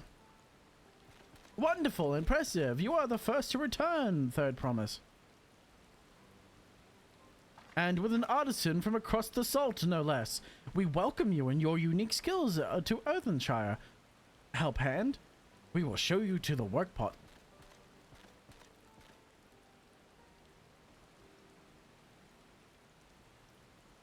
This is it then. I look forward to hearing you proclaim Dawn Servant. Thank you, Fontenay. I'll be sure not to disappoint you.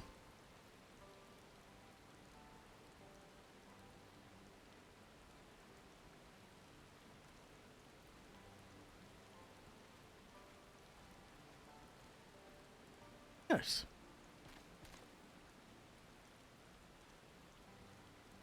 You have met the requirements for the feat of pots. Presents your keystone with joy smiles and well wishings. It's blue.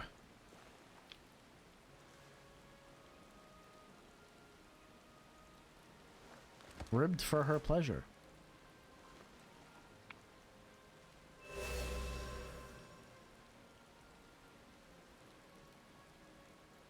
That makes 3. 4 more to go.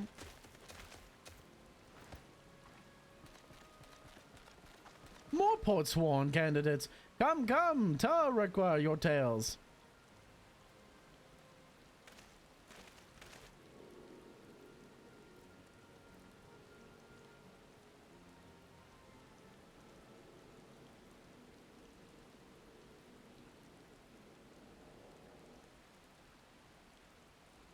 Another feat accomplished, another keystone acquired. Oh, you are doing well. I expect nothing less of Zoldra's esteemed siblings. Your cleverness in particular is most admirable, Second Promise. We must have you apply that Sharlayan knowledge you so cherish and arm Taral with weapons of Magitech design. In your role as new Dawn Servant Chief Advisor, of course.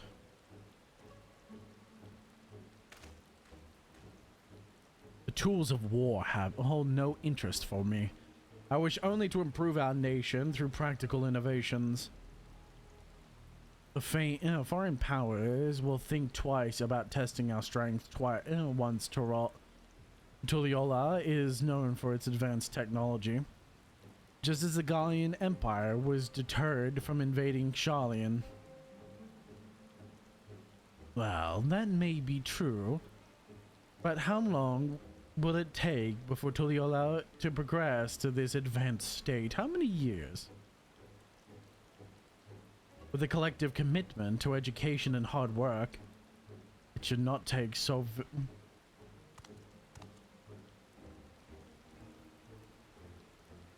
Your way is too slow. Easier to expand our territory and swallow Shalian whole. Yeah, right, as if you could win. You make it sound like you could win.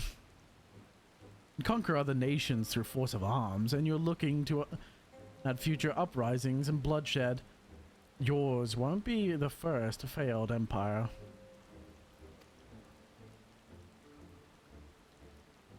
Then we keep fighting until the mounting costs convince them to lay down their weapons. Until all have grown tired of loss. If you win, I will kill you while you stand on the throne. Well, we know he won't ever take the throne, because if he wins, he's never going to be accepted onto the throne. How would such an outcome bring anyone joy? What you propose is a mockery of peace.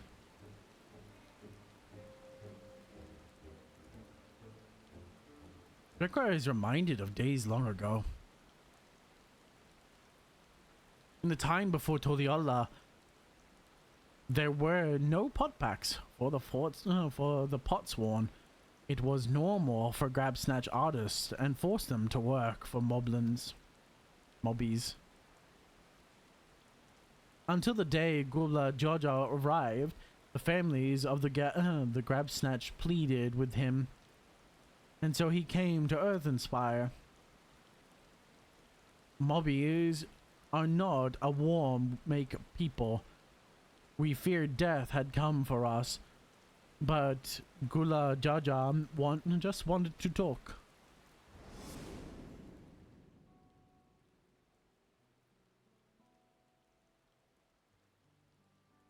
Be at ease. The vow of reason. Be at ease. We are here to trade words, not blows. The gold work crafted in this village is superb. One can tell at a glance the quality of materials used, mastery of techniques employed. Yet it does not stir the heart. A goblet shaped by bound hands and broken spirit is devoid of luster. Compare that now to the works of a joyful artisan. She pours her very soul into her creations, and they shine like a newly risen sun. Have you not seen this to be true?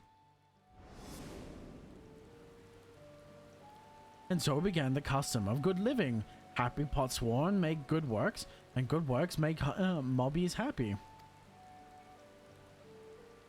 Gulu Jaja's words were wise.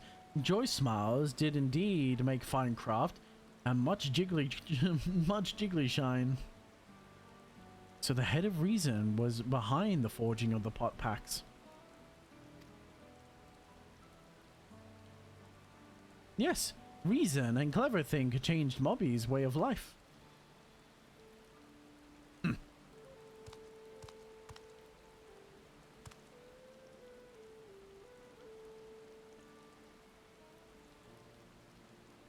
The first promise tires of your talk of olden days.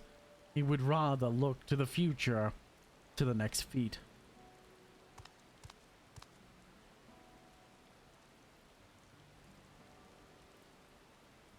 Creepy motherfucker.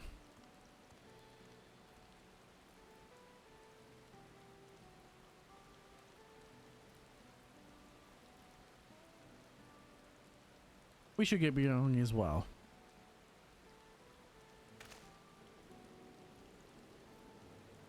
I would love to see it. I really hope we see another evolution in their outfits for the next expansion. Buckle Jaja never came back, did he?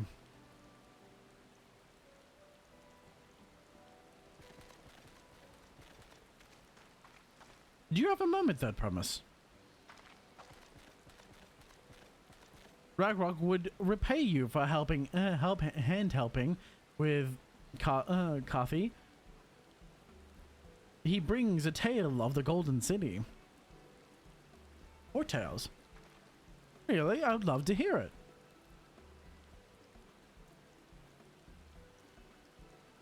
The towers, the streets, all fashioned from gold. Everywhere you look, every splendor you can imagine. The young, the old, and everyone in between. They live in golden happiness. A city of eternal bliss. Forever perched above the clouds. Everything fashioned from gold. And just imagine everyone living in golden happiness. Now that's a city I'd like to visit. Above the clouds. What is this, fucking Shandora? From like One Piece? Excuse me, Ragnarok. Did I hear you? Where did you hear that particular tale? From a long time, your friends, they live up in the mountains in Apache. The giants again. It seems everything is pointing us their way. His feet and everything leading up to it has taught me much about the Moblin way of life. I'll be sad to leave Earthshire and your joy smiles behind.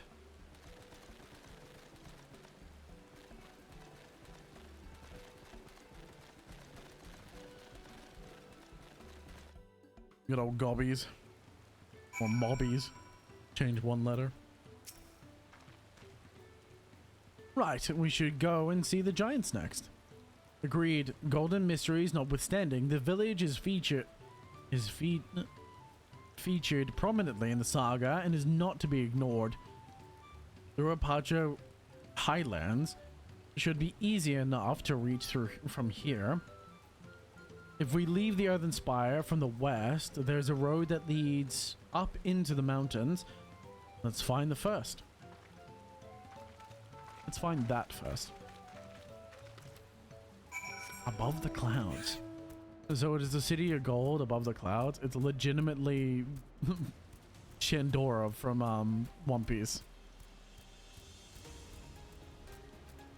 I swear to God, if it's like floating on a rock above the world, if it's a floating part of the city above the world that we know, it's literally inspired by One Piece. It will quite literally be inspired by One Piece.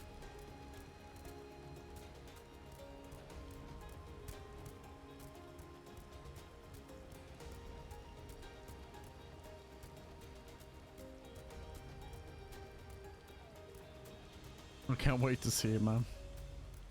I hope I'm right. I kind of hope I'm right. But we'll only know later on. Divine inspiration. All good pop packs come to an end.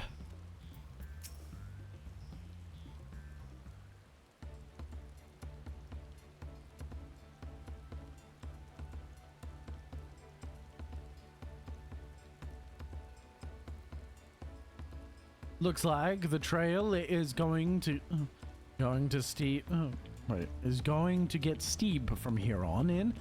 I hope everyone is ready for some climbing. Third Promise. I'm glad I caught you. Requa asked me to bring you back to the village. She says there's something she forgot to give you. Something other than the keystone. Yes, an item of great importance. Or so I was told. It shouldn't take long if you would please follow me.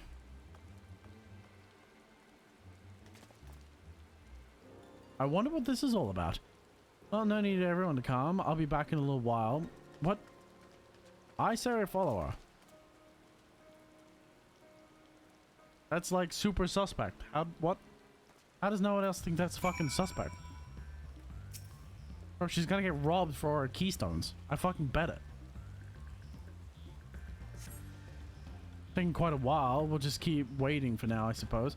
Fuck no. What? Oh my god. She's gonna come back beaten and fucking brutalized. And missing all her fucking keystones. Perhaps complications. Let's wait a little while longer. You can't beat this game. Come on. Such an obvious fucking trap and we're not fucking doing... You can't... Come on. Game. What the fuck are you talking about? Have these sirens gone fucking brain dead? This is getting ridiculous. Did she get lost in her way back? What? No, she's clearly got fucking... What? How are you so fucking stupid? There's only one road. I wouldn't underestimate Wakalamat's sense of direction or that lack thereof. Unfortunately, she has a link pearl. Let's see what's keeping her.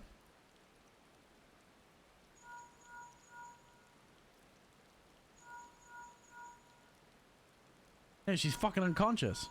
Because we're all too fucking stupid to realize apparently that it's a trap. It's the most obvious trap I've ever fucking seen in my life. Someone that's not a moblin and doesn't look like a fucking... And clearly doesn't look like a fucking goldsmith is running after us. Saying that they need us back at the village. Huh? God had a fucking sword on him. Perhaps we should all return to Earthenspire. This is Red Rug who has business with her, yes? I'm sorry, this is the most brain dead fucking this is bad writing right now. And this is not the first time this has happened. The amount of times this game has done this, where it's like, this is clearly just a fucking trap. How does nobody see this? How are we so fucking stupid?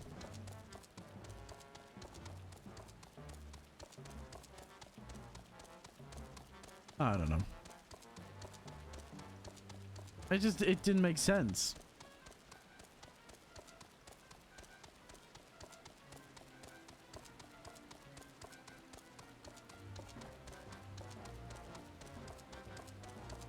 Yeah, she probably got jumped and all her fucking keystones stolen. And then I would go fucking track down old dickhead and then fucking steal it and then kill him and fucking get back the keystones. What a fucking runaround. Unnecessary. Back so soon? We came looking for Wakalamat. Did you not send someone to fetch her? Wakalamat did not. Neither has she seen the third promise since the last we were here. Obviously. Oh my god, the obvious trap was a trap? I would never have guessed. Then who was that man that came for her?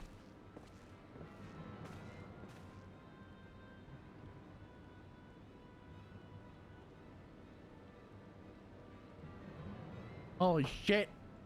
I thought you left already.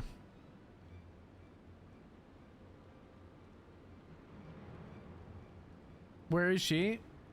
Is she not with you?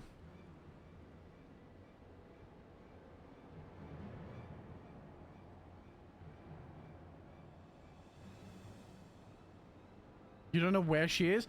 How could you let this happen? Yeah, it's almost like one of us should have gone with her.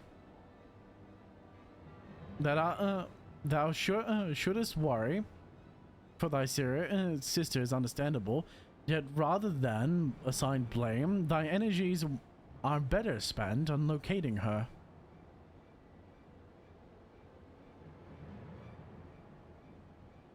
I will help you search. This is not how I wished. I wish a fellow claimant to lose the contest. My sister, at least of all. In that case, dividing our forces will allow us to cover more ground. Bruh. Zara and I should work together at least. The better to facilitate communication between our groups. Then the rest of us will split up. Report in as should you find anything.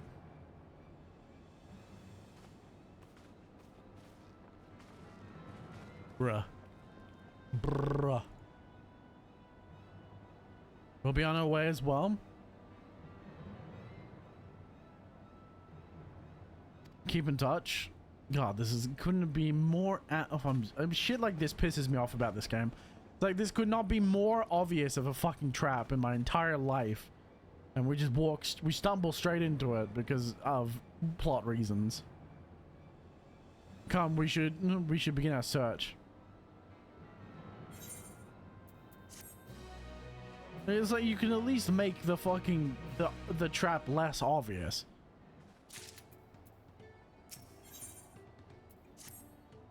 Lost promise.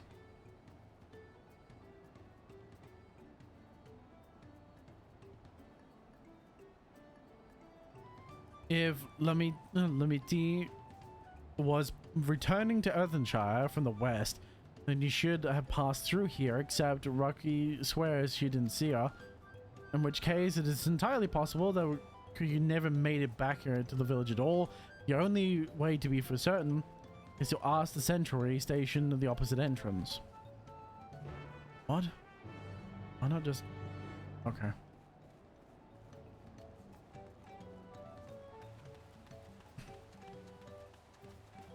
That don't make no sense to me, but sure, whatever.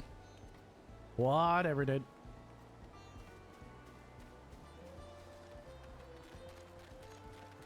Whatever you say.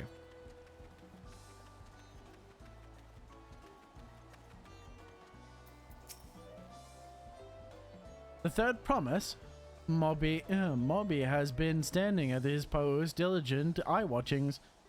He has seen no claimants pass this way. What of a Tawawara with a brightly colored hair?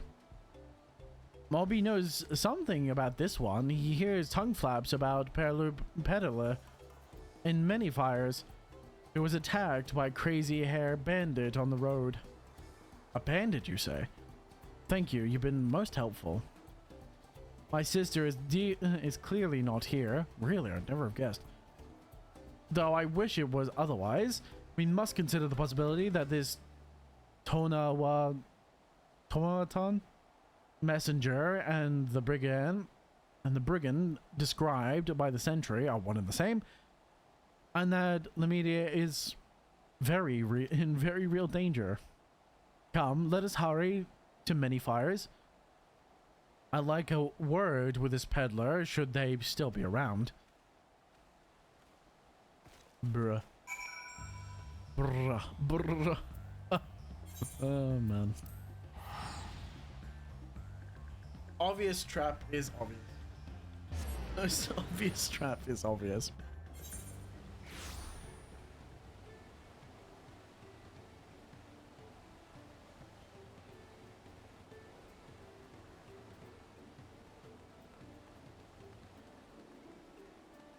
Waylaid peddler.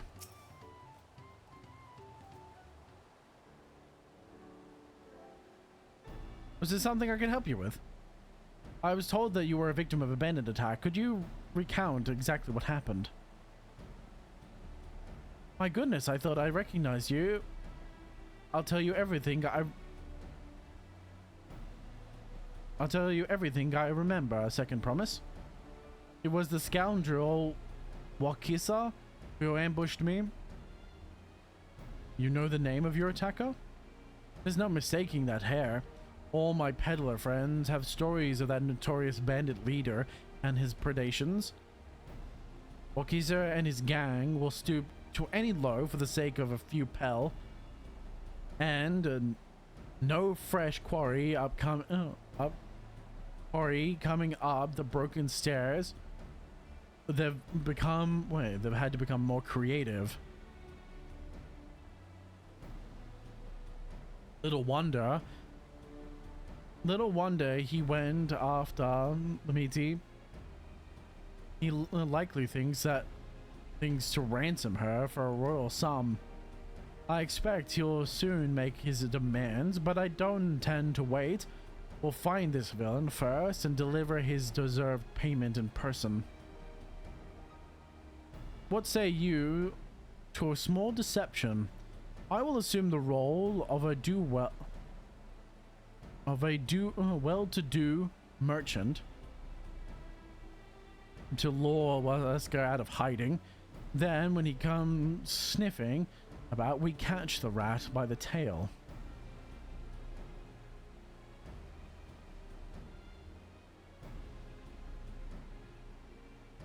An excellent plan, and I have just the right garments for your disguise at special discount price, of course. A brush with bandits hasn't dampened your mercantile spirit. I see very well. I accept your generous deal.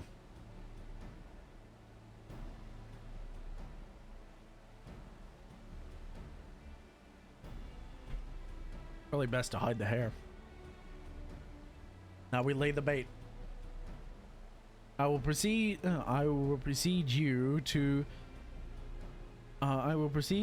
into many fires and make my presence known. You follow behind, boasting to those along the way how you paid me a hefty sum in exchange for a rare gemstone or some such. If Wakazar is a coin hungry as they say, then a recent enriched peddler should be irresistible mark. We let him strike, and then we spring our trap.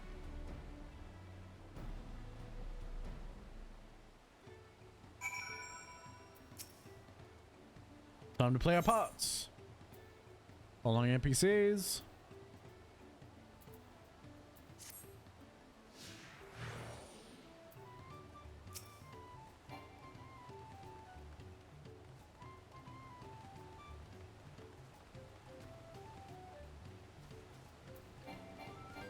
And I wish I could just go left, right, right click follow would be nice.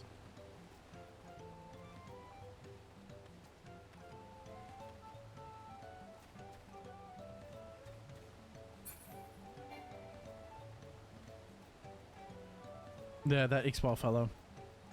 Share with him that now you're how happy your imaginary deal with me has made you.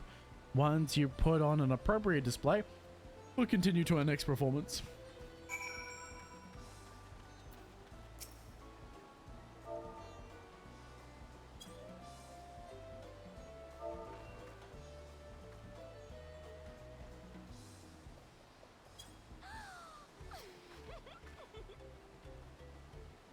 A rare gemstone from the Harrisar merchant, you say? I envy the profit he must have made from such a sale. Since the stairs were destroyed, I have not been able to peddle goods of my usual haunts.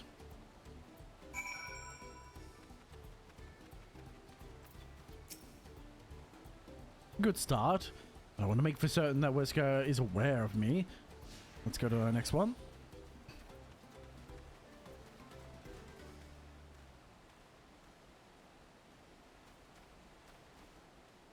Enthusiastic Moblin. That Moblin over there looks amenable to conversation. The stage is yours, Zarya.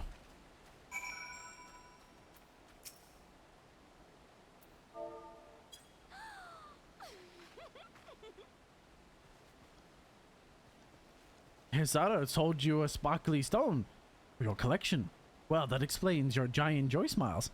Mobby is happy for your happiness. Mobby is also jealous of the merchant and all the jingly shiny he must have made.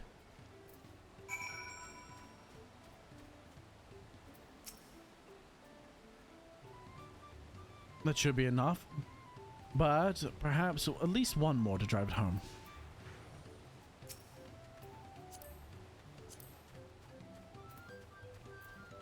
Ooh.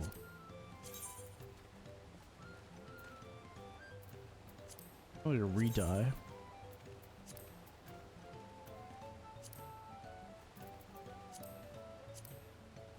No, it causes too much of the armor. Do you see that cheerful fellow? Tell him of your tale of your precious gemstone, and then we'll be done with this part of the charade.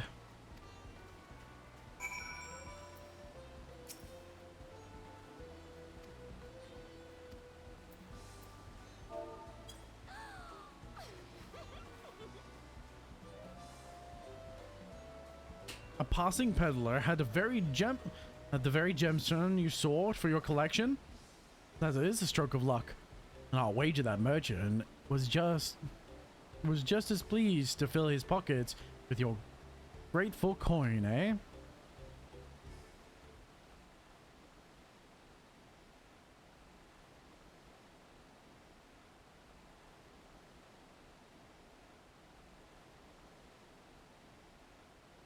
Well, I'm inspired to go earn some pal of my own.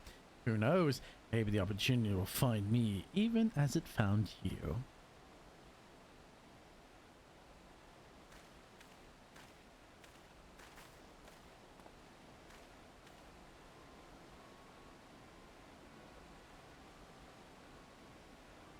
Ah, that's an awfully familiar dickhead.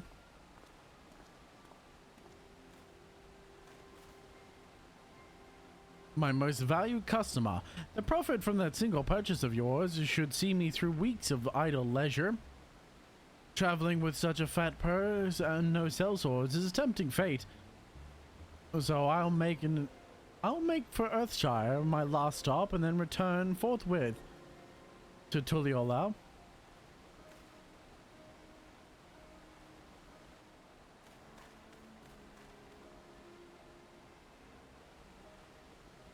You see that?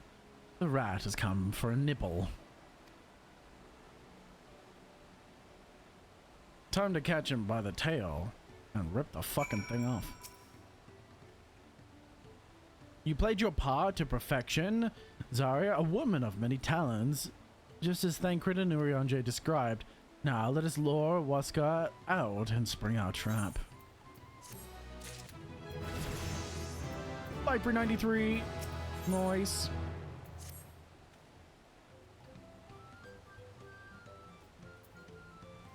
Let us execute the final stage of the plan. I will set out towards Earthenshire, alone and unarmed. Oh, pardon me. The better to sell the act of a defenseless merchant. Assuming Waska is watching, he will likely await some quiet stretch of road before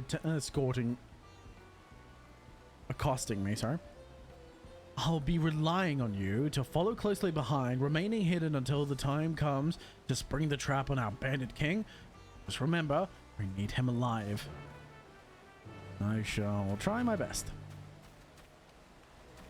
It's kind of hard when you just fight a king. I just fought a king, basically. So it's gonna be kind of difficult. But I will do my utmost not to kill normal human beings.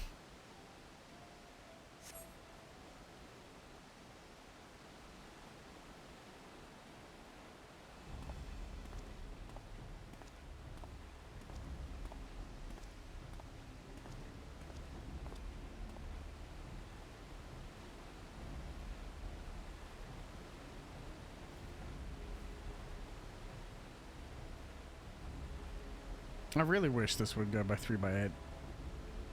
Like the, or 21x9, sorry. Oh no, this is not 21x9, is it? Yeah, I think it is classified as 21x9. 3440 by 1440. I really wish these black bars didn't exist, man. It'd be so nice. Particularly for the cutscenes, but it's nice if I have to open the menu.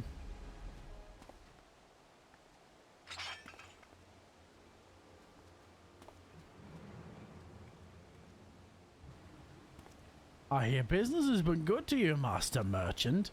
How about you share some of the profits? And by some, I mean every coin you have. Felix, he's like constantly snotty. And just like that, the rat falls into the trap. You're the gemstone collector. Oh, I see what it is. We've been tricked. Bit in your eye, man. Killed these Vedril. If you don't wish to...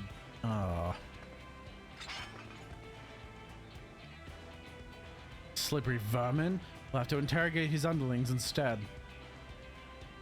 If you would be so kind, Zarya, pray leave them capable of speech.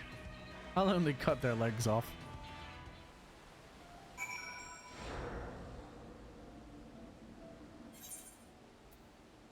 You're right. You don't need legs.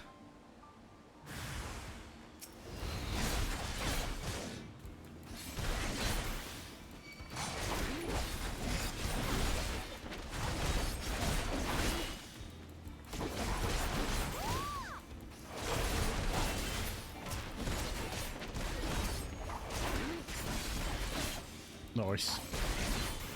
Bro, you move so fast as a Viper.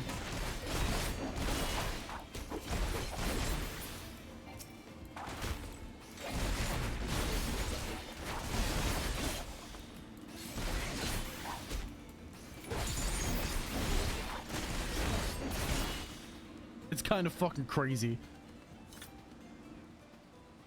It's super fucking crazy just how fast you move, man.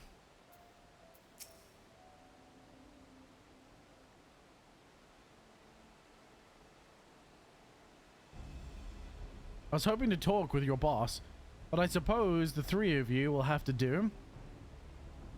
Wait, that's the second promise. What do you want with us? I think I'm scared of a fancy title. I'll take your royal ears as a trophy as soon as I get free of these ropes. I know your gang is behind my sister's abduction. Tell me where she is. Eat, pack of shit, salt lover. You'll get no answers from us. That's right, we don't serve you. Do not play games with me. Where is Luklamat?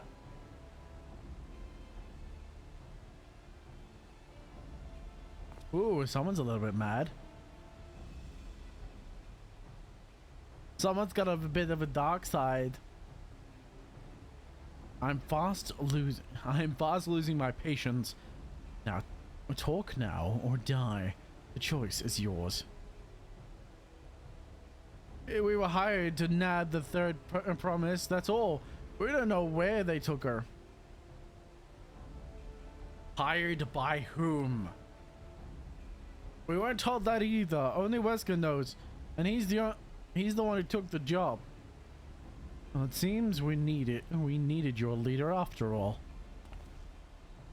Once I've arranged for the Landsguard to take custody of these criminals, I'll call on the Thancred and his tracking skills, but perhaps you can pursue Wesker in the meantime. The bandit was running in the easterly direction.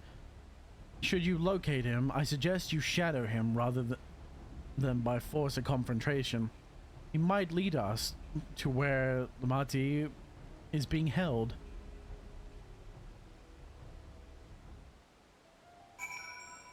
Is this person following me? Are you following me, good sir? Huh? You seem awfully suspicious.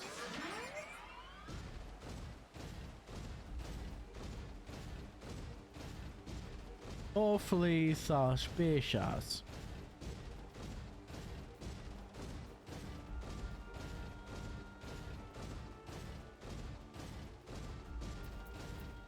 Domestic alpaca. Domesticated alpaca. Mirror. Vantage point.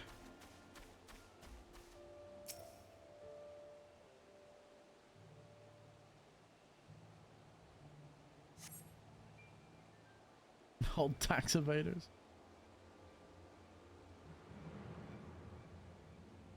Oh, he didn't make it far, did he?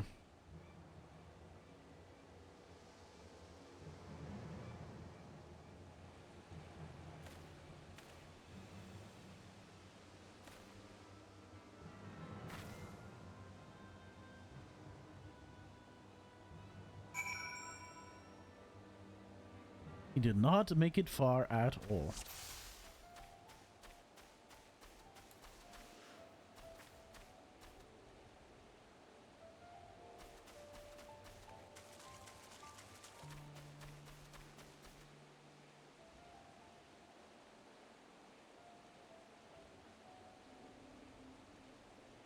What did he say?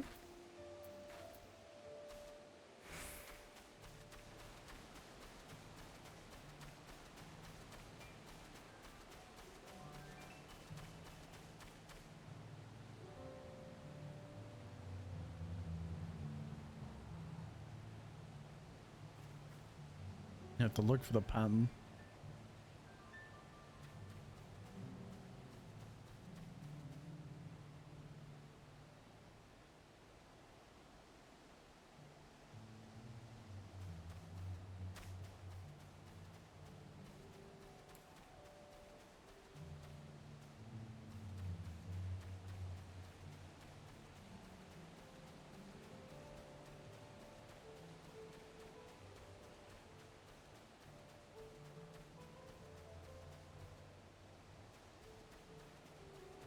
Don't turn around. Don't turn around.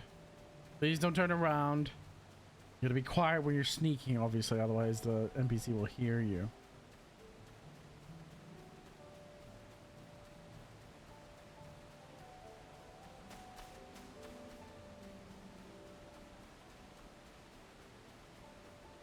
Whew, that was close.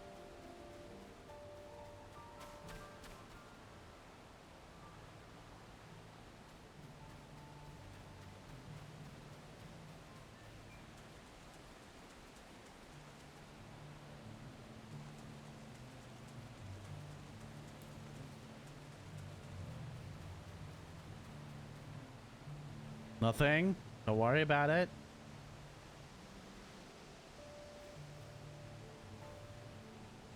There's nothing behind you. It's just a figment of your imagination.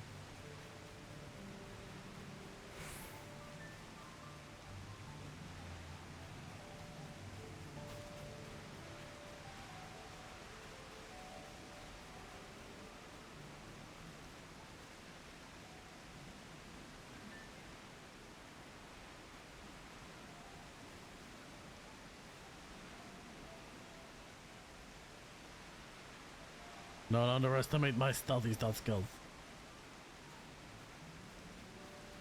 I've played Stealth Archer in Skyrim before. You cannot outwit me.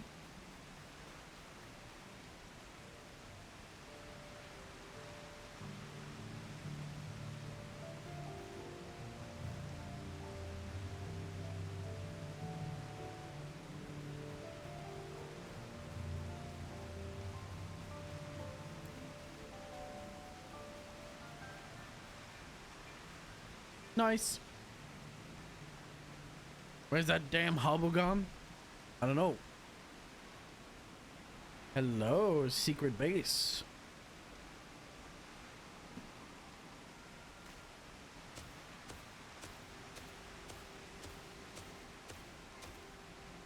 Finally, my money. Give it to me now. The Lance Guard may be hunting us already. Calm yourself. We had our own troubles finding a suitable hideaway. Right.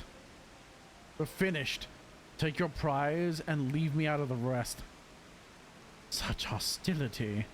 You were hurting for coin. I offered you gainful employment out of the kindness of my heart. Kindness? You brought a black-hearted tempest upon us.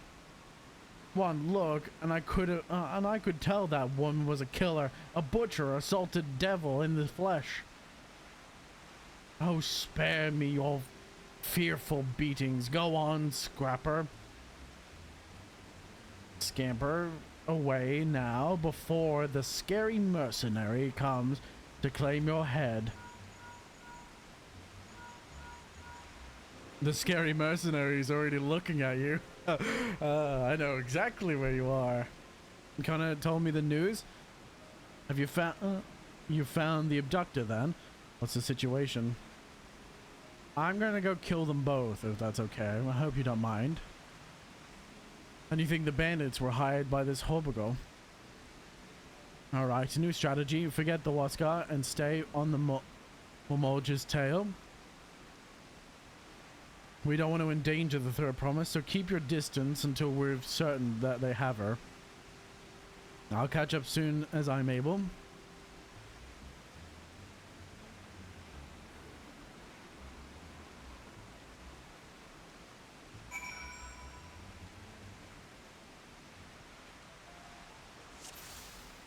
Another stealth course.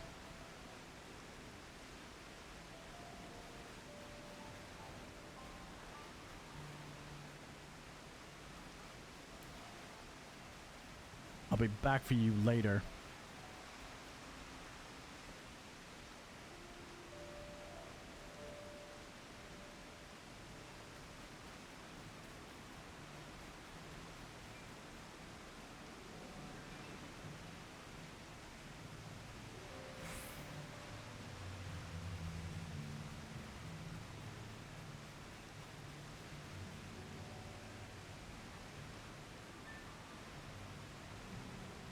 I'm waiting for it to turn around.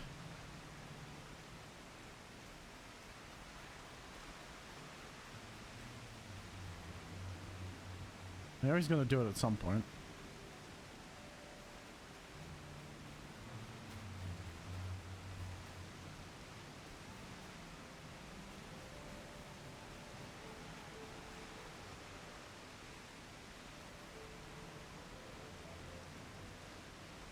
You can't hear my footsteps because it's raining so hard.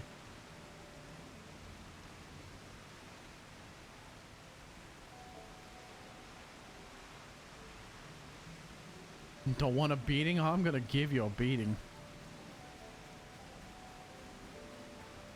I'm gonna beat the shit out of you within an inch of within an inch of your life, man.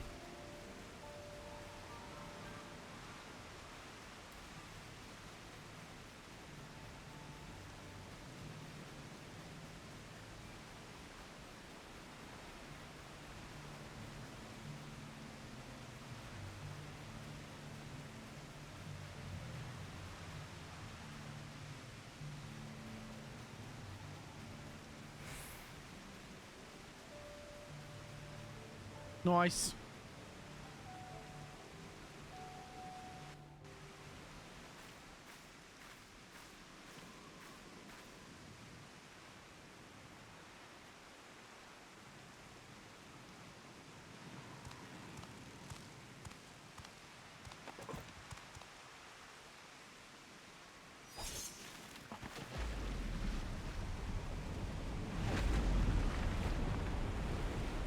Interesting. Why would they do that?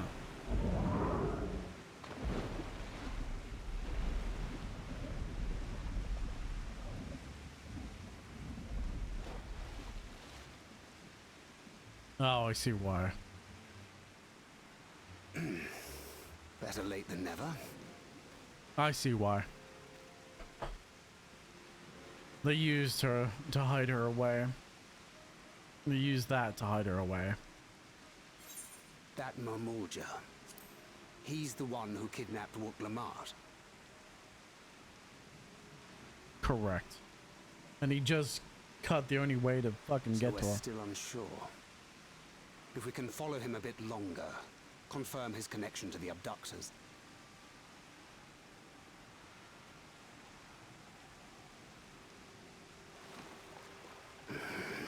That will complicate matters.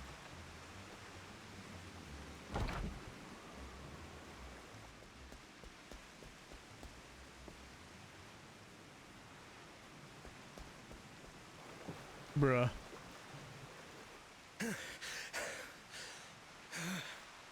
Confound it!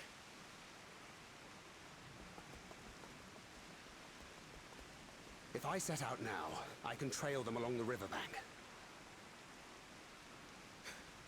Do it! Even if it costs you the contest. What worth is the throne if I lose my sister to win it?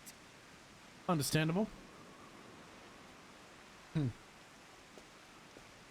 Very well then. I'll send word when I locate her.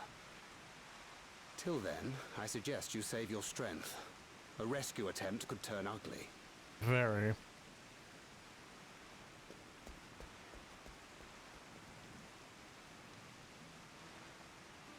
That Hubigo just now.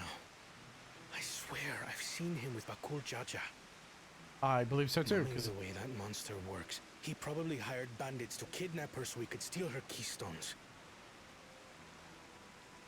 But even alone, my sister is more than a match for a gang of untrained ruffians. She must have been ambushed or deceived. I should have been there! If those bastards have hurt her! Calm yourself. I thought you were the cool-headed one. I never thought that. It's usually the ones that try to act cool-headed that are often not.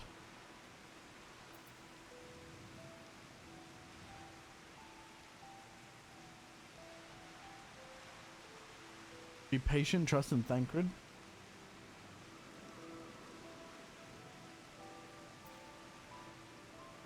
And here I thought you were the cool-headed one.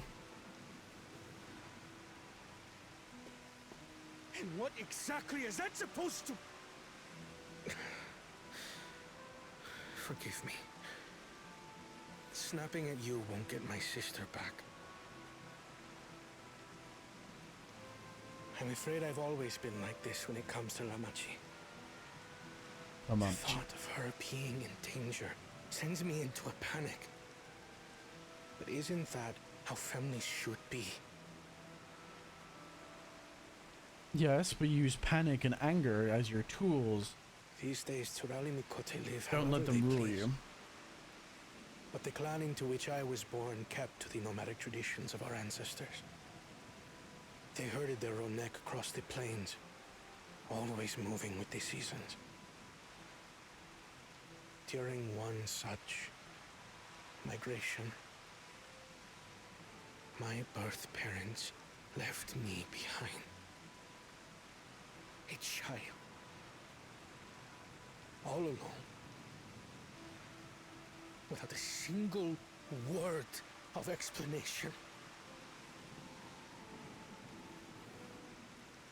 A chance encounter with a kind Pelu merchant was the only reason I survived. Taking pity on me, he taught me his trade that I might fend for myself. Nice. I became a stallkeeper in Tuliyolal's market. And that is where the Dawn servant found and adopted me. Interesting.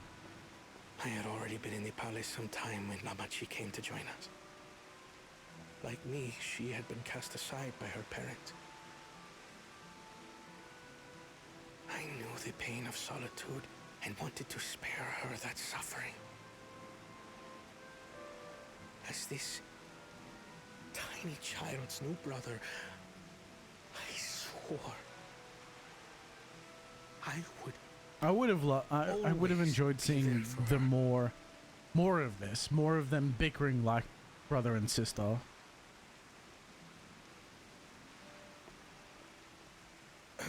It's nice for him to talk about it, but I would have loved to have seen it earlier. As you might now understand, I will stop at nothing to rescue her. While we await word from Tancred, I suggest we prepare ourselves to travel downriver. Like even yes? Like even slight bickering, like, you know, he's still trying to put up a face for her, but he can't help himself times because it's so ingrained into him to bicker with her that he lets it go without thinking. Would have been nice. They cut off the punity. Why release the punity if not to delay pursuit? If we were unsure of their guilt before, then this surely proves it. Before we act, however, let us regroup with your comrades. Would you mind making the call? Naturally.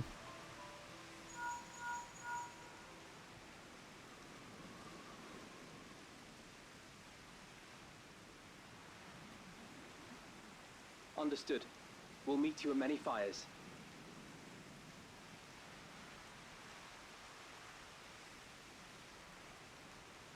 Let's go. I'm curious to see how this will play out.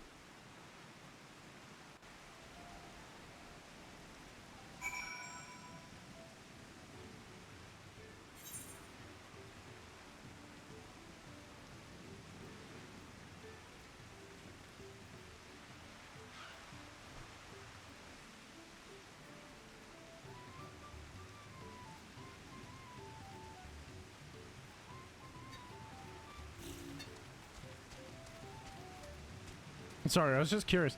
I didn't think about it until just now, but I was curious. Do Ura? I think I've googled it before, but do Ura use their horns as ears?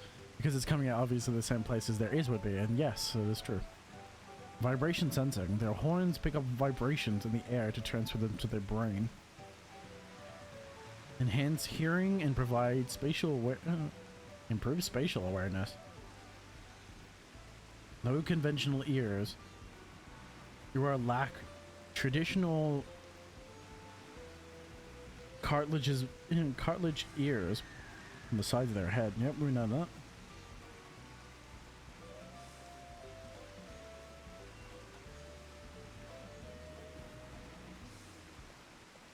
Horn indicates the lore indicates that the horns are likely hollow or act as resonance chambers.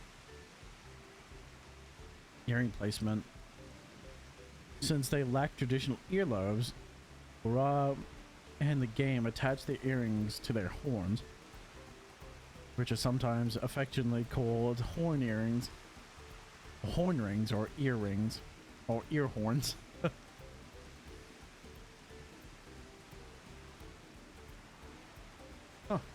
I mean, I had a feeling that was the case, but I didn't think about it until when she was making the Link Pro. Cool. Again, something I'd probably Googled in the past and I've totally forgotten.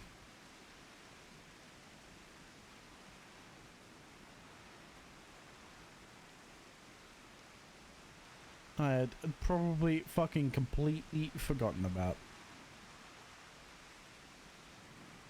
Yes. Oh no, right.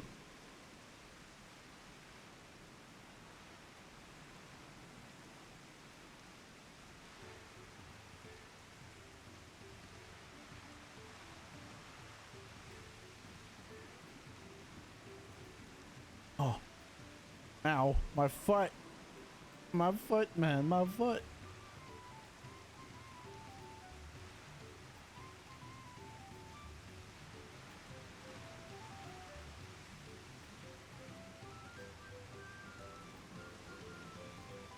I may have put rescuing Lamiti ahead of my own progress, but do not take that to mean that I've given up on the contest.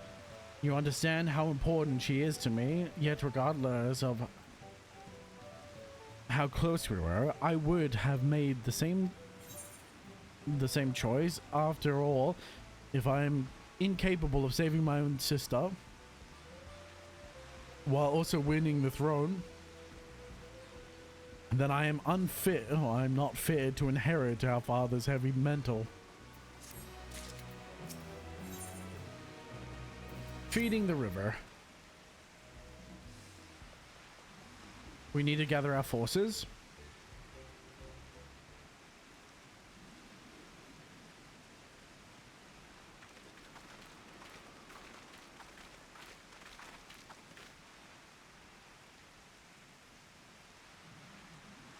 Oh fuck, it's on autopilot. I didn't even think about it. First, allow me to brief everyone on the situation. Thus, at the very least, we believe this Hobbygo knows where Lamiti has been taken. Thancred is shadowing their boat even as we speak. I should like to join him with all haste. Unfortunately, our query had the foresight to release the punity from its harness, leaving us without a means to give it pursuit. Arendville, as an expert of wildlife, what are the chances of recapturing the beast?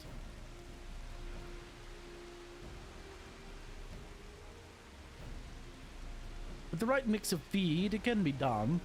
I should like an extra hand to help scatter it about, however. Would you accompany him, Zarya? Of course. Meanwhile, the rest of us should work on getting the harness repaired. It appears to have taken some damage when the punity was let loose. Well, with all the peddlers here in camp, we should have little trouble chasing the replacement materials. As for any necessary metal work, Arenshire's artisans are but a short walk away. And let us divide our task and have at it.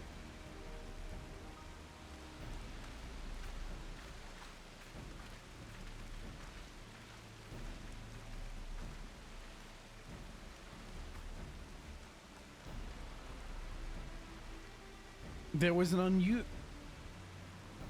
an unusually aggressive herald of wild punities downriver, so our girl will have fled to the opposite direction. Come, we'll try the waters upriver. Upriver.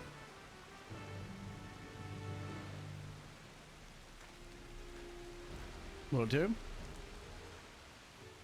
I just remembered I have accessories, don't I? I haven't used this pack one.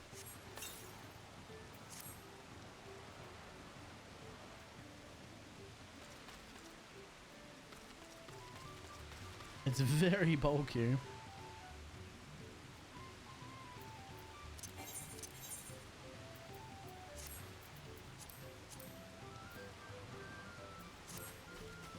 It's incredibly bulky. I'm good. I'm very good. I don't need something that bulky.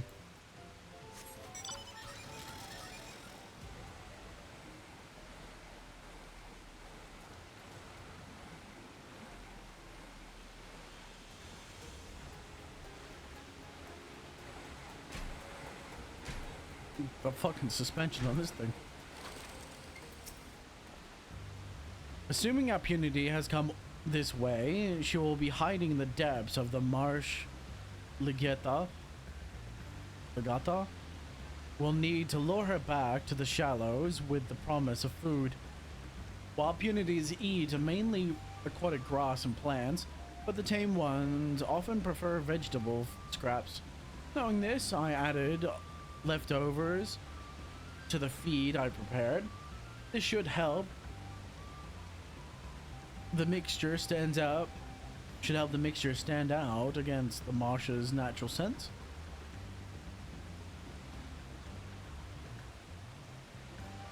The gutter is crawling with predators, however, so I'll leave it to you to scatter feed deeper in. I'll be waiting for you near the shallows with the rest of our punity's enticing feast.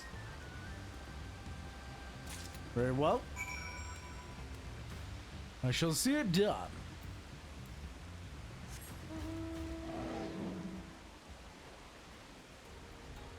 Speaking of sea creature,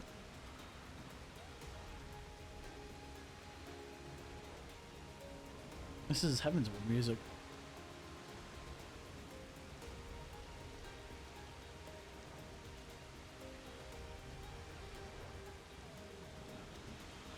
All made on his back.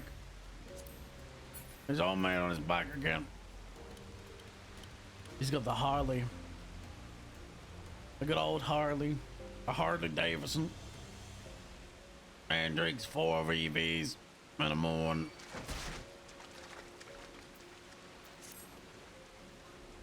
Apologies.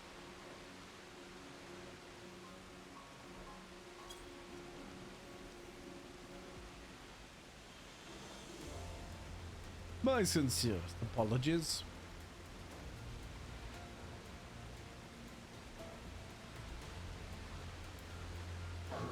Right. Here we are. Let's spread our feed. You scatter the anvil's punity feed along the water's edge.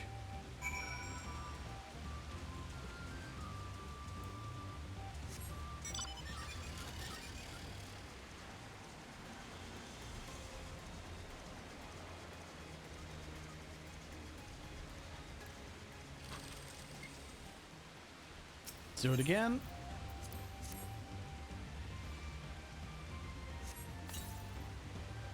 You scatter the purity. Yep. Same shit. Same shit, different day.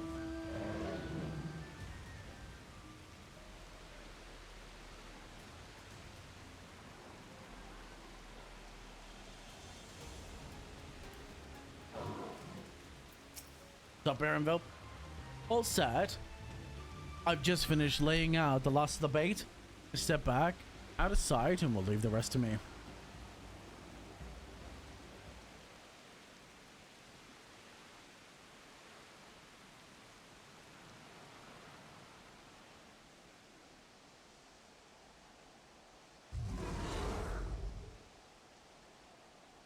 Here she is.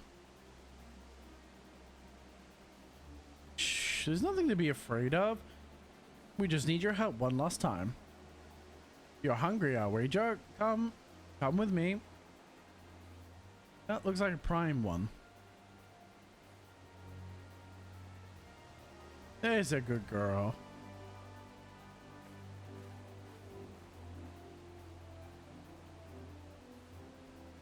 It'll be fine, I think. I'll give her a few more treats and then we'll lead her over to the boat. You can let Kona know that we have the impunity back. Just like us. Nom! Nom on his head.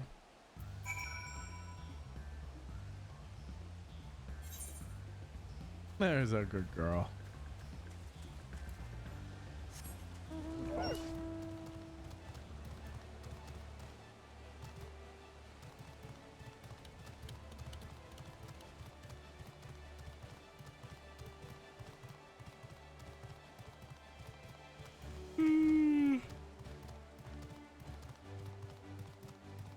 This is Endwalker. Wait, is Endwalker music? I know this is Endwalker music. But I know August is from Endwalker, so.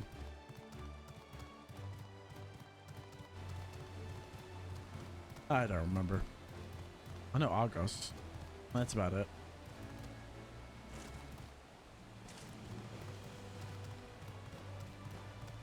Right. Kona. We're ready to go. Aaronville has impunity in hand then? Good. I expect nothing less from a certified gleamer.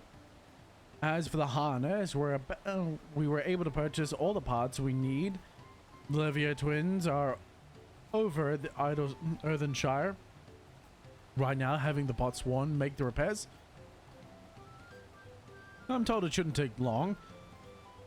We'll be ready to embark on our rescue mission as soon as we hear from Thancred. Lovely. Sibling rescue. Thancred must know something by now.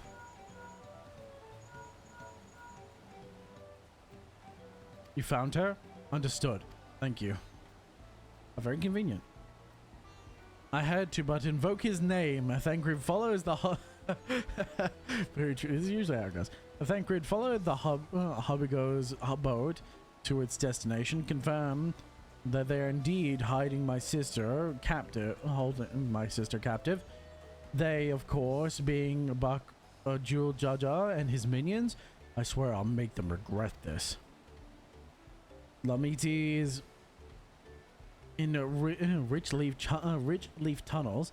The moment the harness is repaired, we strap to the punity and make our way back down Ihakatama, whatever, that river.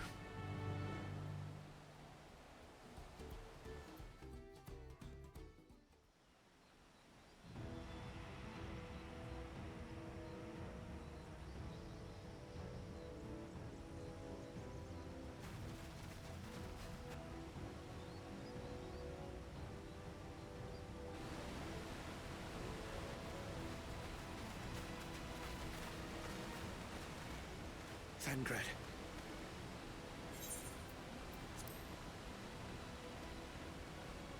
The third promise is up ahead. She's unharmed, but we best not dally.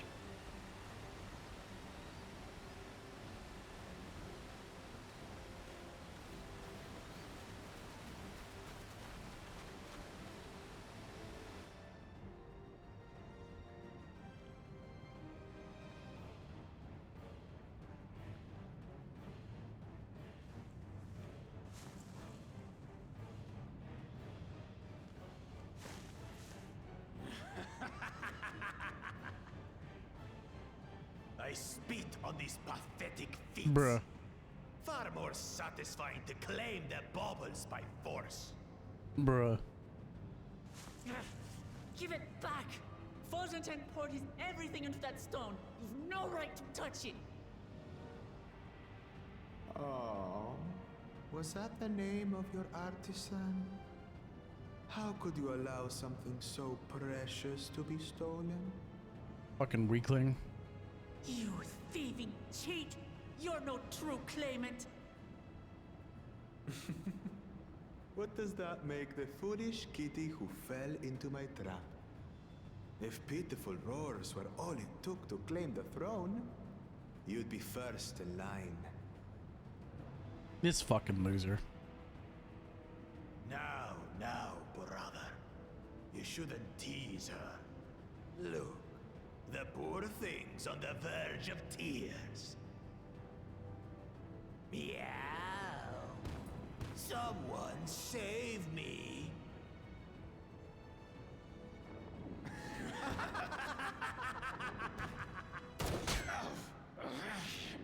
Air to the rescue. His scales are as thick as his skulls. Sup, bitches? Coward! You dare ambush me? You're the one to talk. Tis the blessed sibling's favorite tactic. That useless Buddha was sycophant. He was supposed to keep the lackeys running in circles.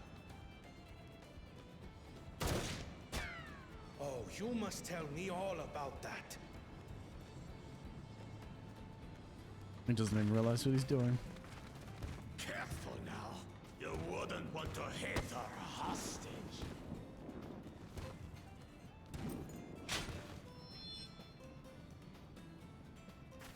That's a quick way to get disqualified.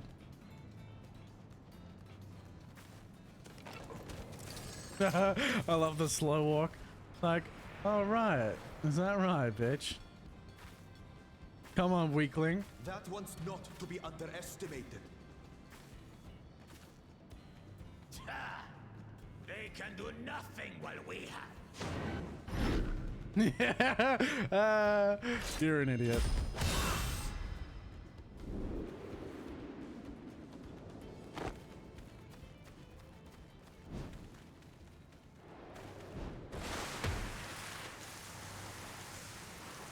Ah, brother to the savior.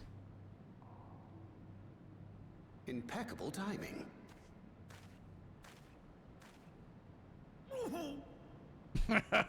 A bit winded. Are you all right? Aye, thanks to you.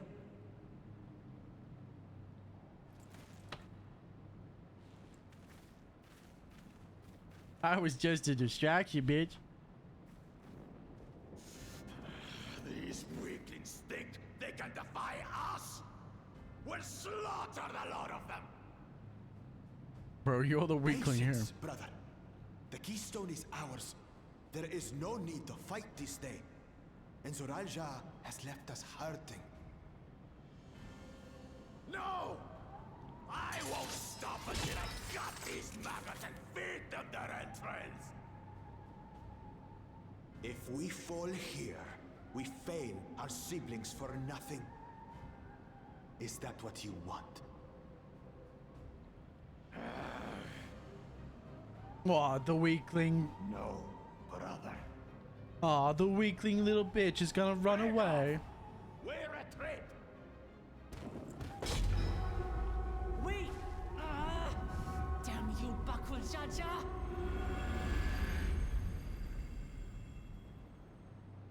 Aw, the weak little fucking bitch is retreating. Do we give chase? We head back. Hamachi is safe. How much? And that is what matters.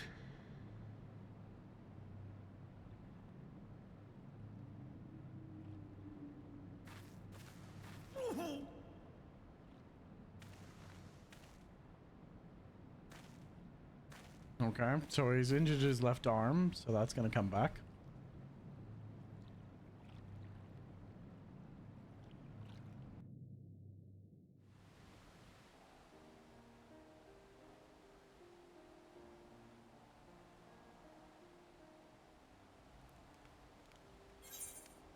Bro, you couldn't. What do you mean you can't? You can voice act that small cutscene, What, are you running out of budget?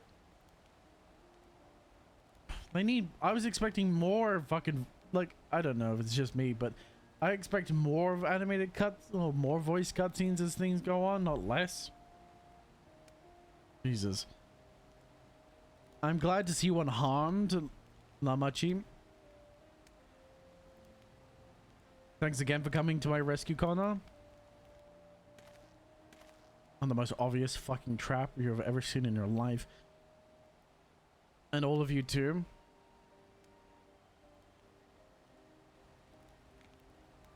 Bakul Jaja must have been desperate indeed to console such aggressive tactics. I shouldn't have been so careless. I underestimated him and it cost me a keystone.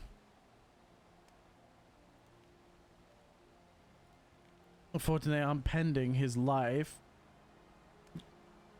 Upending his life.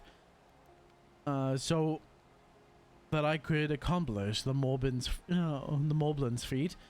He believed in me, believed in my cause, and I've let him down.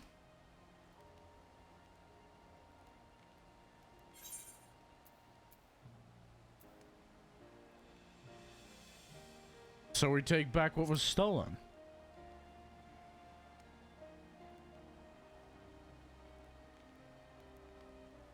Yes, we'll do exactly that. Next time I meet that brute, I'll knock him straight on his scaly behind and take back my keystone. Speaking of revenge, didn't Bakul Jaja curse some useless Bonnois sycophant when he caught sight of us? A reference to Saril Ja, I would assume. He is devoted to our brother.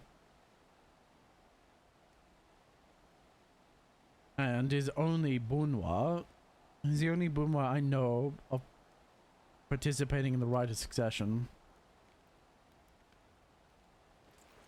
If Ziraja was somehow involved in this, I will never forgive him for putting our sister in danger. He will have forfeited his right to be called brother. I mean, he's not wrong.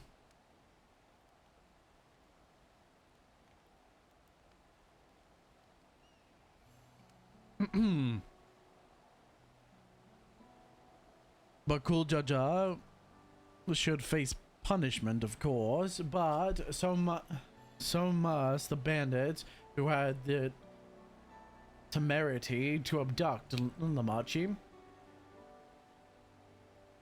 I shall request that Father send a contingent of Landsguard to reinforce this region. I agree with that measure. Measures need to be taken to keep travelers safe, but I wonder what pushed these people towards the life of banditry in the first place. If we dig deeper, we might find a way to improve things for everyone.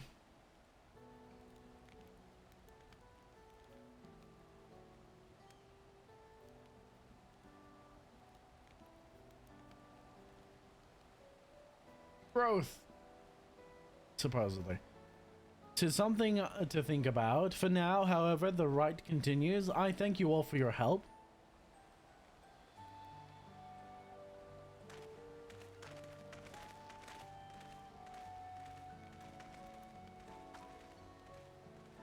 We should be moving on as well. Are you feeling fit to travel, Waklamat? You bet I am. Zeralja's gained a good head start, so it's time we clawed back some lost ground.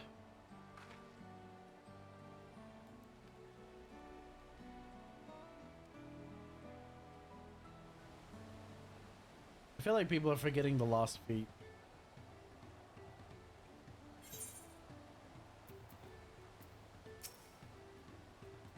Anyway, I really am sorry this happened. For now, I won't let my guard down around suspicious strangers. Yeah, do you think that's kind of fucking common sense?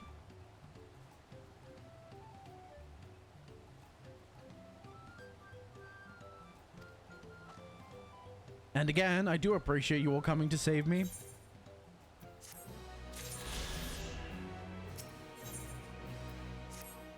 History's keepers. The road beckons, friends. Let us be on our way to your car. Then it's back to the where the path through the mountains begins. You remember the spot where you were tricked into walking off with Waska? Just going to rub my face in it like that, eh? I wonder if he's raising his hackles on purpose, though. You know, trying to keep my anger directed at him instead of myself.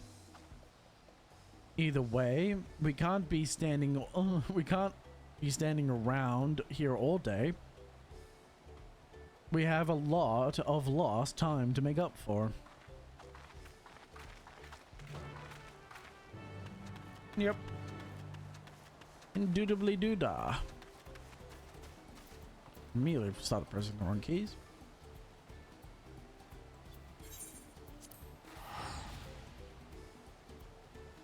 Bro, I still can't believe just like the most obvious fucking the most obvious trap in the world. It still pisses me off that that's not obvious enough. Just there couldn't have been more of an obvious trap, and you just fucking blindly run into it like that. It's absurd.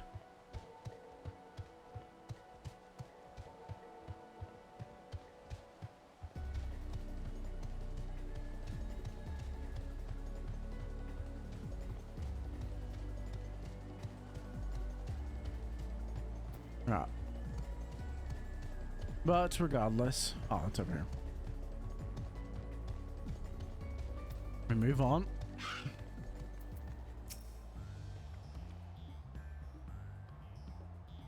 I couldn't leave without letting Rukri know that what happened, so I stopped in Earthshire to say a few words before moving on.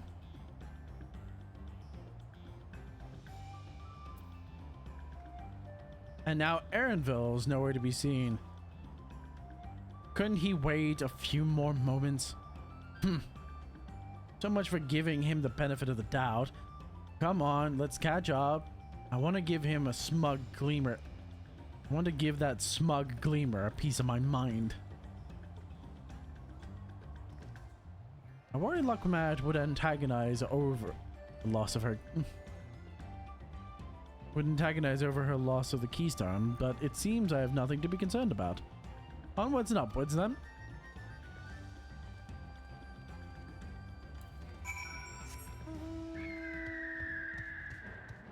Onwards and upwards, indeed.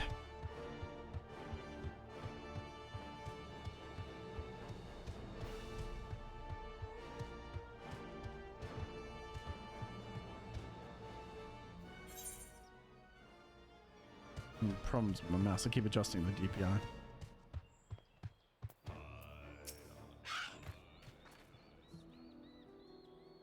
As I'm sure you've noticed, the air grows thin at this elevation. Take it slow until your body adjusts. Deep breaths, plenty of water. A few more steps and we'll be in Warlar's Echo.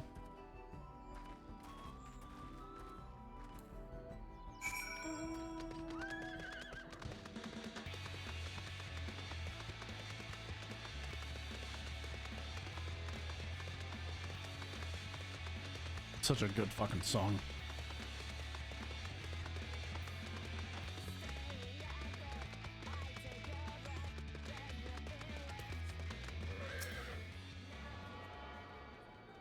Tune to the Aetherite. Ah, these are a new type of people I've never seen before. They are rather large, aren't they? You know what they remind... Oh my goodness. I'm sorry, they remind me. Hold on.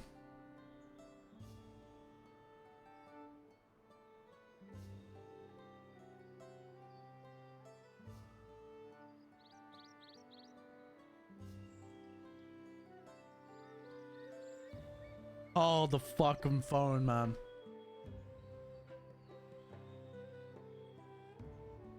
Oh, where are they? I'm gonna find a good picture of them.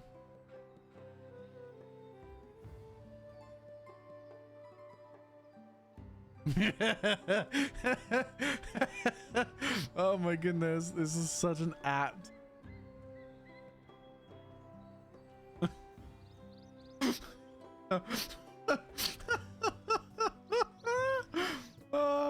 Aside from the eyes, it's so apt.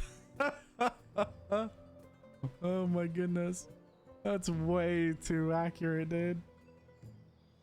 Oh, that should not be that accurate, man. This is another good one.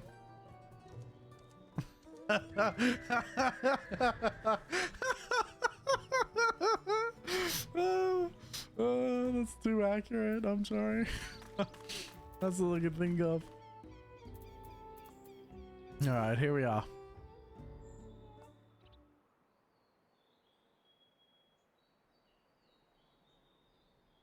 Phew. I think I'm getting used to the air up here.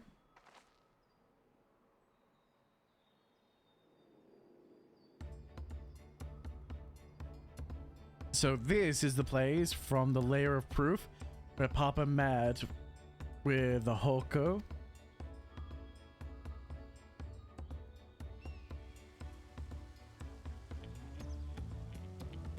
This and that must be them. I don't think I've ever actually seen one outside of a picture. So it is for most Torali. Giants rarely visit the lowlands. Here in their mountain fastness, they tend to solemn duty to pledged. They tend to the solemn duty they pledge to undertake in their pact with the Dawn Servant. To watch over the Toral Vidral Valley Gormanda and maintain its prison within the temple. Ah yes, Waklamad told us about the Toro Vidral, creatures that live for far longer than normal and awaken to strange powers. Indeed, yet even among those anomalies, Valigomanda is unrivaled in strength. It has endured for centuries, bringing catastrophe each time it emerged from its lair. As you have learned in the layer of ice, it was Gomuljaja who at last managed to imprison the beast.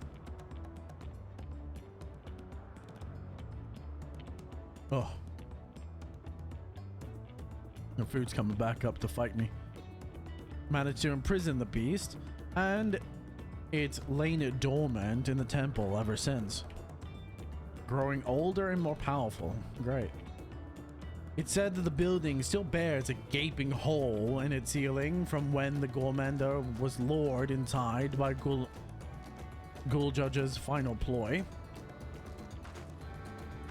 I'd like to see the strongest of all Toral Vidral. I wonder what it's like to I wonder what it was like to fight it.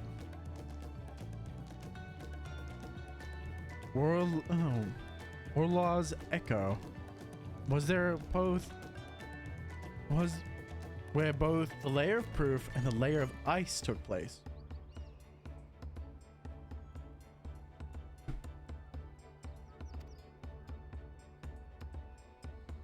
Does this not suggest we'll be facing 2 feats this time? That's the question we can ask the Elector once we find him. Or maybe we should flush out Bukul Jaja first, so I can beat my keystone out of him. Identifying the Dawn Servant's Elector should be our priority. We've both got an ultimate goal. We're both going to the same place. We can just beat his ass before he gets to the Golden City. I suppose we do still have 4 keystones to earn, and no matter what we do, the contest will pit us against each other sooner or later. Alright, let us seek out the Elector. Then I suggest we pay a visit to Cariozar and the Gracious. or so their temple is called. The moblins told me that the high luminary Gurfarlar is to be found there. If we are to ask someone for information, then he seems to be the wise choice.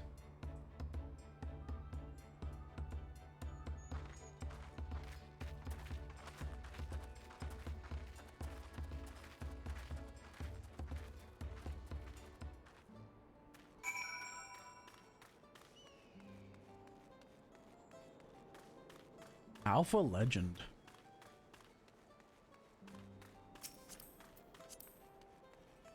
'92 level bard. What that Alpha Legend means.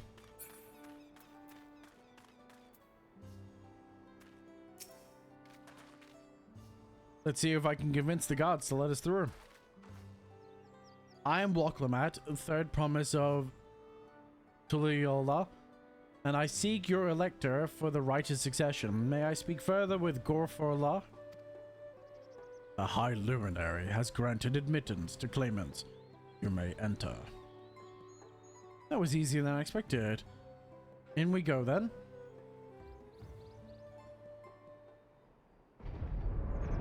But they got really high-pitched voices. I doubt it though.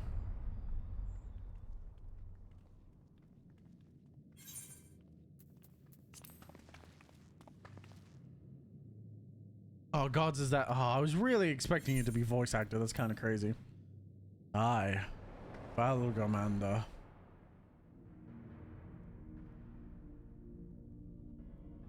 It's got phoenix feathers. Valgamanda.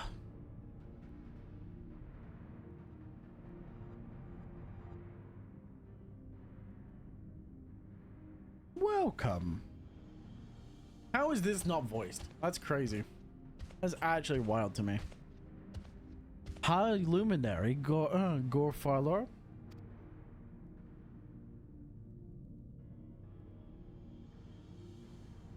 He is not here at present. I am High Luminary Zurmur Waller.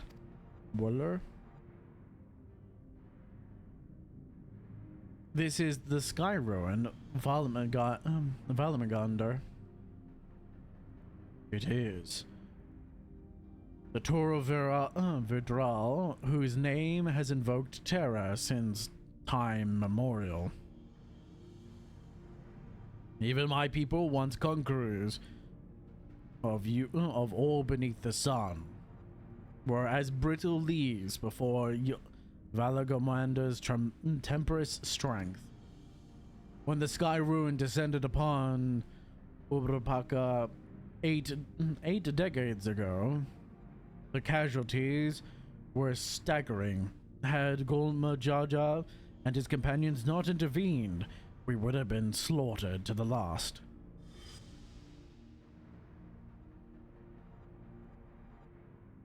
Their titanic battle with Valagamander raged for 10 days and 10 nights as their foe fought on tirelessly and relentlessly. Our hero pushed beyond the limits of their endurance. Thus did the head priest of reason concoct a desperate plan. Guljaja tricked the Sky Ruin into losing control of its own ice magic, causing the unwitting Toro Vidral to encase itself in frozen ether.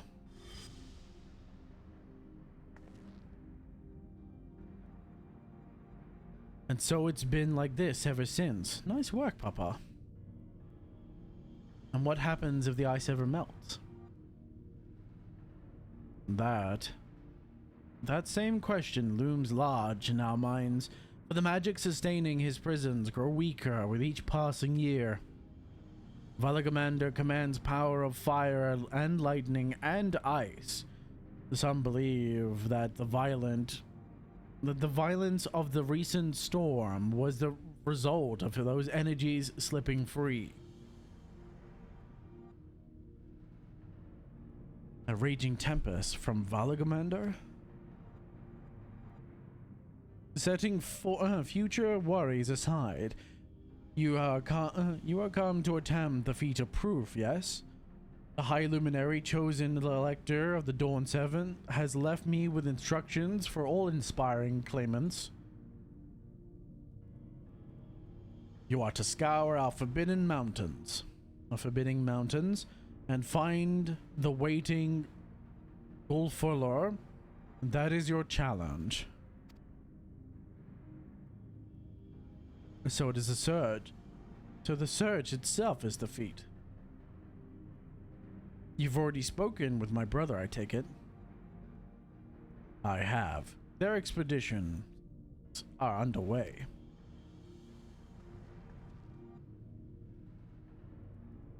Well, then we better pick up the pace. Aye, but we need a direction to search in first. Let's see what hints we can gather from the villagers.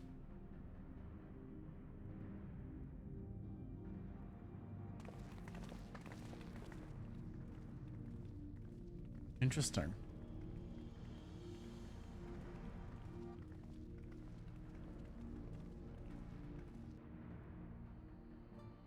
So it's obviously inspired by the South American. Oh, what was the South American dragon called? I can't remember.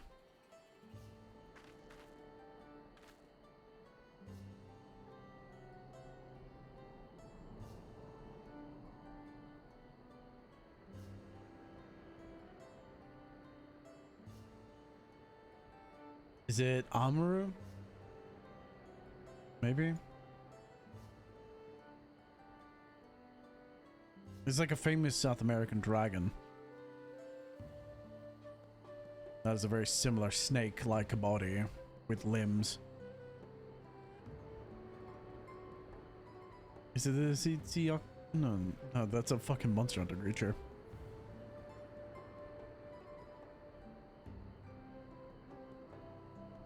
Quetzalotl, or whatever it is. Quetzalotl?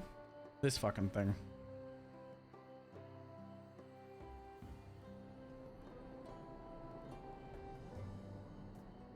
Quetzalcoatl, whatever. But it's clearly based off this because, you know, aside from the lacking the arms, it's a very similar design with the multiple wing structures.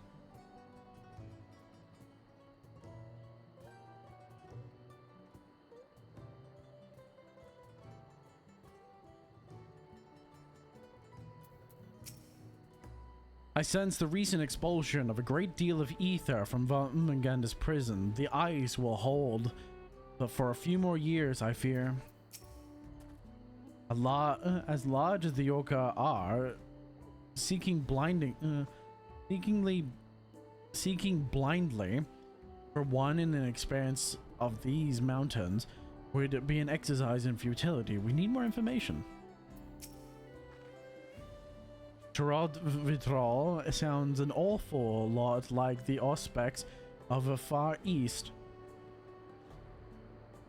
Are they the same thing under the different name? I've encountered many extraordinary creatures in Eorzea and elsewhere, but long has it been since I felt such an overwhelming presence like that, like 1,000 daggers pointed, piercing my skin. Oh. Prickling my skin. Dagger points prickling my skin. Bro, I can't read. Gods, Vormangander is enormous. I know Papa and his friend had friends with him, but it's incredible that he could hold his own against that thing. Should its prison ever fail, though, we can't expect the old guard to come running. It'll be up to us to save the day. Correction, it'll be up to you to save the day. I ain't doing shit.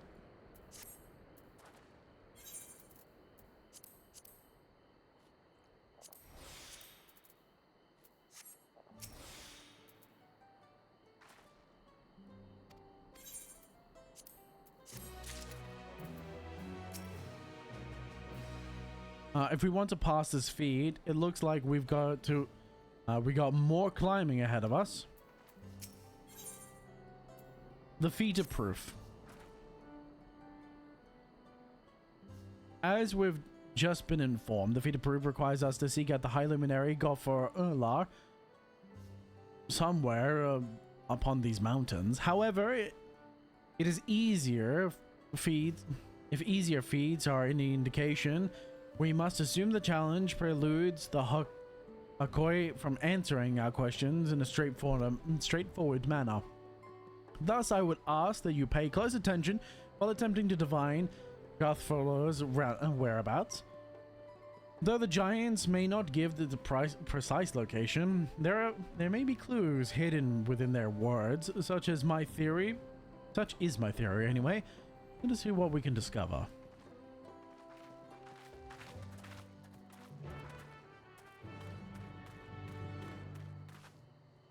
I think that's, I said it before and I'll say it again. They need to increase the amount of voice acting per campaign. It needs to slowly increase as they go. The High Luminary? No. I've not seen him today. Let me ask you a question. That Exbaral who came out of the temple earlier, was that really the third promise? She seems rather unimposing. How is she meant to succeed the mighty Gula Jaja?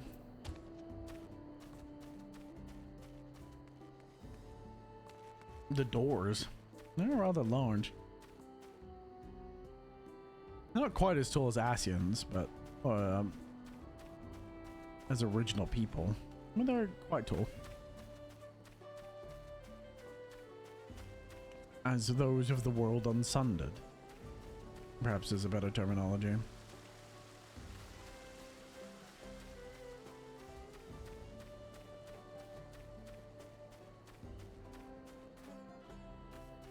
What's up, stonemason?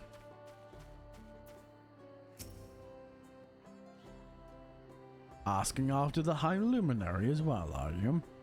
I know not where to find him, but I hope you do have the opportunity to speak together. He is a great man with deep reverence for our traditions, the glyphs we carve. For one, he affords them as much value as any treasure we possess. They are records of lives lived. Your arrival, too, I will etch into stone. That story of our meeting may endure for untold turnings of the sun.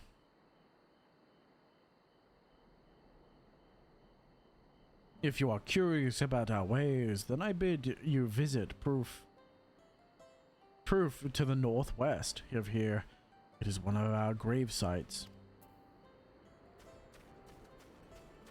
Wow. Visit Proof, huh? Well, it's probably the best way to start.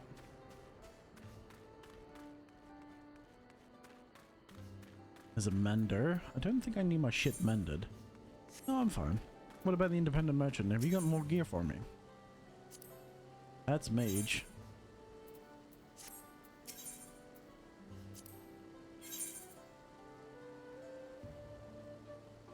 I do have better gear.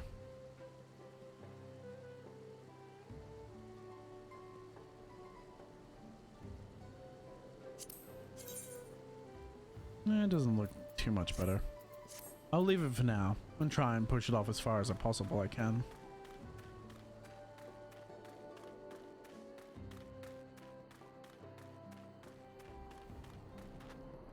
I mainly want to push it off. I want to push off getting to it, or push off getting gear for this class, just because I don't want more gear on the class. And two, Toriola, no. Tuliolin? No, you are from far away than that, I think. As for the Sky Luminary, I can only guess where he might be. He is a warder of the Sky Ruin, but also keeps up the sepulchres, and his duties often take him outside the village.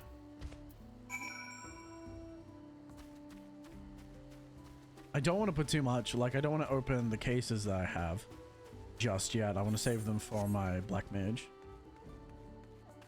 Because we're voyaging on the point where like my XP is getting to the point where I'm going to just start leveling up the Black Mage.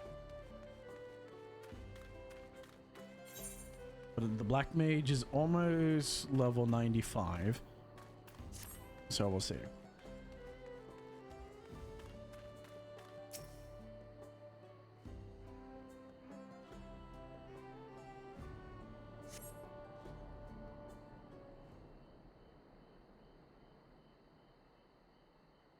Beautiful.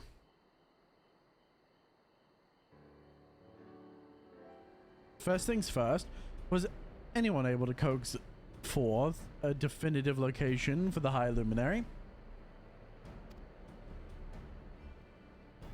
Not a definitive location, but a whereabouts. As expected, then what of clues of other hints that might point us in the right direction?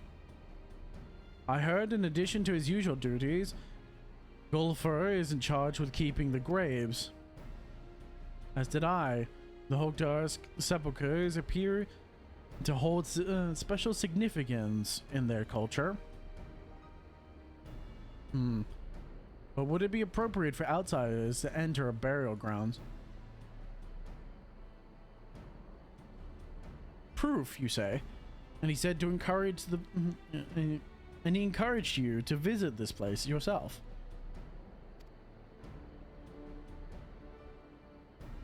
Then let's go and take a look. Even if we don't find Gufala there. Garfalar? It will give us the chance to learn more about the Yorku. I don't know how to say their name. Yoki, maybe? The graveside is somewhere northwest of here. Well, we can leave from that side of the village from the first start, shall we then?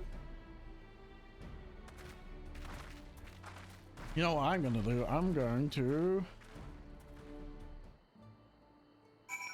be right back. The call of nature comes.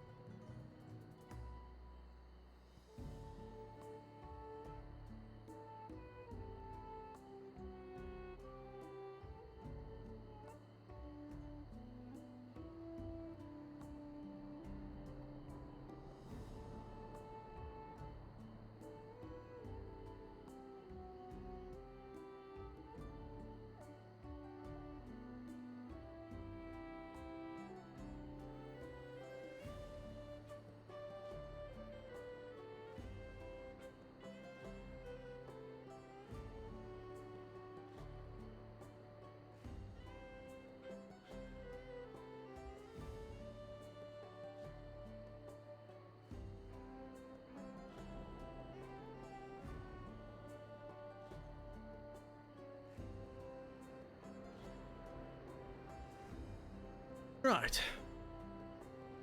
Now then.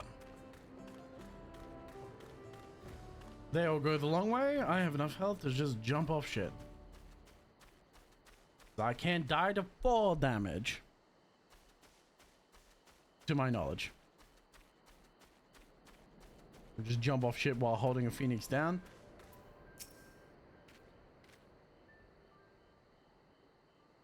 The others have gone on ahead to proof, following the trail west. There are sharp drops everywhere, so we'll be moving at our own pace. Some of us are not built for craggy terrain. I thought to get my bearings from up here first, so I don't stumble off a cliff. Why don't you try catching up to Erinville? He should be able to point you in the right direction. I'm just gonna fucking jump off.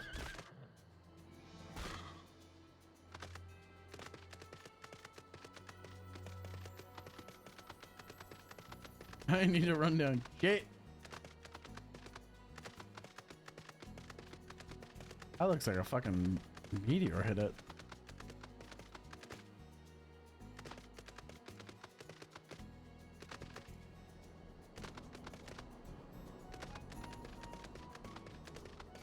Very good area. I like it. It looks like a goddamn meteorite.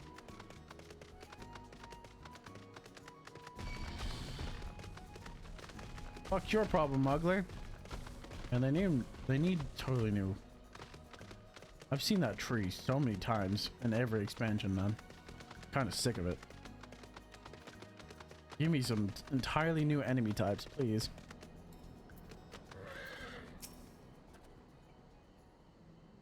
Take a look at this crater. There is no wood, no trees, not even dried grass, and yet the ground still burns. This must have been one of the scars left by Gormengander's rage, as told by the saga. The Sky Ruins fires are described as eternal, flames that cannot be quenched by neither storm nor time. And here I thought it was literary embellishment. But now I've lost sight of Wuklamat. Proof is northwest, along the main road. Hopefully, she's still heading the right way.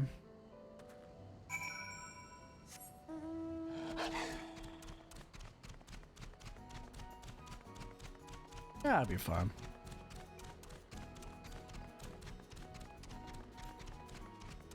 You worry too much. Worry too much.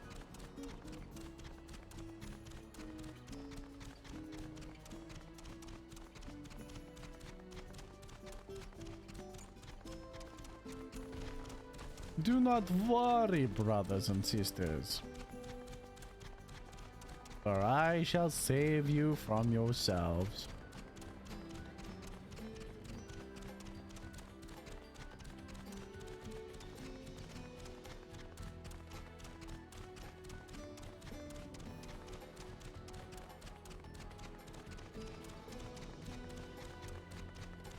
Patient Gravekeeper.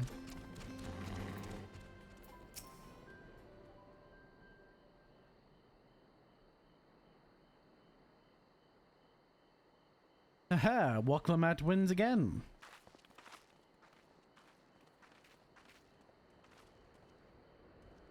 Looks like everyone is here now. Greetings, friend. Are you Gurfala? No, I am not.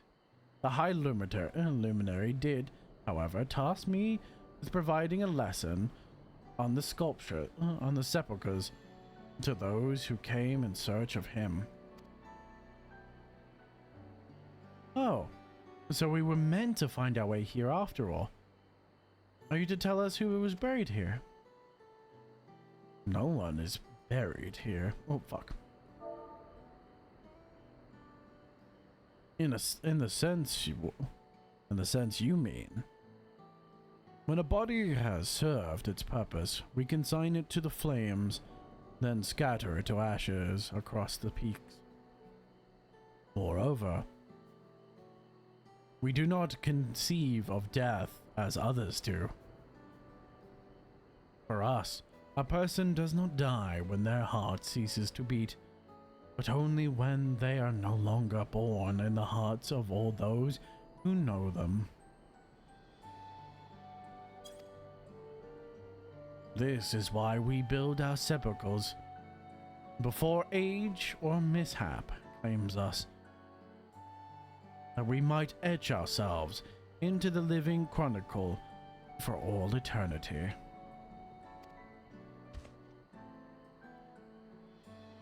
This grave belongs to a good friend. His mortal vessel ended its journey some years ago, but he lives within me even now.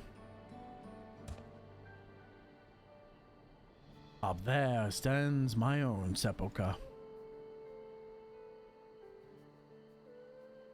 As long as it exists, so too will I. I will endure in the hearts of those who read my grave glyphs. In the same manner, my friend does mine.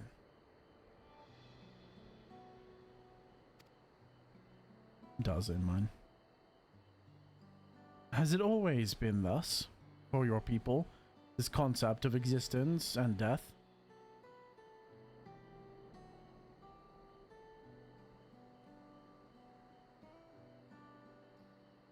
Continue along this path, and the intangible passage,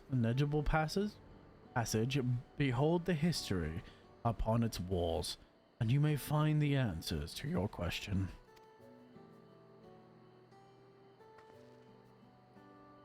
Then that's what we'll do.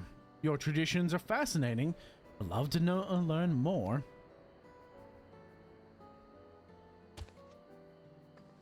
I thank you for allowing me to share them. In doing so, I will remain in your hearts also.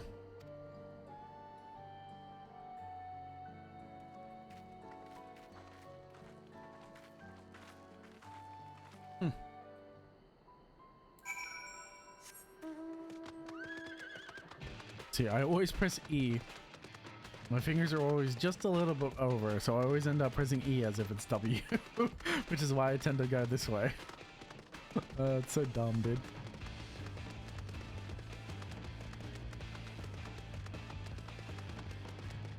Oh man, are those like claw marks engraved into the mountain?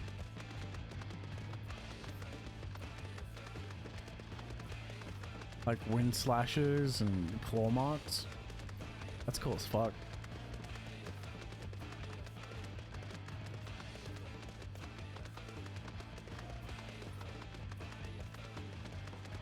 Ooh.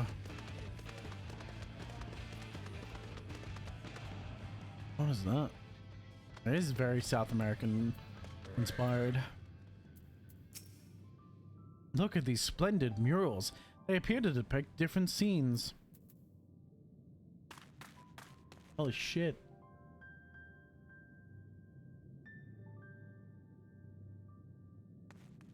There's like a giant hammer up there. Not only to be remembered, but to live on the inside of the hearts of people, or others. It's possible then grandfather surely lives on inside me. Discomforting thought. I get a feeling they were expecting us. I've never spoken with a Yokul before. I had no idea they held such a philosophy on life and death.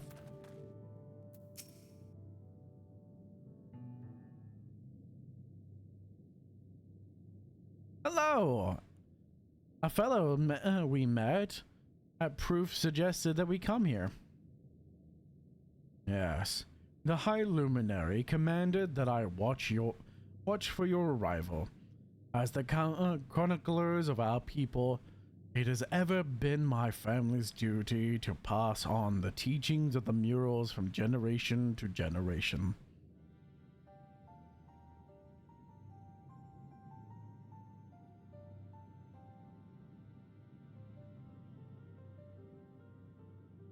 That last one is particularly interesting. They really are magnificent, and altogether, they tell this tale of your people's history. They are the events which shaped us. I would share them with you ere you continue on your way. Please, we would love to hear it all. And I will begin. This first mural depicts a time more than 1100 years ago. An age of great prosperity for the Haklu.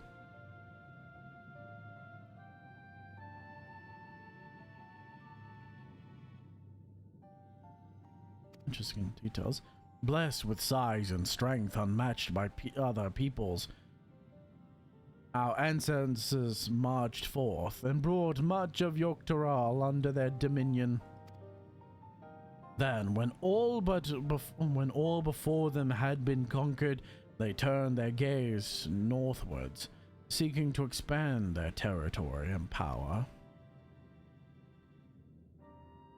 Here we see the expedition to Yogg-Taral.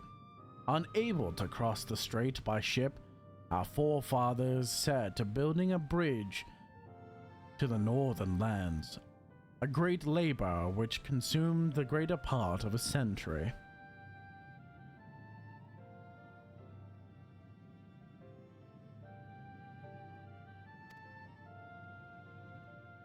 Zogor the Boundless. We still make use of that bridge in Tuliola for travel.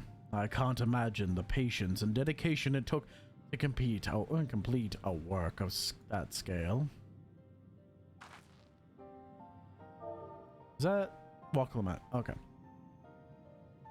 I've never heard of any Waka living in Yogg-Taral. What happened to the ones who went north? Look upon this next mural and behold the answer.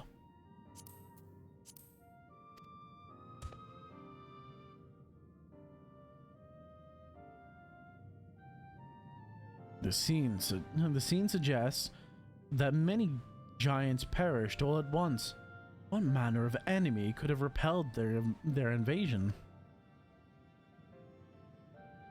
A foe unnamed and unseen. When the expedition pushed forth into Yogg-Taral, those thousands of years ago, its soldiers were felled by a disease. Some terrible illness? No. No virulent plague, nor newly born arisen blight. For the local Toarata and Shitona, it was but a mild affliction of the sort that comes with turning of seasons. What manifested for them as slight fevers and coughs, however, proved deadly to our people. Out of every 10 Yorkahu who joined that northern campaign, 9 succumbed to the infection. Those who survive continue to suffer, finding it difficult to sire offspring. I've heard of this before, lacking inherited resistance. Visitors to distant lands can fall deathly ill to diseases a local might shrug off. These events might also have given rise to the practice of cremation rather than burial of mortal remains. This final mural depicts the return of our grieving brethren to Yurapacha. See, this sun is so interesting. There's something about it that seems off.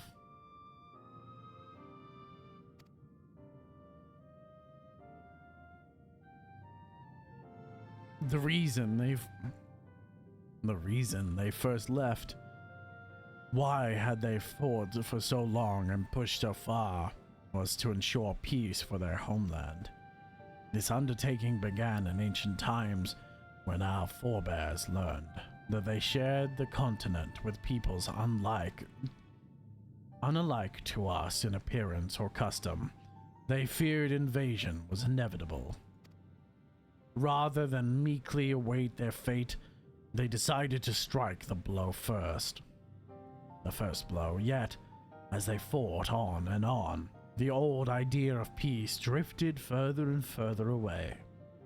Only after the disaster of Extral and their withdrawal to the mountains did they come to understand.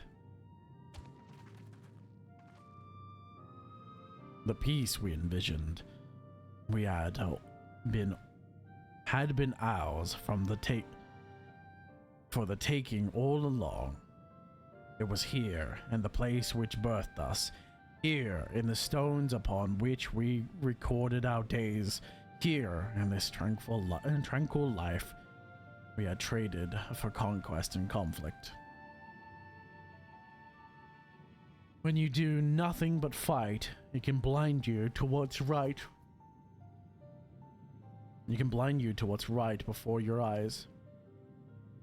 Right before you. And so we return to the present. I trust you found this brief history of our people enlightening.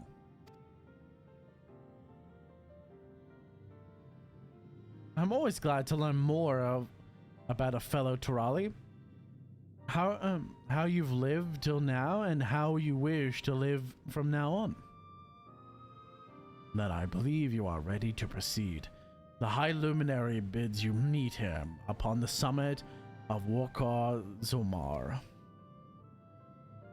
I had a feeling we'd end up scaling that big old mountain. Well, it's a feat worthy of the name.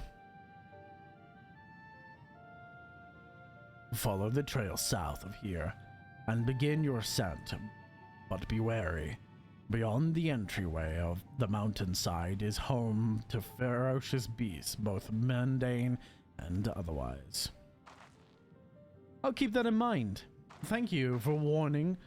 Thank you for the warning and the lesson. Finally, we know where we're going. To the top of Wakar Zamwonder.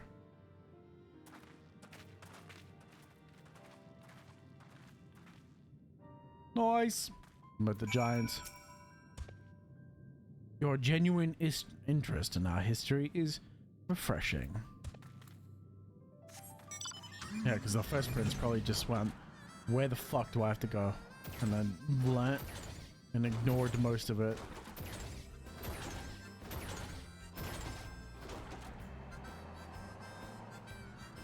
Don't mind me just driving along in my car.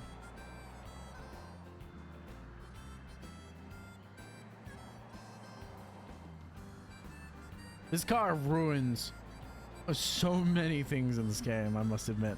Because the fact that it can fly, it could just literally cross the ocean.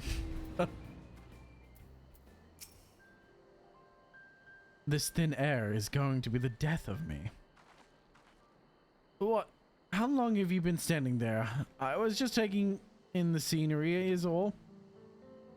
Come on, we don't want to fall behind. Too far behind Alphino and the others. Think of it as altitude training. Not that you know what that is, but... Hi, Flint. I know. Go away, Flint. I fucking knew it. I fucking knew Flint was gonna come after me. Good old Flint Cole.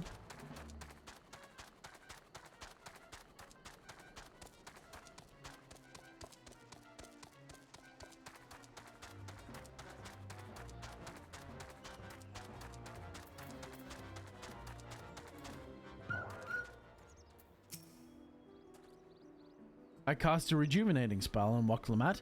Even our indomitable third promise is feeling the strain of these slopes.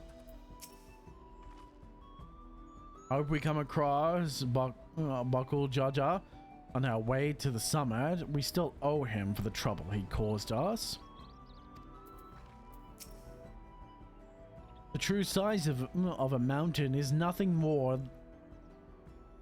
more apparent than when you're standing right at its foot. I fear I won't be of much use to you as a guide past this point, even in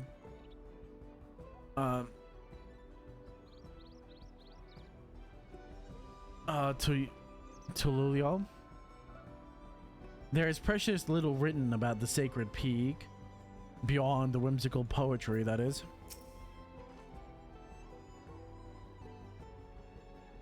You remember how the chronicler was saying that the more they fought, the further away they moved from their ideal peace.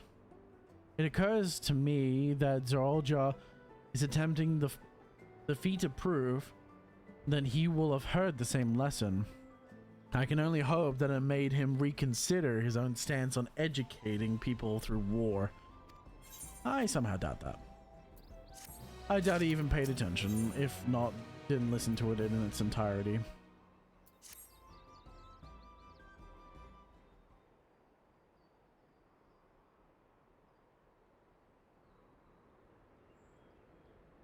Gods, that is one tall mountain.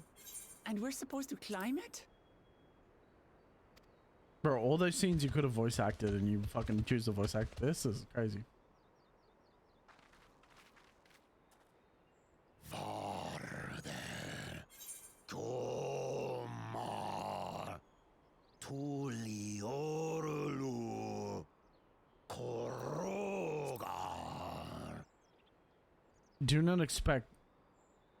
Do not expect to walk here unchallenged. Tell me, stunted ones, did those short legs bring you all the way here from Turoli?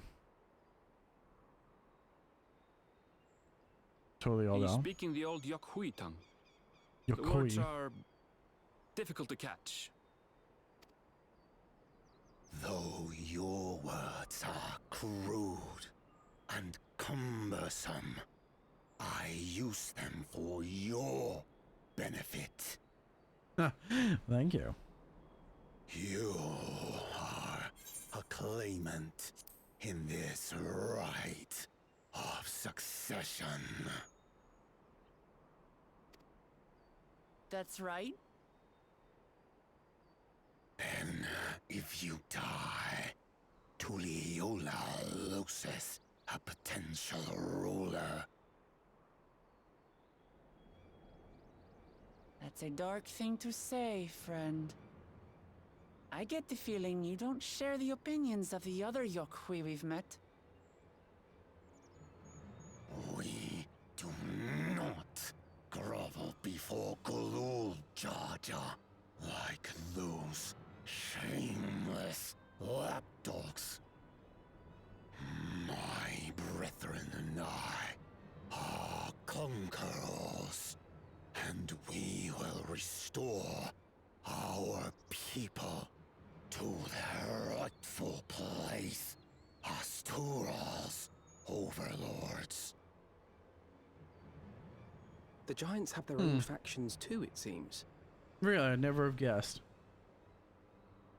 You think your kin weak for showing deference to my father, but they do not follow the man. It is his peace they respect, a peace they always wanted, which they realized could be had right here. Justifications of the craven. They turn their gaze from our ancestors, from the dream we kept alive for 1,000 years and more. They are unworthy of bearing our legacy. I will reclaim the glory of our people. I like their armor setup. And our ascension begins with the death of the third promise. Stop! I don't want to fight you! Then die on your knees.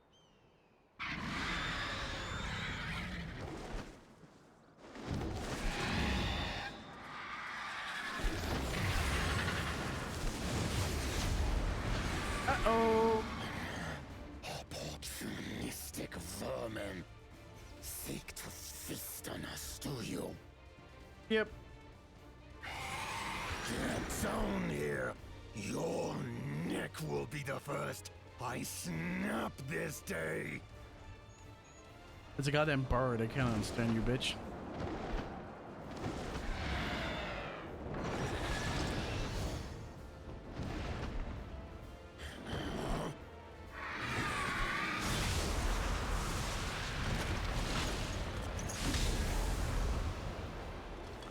Why wouldn't you block it with the blade?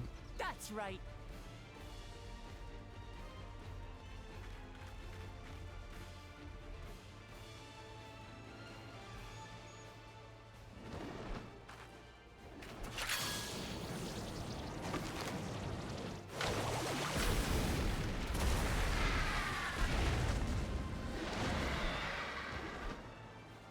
An interesting bird. I like it. It's got like stone or crystallized wings. I like their helmets. It's like covers most of their face and most of their head entirely, making them almost perfect battle armor for them. Why do you help us? I didn't put much thought into it. My legs were moving before I knew what was happening.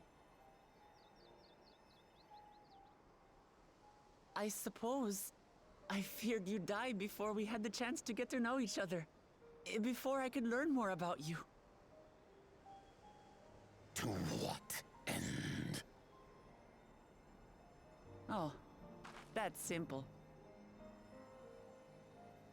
If we're to share the land, it's the best way for us to become friends.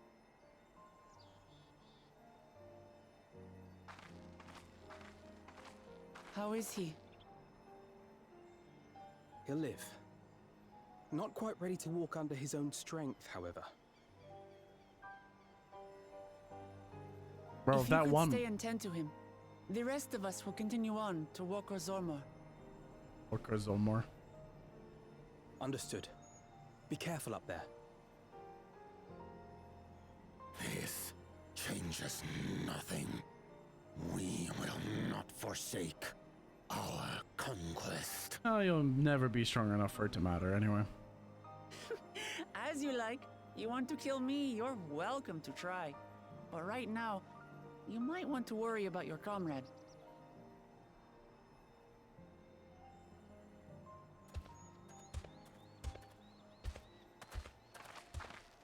On a mountain of that size, there are bound to be creatures even I've never heard of.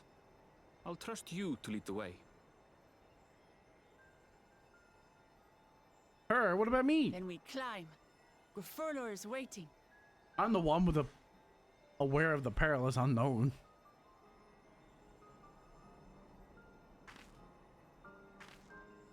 Yeah, how many creatures I've never fought before I've fought? Mostly all of them. Oh fuck, I totally forgot to get rid of the fucking be right back sign. Fuck, I did all that with the be right back sign on. I'm so sorry. I'm a fucking idiot. Holy shit. Aw, man, I ruined all of that fucking cutscene with that fucking be right back sign on. I thought I got rid of it too. Idiot. Oh, I'm sorry.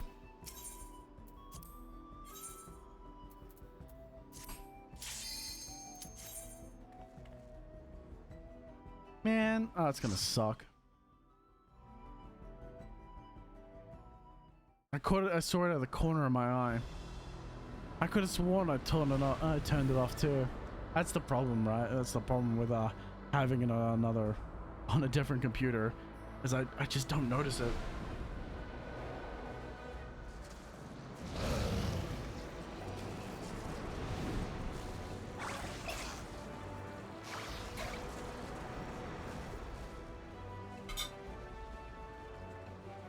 Oh, I'm so sorry.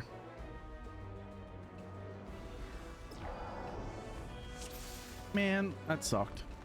That sucks.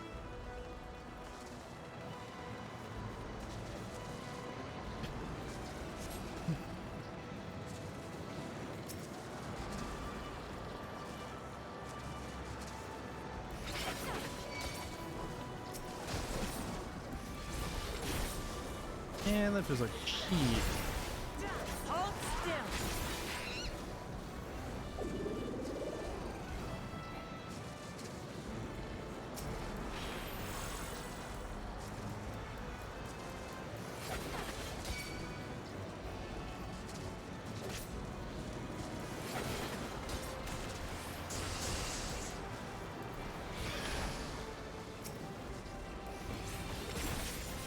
See if the NPCs can take multiple pulls.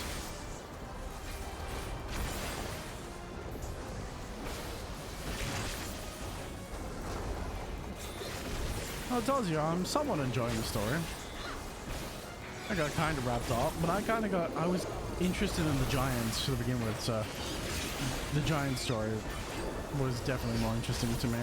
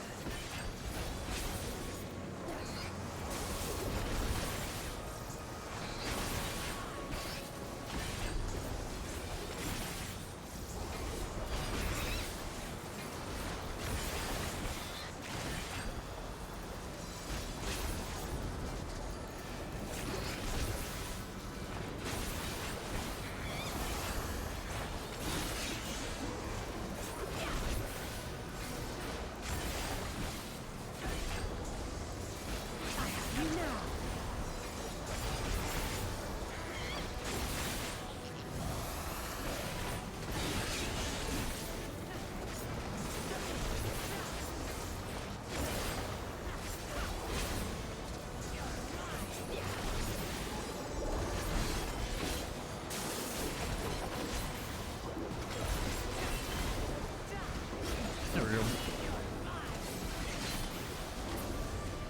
Lovely. Very, very lovely. And that's kind of fucking pissed me off though. I totally didn't see that. Oh, what an idiot I am, dude.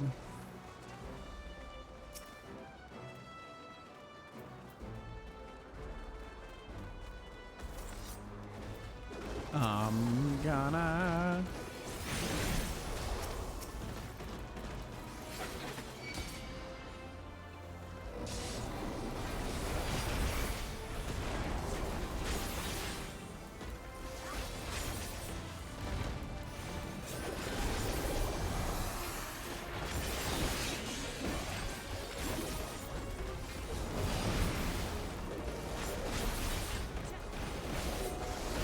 There we go.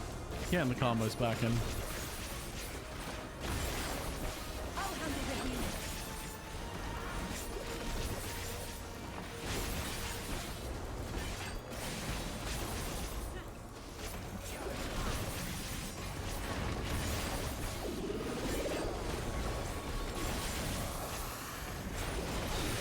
I mean, they can't die, so it shouldn't be too hard.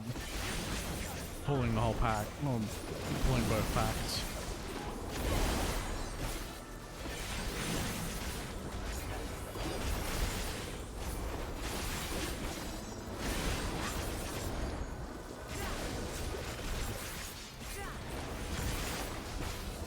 You seem to be doing well enough.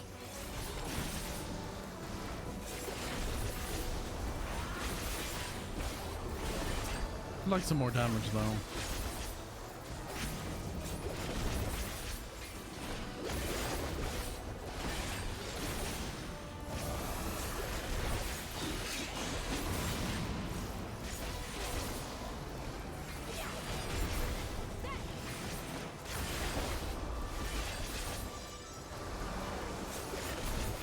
Nice.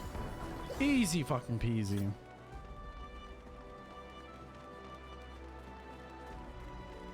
It's alright. Oh man. I keep thinking it. It's gonna be like fucking Spotify or what's the name? Like having a fucking something over the screen. Oh dude, that's crazy. Like it's a used asset. Be right back over the top.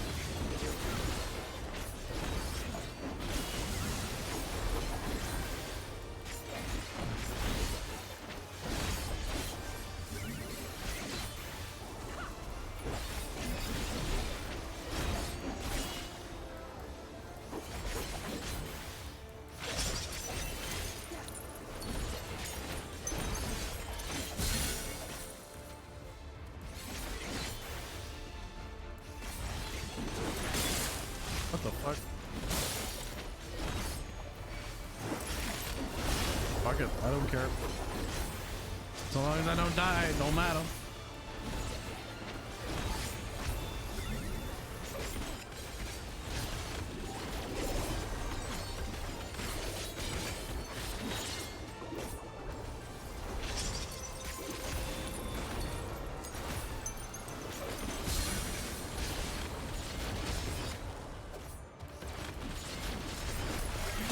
I was right. Okay. I was right the first time. See, I'm so used to it. Set up, go off. Set up, go off. And these ones, like, I should probably be paying attention to. I gotta be paying more attention than I actually am to the costs.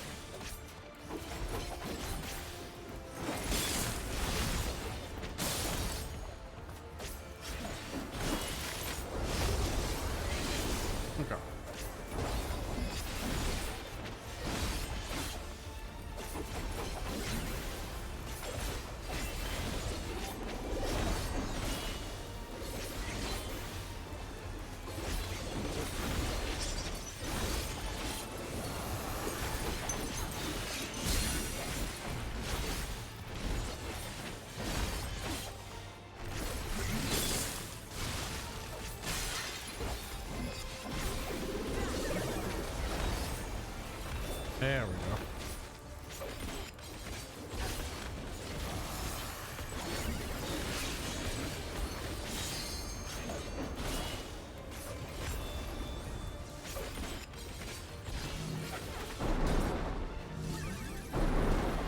Oh, what? That hit me? That's bullshit.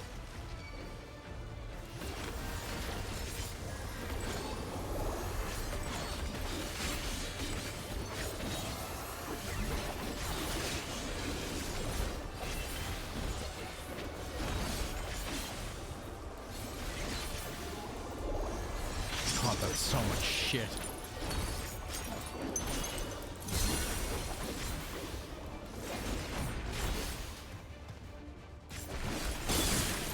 What?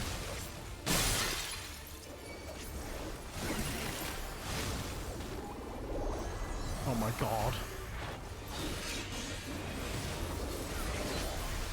There's so much shit on my screen, dude. That was so much shit. I don't have my rotation well enough for that.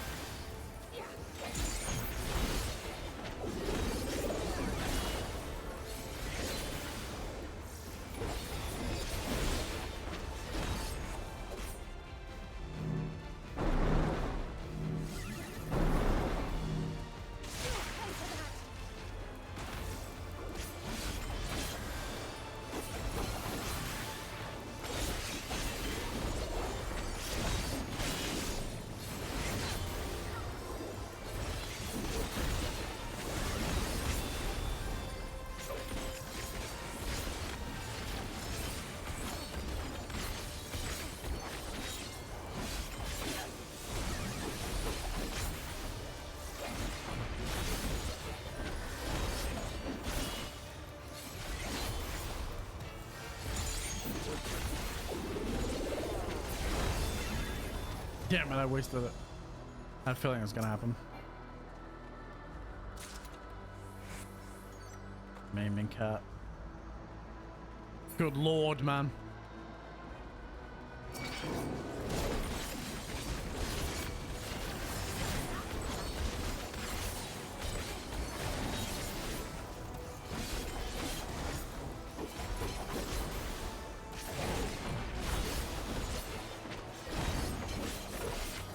It occurs to me that I have not been using this.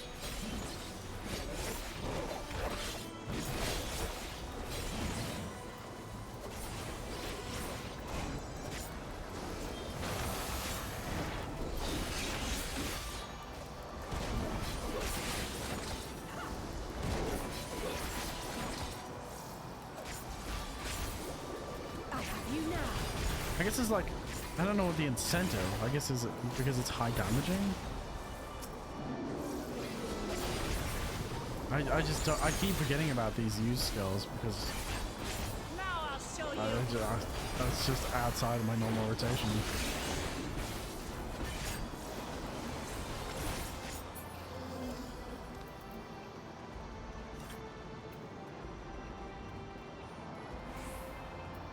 I gotta remember more about these vice winders and stuff.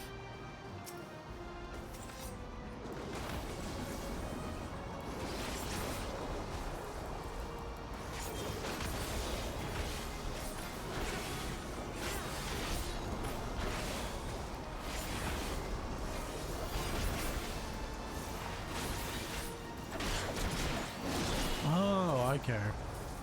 I'm an idiot. I see now. Oh, what was that? I had an extra stance there.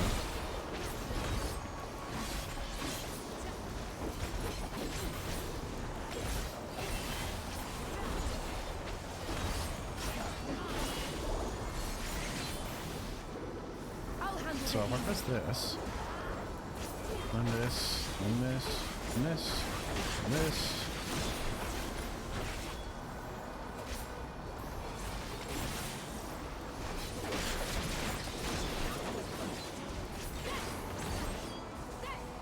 What the fuck?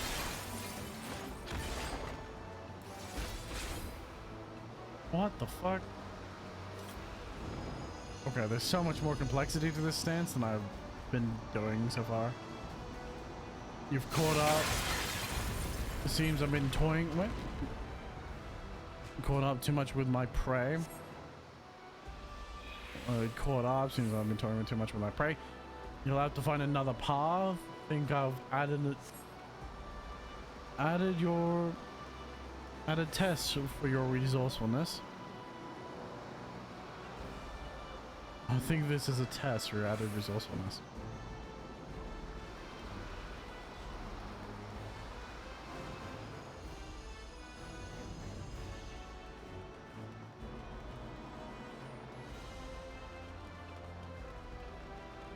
Interesting. Notice that I haven't got a single one of casting, and that upsets me greatly.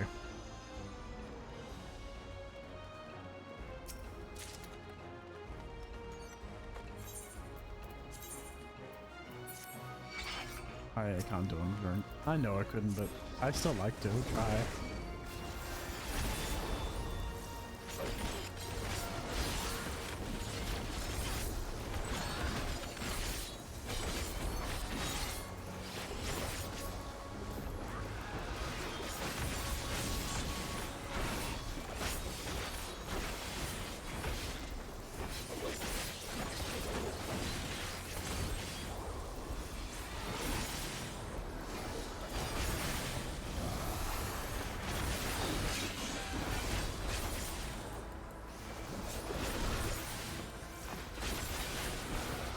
I've realized.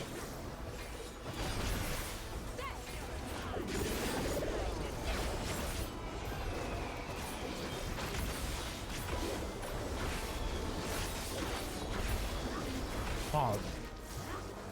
Goddamn, the complexity of this fucking sword art is insane.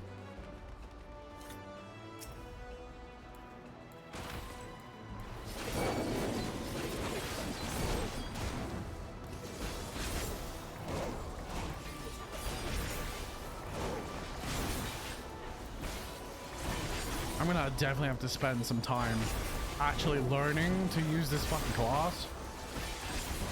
Because I spend 90% of my time looking at the fucking next skill I have to use because I don't know the skill trees well enough yet.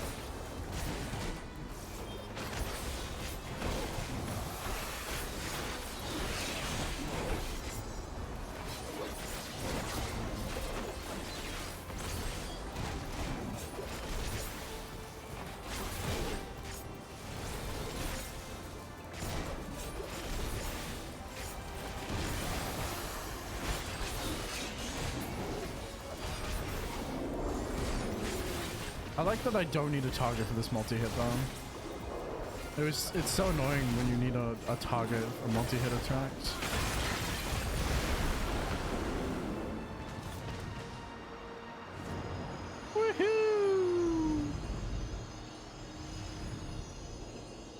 Holy shit! That was quite the movement, Jesus. Ah, there you are. Scardera. That's the giant bird that attacked the giants. Yes, it does. It doesn't look pleased to see us.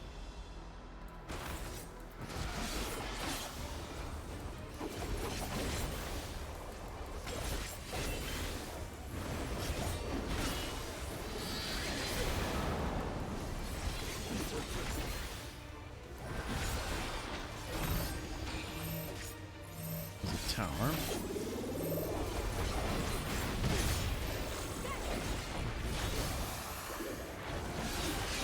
Try this.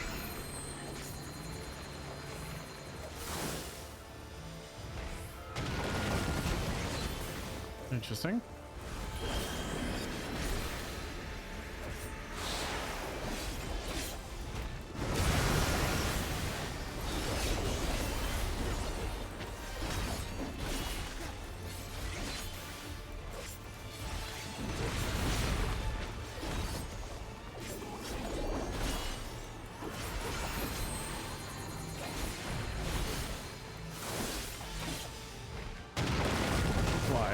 She almost killed me.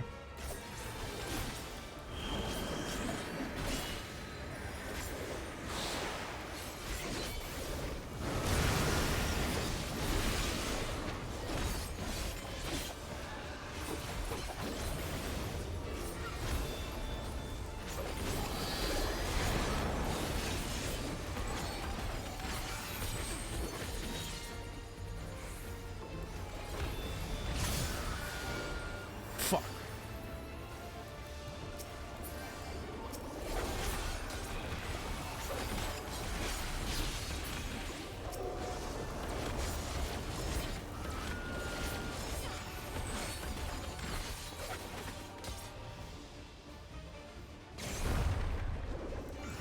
That's not too hard.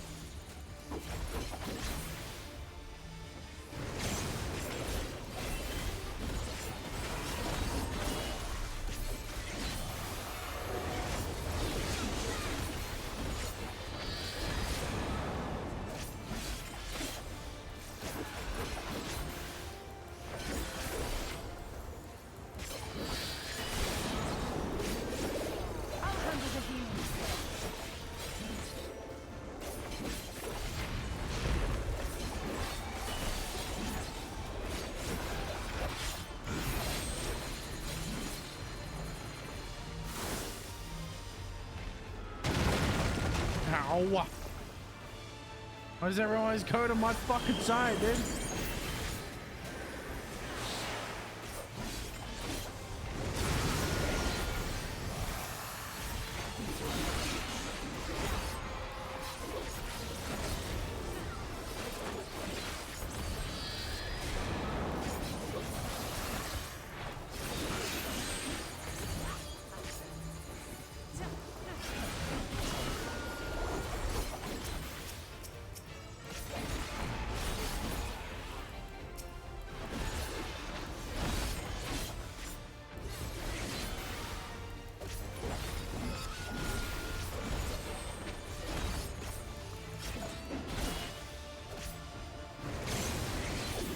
Okay.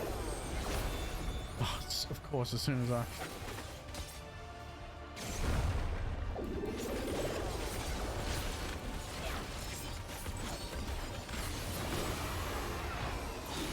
Of course, as soon as I fucking go into my awakened state, motherfucker does that. That's fucking wild.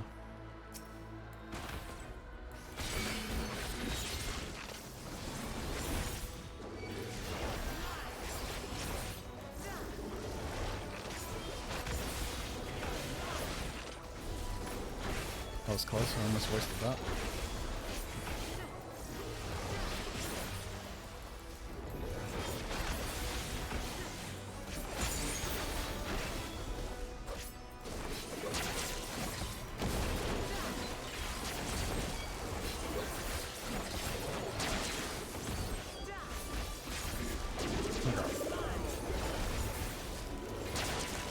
I'm gonna have to probably look up how these combos work and how they feed into one another.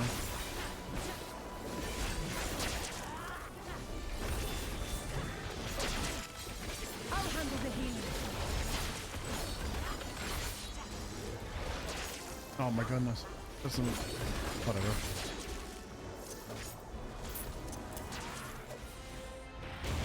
Ow.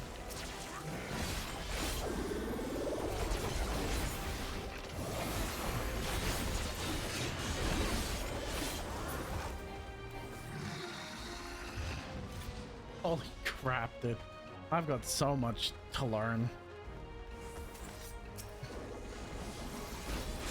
Such a wider skill gap than I was expecting. Not surprising, to be fair. It's not like I've been playing this game like religiously, nor have I put in some real hours to learn the move sets, or even most of the attack patterns.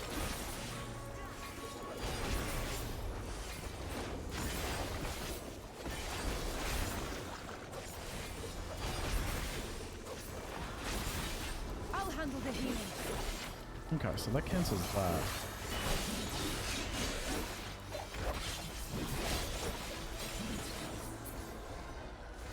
I have you now.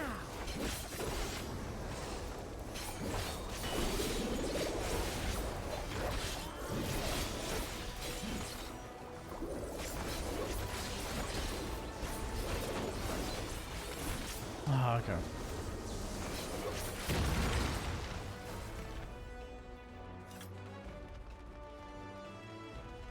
Poised Twin Fang.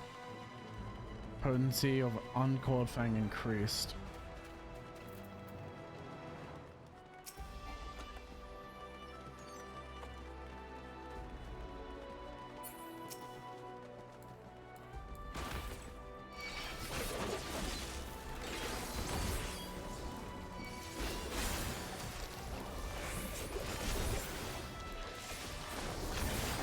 So you build... I'm gonna do it correctly.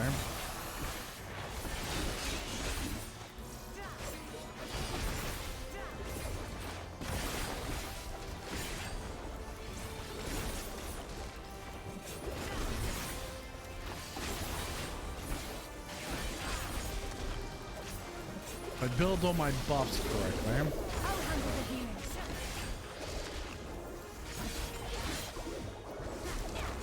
And then we do the wide swings.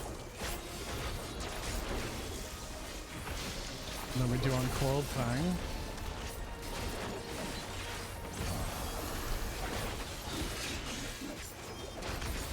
And then again. Nice.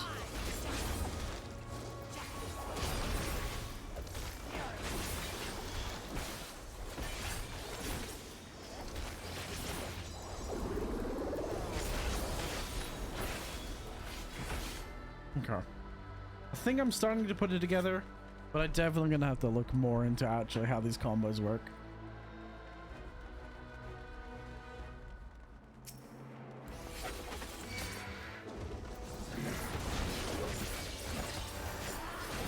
And I'm definitely gonna have to change out my hotbar in accordance as well.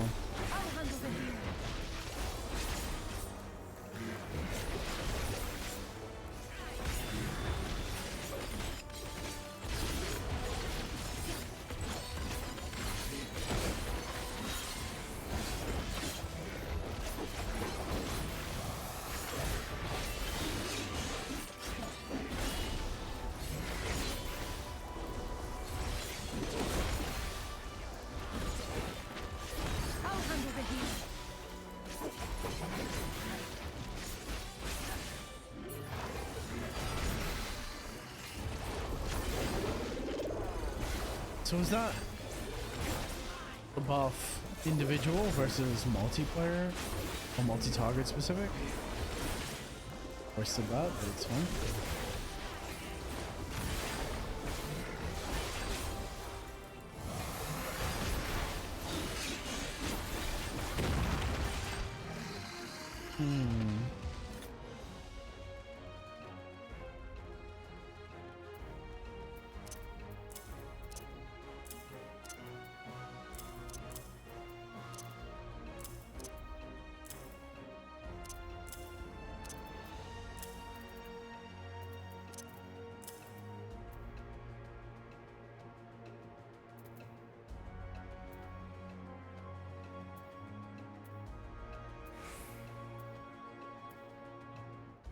I'm definitely gonna have to change up this.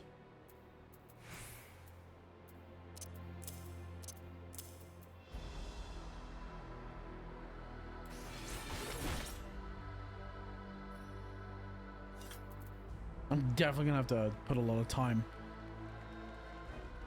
Whoa, he's a big boy.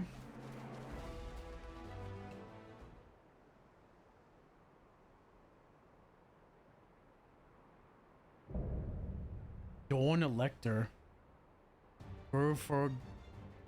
Oh my goodness. I am Gurfulur, Elector of the Dawn Servant. Prepare to be tested. Damn.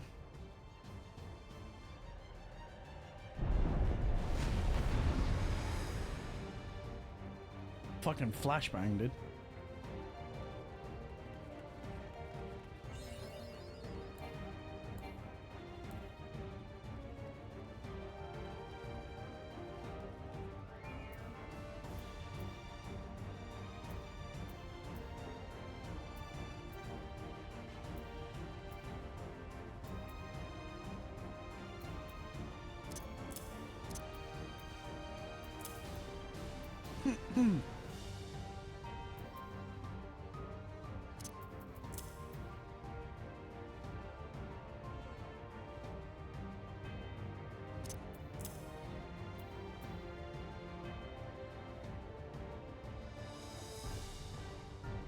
Yeah, I'm definitely gonna have to fucking do it. This is definitely gonna need a training dummy, dude. Holy crap, there's so much shit.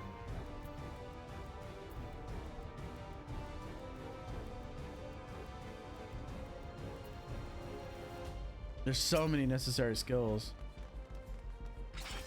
Prove you are worthy to rule.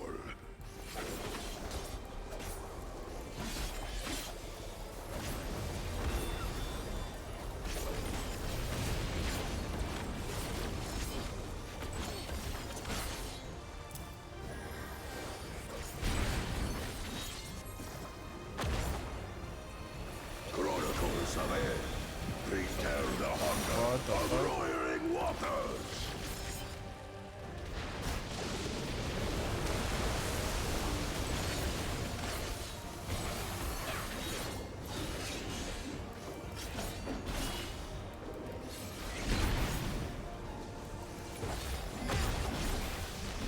Chronicles of it. Recount the fury of erupting beaks.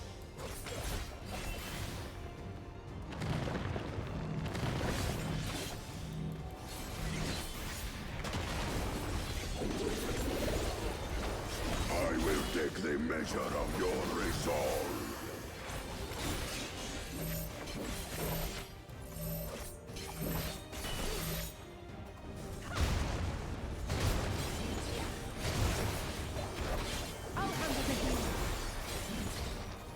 Implacable strength of the mountain, be mine! What the fuck?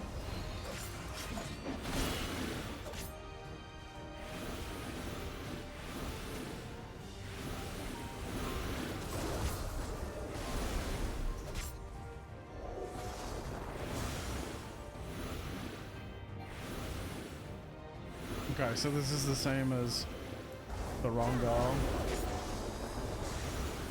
Spirit of my brethren, your thunder roars!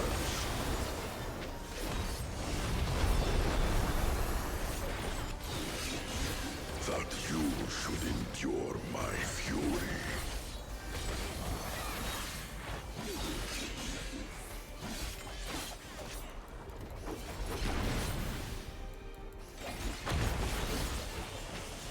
Chronicles of it, record the cruelty of merciless storms.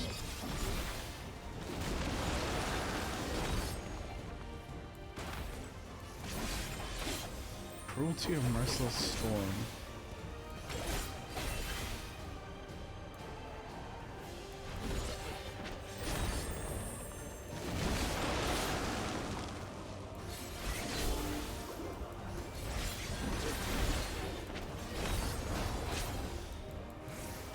Sorry, I was testing something. I shouldn't be testing something during a match like this.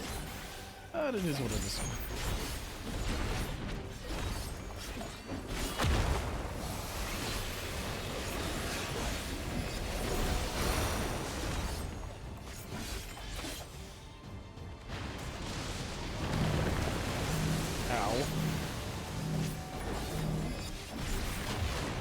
Yeah, I had a feeling that was coming. Thanks for the heal, Alize. Cheers, appreciate that. No swift cast heal. AI's not capable of it. I know, I was thinking about pressing it. I was thinking about pressing my second win and it's like, no, Alize's got me. It's like, nope. Yeah, not. Prove you are worthy to rule.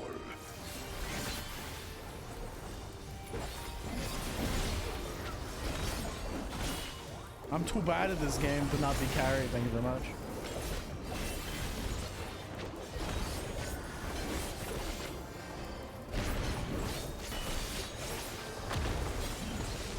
Chronicles of it recount the fury of erupting peaks.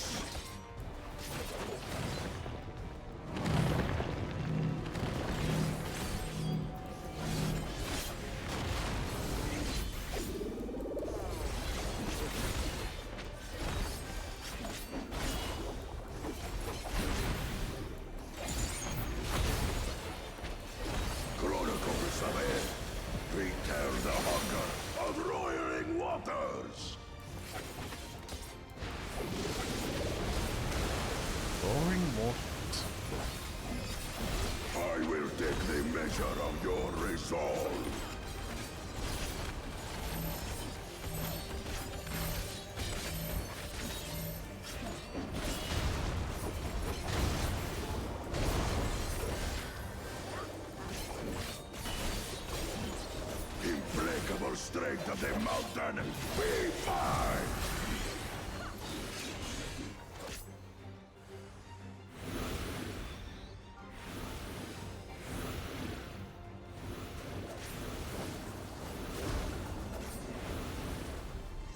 The problem is, like, the game sort of has an idea of where it wants to put you. So you end up not absorbing the ones you're expected to absorb. My brethren, your thunder roars!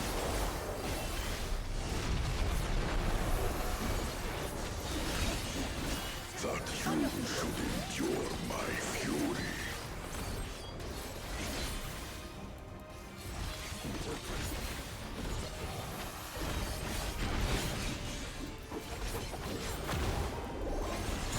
Chronicles of Hell record the cruelty of merciless storms.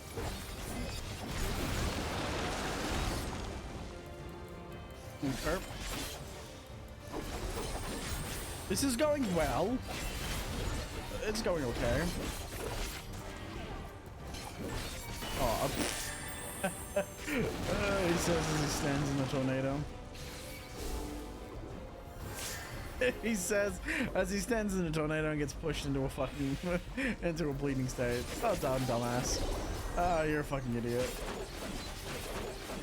Nothing surprising there, to be fair.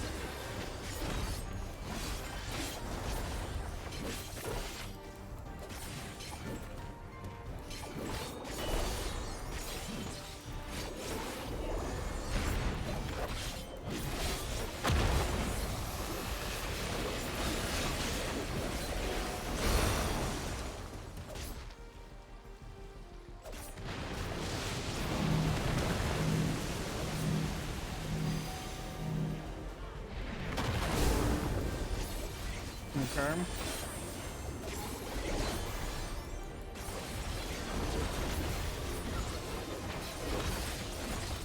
Nice. Woo. I'm definitely gonna have to spend some time learning the rotation of the fucking Viper, dude. I had to focus on just doing the rotation and trying to use all my buttons and not just focusing on the ones that I had, or I have been using the entire time. Oh my goodness.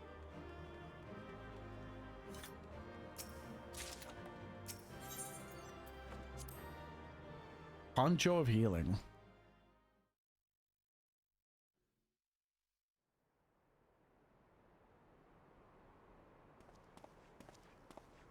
There you are. Took you long enough.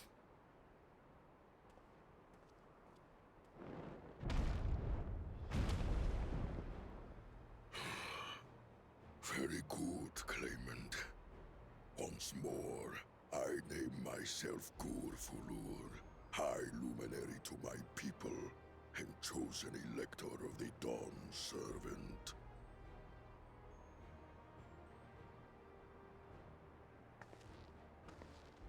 You are much bigger than the others in the village. All Yokui were once my equal in size, but ever since we were decimated by disease, it is rare to see a child reach our former stature. Ah, I see. You speak of the contagion which afflicted the Shaktural expedition. The one recorded in your murals. It is a chapter of our history that is entangled with the legend of the Golden City. I've heard that legend originated with the Yokui. Is this true? With the visions our ancestors had, to be precise. Interesting. It's weird how glossy his eyeballs are. Preceding the campaign into Shaktural, many were visited by dreams of glittering splendor. Oh, They okay. described a paradise that knew neither war nor famine, where people lived lives of eternal happiness. A single dreamer might have been dismissed, but when dozens, if not hundreds, spoke the same, the luminaries became convinced it was divine revelation. Interesting. Then the expedition. Its purpose was to find the City of Gold. Yes, help was marshaled from all the territories under our control. Lands were scoured on a massive scale. Interesting, okay. Ah, little wonder the legend is so similar across Tural. Those involved with the search would have passed the stories down to their children.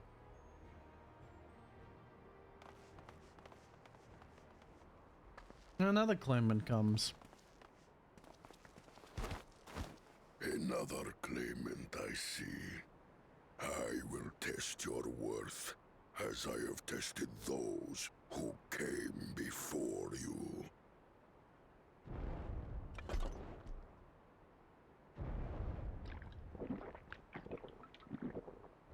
Interesting. What is that? What is the liquor that he drank? Here and now, I think he means.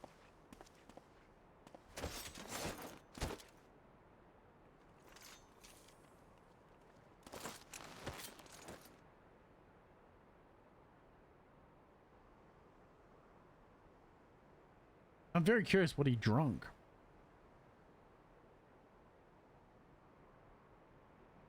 We're going, Jay, as always. Fucking taking a breather.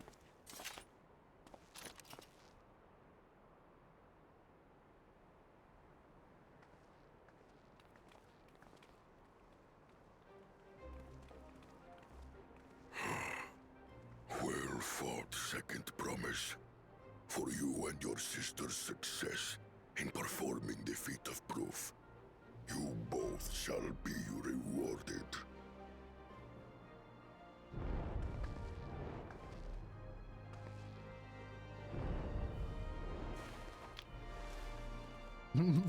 Someone of his size carrying such a small stone. I'm surprised he didn't lose the fucking things.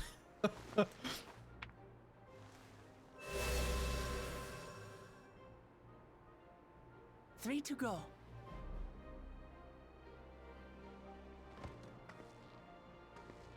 No, technically 4, because you're gonna get one back.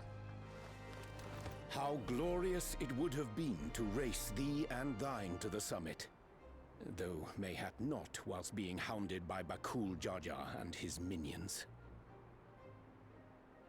Again, that swine shows his disdain for the right. Strangely, despite his eagerness to antagonize us, he withdrew as soon as we fought back in earnest. I cannot fathom what he was trying to achieve.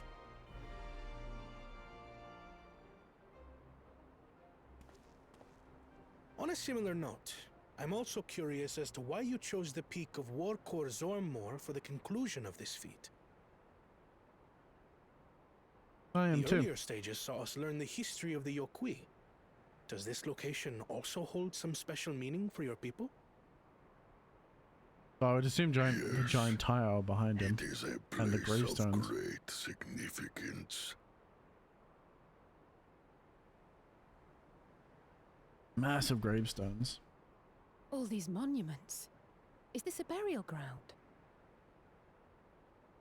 Every high luminary before me is enshrined in this earth. Ah, I see. Alongside them are the heroes who bravely stood their ground when Valigarmanda brought ruin to Urkopacha 8 decades past.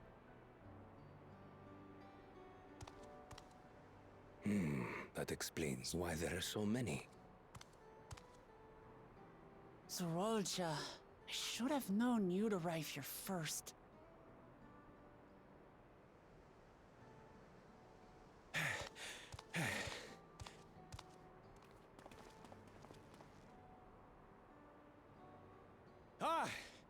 Third promise. How relieved I am to find you in good health. What the fuck? Zorolja, you bastard! I should end you here and now! Remember where you are. You will mind your conduct, or you will leave. Right. Sorry. I see no reason to delay further. Show me my father's sepulchre.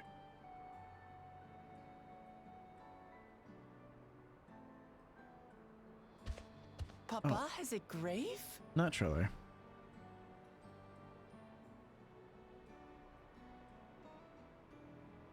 Is it the large one? Oh no. Upon this monument are inscribed the names of those who sealed away the monstrous Valigarmanda, your fathers included. I wonder how long they Gulul Jaja, how long they live. Master of Resolve and Reason, Champion of Peace. Look at this one. Kettenram, Navigator of Uncharted Oceans. Kettenrun, the Laminsan explorer. Does this mean he joined Gulul Jaja on his travels? Assuming.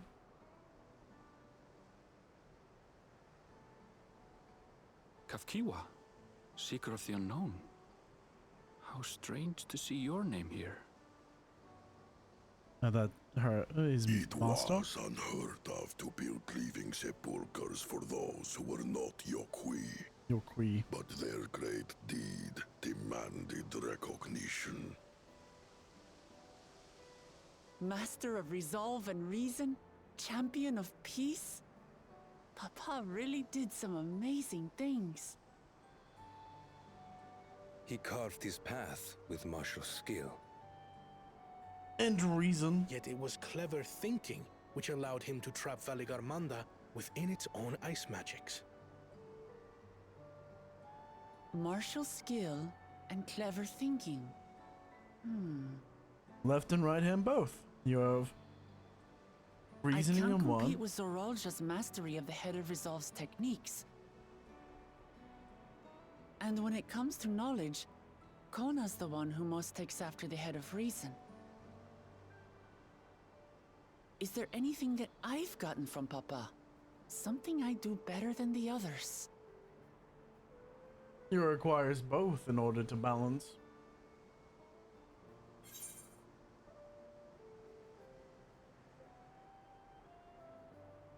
What else defines your father aside from strength and knowledge?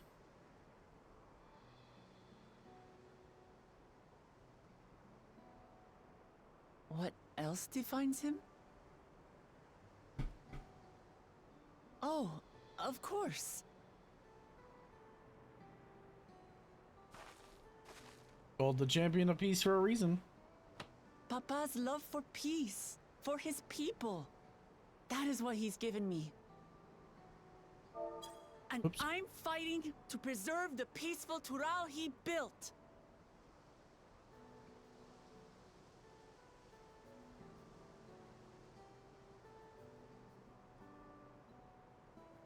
Shit. What the fuck?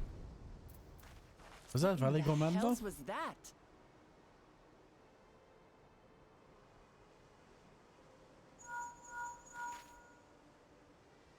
You must return to Warlar's Echo immediately.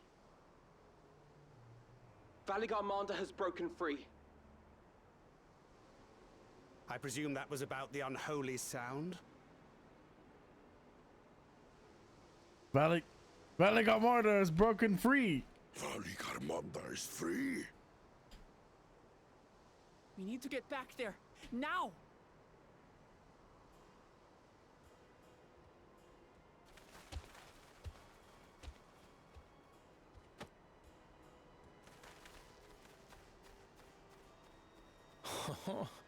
How fortuitous. We have been gifted an opportunity to Yes. outpace our rivals. Seems very